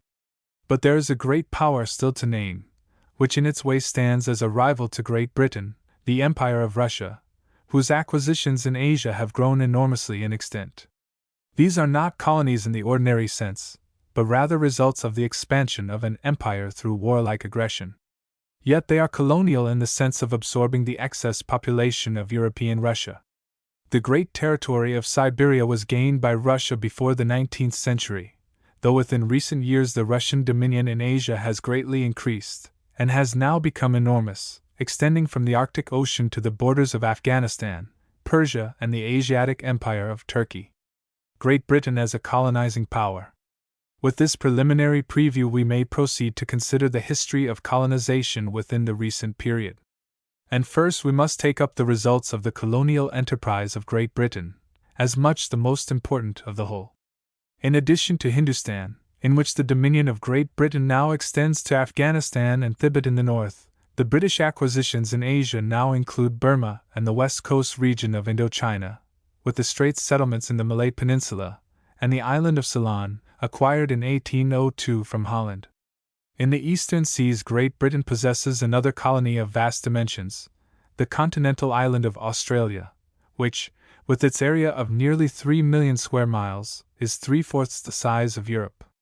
The first British settlement was made here in 1788, at Port Jackson, the site of the present thriving city of Sydney, and a part of the island was maintained as a penal settlement, convicts being sent there up to 1868.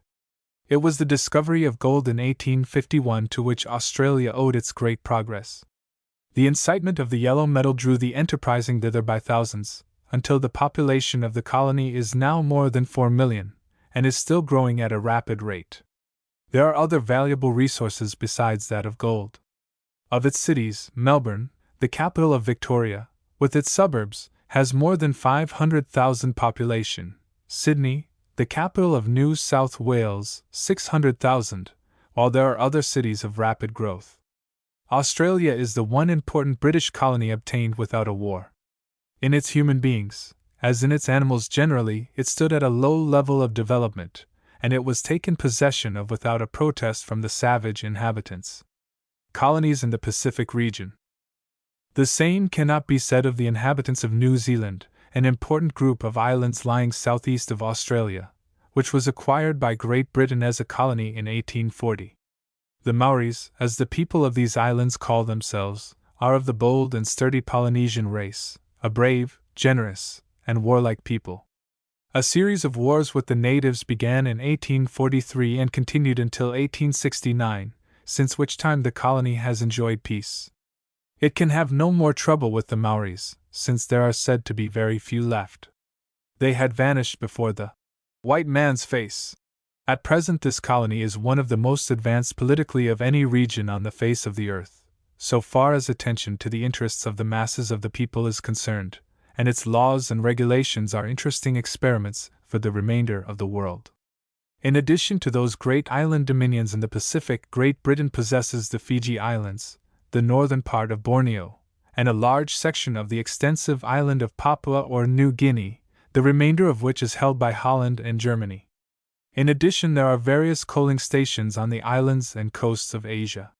In the Mediterranean, its possessions are Gibraltar, Malta, and Cyprus, and in America, the great dominion of Canada, a considerable number of the islands of the West Indies, and the districts of British Honduras and British Guiana. The history of colonization in two of the continents, Asia and Africa, presents certain features of singularity.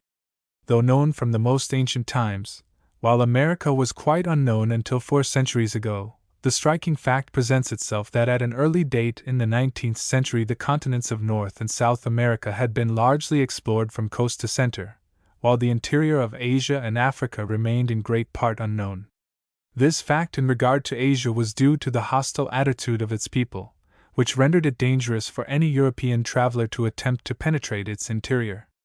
In the case of Africa, it was due to the inhospitality of nature, which had placed the most serious obstacles in the way of those who sought to enter it beyond the coast regions.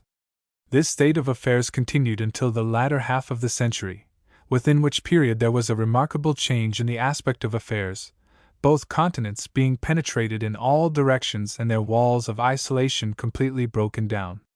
Colonization in Africa. Africa is not only now well known, but the exploration of its interior has been followed by political changes of the most revolutionary character. It presented a virgin field for colonization, of which the land-hungry nations of Europe hastened to avail themselves, dividing up the continent between them until, by the end of the century, the partition of Africa was practically complete. It is one of the most remarkable circumstances in history that a well-known continent remained thus so long unexplored to serve in our own days as a new field for the outpouring of the nations. The occupation of Africa by Europeans, indeed, began earlier. The Arabs had held the section north of the Sahara for many centuries, Portugal claimed but scarcely occupied large sections east and west, and the Dutch had a thriving settlement in the south. But the exploration and division of the bulk of the continent waited for the 19th century, and the greater part of the work of partition took place within the final quarter of that century. In this work of colonization, Great Britain and France stand foremost in energy and success. Today, the British possessions and protectorates in Africa embrace 2,132,840 square miles, or, if we add Egypt and the Egyptian Sudan practically British territory, the area occupied or claimed amounts to 2,446,040 square miles. The claims of France, including a large area of the Sahara Desert, are much larger, covering 4 million square miles. Germany lays claim to 930,000, Italy to 59,000, Portugal to 800,000, Spain to 86,600, the Congo Free State to 800,000, and Turkey to the 363,200 square miles of Egypt. The parts of Africa unoccupied or unclaimed by Europeans are a portion of the Desert of Sahara, which no one wants, Abyssinia, still independent, Morocco, a French protectorate, and Liberia, a state over which rests the shadow of protection of the United States. British colonies in Africa. Of the British colonial possessions in Africa, the most important is that in the far south, extending now from Cape Town to Lake Tanganyika, and including an immense area replete with natural resources and capable of sustaining a very large population. This region, originally settled in the Cape Town region by the Dutch, was acquired by the British as a result of an European war. Subsequently, the Boers, descendants of the Dutch settlers, made their way north, beyond the British jurisdiction, and founded the new colonies of the Transvaal Republic and the Orange Free State. The British of Cape Town at a later date followed them north, settling Natal, defeating the Zulu blacks and acquiring new territory, and eventually coming into hostile contact with the Boers. Defeated at first by the latter, a war of conquest broke out in 1899, ending in 1902 with the overthrow of the Boer republics, after a brave and vigorous resistance on their part. Under the ambitious leadership of Cecil Rhodes and others, British dominion in South Africa was extended northward over the protectorates of Rhodesia and Basutoland, reaching, as stated, as far north as Lake Tanganyika and embracing an area of about 1,300,000 square miles. Other British colonial possessions in that continent include the large province of British East Africa, covering 520,000 square miles, a large area in Somaliland, and possessions on the west coast of 150,000 square miles area. To these, in a minor sense of possession, should be added Egypt, now extending to British East Africa. We have mentioned the respective regions held by other European nations in Africa, France surpassing Great Britain in colonial area though not in population. Among the French African possessions are included the great island of Madagascar, lying off the east coast of the continent. Mention should be made here of the extensive and promising Congo Free State, under the suzerainty of Belgium. Covering 800,000 square miles, it comprises the populous and richly agricultural center of Africa, its vast extension of navigable waters yielding communication through its every part. The occupation of Africa, at least that part of it which became British territory, was not consummated without hostile activities. The most recent of these was the long war between the Boer and British armies, the final success being a costly and not very profitable triumph of the British arms. Of other hostile relations may be mentioned the invasion of Abyssinia by a British army in 1867, the suppression of the revolt of Arabi Pasha in 1879, and the series of events arising from the Mahdist outbreak in 1880. The Mahdi rebellion in Egypt. The latter events call for some mention, and need to be preceded by a statement of how Britain became dominant in Egypt. That country had broken loose in large measure from the rule of Turkey during the reign of the able and ambitious Mehmet Ali, who was made viceroy in 1840. In 1876 the independence of Egypt was much increased, and its rulers were given the title of Khedive, or king. The powers of the Khedives steadily increased, and in 1874–75 Ismail Pasha greatly extended the Egyptian territory, annexing the Sudan as far as Darfur, and finally to the shores of the lately discovered Victoria Nyanza. Egypt thus embraced the valley of the Nile practically to its source, presenting an aspect of immense length and great narrowness. Soon after, the finances of the country became so involved that they were placed under European control, and the growth of English and French influence led to the revolt of Arabi Pasha. This was repressed by Great Britain, which bombarded Alexandria and defeated the Egyptians, France taking no part. As a result, the coordinate influence of France ended, and Great Britain was left as the practical ruler of Egypt, which position she still maintains. In 1880 began an important series of events. A Mohammedan prophet arose in the Sudan, claiming to be the Mahdi, a messiah of the Mussulmans. A large body of devoted believers soon gathered around him, and he set up an independent sultanate in the desert, defeating 4 Egyptian expeditions sent against him, and capturing El Obeid, the chief city of Kordofan, which he made his capital in 1883. The effort to subdue the outbreak proved a long and arduous one, and was accomplished only after many years and much loss to the British and Egyptian forces. No time was lost in sending an army against the fanatical Arabs. This was led by an English officer known as Hicks Pasha. He fell into a Mahdist ambush at El Obeid, and after a desperate struggle, lasting 3 days, his force was almost completely annihilated, Hicks being the last to die. Very few of his men escaped to tell the tale of their defeat. Other expeditions of Egyptian troops sent against Osman Digna, Osman the Ugly, a lieutenant of the Mahdi, similarly met with defeat, and the Mahdists invested and besieged the towns of Sinkat and Tokar. To relieve these towns, Baker Pasha, a daring and able British leader, was sent with a force of 3,650 men. Unfortunately, his troops were mainly Egyptian, and the result of preceding expeditions had inspired these with a more than wholesome fear of the Mahdists. They met a party of the latter, only about 1,200 strong, at a point south of Swakim, on the Red Sea. Instantly the Egyptians broke into a panic of terror and were surrounded and butchered in a frightful slaughter. Inside the square, said an eyewitness, the state of affairs was almost indescribable. Cavalry, infantry, mules, camels, falling baggage, and dying men were crushed into a struggling, surging mass. The Egyptians were shrieking madly, hardly attempting to run away, but trying to shelter themselves one behind another. The conduct of the Egyptians was simply disgraceful, said another officer. Armed with rifle and bayonet, they allowed themselves to be slaughtered, without an effort at self-defense, by savages inferior to them in numbers and armed only with spears and swords. Baker and his staff officers, seeing affairs were hopeless, charged the enemy and cut their way through to the shore, but of the total force 2/3 were left dead or wounded on the field. Such was the massacre of El Teb, which was followed 4 days afterwards by the capture of Sinkat and slaughter of its garrison.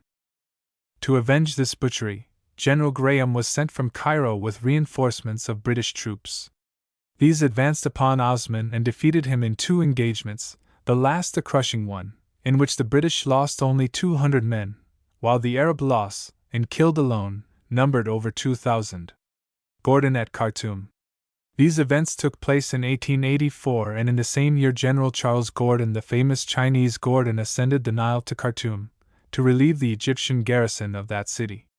He failed in this, the Arabs of the Sudan flocking to the standard of the Mahdi in such multitudes that Khartoum was cut off from all communication with the north, leaving Gordon and the garrison in a position of dire peril. It became necessary to send an expedition for their relief, this being led by Lord Wolseley, the hero of the Zulu and Ashanti Wars. This advanced in 2 sections, a desert and a river column. 2 furious attacks were made by the Mahdist on the desert troops, both being repulsed with heavy loss. On reaching the river, they proceeded in steamers which Gordon had sent down the Nile to meet them. But there was unavoidable delay, and when the vicinity of Khartoum was reached, on January 28, 1885, it was learned that the town had been taken and Gordon killed 2 days before.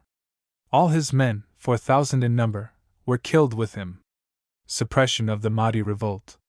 After this misfortune, the Arabs were left in possession for nearly 12 years, no other expedition being sent until 1896, while it was not until 1898 that the Anglo-Egyptian forces reached the vicinity of Khartoum. They were commanded by General Kitchener, one of the ablest of British soldiers. His men were well drilled and very different in character from those led by Baker Pasha. They met the Arabs at Omdurman, near Khartoum, and gave them a crushing defeat, more than 10,000 of them falling, while the British loss was only about 200. This ended the Arab resistance, and the Sudan was restored to Egypt, 14 years after it had been taken by the Mahdi.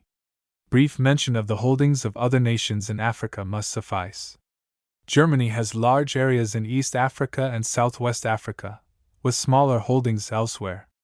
The possessions of France extend from Algeria and Tunis southward over the Sahara and the Sudan, with holdings on the east and west coasts. Portugal has large, feebly held districts in the south-central coast region, and Italy holds small districts on the Red Sea and Somaliland and the recently acquired Tripoli. Spain's holdings are on the coast of Morocco and the Sahara. Colonization in Asia.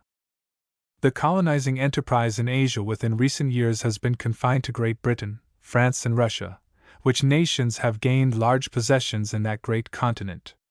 Russia has made its way during several centuries of conquest over Siberia and Central Asia, until its immense possessions have encroached upon Persia and Afghanistan in the south and China in the east. At present, while the dominion of Russia in Europe comprises about 2 million square miles, that in Asia is more than 6,500,000 square miles, the total area of this colossal empire being more than equal in area to the entire continent of North America. The possessions of other nations in Asia are, aside from small holdings on the Chinese coast, in the south of that continent. Holland has a group of rich islands in the Indian Ocean, Portugal some small holdings, and France a large area in Indochina, gained by invasion and conquest. This includes Cambodia, Cochin China, and Tonquin, won by hard fighting since 1862. Great Britain, in addition to the extensive peninsula of India, with the neighboring rich island of Ceylon, has of late years acquired the fertile plains of Burma, now included in its Empire of India, the whole covering an area of nearly 2 million square miles. Its other Asiatic possessions include Hong Kong, in China, the Straits Settlements and other Malay states, Borneo and Sarawak, at Aden and Socotra, in Arabia. The British in India. The British control of India began with the founding of commercial settlements early in the 17th century. Areas of land were gradually acquired, and rivalry began later between England and France for the control of Indian territory. The power of the British East India Company in India was largely extended by the military operations of the famous Lord Clive, and under Warren Hastings, a later governor of ambitious character, received new accessions. During the 19th century, many accessions of territory were made, the one threat to British dominion in the peninsula being the Great Sepoy Rebellion, or Indian Mutiny, which needed all the resources of the company to overcome. The most important event that succeeded was the taking over the powers of government, so far exercised by the East India Company, and vesting them in the Crown, which assumed full control of the now immense holdings of the company. Subsequently came the raising of India to the dignity of an empire, and the adding to the title of Queen Victoria the further title of Empress of India. Since that period, the establishment of British dominion in India has become almost complete, extending to the Himalayas in the north, and over Baluchistan in the west and Burma in the east. As a result, India, Canada, and Australia have become the great trio of semi-continental British colonial possessions, India being far the richest and most populous of them all. Colonies in America. We have next to deal with the British colonial possessions in America, including the Great Dominion of Canada and Newfoundland, and the minor holdings of British Guiana, British Honduras, and the several islands of Jamaica, Trinidad, Barbados, the Bahamas, and the Bermudas. Of these, Canada is the only one that calls for notice here. Occupying the northern section of the Western Hemisphere lies Great Britain's most extended colony, the vast Dominion of Canada, which covers an immense area of the Earth's surface, surpassing that of the United States, and nearly equal to the whole of Europe. Its population, however, is not in accordance with its dimensions, though of late it is growing rapidly, being now over 7 million. The bleak and inhospitable character of the far northern section of its area is likely to debar that region from ever having any other than a scanty nomad population, for animals being its principal useful product. It is, however, always unsafe to predict. The recent discovery of gold in an Arctic country traversed by the Klondike River brought miners by the thousands to that wintry realm, and it would be very unwise to declare that the remainder of the great northern region contains no treasures for the craving hands of man. So far as the fertile regions of Manitoba, Alberta, and Saskatchewan are concerned, the recent demonstration of their great availability as wheat-producing territory has added immensely to our conception of the national wealth of Canada, which promises to become one of the great wheat-growing regions of the earth. First settled by the French in the 17th century, this country came under British control in 1763, as a result of the great struggle between the two active colonizing powers for dominion in America. The outcome of this conquest is the fact that Canada, like the other colonies of Great Britain, possesses a large alien population, in this case of French origin. Development of Canada. At the opening of the 19th century, the population of Canada was small, and its resources were only slightly developed. Its people did not reach the million mark until about 1840, though after that date the tide of immigration flowed thither with considerable strength, and the population grew with some rapidity. In 1791, the original province of Quebec had been divided into Upper and Lower Canada, and racial and religious conditions of the next 50 years led to severe political conflicts. As a result, an act of union took place, the provinces being reunited in 1840. Upper Canada, at the opening of the 18th century, was only slightly developed, the country being a vast forest, without towns, without roads, and practically shut out from the remainder of the world. The sparse population was made up largely of United Empire Loyalists, refugees from the successful revolution in the 13 colonies. But it began to grow with the new century. Numbers crossed the Niagara River from the States to the fertile lands beyond. Immigrants crossed the waters from Great Britain and France. Toronto was made the capital city, and the population of the province soon rose to 30,000 in number. Lower Canada, however, with its old cities of Quebec and Montreal, and its flourishing settlements along the St. Lawrence River, continued the most populous section of the country, though its people were almost exclusively of French origin. The strength of the British population lay in the Upper Province. In time, the union which existed between the two larger provinces of Canada became unfitted to serve the purposes of the entire colony. The maritime provinces began to discuss the question of local federation, and it was finally proposed to unite all British North America into one general union. This was done in 1867, the British Parliament passing an act which created the Dominion of Canada. The new confederation included Ontario, Upper Canada, Quebec, Lower Canada, New Brunswick, and Nova Scotia. 4 years later, Manitoba and British Columbia were included, and Prince Edward Island in 1874. Since then, other additions have been made. A parliament was formed consisting of a senate of life members appointed by the Crown and an assembly elected by the people. Some important questions which have arisen in Canada since the dates above given had largely to do with its relations to the United States and its people. One of the most troublesome of these was that relating to the productive fisheries on the banks of Newfoundland and the coasts of Nova Scotia and New Brunswick.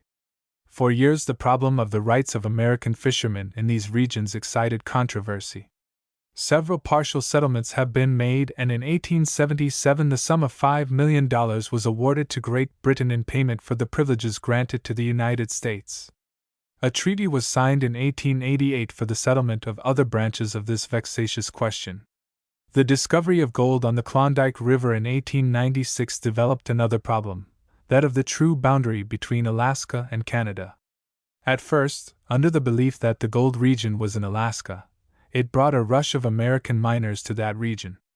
But it was soon found that the mining region was in Canada, and the mining laws imposed by the Canadian authorities were bitterly objected to by the American miners. The question of boundary has since been definitely settled by an international tribunal of British and American jurists, and the present boundary line marked out by a scientific commission. The industrial development of the Dominion within recent years has been great. Agriculturally, the development of the fertile wheat fields of the Middle West is of the most promising character, while railway progress has been highly encouraging. The building of the Canadian Pacific Railway was a remarkable enterprise at the time of its construction. Recently, Canada is approaching a position of rivalry with the United States in this particular, a new transcontinental line, the Grand Trunk Pacific, having been completed in 1914, while the Canadian Northern is rapidly progressing. Progress in Canada. Railways have spread like a network over the rich agricultural territory along the southern borderland of the Dominion, from ocean to ocean, and are now pushing into the deep forest land and rich mineral and agricultural regions of the interior and the northwest, their total length in 1914 approaching 30,000 miles. These roads have been built largely under different forms of government aid, such as land grants, cash subsidies, loans, the issue of debentures, and the guarantee of interest on bonds. In manufacturing industry, almost every branch of production is to be found, the progressive enterprise of the people of the Dominion being great, and a large proportion of the goods they need being made at home. The best evidence of the enterprise of Canada in manufacture is shown by the fact that she exports many $1,000s worth of goods annually, more than she buys, England being her largest customer, and the United States second on the list. Not only is the outside world largely ignorant of the importance of Canada, but many of her own people fail to realize the greatness of the country they possess. Its area of more than 3.5 millions of square miles, 1/16 of the entire land surface of the earth, is great enough to include an immense variety of natural conditions and products. This area constitutes 40% of the far extended British Empire, while its richness of soil and resources and forest and mineral wealth are as yet almost untouched, and its promise of future yield is immense. The dimensions of the Dominion guarantee a great variety of natural attractions. There are vast grass-covered plains, thousands of square miles of untouched forest lands, multitudes of lakes and rivers, great and small, and mountains of the wildest and grandest character, whose natural beauty equals that of the far-famed Alpine peaks. In fact, the Canadian Pacific Railway is becoming a route of pilgrimage for the lovers of the beautiful and sublime, its mountain scenery being unrivaled upon the continent. In several conditions, the people of Canada, while preserving the general features of English society, are much more free and untrammeled. The class system of Great Britain has gained little footing in this new land, where early every farmer is the owner of the soil which he tills, and the people have a feeling of independence unknown to the agricultural population of European countries.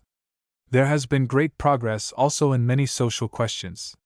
The liquor traffic is subject in some provinces to the local option restriction, religious liberty prevails, education is practically free and unsectarian, the franchise is enjoyed by all citizens, members of Parliament are paid for their services, and though the executive department of the government is under the control of a Governor-General appointed by the Crown, the laws of Canada are made by its own statesmen, and a state of practical independence prevails.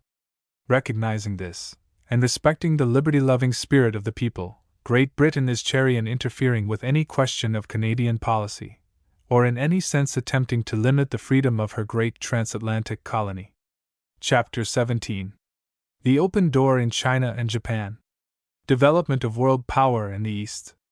Warlike invasions of China. Commodore Perry and his treaty. Japan's rapid progress. Origin of the China-Japan War. The position of Korea. Li Hung-chang and the Empress. How Japan began war. The Chinese and Japanese fleets. The Battle of the Yalu. Capture of Weihai. Wei. Europe invades China. The Boxer outbreak. Russian designs on Manchuria. Japan begins war on Russia. The armies meet. China becomes a republic. Asia, the greatest of the continents, and the seat of the earliest civilizations, yields us the most remarkable phenomenon in the history of mankind. In remote ages, while Europe lay plunged in the deepest barbarism, certain sections of Asia were marked by surprising activity in thought and progress. In three far separated regions, China, India, and Babylonia, and in a fourth on the borders of Asia, Egypt, civilization rose and flourished for ages, while the savage and the barbarian roamed over all other regions of the earth. A still more extraordinary fact is, that during the more recent era, that of European civilization, Asia rested in the most sluggish conservatism, sleeping while Europe and America were actively moving, content with its ancient knowledge while the people of the West were pursuing new knowledge into its most secret lurking places. And this conservatism seemed an almost immovable one. For a century England has been pouring new thought and new enterprise into India, yet the Hindus cling stubbornly to their remotely ancient beliefs and customs, though they show some signs of a political awakening. For half a century Europe has been hammering upon the gates of China, but not until recently did this sleeping nation show any signs of waking to the fact that the world was moving around it. As regards the other early civilizations, Babylonia and Egypt, they long ago were utterly swamped under the tide of Turkish barbarism and exist only in their ruins. Persia, once a great and flourishing empire, likewise sank under the flood of Arabian and Turkish invasion, and today seems in danger of being swallowed up in the tide of Russian and British ambition. Such was the Asia upon which the 19th century dawned, and such it remains in some measure today, though in parts of its vast area modern civilization has gained a firm foothold. This is especially the case with the island empire of Japan, a nation the people of which are closely allied in race to those of China, yet who have displayed a greater progressiveness and a marked readiness to avail themselves of the resources of modern civilization. The development of Japan has taken place within a brief period. Previous to that time it was as resistant to Western influences as China continued until a later date. They were both closed nations, prohibiting the entrance of modern ideas and peoples, proud of their own form of civilization and their own institutions, and sternly resolved to keep out the disturbing influences of the restless West. As a result, they remained locked against the new civilization until after the 19th century was well advanced, and China's disposition to avail itself of the results of modern invention was not manifested until the century was near its end. Warlike invasion of China. China, with its estimated population of 300 million, attained to a considerable measure of civilization at a very remote period, but until very recently made almost no progress during the Christian era, being content to retain its old ideas, methods, and institutions, which its people looked upon as far superior to those of the Western nations. Great Britain gained a foothold in China as early as the 17th century, but the persistent attempt to flood the country with the opium of India, in disregard of the laws of the land, so angered the emperor that he had the opium of the British stores at Canton, worth $20 million, seized and destroyed. This led to the Opium War of 1840, in which China was defeated and was forced in consequence to accept a much greater degree of intercourse with the world, 5 ports being made free to the world's commerce and Hong Kong ceded to Great Britain. In 1856, an arbitrary act of the Qin's authorities at Canton, enforcibly boarding a British vessel in the Canton River, led to a new war, in which the French joined the British and the Allies gained fresh concessions from China. In 1859 the war was renewed, and Peking was occupied by the British and French forces in 1860, the Emperor's summer palace being destroyed.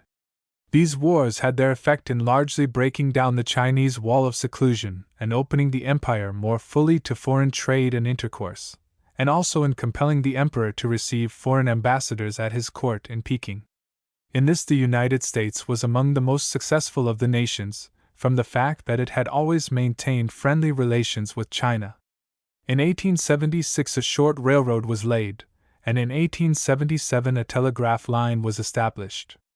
During the remainder of the century the telegraph service was widely extended, but the building of railroads was strongly opposed by the government, and not until the century had reached its end did the Chinese awaken to the importance of this method of transportation. They did, however, admit steam traffic to their rivers, and purchased some powerful ironclad naval vessels in Europe. Commodore Perry and his treaty. The isolation of Japan was maintained longer than that of China, trade with that country being of less importance, and foreign nations knowing and caring less about it. The United States has the credit of breaking down its long and stubborn seclusion and setting in train the remarkably rapid development of the island empire. In 1854 Commodore Perry appeared with an American fleet in the Bay of Yedo, and by a show of force and a determination not to be rebuffed, he induced the authorities to make a treaty of commercial intercourse with the United States. Other nations quickly demanded similar privileges, and Japan's obstinate resistance to foreign intercourse was at an end. The result of this was revolutionary in Japan. For centuries the shogun, or tycoon, the principal military noble, had been dominant in the empire, and the Mikado, the true emperor, relegated to a position of obscurity. But the entrance of foreigners disturbed conditions so greatly by developing parties for and against seclusion that the Mikado was enabled to regain his long-lost power, and in 1868 the ancient form of government was restored, the nobles being relegated to their original rank and their semi-feudal system overthrown. Japan's rapid progress. The Japanese quickly began to show a striking activity in the acceptance of the results of Western civilization, alike in regard to objects of commerce, inventions, and industries, and to political organization. The latter advanced so rapidly that in 1889 the old despotic government was, by the voluntary act of the emperor, set aside and a limited monarchy established, the country being given a constitution and a legislature, with universal suffrage for all men over 25. This act is of remarkable interest, it being doubtful if history records any similar instance of a monarch decreasing his authority without appeal or pressure from his people. It indicates a liberal spirit that could hardly have been looked for in a nation that had so recently opened its doors. It was, however, probably the result of a previous compact with the nobles who aided the Mikado to regain his throne. Today, Japan differs little from the nations of Europe and America in its institutions and industries, and from being among the most backward, has taken its place among the most advanced nations of the world. The Japanese army has been organized upon the European system, and armed with the most modern style of weapons, the German method of drill and organization being adopted. Its navy consists of about 200 war vessels, built largely in British dockyards and manned by sailors trained under British officers. A number of powerful ships are in process of building. Railroads have been widely extended, telegraphs run everywhere, education is in an advancing stage of development, embracing an imperial university at Tokyo, and institutions in which foreign languages and science are taught, and in 100 ways Japan is progressing at a rate which is one of the greatest marvels of the 20th century. This is particularly notable in view of the longer adherence maintained by the neighboring empire of China to its old customs, and the slowness with which it yielded to the influx of new ideas. Origin of the China-Japan War. As a result of this difference in progress between the two nations, we have to describe a remarkable event, one of the most striking evidences that could be given of the practical advantage of modern civilization. Near the end of the century, war broke out between China and Japan, and there was shown to the world the singular circumstance of a nation of 40 million people, armed with modern implements of war, attacking a nation of 300 million equally brave, but with its army organized on an ancient system, and defeating it as quickly and completely as Germany defeated France in the Franco-German War. This war, which represents a completely new condition of affairs in the continent of Asia, is of sufficient interest and importance to speak of at some length. Between China and Japan lay the Kingdom of Korea, separated by rivers from the former and by a strait of the ocean from the latter, and claimed as a vassal state by both, yet preserving its independence as a state against the pair. Japan invaded this country at two different periods in the past, but failed to conquer it. China has often invaded it, with the same result. Thus it remained practically independent until near the end of the 19th century, when the question of predominance in it became a cause of war between the two rival empires. Korea long pursued the same policy as China and Japan, locking its ports against foreigners so closely that it became known as the Hermit Nation and the Forbidden Land. But it was forced to give way, like its neighbors. The opening of Korea was due to Japan. In 1876, the Japanese did to this secluded kingdom what Commodore Perry had done to Japan 22 years before. They sent a fleet to Seoul, the Korean capital, and by threat of war forced the government to open to trade the port of Fusan. In 1880, Kamulpo was made an open port. Later on, the United States sent a fleet there which obtained similar privileges. Soon afterwards, most of the nations of Europe were admitted to trade, and the isolation of the Hermit Nation was at an end. Less than 10 years had sufficed to break down an isolation which had lasted for centuries. In less than 20 years after, in the year 1899, an electric trolley railway was put in operation in the streets of Seoul, a remarkable evidence of the great change in Korean policy. The position of Korea. Korea was no sooner opened to foreign intercourse than China and Japan became rivals for influence in that country, a rivalry in which Japan showed itself the more active. The Koreans became divided into two factions, a progressive one that favored Japan, and a conservative one that favored China. Japanese and Chinese soldiers were landed upon its soil, and the Chinese aided their party, which was in ascendancy among the Koreans, to drive out the Japanese troops. War was threatened, but it was averted by a treaty in 1885 under which both nations agreed to withdraw their troops and to send no officers to drill the Korean soldiers. The war, thus for the time averted, came 9 years afterwards, in consequence of an insurrection in Korea. The people of that country were discontented. They were oppressed with taxes and by tyranny, and in 1894 the followers of a new religious sect broke out in open revolt. Their numbers rapidly increased until they were 20,000 strong, and they defeated the government troops, captured a provincial city, and put the capital itself in danger. The Min, or Chinese, faction was then at the head of affairs in the kingdom and called for aid from China, which responded by sending some 2,000 troops and a number of war vessels to Korea. Japan, jealous of any such action on the part of China, responded by surrounding Seoul with soldiers, several thousands in number. Disputes followed. China claimed to be suzerain of Korea and Japan denied it. Both parties refused to withdraw their troops, and the Japanese, finding that the party in power was acting against them, advanced on the capital, drove out the officials, and took possession of the palace and the king. A new government, made up of the party that favored Japan, was organized, and a revolution was accomplished in a day. The new authorities declared that the Chinese were intruders and requested the aid of the Japanese to expel them. War was close at hand. Li Hungchang and the Empress. China was at that time under the leadership of a statesman of marked ability, the famous Li Hungchang, who, from being made viceroy of a province in 1870, had risen to be the prime minister of the empire. At the head of the empire was a woman, the Dowager Empress Tsu Tsi, who had usurped the power of the young emperor and ruled the state. It was to these two people in power that the war was due. The Dowager Empress, blindly ignorant of the power of the Japanese, decided that these insolent pygmies deserved to be chastised. Li, her right-hand man, was of the same opinion. At the last moment, indeed, doubts began to assail his mind, into which came a dim idea that the army and navy of China were not in shape to meet the forces of Japan. But the Empress was resolute. Her 60th birthday was at hand and she proposed to celebrate it magnificently. And what better decorations could she display than the captured banners of these insolent islanders? So it was decided to present a bold front, and instead of the troops of China being removed, reinforcements were sent to the force at Asen. How Japan began war. There followed a startling event. On July 25, 3 Japanese men of war, cruising in the Yellow Sea, came in sight of a transport loaded with Chinese troops and convoyed by 2 ships of the Chinese Navy.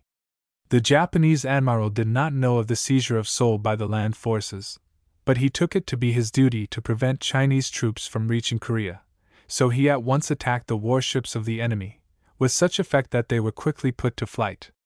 Then he sent orders to the transport that it should put about and follow his ships. This the Chinese generals refused to do. They trusted to the fact that they were on a chartered British vessel and that the British flag flew over their heads. The daring Japanese admiral troubled his soul little about this foreign standard, but at once opened fire on the transport, and with such effect that in half an hour it went to the bottom, carrying with it 1,000 men. Only about 170 escaped. On the same day that this terrible act took place on the waters of the sea, the Japanese left Seoul en route for Asan. Reaching there, they attacked the Chinese in their entrenchments and drove them out. 3 days afterwards, on August 1, 1894, both countries issued declarations of war. Of the conflict that followed, the most interesting events were those that took place on the waters, the land campaigns being an unbroken series of successes for the well-organized and amply armed Japanese troops over the medieval army of China, which went to war fan and umbrella in hand, with antiquated weapons and obsolete organization. The principal battle was fought at Pingyang on September 15, the Chinese losing 16,000 killed, wounded and captured, while the Japanese loss was trifling. In November, the powerful fortress of Port Arthur was attacked by army and fleet, and surrendered after a 2-days siege. Then the armies advanced until they were in the vicinity of the Great Wall, with the soil and capital of China not far before them. The Chinese and Japanese fleets. With this brief review of the land operations, we must return to the movements of the fleets. Backward as the Chinese were on land, they were not so on the sea. Li Hongchang, a born progressive, had vainly attempted to introduce railroads into China, but he had been more successful in regard to ships, and had purchased a navy more powerful than that of Japan. The heaviest ships of Japan were cruisers, whose armor consisted of deck and interior lining of steel. The Chinese possessed 2 powerful battleships, with 14-inch iron armor and turrets defended with 12-inch armor, each carrying 4 12-inch guns. Both navies had the advantage of European teaching in drill, tactics, and seamanship. The Ting Yuan, the Chinese flagship, had as virtual commander an experienced German officer named von Hanneken. The Qing Yuan, the other big ironclad, was handled by Commander McGiffin, formerly of the United States Navy. Thus commanded, it was expected in Europe that the superior strength of the Chinese ships would ensure them an easy victory over those of Japan. The event showed that this was a decidedly mistaken view. It was the superior speed and the large number of rapid-fire guns of the Japanese vessels that saved them from defeat. The Chinese guns were mainly heavy Krupps and Armstrongs. They had also some machine guns, but only 3 quick-firers. The Japanese, on the contrary, had few heavy armor-piercing guns, but were supplied with a large number of quick-firing cannon, capable of pouring out shells in an incessant stream. Admiral Ting and his European officers expected to come at once to close quarters and quickly destroy the thin-armored Japanese craft. But the shrewd Admiral Ito, commander of the fleet of Japan, had no intention of being thus dealt with. The speed of his craft enabled him to keep his distance and to distract the aim of his foes, and he proposed to make the best use of this advantage. Thus equipped, the 2 fleets came together in the month of September, and an epoch-making battle in the history of the ancient continent of Asia was fought. The Battle of the Yalu. On the afternoon of Sunday, September 16, 1894, Admiral Ting's fleet, consisting of 11 warships, 4 gunboats, and 6 torpedo boats, anchored off the mouth of the Yalu River. They were there as escorts to some transports, which went up the river to discharge their troops. Admiral Ito had been engaged in the same work farther down the coast, and early on Monday morning came steaming towards the Yalu in search of the enemy. Under him were in all 12 ships, none of them with heavy armor, one of them an armed transport.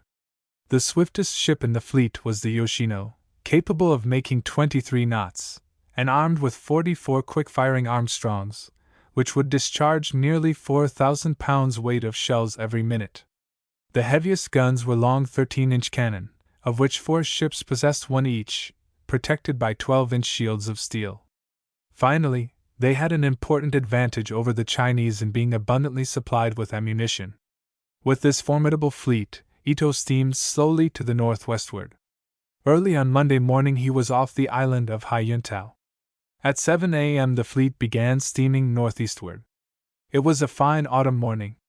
The sun shone brightly, and there was only just enough of a breeze to ripple the surface of the water. The long line of warships cleaving their way through the blue waters, all bright with white paint, the chrysanthemum of Japan shining like a golden shield on every bow, and the same emblem flying in red and white from every masthead, formed a striking spectacle. Some miles away to port rose the rocky coast and the blue hills of Manchuria. On the other side was the Korean Gulf. Omitting details of the long and uninteresting fight which followed, it may be said that the most remarkable feature of the Battle of the Yalu was that it took place between two nations which, had the war broken out 40 years earlier, would have done their fighting with fleets of wooden junks and weapons of the past centuries. As an object lesson of the progress of China and Japan in modern ideas, it is of the greatest interest, though results were drawn. Capture of Weihai Wei. In January 1895, the Japanese fleet advanced against the strongly fortified stronghold of Weihai Wei, on the northern coast of China. Here a force of 25,000 men was landed successfully, and attacked the fort in the rear, quickly capturing its landward defenses. The stronghold was thereupon abandoned by its garrison and occupied by the Japanese. The Chinese fleet lay in the harbor, and surrendered to the Japanese after several ships had been sunk by torpedo boats. China was now in a perilous position. Its fleet was lost, its coast strongholds of Port Arthur and Weihai Wei were held by the enemy, and its capital was threatened from the latter place and by the army north of the Great Wall. A continuation of the war promised to bring about the complete conquest of the Chinese Empire, and Li Hungchang, who had been degraded from his official rank in consequence of the disasters to the army, was now restored to all his honors and sent to Japan to sue for peace. In the treaty obtained, China was compelled to acknowledge the independence of Korea, to cede to Japan the island of Formosa and the Pescadores Group, and that part of Manchuria occupied by the Japanese army, including Port Arthur, also to pay an indemnity of 300 million taels and open 7 new treaty ports. This treaty was not fully carried out. The Russian, British, and French ministers forced Japan, under threat of war, to give up her claim to the Liaodong Peninsula and Port Arthur, which stronghold was soon after obtained, under long lease, by the Russians. Europe invades China. The story of China during the few remaining years of the century may be briefly told. The evidence of its weakness yielded by the war with Japan was quickly taken advantage of by the great powers of Europe, and China was in danger of going to pieces under their attacks, which grew so decided and ominous that rumors of a partition between these powers of the most ancient and populous empire of the world filled the air. In 1898 decided steps in this direction were taken. Russia leased from China for 90-9 years Port Arthur and Tailian-Wan, and took practical possession of Manchuria, through which a railroad was built connecting with the Trans-Siberian Road, while Port Arthur afforded her an ice-free harbor for her Pacific fleet. Great Britain, jealous of this movement on the part of Russia, forced from the unwilling hands of China the port of Weihai Wei, and Germany demanded and obtained the cession of a port at Kiao Chau, farther down the coast, in retribution for the murder of some missionaries. France, not to be outdone by her neighbors, gained concessions of territory in the south, adjoining her Indochina possessions, and Italy, last of all, came into the eastern market with a demand for a share of the nearly defunct empire. The nations appeared to be settling on China in all directions and to be ready to tear the antique commonwealth to pieces between them. Within the empire itself revolutionary changes took place, the Dowager Empress having first deprived the emperor of all power and then enforced his abdication. Meanwhile, one important result came from the war. Li Hungchang and the other progressive statesmen of the empire, who had long been convinced that the only hope of China lay in its being thrown open to Western science and art, found themselves able to carry out their plans, the conservative opposition having seriously broken down. The result of this was seen in a dozen directions. Railroads, long almost completely forbidden, gained free right of way, and promised in the near future to traverse the country far and wide. Steamers plowed their way for 1,000 miles up the Yangtze-Kiang. Engineers became busy exploiting the coal and iron mines of the Flowery Kingdom. Great factories, equipped with the best modern machinery, sprang up in the foreign settlements. Foreign books began to be translated and read, and the Empress even went so far as to receive foreign ambassadors in public audience and on a footing of outward equality in the forbidden city of Peking, long the sacredly secluded center of an empire locked against the outer world. The increase of European interference in China, with indications of a possible intention to dismember that ancient empire and divide its fragments among the land-hungry nations of the West, was viewed in China with dread and indignation, the feeling of hostility extending to the work of the missionaries, who were probably viewed by many as agents in the movement of invasion. The Boxer outbreak. The hostile sentiment thus developed was indicated early in 1900 by the outbreak of a Chinese secret society known by a name signified in English by the word Boxers. These ultra-patriots organized an anti-missionary crusade in several provinces of North China in which many missionaries and native Christians were killed. The movement extended from the missionary settlements to include the whole foreign movement in China, and was evidently encouraged by the Dowager Empress and her advisors. As a result, the outbreak spread to Peking, where Baron von Ketteler, the German minister, was killed, several of the legation buildings were destroyed, and more than 200 refugees were besieged within the walls of the British legation. The danger to which the ministries and their assistants and families were exposed aroused Europe and America, and as the Chinese government took no steps to allay the outbreak, a relief expedition was organized, in which United States, British, French, German, Russian, and Japanese forces took part. The fleet of the Allies bombarded and destroyed the Taku forts, and heavy fighting took place at Tientsin, Paisang, and Yangtze. The military expedition reached Peking and rescued the besieged on August 14, 1906, the Empress and her court fleeing from the capital. A peace treaty was signed on September 7, 1907, one of the conditions of which was that China should pay an indemnity of $320 million to the foreign powers. The share of this allotted to the United States was $24,440,000, but after a portion of this had been paid, the United States in 1908 remitted $10,800,000, on the ground that this was in excess over its actual expense. This act of generosity won the earnest gratitude of China. This event, significant of the latent and active hostilities between the East and the West, was followed by a much greater one in 1904 to 2005, when Japan had the hardihood to engage in war with the great European empire of Russia and the unlooked-for ability and good fortune to defeat its powerful antagonist. Russian designs on Manchuria. This contest, which takes its place among the great wars of modern times, must be dealt with briefly here, as it belongs to European history only in the minor sense of a European country being engaged in it. It arose from the encroachments of Russia in the Chinese province of Manchuria and fears on the part of Japan that the scope of Russian designs might include the invasion and conquest of that country. As already stated, Russia secured a lease of Port Arthur, at the southern extremity of Manchuria, from China in 1896. Subsequently, the Siberian Railway was extended southward from Harbin to this place. The harbor was deepened, and building operations were begun at a new town named Downey, which was to be made Asia's greatest port. The line of the railway was strongly guarded with Russian troops. These movements of Russia excited suspicion in Great Britain and Japan, which countries so strongly opposed the military occupation by Russia of Chinese territory that in 1901 Russia agreed to withdraw her troops within the following year, to restore the railway to China, and subsequently to give up all occupation of Chinese territory. Of these agreements only the first was kept, and that only temporarily.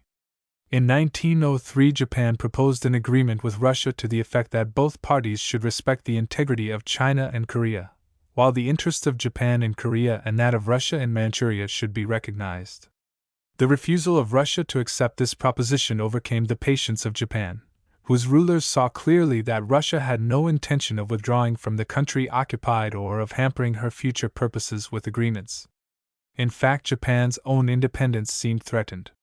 Japan begins war on Russia. The result was in consonance with the Japanese character.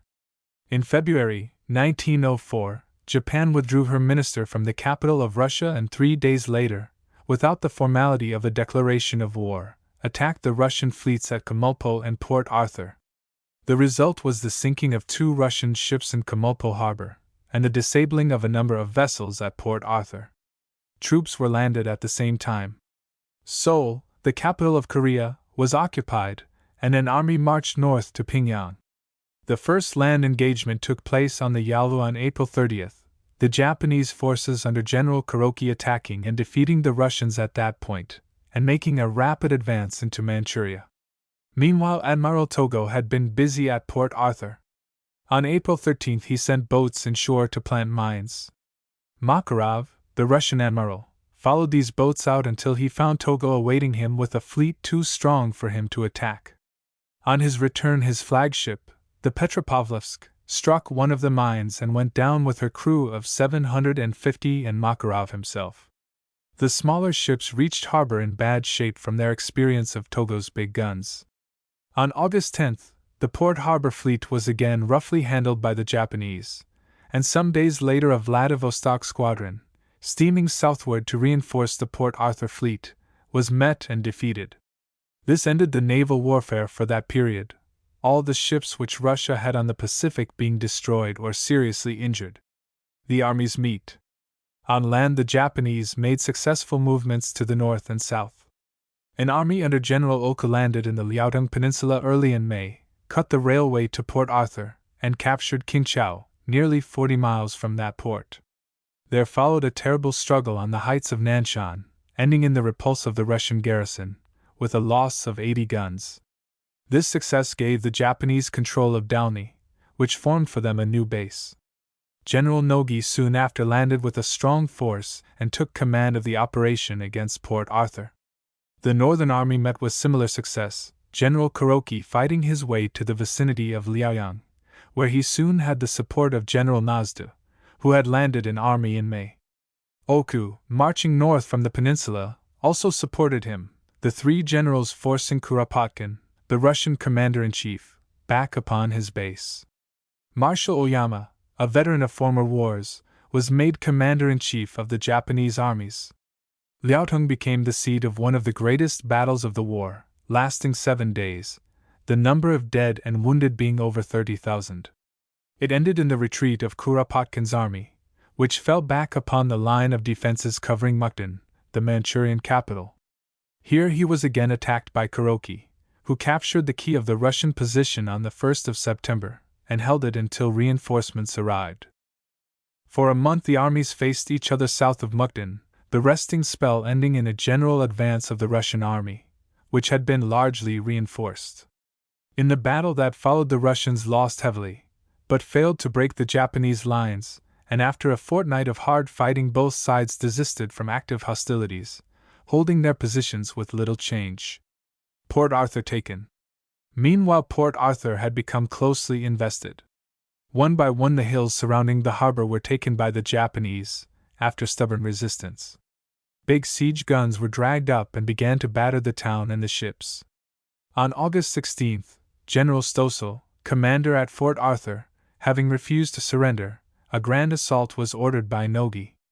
It proved unsuccessful, while the assailants lost 14,000 men. The bombardment continued, the buildings and ships suffering severely. Finally, tunnels were cut through the solid rock, and on December 20th the principal stronghold in the east was carried by storm. Other forts were soon taken, and on January 2, 1905, the port was surrendered, the Japanese obtaining 40,000 prisoners, 59 forts, about 550 guns, and other munitions. The fleet captured consisted of 4 damaged battleships, 2 damaged cruisers, and a considerable number of smaller craft. We left the armies facing each other at Mukden in late September. They remained there until February 1905, without again coming into contact, and no decisive action took place until March. Kuropatkin's force had meanwhile been largely reinforced through the difficult aid of the one-track Siberian Railway, and was now divided into 3 armies, or approximately 150,000 each. Oyama had also received large reinforcements, and now had 500,000 men under his command. These consisted of the armies under Kuroki, Nazdu, and Oku, and the force of Nogi released by the capture of Port Arthur. General Grippenberg had command of one of the Russian armies and on January 25 took position on the left bank of the Hun River. Here, in the month following, he lost 10,000 of his men, and then threw up his post, declaring that his chief had not properly supported him. On January 19, a Japanese advance in force began, attacking with energy and forcing Kuropatkin to withdraw his center and left behind the line of the Hun. Here he fiercely attacked Oku and Nogi, for the time checking their advance. But Bilderling and Linevich just then fell into difficulties and it became necessary to retreat, leaving Mukden to the enemy.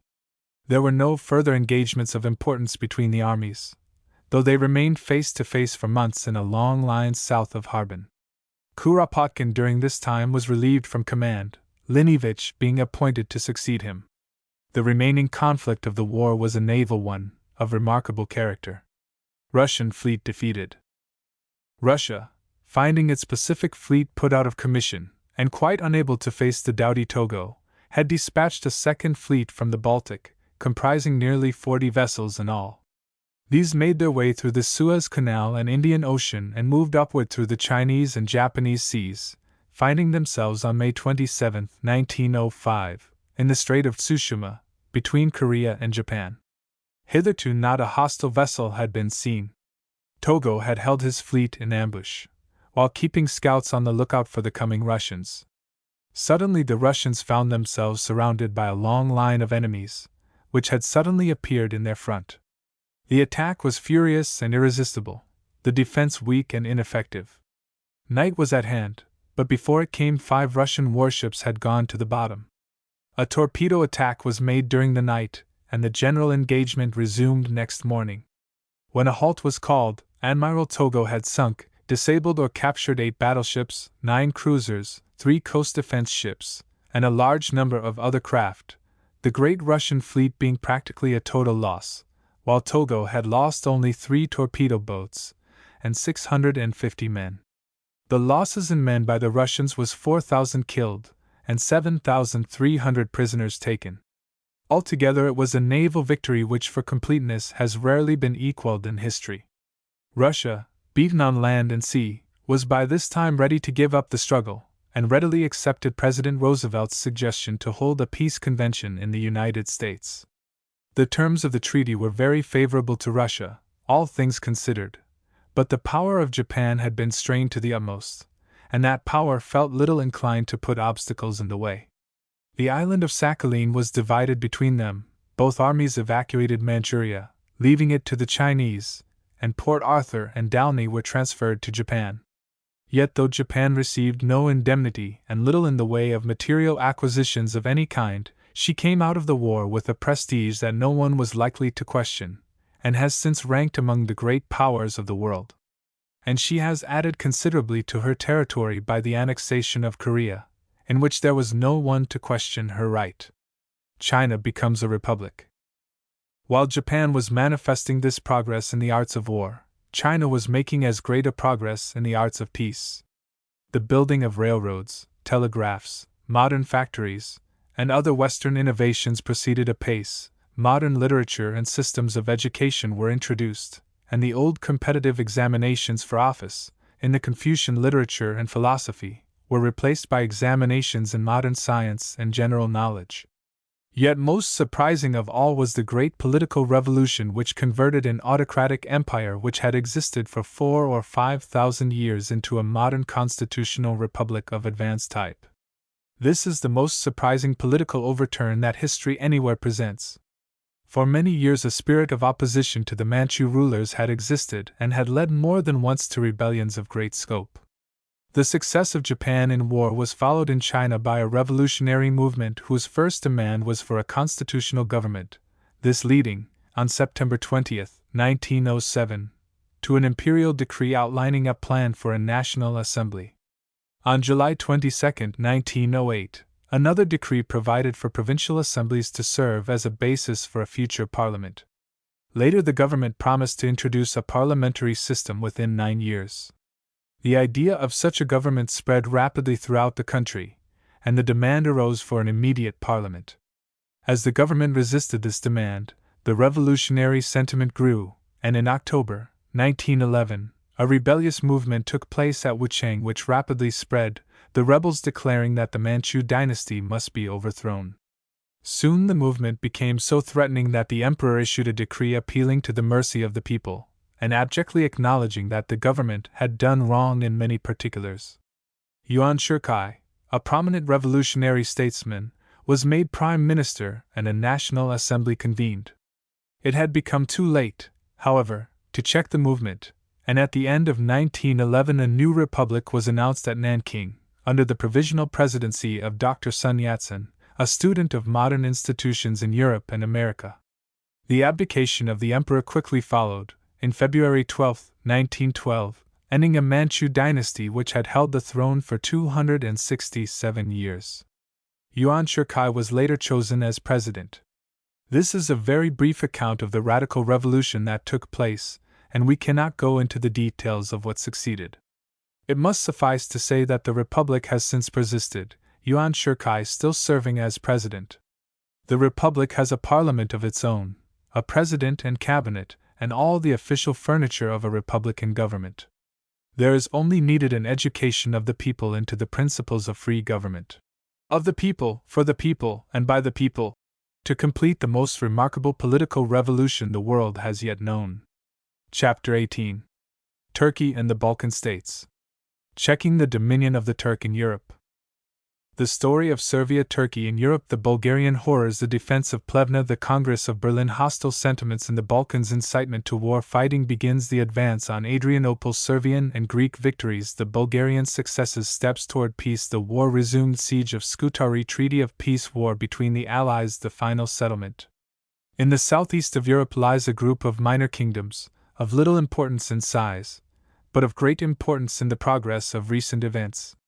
Their sudden uprising in 1912, their conquest of nearly the whole existing remnant of Turkey in Europe, and the subsequent struggle between them for the spoils are specially important from the fact that Servia, one of this group of states, was the ostensible, hardly the actual cause of the great European War of 1914. These, known as the Balkan states from their being traversed by the Balkan range of mountains, comprise the kingdoms of Romania, Bulgaria, Servia, Montenegro, and the recent and highly artificial kingdom of Albania. Greece is an outlying member of the group. The story of Servia. Of these varied states, Servia is of a special interest from its immediate relation to the European contest. Its ancient history, also, possesses much of interest. Minor in extent at present, it was once an extensive empire. Under its monarch, Stephen Dusan, 1336–56, it included the whole of Macedonia, Albania, Thessaly, Bulgaria, and northern Greece, leaving little of the Balkan region beyond its borders. In 1389 its independence ended as a result of the Battle of Kosovo, it becoming tributary to the conquering empire of the Turks. In another half-century it became a province of Turkey in Europe, and so remained for nearly 200 years. Its succeeding history may be rapidly summarized. In 1718 Austria won the greater part of it, with its capital, Belgrade, from Turkey, but in 1739 it was regained by the Turks. Barbarous treatment of the Christian population of Servia by its half-civilized rulers led to a series of insurrections, ending in 1812 in its independence, by the terms of the Treaty of Bucharest. The Turks won it back in 1813, but in 1815, under its leader Miloš, its complete independence was attained. After the fall of Plevna in the Russo-Turkish War of 1877–78, Servia joined its forces to those of Russia, and by the Treaty of Berlin it obtained an accession of territory and full recognition by the powers of Europe of its independence. In 1885 a national rising took place in eastern Rumelia, a province of Turkey, which led to the Turkish governor being expelled and union with Bulgaria proclaimed. Servia demanded a share of this new acquisition of territory, and went to war with Bulgaria, but met with a severe defeat. When, in 1908, Austria annexed the former Turkish provinces of Bosnia and Herzegovina, the people of Servia were highly indignant, these provinces being largely inhabited by people of the Servian race. The exasperation thus caused is of importance, especially as augmented by the agency of Austria in preventing Servia from obtaining a port on the Adriatic after the Balkan War of 1912–13. The seething feeling of enmity thus engendered had its final outcome in the assassination of the Austrian Crown Prince Ferdinand in 1914, and the subsequent invasion of Serbia by the armies of Austria.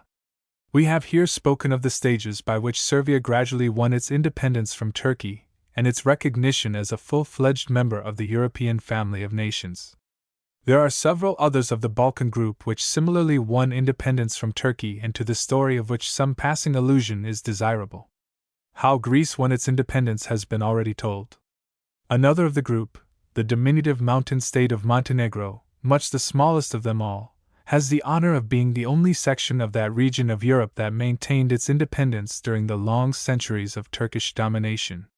Its mountainous character enabled its hardy inhabitants to hold their own against the Turks in a series of deadly struggles. In 1876–78 its ruler, Prince Nicholas, joined in the war of Serbia and Russia against Turkey, the result being that 1,900 square miles was changed from a principality into a kingdom, Prince Nicholas gaining the title of King Nicholas. A second acquisition of territory succeeded the Balkan War of 1913, the adjoining Turkish province of Novobazar being divided between it and Serbia. Turkey in Europe. With this summary of the story of the Balkans, we shall proceed to give in more detail its recent history, comprising the wars of 1876–78 and of 1912–13. As for the relations between Turkey and the Balkan Peninsula, it is well known how the Asiatic conquerors known as Turks, having subdued Asia Minor, invaded Europe in 1355, overran most of the Balkan country, and attacked and took Constantinople in 1453. Serbia, Bosnia, Albania, and Greece were added to the Ottoman Empire, which subdued half of Hungary and received its first check on land before the walls of Vienna in 1529, and on the ocean at the Battle of Lepanto in 1571. Vienna was again besieged by the Turks in 1683, and was then saved from capture by Sobieski of Poland and Charles of Lorraine. This was the end of Turkish advance in Europe. Since that date it has been gradually yielding to European assault, Russia beginning its persistent attacks upon Turkey about the middle of the 18th century. At that time Turkey occupied a considerable section of southern Russia, but by the end of the century much of this had been regained. In 1812 Russia won that part of Moldavia and Bessarabia which lies beyond the Pruth. In 1828 it gained the principal mouth of the Danube, and in 1829 it crossed the Balkans and took Adrianople. The independence of Greece was acknowledged the same year. The next important event in the history of Turkey in Europe was the Crimean War, the story of which has been told in an earlier chapter. The chief results of it were a weakening of Russian influence in Turkey, the abolition of the Russian protectorate over Moldavia and Wallachia, united in 1861 as the Principality of Romania, and the cession to Turkey of part of Bessarabia. Turkey also came out of the Crimean War weakened and shorn of territory. But the Turkish idea of government remained unchanged, and in 20 years' time Russia was fairly goaded into another war. In 1875 Bosnia rebelled in consequence of the insufferable oppression of the Turkish tax collectors. The brave Bosnians maintained themselves so sturdily in their mountain fastnesses that the Turks almost despaired of subduing them, and the Christian subjects of the Sultan in all quarters became so stirred up that a general revolt was threatened. The Bulgarian horrors. The Turks undertook to prevent this in their usual fashion. Irregular troops were sent into Christian Bulgaria with orders to kill all they met. It was an order to the Mohammedan taste. The defenseless villages of Bulgaria were entered and their inhabitants slaughtered in cold blood, till thousands of men, women, and children had been slain. When tidings of these atrocities reached Europe, the nations were filled with horror. The Sultan made smooth excuses, and diplomacy sought to settle the affair, but it became evident that a massacre so terrible as this could not be condoned so easily. Disraeli, then Prime Minister of Great Britain, sought to minimize these reports so as to avert a great war in which England might be plunged. But Gladstone, at that time in retirement, arose, and by his pamphlet on the Bulgarian horrors, aroused a fierce public sentiment in England. His denunciation rang out like a trumpet call. Let the Turks now carry away their abuses in the only possible manner by carrying off themselves, he wrote. Their zapties and their muters, Their Bimbashis and their Yazbachis shall, I hope, clear out from the province they have desolated and profaned. He followed up this pamphlet by a series of speeches, delivered to great meetings and to the House of Commons, with which for 4 years he sought, as he expressed it, night and day to counterwork the purpose of Lord Beaconsfield. He succeeded. England was prevented by his eloquence from actively resisting Russia, and he excited the fury of the war party to such an extent that at one time it was not safe for him to appear in the streets of London. Hostilities were soon proclaimed. The Russians, of the same race and religious sect as the Bulgarians, were excited beyond control, and in April 1877, Alexander II declared war against Turkey.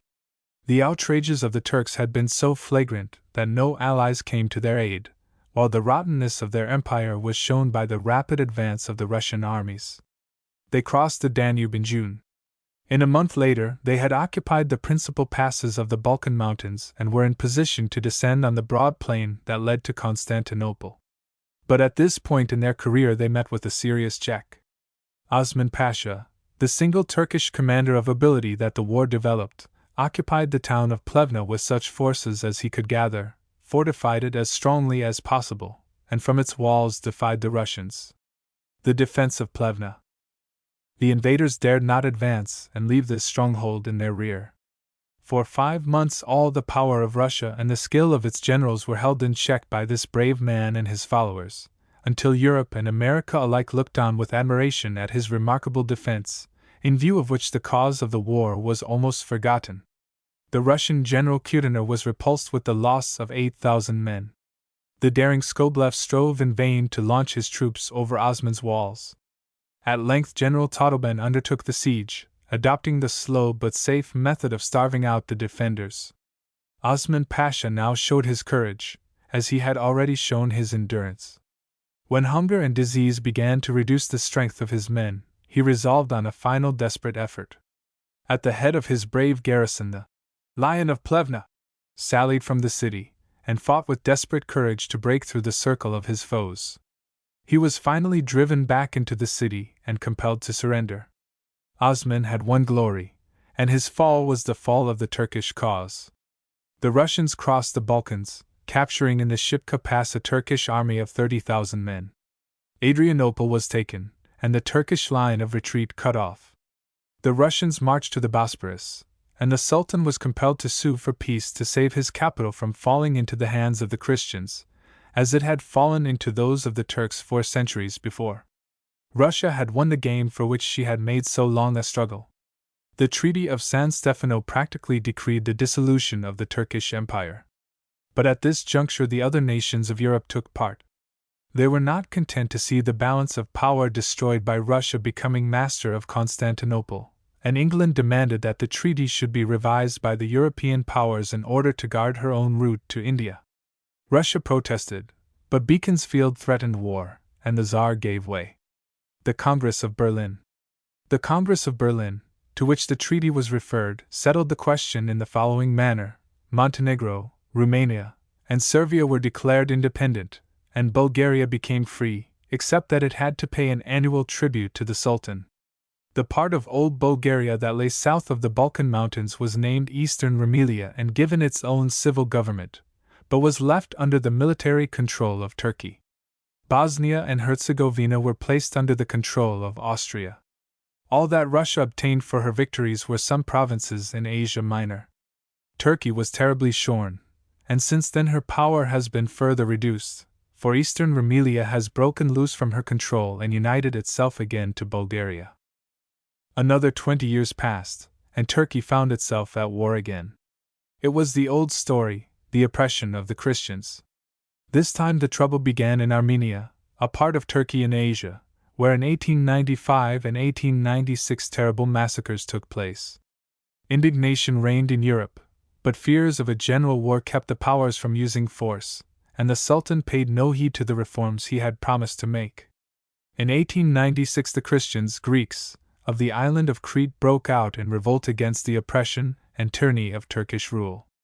Of all the powers of Europe, little Greece was the only one that came to their aid, and the great nations, still inspired with the fear of a general war, sent their fleets and threatened Greece with blockade unless she would withdraw her troops. The result was one scarcely expected. Greece was persistent, and gathered a threatening army on the frontier of Turkey, and war broke out in 1897 between the two states. The Turks now, under an able commander, showed much of their ancient valor and intrepidity, crossing the frontier, defeating the Greeks in a rapid series of engagements, and occupying Thessaly, while the Greek army was driven back in a state of utter demoralization. At this juncture, when Greece lay at the mercy of Turkey, as Turkey had lain at that of Russia 20 years before, the powers, which had refused to aid Greece in her generous but hopeless effort, stepped in to save her from ruin. Turkey was bidden to call a halt, and the Sultan reluctantly stopped the march of his army. He demanded the whole of Thessaly and a large indemnity in money. The former the powers refused to grant, and reduced the indemnity to a sum within the power of Greece to pay. Thus the affair ended, and such was the status of the Eastern question until the hatred of the Balkan states again leaped into flame in the memorable Balkan War of 1912. Hostile sentiments of the Balkans.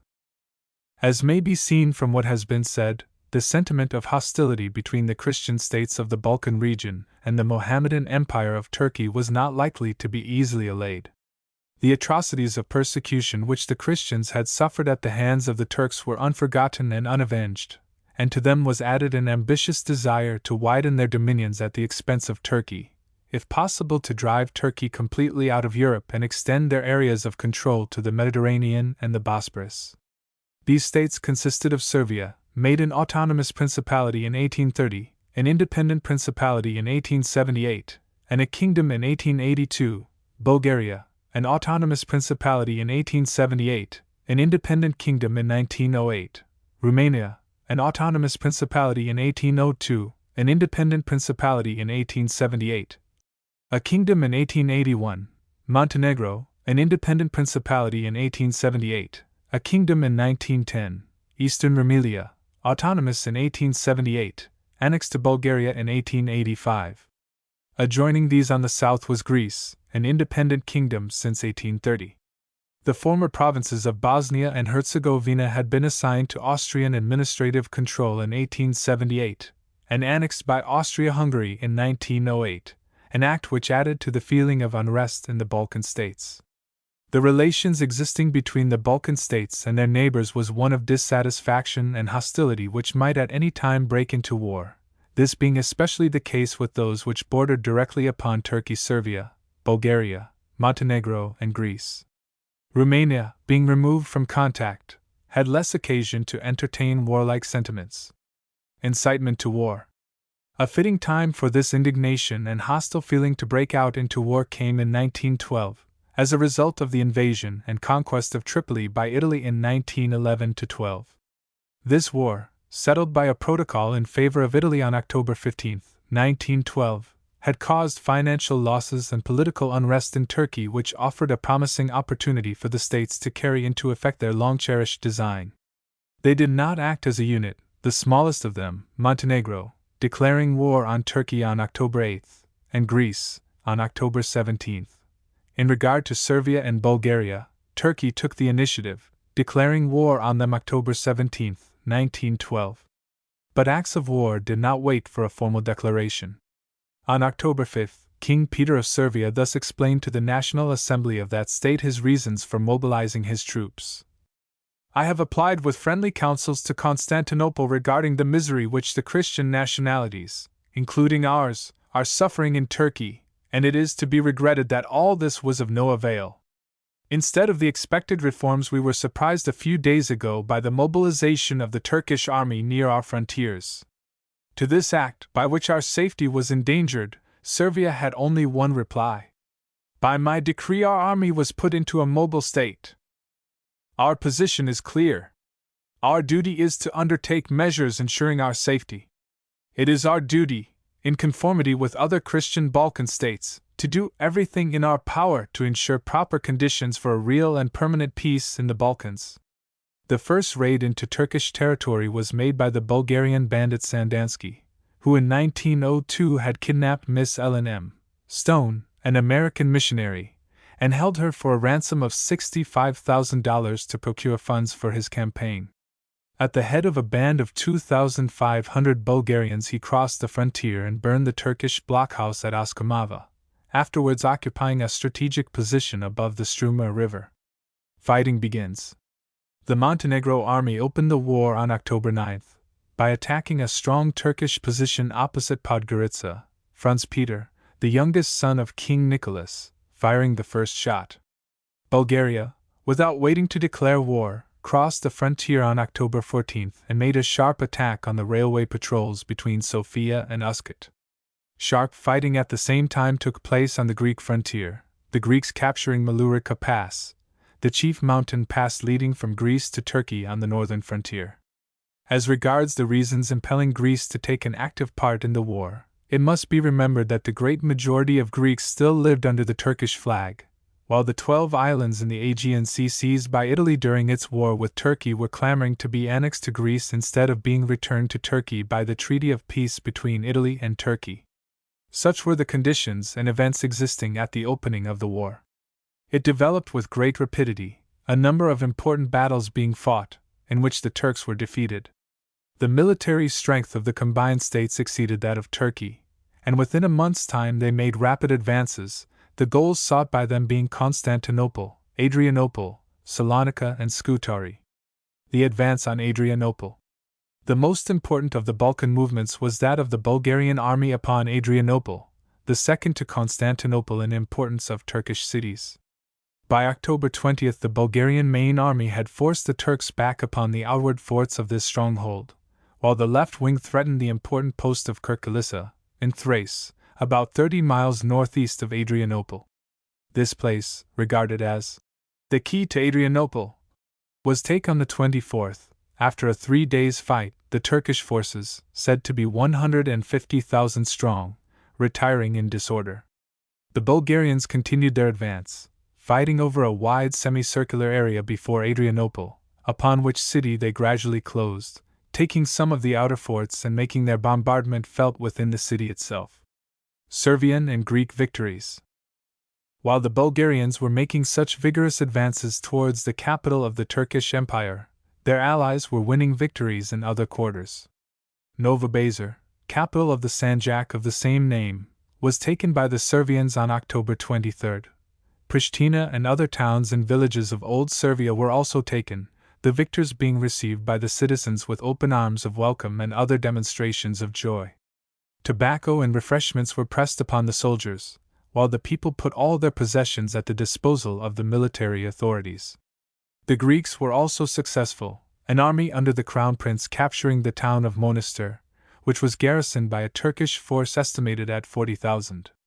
The Montenegrin forces were regarded as of high importance as a means of widening the area of their narrow kingdom.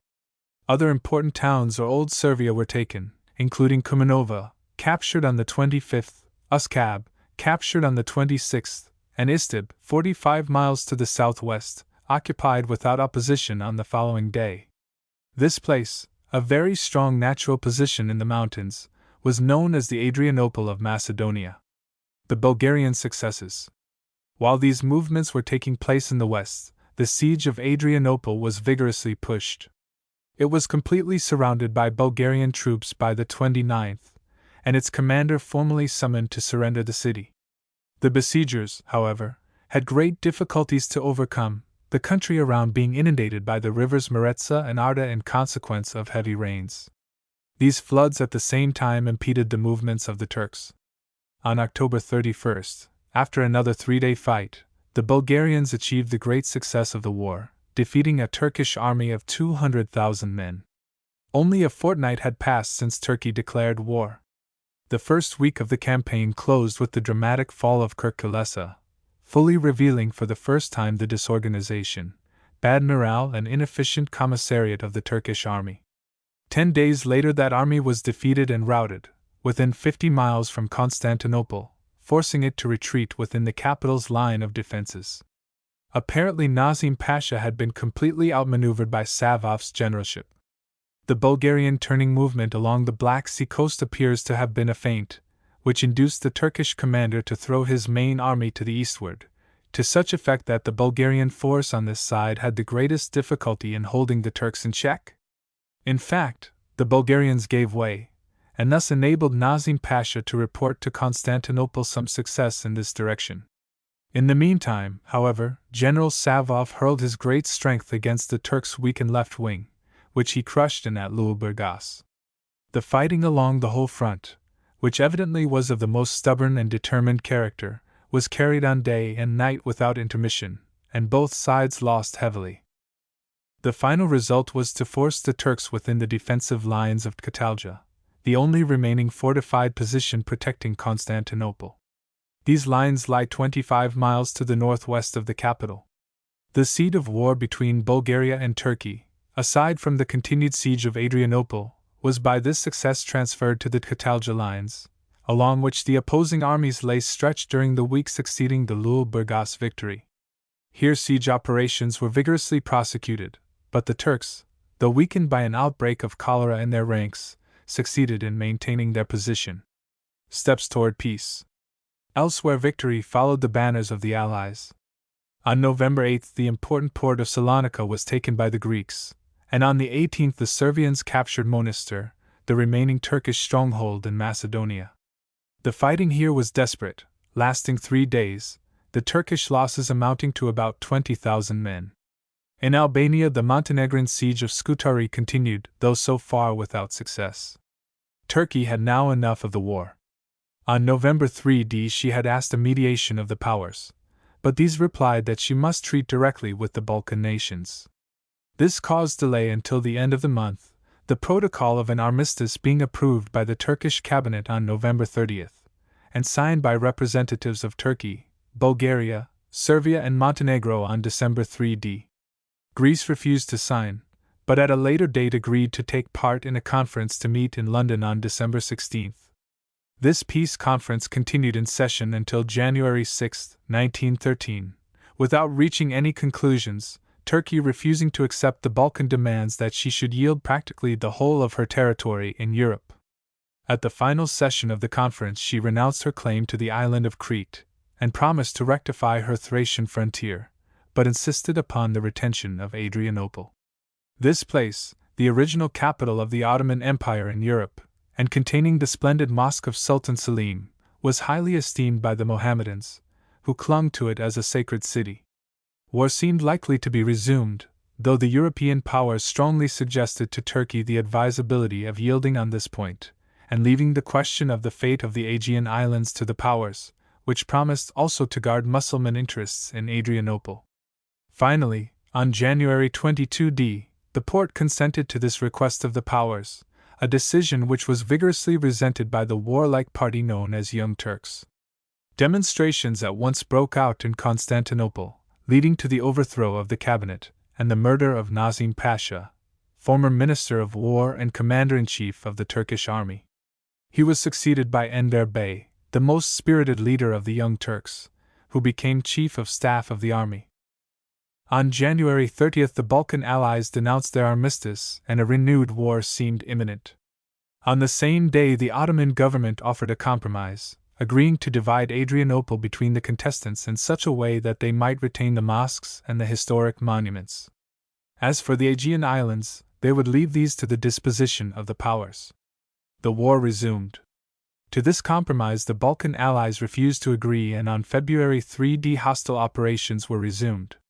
The investment of Adrianople had remained intact during the interval, and on the 4th a vigorous bombardment took place, the Turkish response being weak. 40 Servian 7-inch guns had been mounted, their shells falling into the town, part of which again broke into flames. At points the lines of besiegers and besieged were only 200 yards apart.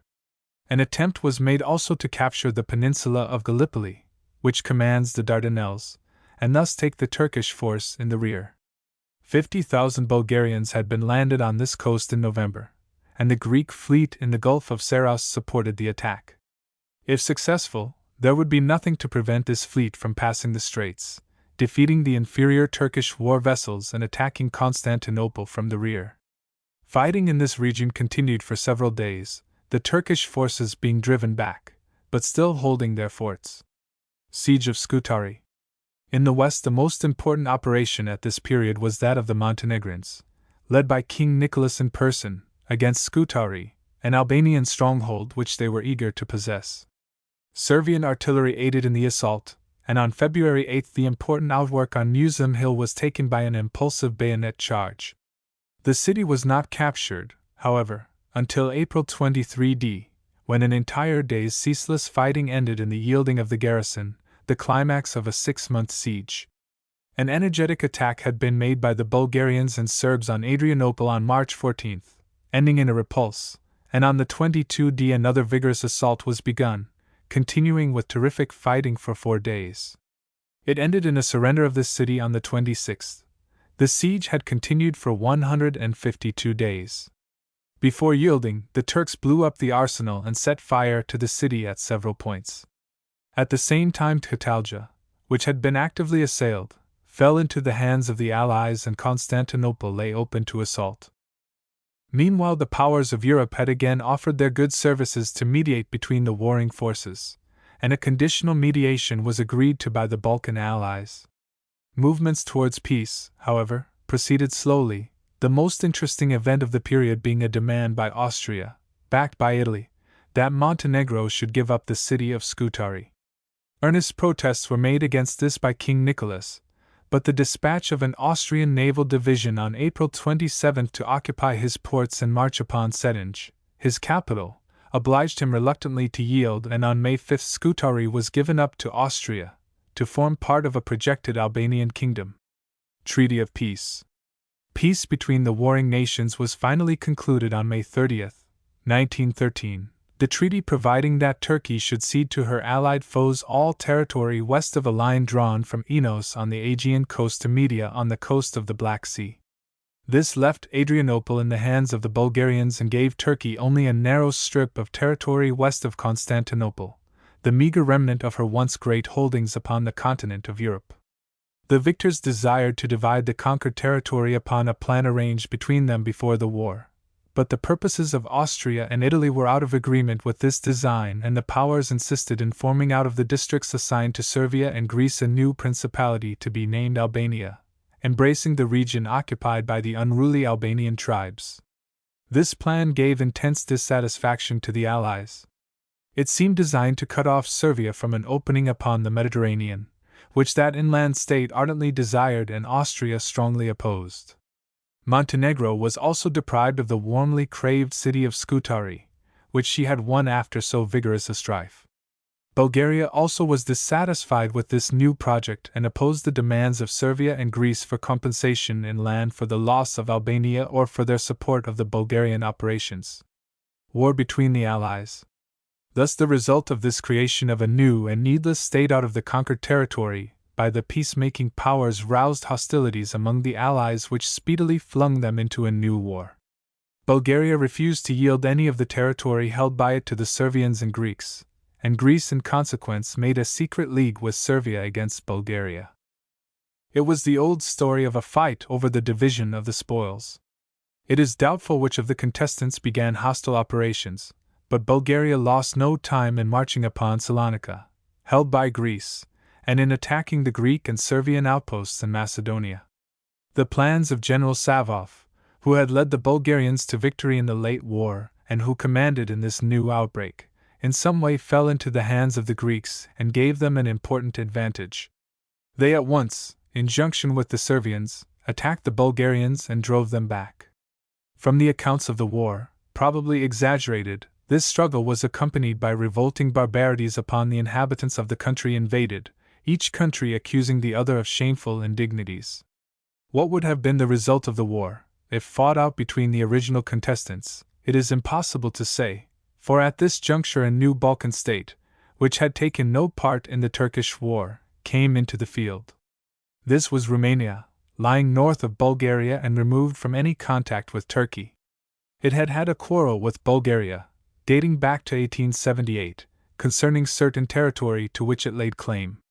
This was a strip of land on the south side of the Danube near its mouth and containing Silistria and some other cities. The final settlement. King Charles of Romania now took the opportunity to demand this territory, and when his demand was refused by Ferdinand of Bulgaria, he marched an army across the Danube and took the Bulgarians, exhausted by their recent struggle, in the rear. No battles were fought. The Romanian army advanced until within 30 miles of Sofia, the Bulgarian capital, and Ferdinand was obliged to appeal for peace, and in the subsequent treaty yielded to Romania the tract desired, which served to round out the frontier on the Black Sea. Another unexpected event took place.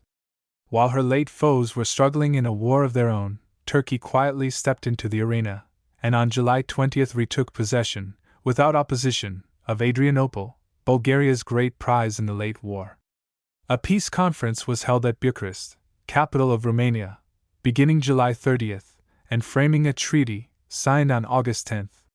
This provided for the evacuation of Bulgaria by the invading armies, and also for a division of the conquered territory. Bulgaria gained the largest amount of territory, though less than she had claimed. Greece retained the important seaport of Salonika, the possession of which had been hotly disputed, and gained the largest sea front. Montenegro, though deprived of the much-coveted Scutari, was assigned part of northern Albania and the Turkish Sanjak of Novobazar, adjoining on the east, considerably increasing her diminutive territory. Serbia had most reason to be dissatisfied with the result, in view of her craving for an opening to the sea. Cut off by Albania on the west, it sought an opening on the south, demanding the city of Kavala, on the Aegean Sea. But to this Greece strongly objected, as that city, one of the great tobacco marts of the world, was inhabited almost wholly by Greeks. Serbia, however, extended southward far over its old territory, gaining Uskub, its old capital. And the powers also agreed that it should have commercial rights on the Mediterranean, thorough railroad connection with Salonika. As regards Turkey's shrewd advantage of the opportunity to retake Adrianople, it proved a successful move. The Russian press strongly advocated that the Turks should be ejected, but the jealousy of the powers prevented any agreement as to who should do this, and in the end the Turks remained, with a considerable widening of the tract of land before assigned to them. In these wars it is estimated that 358,000 persons died, and that the cost of the two wars, to the several nations involved, reached a total of $1,200,000,000. Its general result was almost to complete the work of expelling the Turks from Europe, the territory lost by them being divided up between the several Balkan nations. Chapter 19. Methods in Modern Warfare. Ancient and modern weapons. New types of weapons. The ironclad warship, the balloon in war. Tennyson's foresight. Gunning for airships. The submarine. Underwater warfare. The new type of battleship. Mobilization. The waste of war. 100 years ago the Battle of Waterloo had just been fought, and Napoleon's star had set never to rise again. For years he had swept Europe with his armies, rending the nations into fragments, and winning world-famous victories with weapons that no one would look for today except in a military museum, weapons antiquated beyond all possible utility on a modern field of battle. Ancient and modern weapons. Every fresh modern war has been fought with new weapons, and during the past century there have been countless inventions for the carrying on of warfare in a more destructive manner, apparently on the philanthropic theory that war should be made so terrible that it must quickly pass away. But it has happened that as soon as a particularly horrible contrivance was invented and introduced into armies and navies, other inventors immediately set themselves to offset and discount its probable effect. Consequently, war not only has not passed away, but we have it with us in more frightful form than ever before. Thus it is that each big war, after being heralded as the world's last conflagration, has proved but the herald of another war, bigger and more death-dealing still. Since the Civil War in the United States, in which probably more new features and modes of fighting were introduced than in any conflict that had preceded it, there have been immense improvements in arms, in armament, and in general efficiency of both armies and navies. It was the Civil War that brought into being the turreted monitor, one of the greatest contributions to naval architecture the navies of the world had then known. While the turrets on the modern battleship are very different in design, in armor and in arrangement from those on the old monitors, they are nothing more than an adaptation of the original devices. The same is the case with the small arms and the field guns of the modern armies, these having been greatly improved since the period of the Civil War. The breech-loading and even the magazine rifle are now in use in every army, while the smallest field piece of today is almost as efficient as the most powerful gun in use 50 years ago. The first attempt to use a torpedo boat dates back to the Civil War. A primitive contrivance it was, but it showed a possibility in naval warfare which speedily led to the general building of torpedo boats, and to the invention of the highly efficient Whitehead torpedo, the ironclad warship. Another lesson in warfare was taught when the ironclad Merrimac and Monitor met and fought for mastery in Hampton Roads.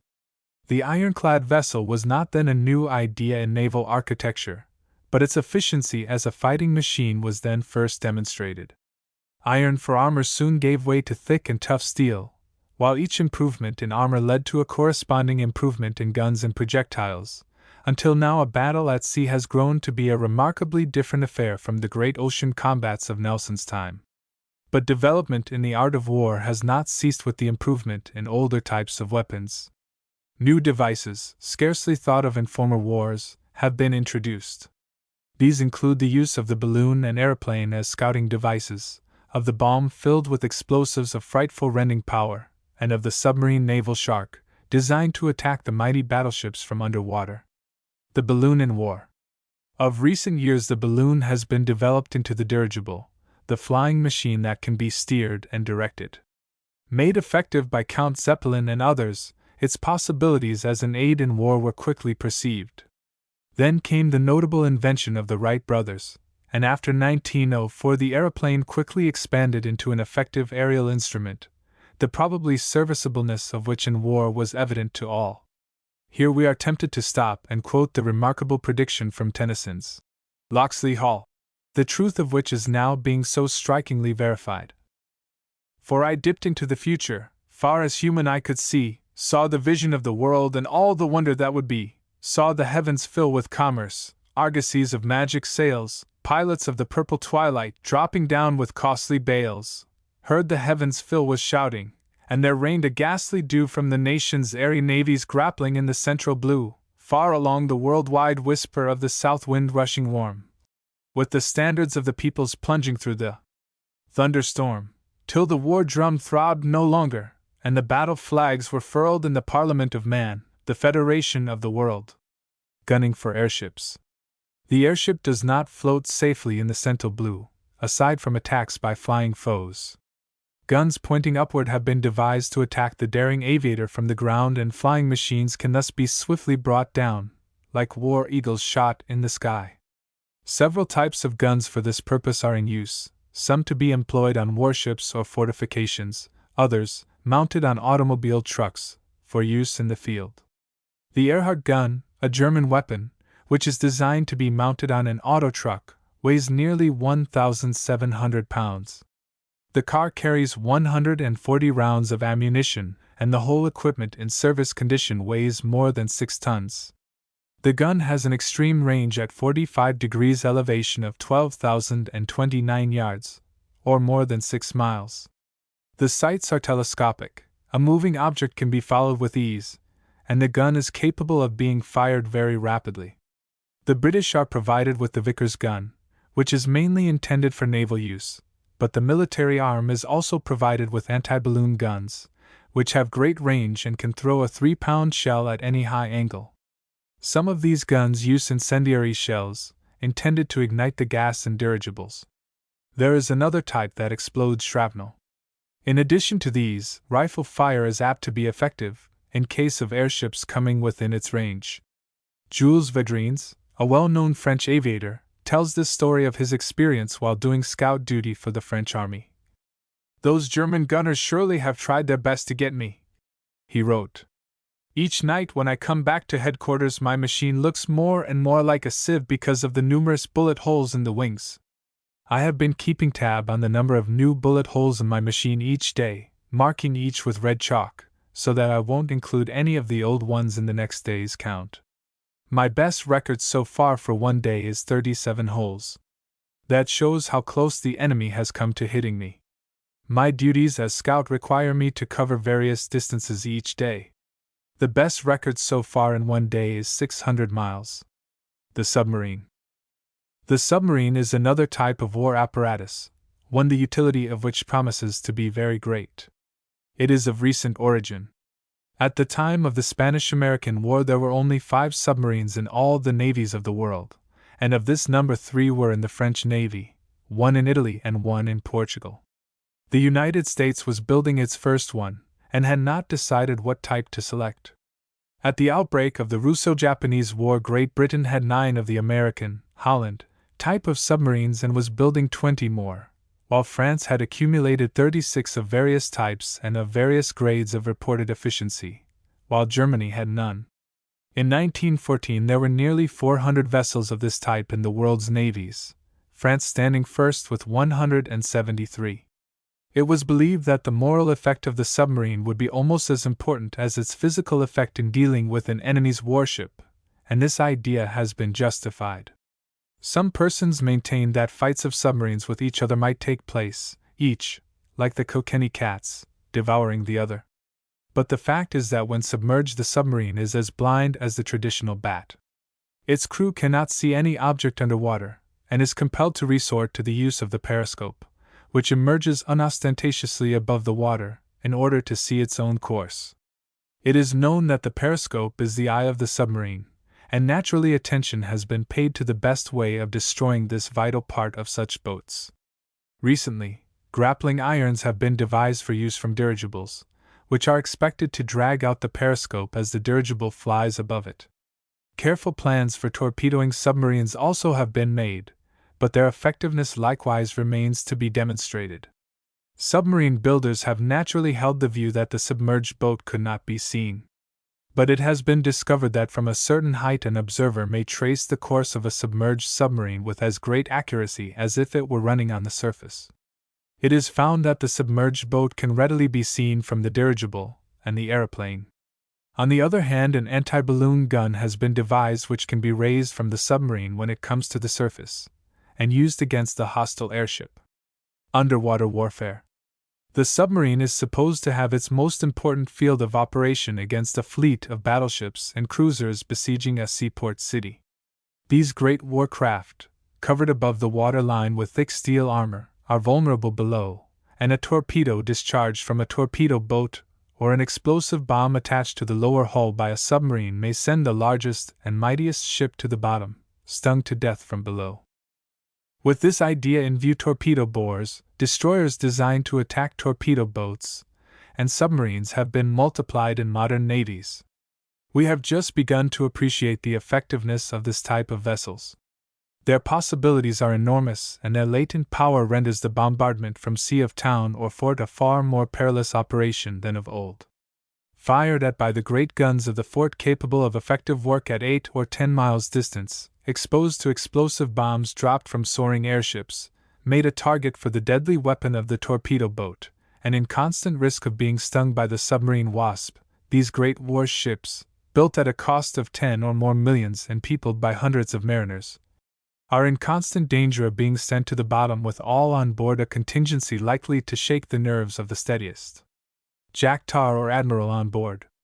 A typical submarine has a length of about 150 feet and diameter of 15 feet, with a speed of 11 knots on the surface and 5 knots when submerged. Some of the more recent have a radius of navigation of 4,500 miles without need of a new supply of stores and fuel. On the surface they are propelled by gasoline engines, but when submerged they use electric motors driven by storage batteries. If the weather should grow too rough they can sink below the waves. The new type of battleship. While the peril of the big ship has thus been increased, the size and fighting capacity of those ships have steadily grown, and at the same time their cost, which is becoming almost prohibitive. Taking the British Navy, the leader in this field, the size of battleships was yearly augmented until in 1907 the famous dreadnought appeared, looked upon at the time as the last word in naval architecture. This great ship was of 17,900 tons displacement and 23,000 horsepower, its armor belt 11 inches thick, its major armament composed of 10 12-inch guns. There are now 20 British battleships of larger size, some much larger. On shore a similar increase may be seen in the size and effectiveness of armies and the strength of fortifications. In all the larger nations of Europe except Great Britain, the whole able-bodied male population are now obliged to spend several years in the army, and to be ready at a moment's notice to drop all the avocations of peace and march to the front, ready to risk their lives in their country's service or at the command of the autocrat under whom they live. Mobilization. Mobilization is a word with strenuous significance. When it is put into effect, every able-bodied man must report without delay for service. His name is on the army lists. If he fails to report, he is branded as a deserter.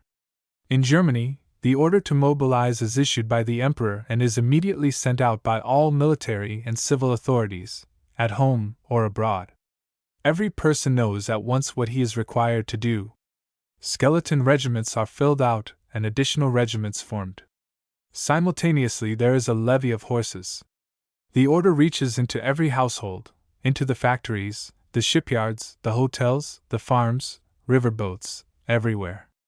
Almost instantly, the male individuals within the prescribed ages must at once report to the barracks to come under military discipline. Infantry, cavalry, and artillery units double and triple at once. This is the first step in mobilization. The second is the transportation and concentration of forces. The railways are seized, the telegraph and telephone systems. Mail, military, aerial, and railway services are assigned. The commissary lines are laid and transportation provided for. With marvelous efficiency, the full fighting strength, in front and rear, is made ready and coordinated. The psychological effect of mobilization is tremendous. In every household, home ties are broken. The fields are stripped of men. Industry stops. Artillery rolls through the streets, bands play. An atmosphere of apprehension settles down on the country. The waste of war. And the waste of it all, the criminal, unbelievable waste. Consider the vast loss of products that is due, not only to actual war, but to unceasing and universal preparation for war. It has been stated on the highest authority that during the last decade 40% of the total outlay of European states has been absorbed by the armies and navies which, when war arises, seek in every way to destroy as much as they can of the remainder. Commenting on this state of affairs, Count Sergius Witt, the ablest of Russian statesmen and financiers, said in London not long ago, "Sketch a picture in your mind's eye of all that those sums, if properly spent, could effect for the nations who now waste them on heavy guns, rifles, dreadnoughts, fortresses, and barracks.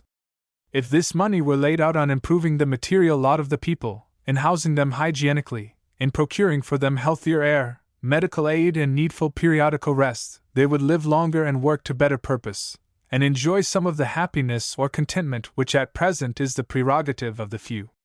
Again, all the best brain work of the most eminent men is focused on efforts to create new lethal weapons, or to make the old ones more deadly.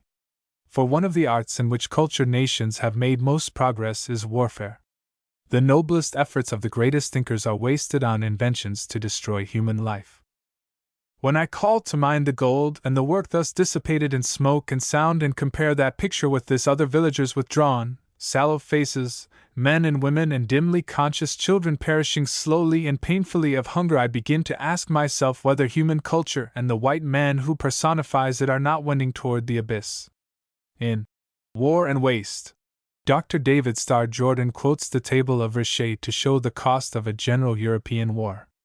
Per day, the French statistician figures the war's cost thus: feet of men, $12,600,000; feet of horses, 1 million pay, European rates; 4,250,000 pay of workmen in arsenals and ports; 1,000,000 transportation, 60 miles, 10 days; 2,100,000 transportation of provisions; 4,200,000 munitions infantry, 10 cartridges a day; 4,200,000 artillery, 10 shots per day; 1,200,000 marine, 2 shots per day; 400,000 equipment; 4,200,000 ambulances, 500,000 wounded or ill, $1 per day; 500,000 armature; 500,000 reduction of imports; 5 million help to the poor, 20 cents per day to 1 in 10;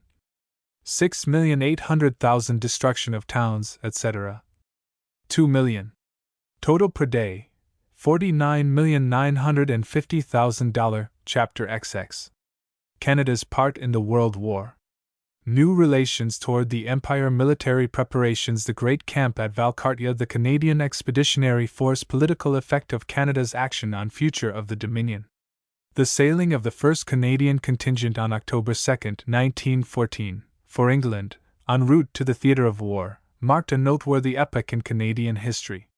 For the first time the Dominion took her place, not as a British colony, but as a component part of the British Empire. This position was established by the voluntary offer of expeditionary troops to be raised, equipped, and paid by Canada for the defense of the British Empire. For many years a movement had been on foot to bring about this attitude on the part of the Dominion by His Majesty's government. No such action was taken by the Dominion in the South African War, though a Canadian regiment was raised for the guarding of Halifax so that the regiment of British soldiers doing garrison duty there might be released for service at the front, and all other troops who left Canada went simply as volunteers to join the British Army, though raised by the Dominion government. When the situation in South Africa reached a critical stage and there were fears of German interference on behalf of the Boers, it became clear that the British government strongly desired a helping hand from Canada for political reasons. It seemed a good time to show a solid front and a united empire. Later, on October 3d, there came a request for 500 men from the British Colonial Secretary. No immediate action was taken on this, but on October 13th, the government passed an order in council for the raising of 1,000 volunteers and providing for their equipment and transportation. But these men were really British volunteers, not Canadian troops, as once at the front they became British soldiers under British pay. This contingent was known as a Special Service Battalion of the Royal Canadian Regiment of Infantry, and did not belong in any sense to the organized troops of the Dominion, either regular or militia, although they approached more nearly to that status than in any previous case of assistance given by the Dominion to the Empire. In the Indian Mutiny in 1857 a regiment was raised in Canada by the British government known as the 100th Prince of Wales Royal Canadian Regiment. And in the Empire's other wars, such as the Crimean and the Sudanese, there were always Canadian volunteers in the British forces. Military preparations. The declaration of war by Great Britain on Germany made on the night of August 4, 1914, found the people of the Dominion not wholly unprepared for the situation. For some time ways of helping the mother country had been the chief topic both in government circles and among the people at large. This is best instanced by the following telegram sent by His Royal Highness, the Governor-General, to the Secretary of State for the Colonies R.T. Hahn, Louis Harcourt. Ottawa, August 1, 1914. In view of the impending danger of war involving the Empire, my advisers are anxiously considering the most effective means of rendering every possible aid, and will welcome any suggestions and advice which imperial naval and military authorities may deem it expedient to offer. They are confident that a considerable force would be available for service abroad, as under Section 69 of Canadian Militia Act the active militia can only be placed on active service beyond Canada for the defense thereof. It has been suggested that regiments might enlist as imperial troops for a stated period, Canadian government undertaking to pay all necessary financial provisions for their equipment, pay and maintenance. This proposal has not yet been maturely considered here, and my advisers would be glad to have views of imperial government thereon. Arthur. This offer from Canada preceded similar offers from Australia, India, South Africa, and Egypt. The response to this came in the following cable from His Majesty. London, August 4, 1914. Please communicate to your ministers following message from His Majesty the King and publish. I desire to express to my people of the overseas dominions with what appreciation and pride I have received the messages from their respective governments during the last few days. These spontaneous assurances of their fullest support recalled to me the generous self-sacrificing help given by them in the past to the mother country.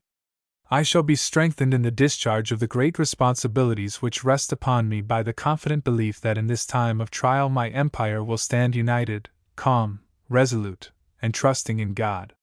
George R. I. Harcourt. Mr. Harcourt also cabled advising that although there was not immediately need for an expeditionary force, it would be advisable to take all legislative and other steps necessary to the providing of such a force in case it should be required later. The declaration of the war by Great Britain was officially recognized in Canada on August 5th in a message from the Governor-General, beginning, "Whereas a state of war now exists between this country and Germany." On the following day came a call to the militia for active service, and Canada had gone on record as having accepted her responsibilities as an integral part of the Empire. She was sending troops to help England not as volunteers who were to become British soldiers, but as Canadian soldiers, enlisted, clothed, armed, equipped, and paid by Canadian dollars. Shortly after this came another cablegram from Mr. Harcourt gratefully accepting the offer of the expeditionary force and requesting that it be sent forward as quickly as possible. This cablegram was supplemented by another suggesting one army division as a suitable composition for this expeditionary force. The terms of enlistment were to be as follows: A. For a term of 1 year unless war lasts longer than 1 year, in which case they will be retained until war is over. If employed with hospitals, depots of mounted units, and as clerks, etc., they may be retained after termination of hostilities until services can be dispensed with, but such retention shall in no case exceed 6 months. B. To be attached to any arm of service should it be required of them.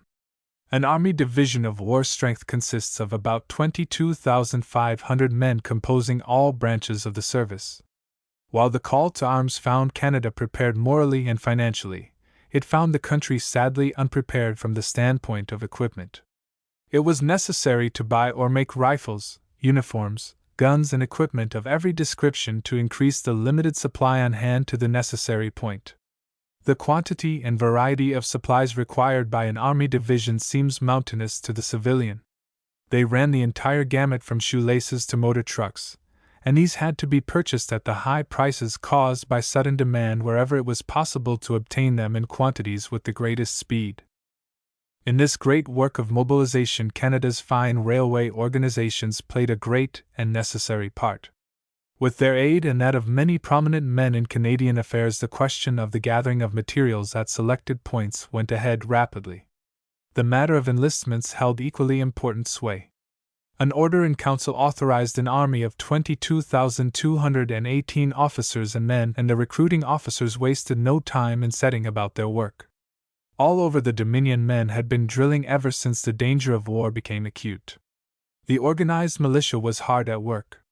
Volunteers were being rapidly gathered and after a thorough medical examination were put in charge of a drill sergeant.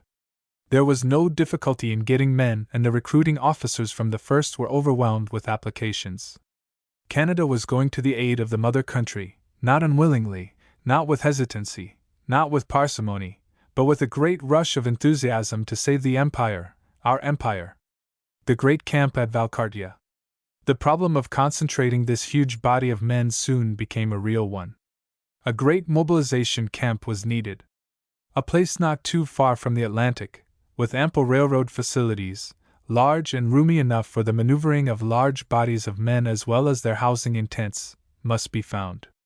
A further qualification was that this great camp should be located in a position of strategic importance, and one which could be defended should the necessity arise.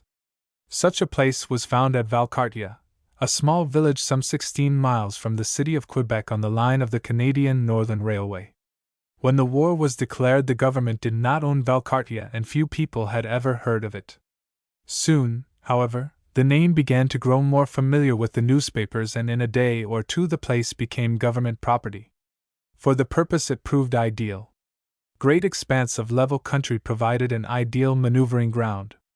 The site of the camp itself was high enough for good drainage, and the Jacques Cartier River provided an abundance of good water. But with the acquisition of the ground the work had just begun. It was necessary to erect tents for the housing of 30,000 men. A commissary for their subsistence must be provided. Stores and storehouses had to be rushed to the spot, and there was a huge amount of work of a more or less permanent character in the shape of waterworks with many miles of piping, shower baths, drinking troughs, an electric light plant, and the like. The engineers were called upon immediately to lay out the camp and its many auxiliary features.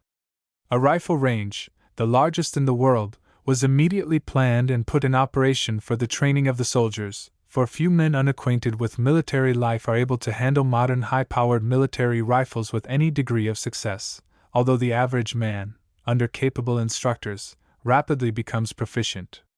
Artillery ranges in the Laurentian Hills were established for the training of the field artillery. Here the big 60-pounders, which throw a shell for nearly 5 miles, first woke the echoes.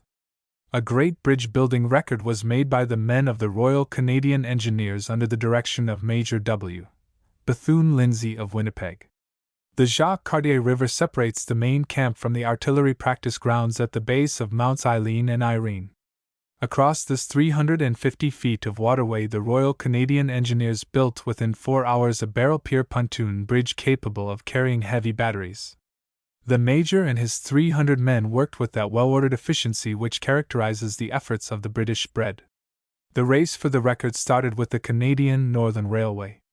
The materials, barrels, planking, etc. were freighted onto the ground with remarkable dispatch. The casks were made watertight, the timber was made ready, the 20-foot bank cut down to provide an easy grade for traffic, and the actual test was on. There was never a hitch. One party of men lashed the barrels to the heavy planks, and, as soon as that operation was complete, another party lifted the pier and carried it down the bank. Another squad of men conveyed it onto the water, where it was taken in charge by still another party and floated out to the front line.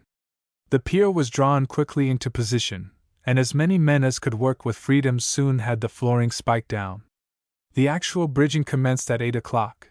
The span was complete at 10 minutes after 12. The extra 10 minutes were accounted for by the fact that on 1 or 2 occasions passing bodies of other troops necessitated a temporary cessation of carrying operations. Colonel Bestall, director of artillery at the camp, visited the work during the morning and expressed his astonishment at the progress effected. Ordinarily it is a good day's work to throw a bridge of this class across a 300-foot stream. Colonel G. F. Monsell, Director General of Engineering Service in Canada, who is attached to headquarters at Ottawa, also paid close attention to the task and was vastly pleased with the result. Colonel Morrison, Ottawa, of the Artillery Service, hurried a gun across the bridge when completed, establishing its efficiency at once. Without doubt the brother officers of Major Lindsay, in all branches of the service, were extremely gratified at the efficiency and dispatch of the men making up the Royal Canadian Engineers at the big camp. Of course, the railway problem of moving the 1,000 or more troop trains which were rushing from all parts of Canada to Valcartier was a huge one. In this they had to cope with the great quantity of supplies and equipment which was daily forwarded. At Valcartier it was necessary for the Canadian Northern to form a loop for the rapid handling of these trains so that a constant stream of trains was kept continually moving in both directions without interruption. Great hardships and inconveniences resulted in many cases from the lack of proper equipment. It was colder down in Quebec than in many other parts of the Dominion, and a great many men were without sufficient blankets to keep them warm. Uniforms were scarce and army shoes fit for the work of drills and maneuvers even scarcer. Gradually, however, these deficiencies were supplied, recruits began to show amazing progress in the art of soldiering, and little by little the great camp lost its motley appearance and became an efficient military organization in which rigid discipline and high efficiency prevailed. In 6 weeks Valcartier's 30,000 were ready for England and the final polish which was to fit them for the test of battle. They could even have been sent to the front. It seemed that this was not yet necessary. The Canadian Expeditionary Force. But it was decided that the time had come for this great body of troops to leave. The original plan of sending a division of 22,500 men was supplemented by the dispatch of the remaining 7,500 as a reserve to prevent the delay in getting them to the front should the necessity arise suddenly. Members of the government spoke of a possible second or third contingent, as experience had taught them that it would be as easy to raise 100,000 men as it had been to raise 30,000. At a given time the evacuation of Valcartier began. 32 transports lay in the St. Lawrence prepared to take the division to England, and soon the first contingent began to move toward the sea. The British fleet had cleared the ocean of all but a few scattered German cruisers, and these were amply guarded against by the warships which acted as escorts. And so, on the 2nd day of October, Canada's first great pledge of loyalty left the shores of the Dominion to go to the defense of the Empire. On October 15th, the transports reached Plymouth, England, and were received with greatest enthusiasm. An English newspaper, the Western Morning News, spoke of the arrival the next morning in the following terms: "The arrival of the fleet of transports with the first contingent of Canadian forces on board was an event of good augury for the future of the war. These splendid men have come, some of them nearly 6,000 miles, to testify to the unity of the Empire and take their share of the burden which rests upon Britons the world over of being the stoutest champions of justice and liberty.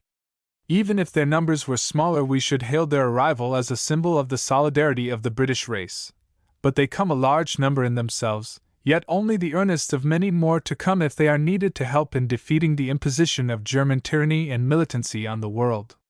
The cheers they raised for the old country as they steamed into the harbor yesterday, and the splendid vigor and spirit they displayed, showed they have both the will and the power to give a good account of themselves at the front and prove worthy comrades of the dauntless band of heroes who, under Sir John French, have won the unstinted admiration of our French and Russian and Belgian allies and, indeed, of the whole world." Then followed long weeks of hard training on Salisbury Plains. At last they were considered fit for the front, and the contingent was transported to France. Of their conduct there, under the baptism of fire, the following letter from General French at headquarters of the British Army, dated March 3d, to His Royal Highness the Duke of Connaught, is an ample testimonial. "The Canadian troops having arrived at the front, I am anxious to tell your Royal Highness that they have made the best impression on all of us. I made a careful inspection of the division a week after they came to the country, and I was very much struck by the excellent physique which was apparent throughout the ranks. The soldierly bearing and the steadiness with which the men stood in the ranks, on a bleak, cold, snowy day, was most remarkable. After 2 or 3 weeks' preliminary education in the trenches, attached by unit to the 3rd Corps, they have now taken their own line on the right of that corps as a complete division, and I have the utmost confidence in their capability to do valuable and efficient service. The Princess Patricia's regiment arrived with the 27th Division a month earlier, and since then they have performed splendid service in the trenches.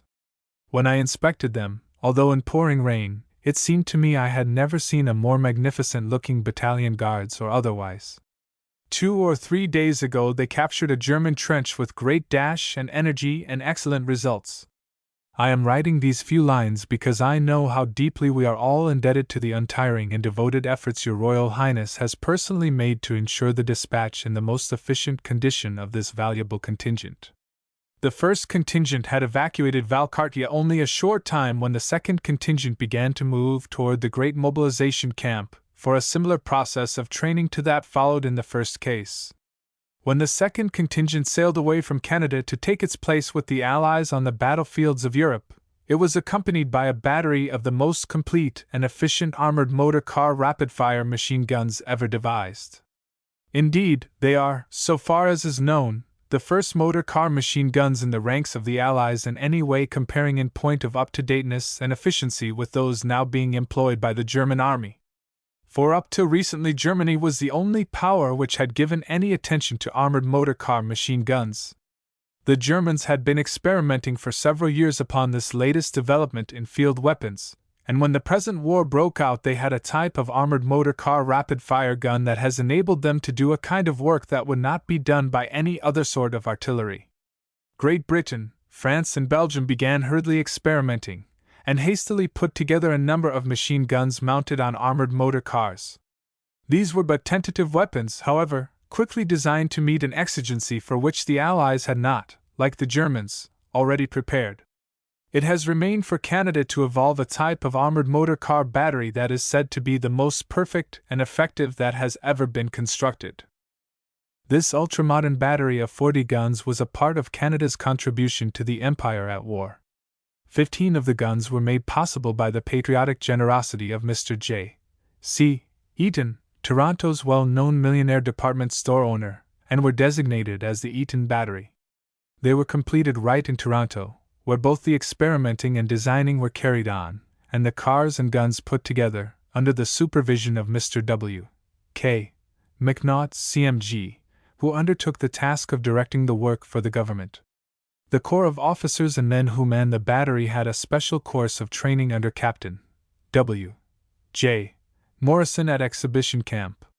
It is only necessary to recall to mind certain pictures that have appeared recently of motor car machine guns in action to realize with what deadly effectiveness these weapons may be employed in present-day warfare. They combine all the terrific killing power of the rapid-fire machine gun with the swift mobility and tirelessness of the gasoline-driven motor car. Protected behind almost impregnable steel armor plate, the driver may dash ahead of the advancing lines and enable the gunner, almost completely protected, to mow down the ranks of the enemy with a sweeping stream of rifle bullets, played along a line of men much as one would play a stream of water from a fire hose. The car may be in motion all this time, or may stop only for an instant, so that the enemy has no time to train its artillery upon it.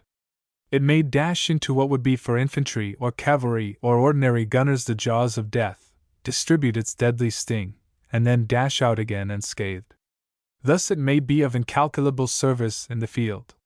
Or it may be used in a town where whole masses of defenders may be driven back, and the streets completely cleared by the rapid sweep of its bullets. The armored motor car guns which were constructed in Toronto are built on a motor truck chassis. The wheels are made of pressed steel, and have heavy tires of solid rubber. All the rest of the car is effectively covered with Harveyized steel plates, which were severely tested. This armor plate was rolled in Canada by Canadian workmen, and was made from iron ore mined in Nova Scotia. The distinctive fighting feature of the car is the revolving turret of this armor plate in which the offensive apparatus is situated. This turret rises above the 4-foot armored body at about the center of the car. In it is the new model Maxim rapid-fire gun, mounted very strongly on an apparatus of steel and phosphor bronze, the invention of Canadian engineers. This gun mount really carries the revolving turret which surrounds it, and which revolves so easily on ball bearings that a mere touch of the hand will move it. It can make a complete revolution, so that the gun has a clear sweep.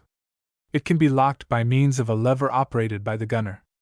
The gunner sits on a seat fastened to the frame which supports the turret.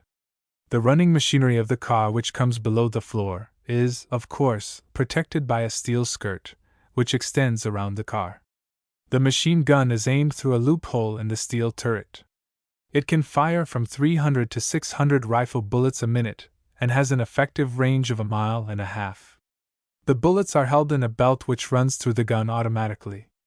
The armor plate on the rear of the car is loopholed so that rifles can be used. Each of the machine guns has 2 extra barrels, the reason for this being that with the bullets passing through the barrels so rapidly it naturally becomes very hot, and so must be changed frequently.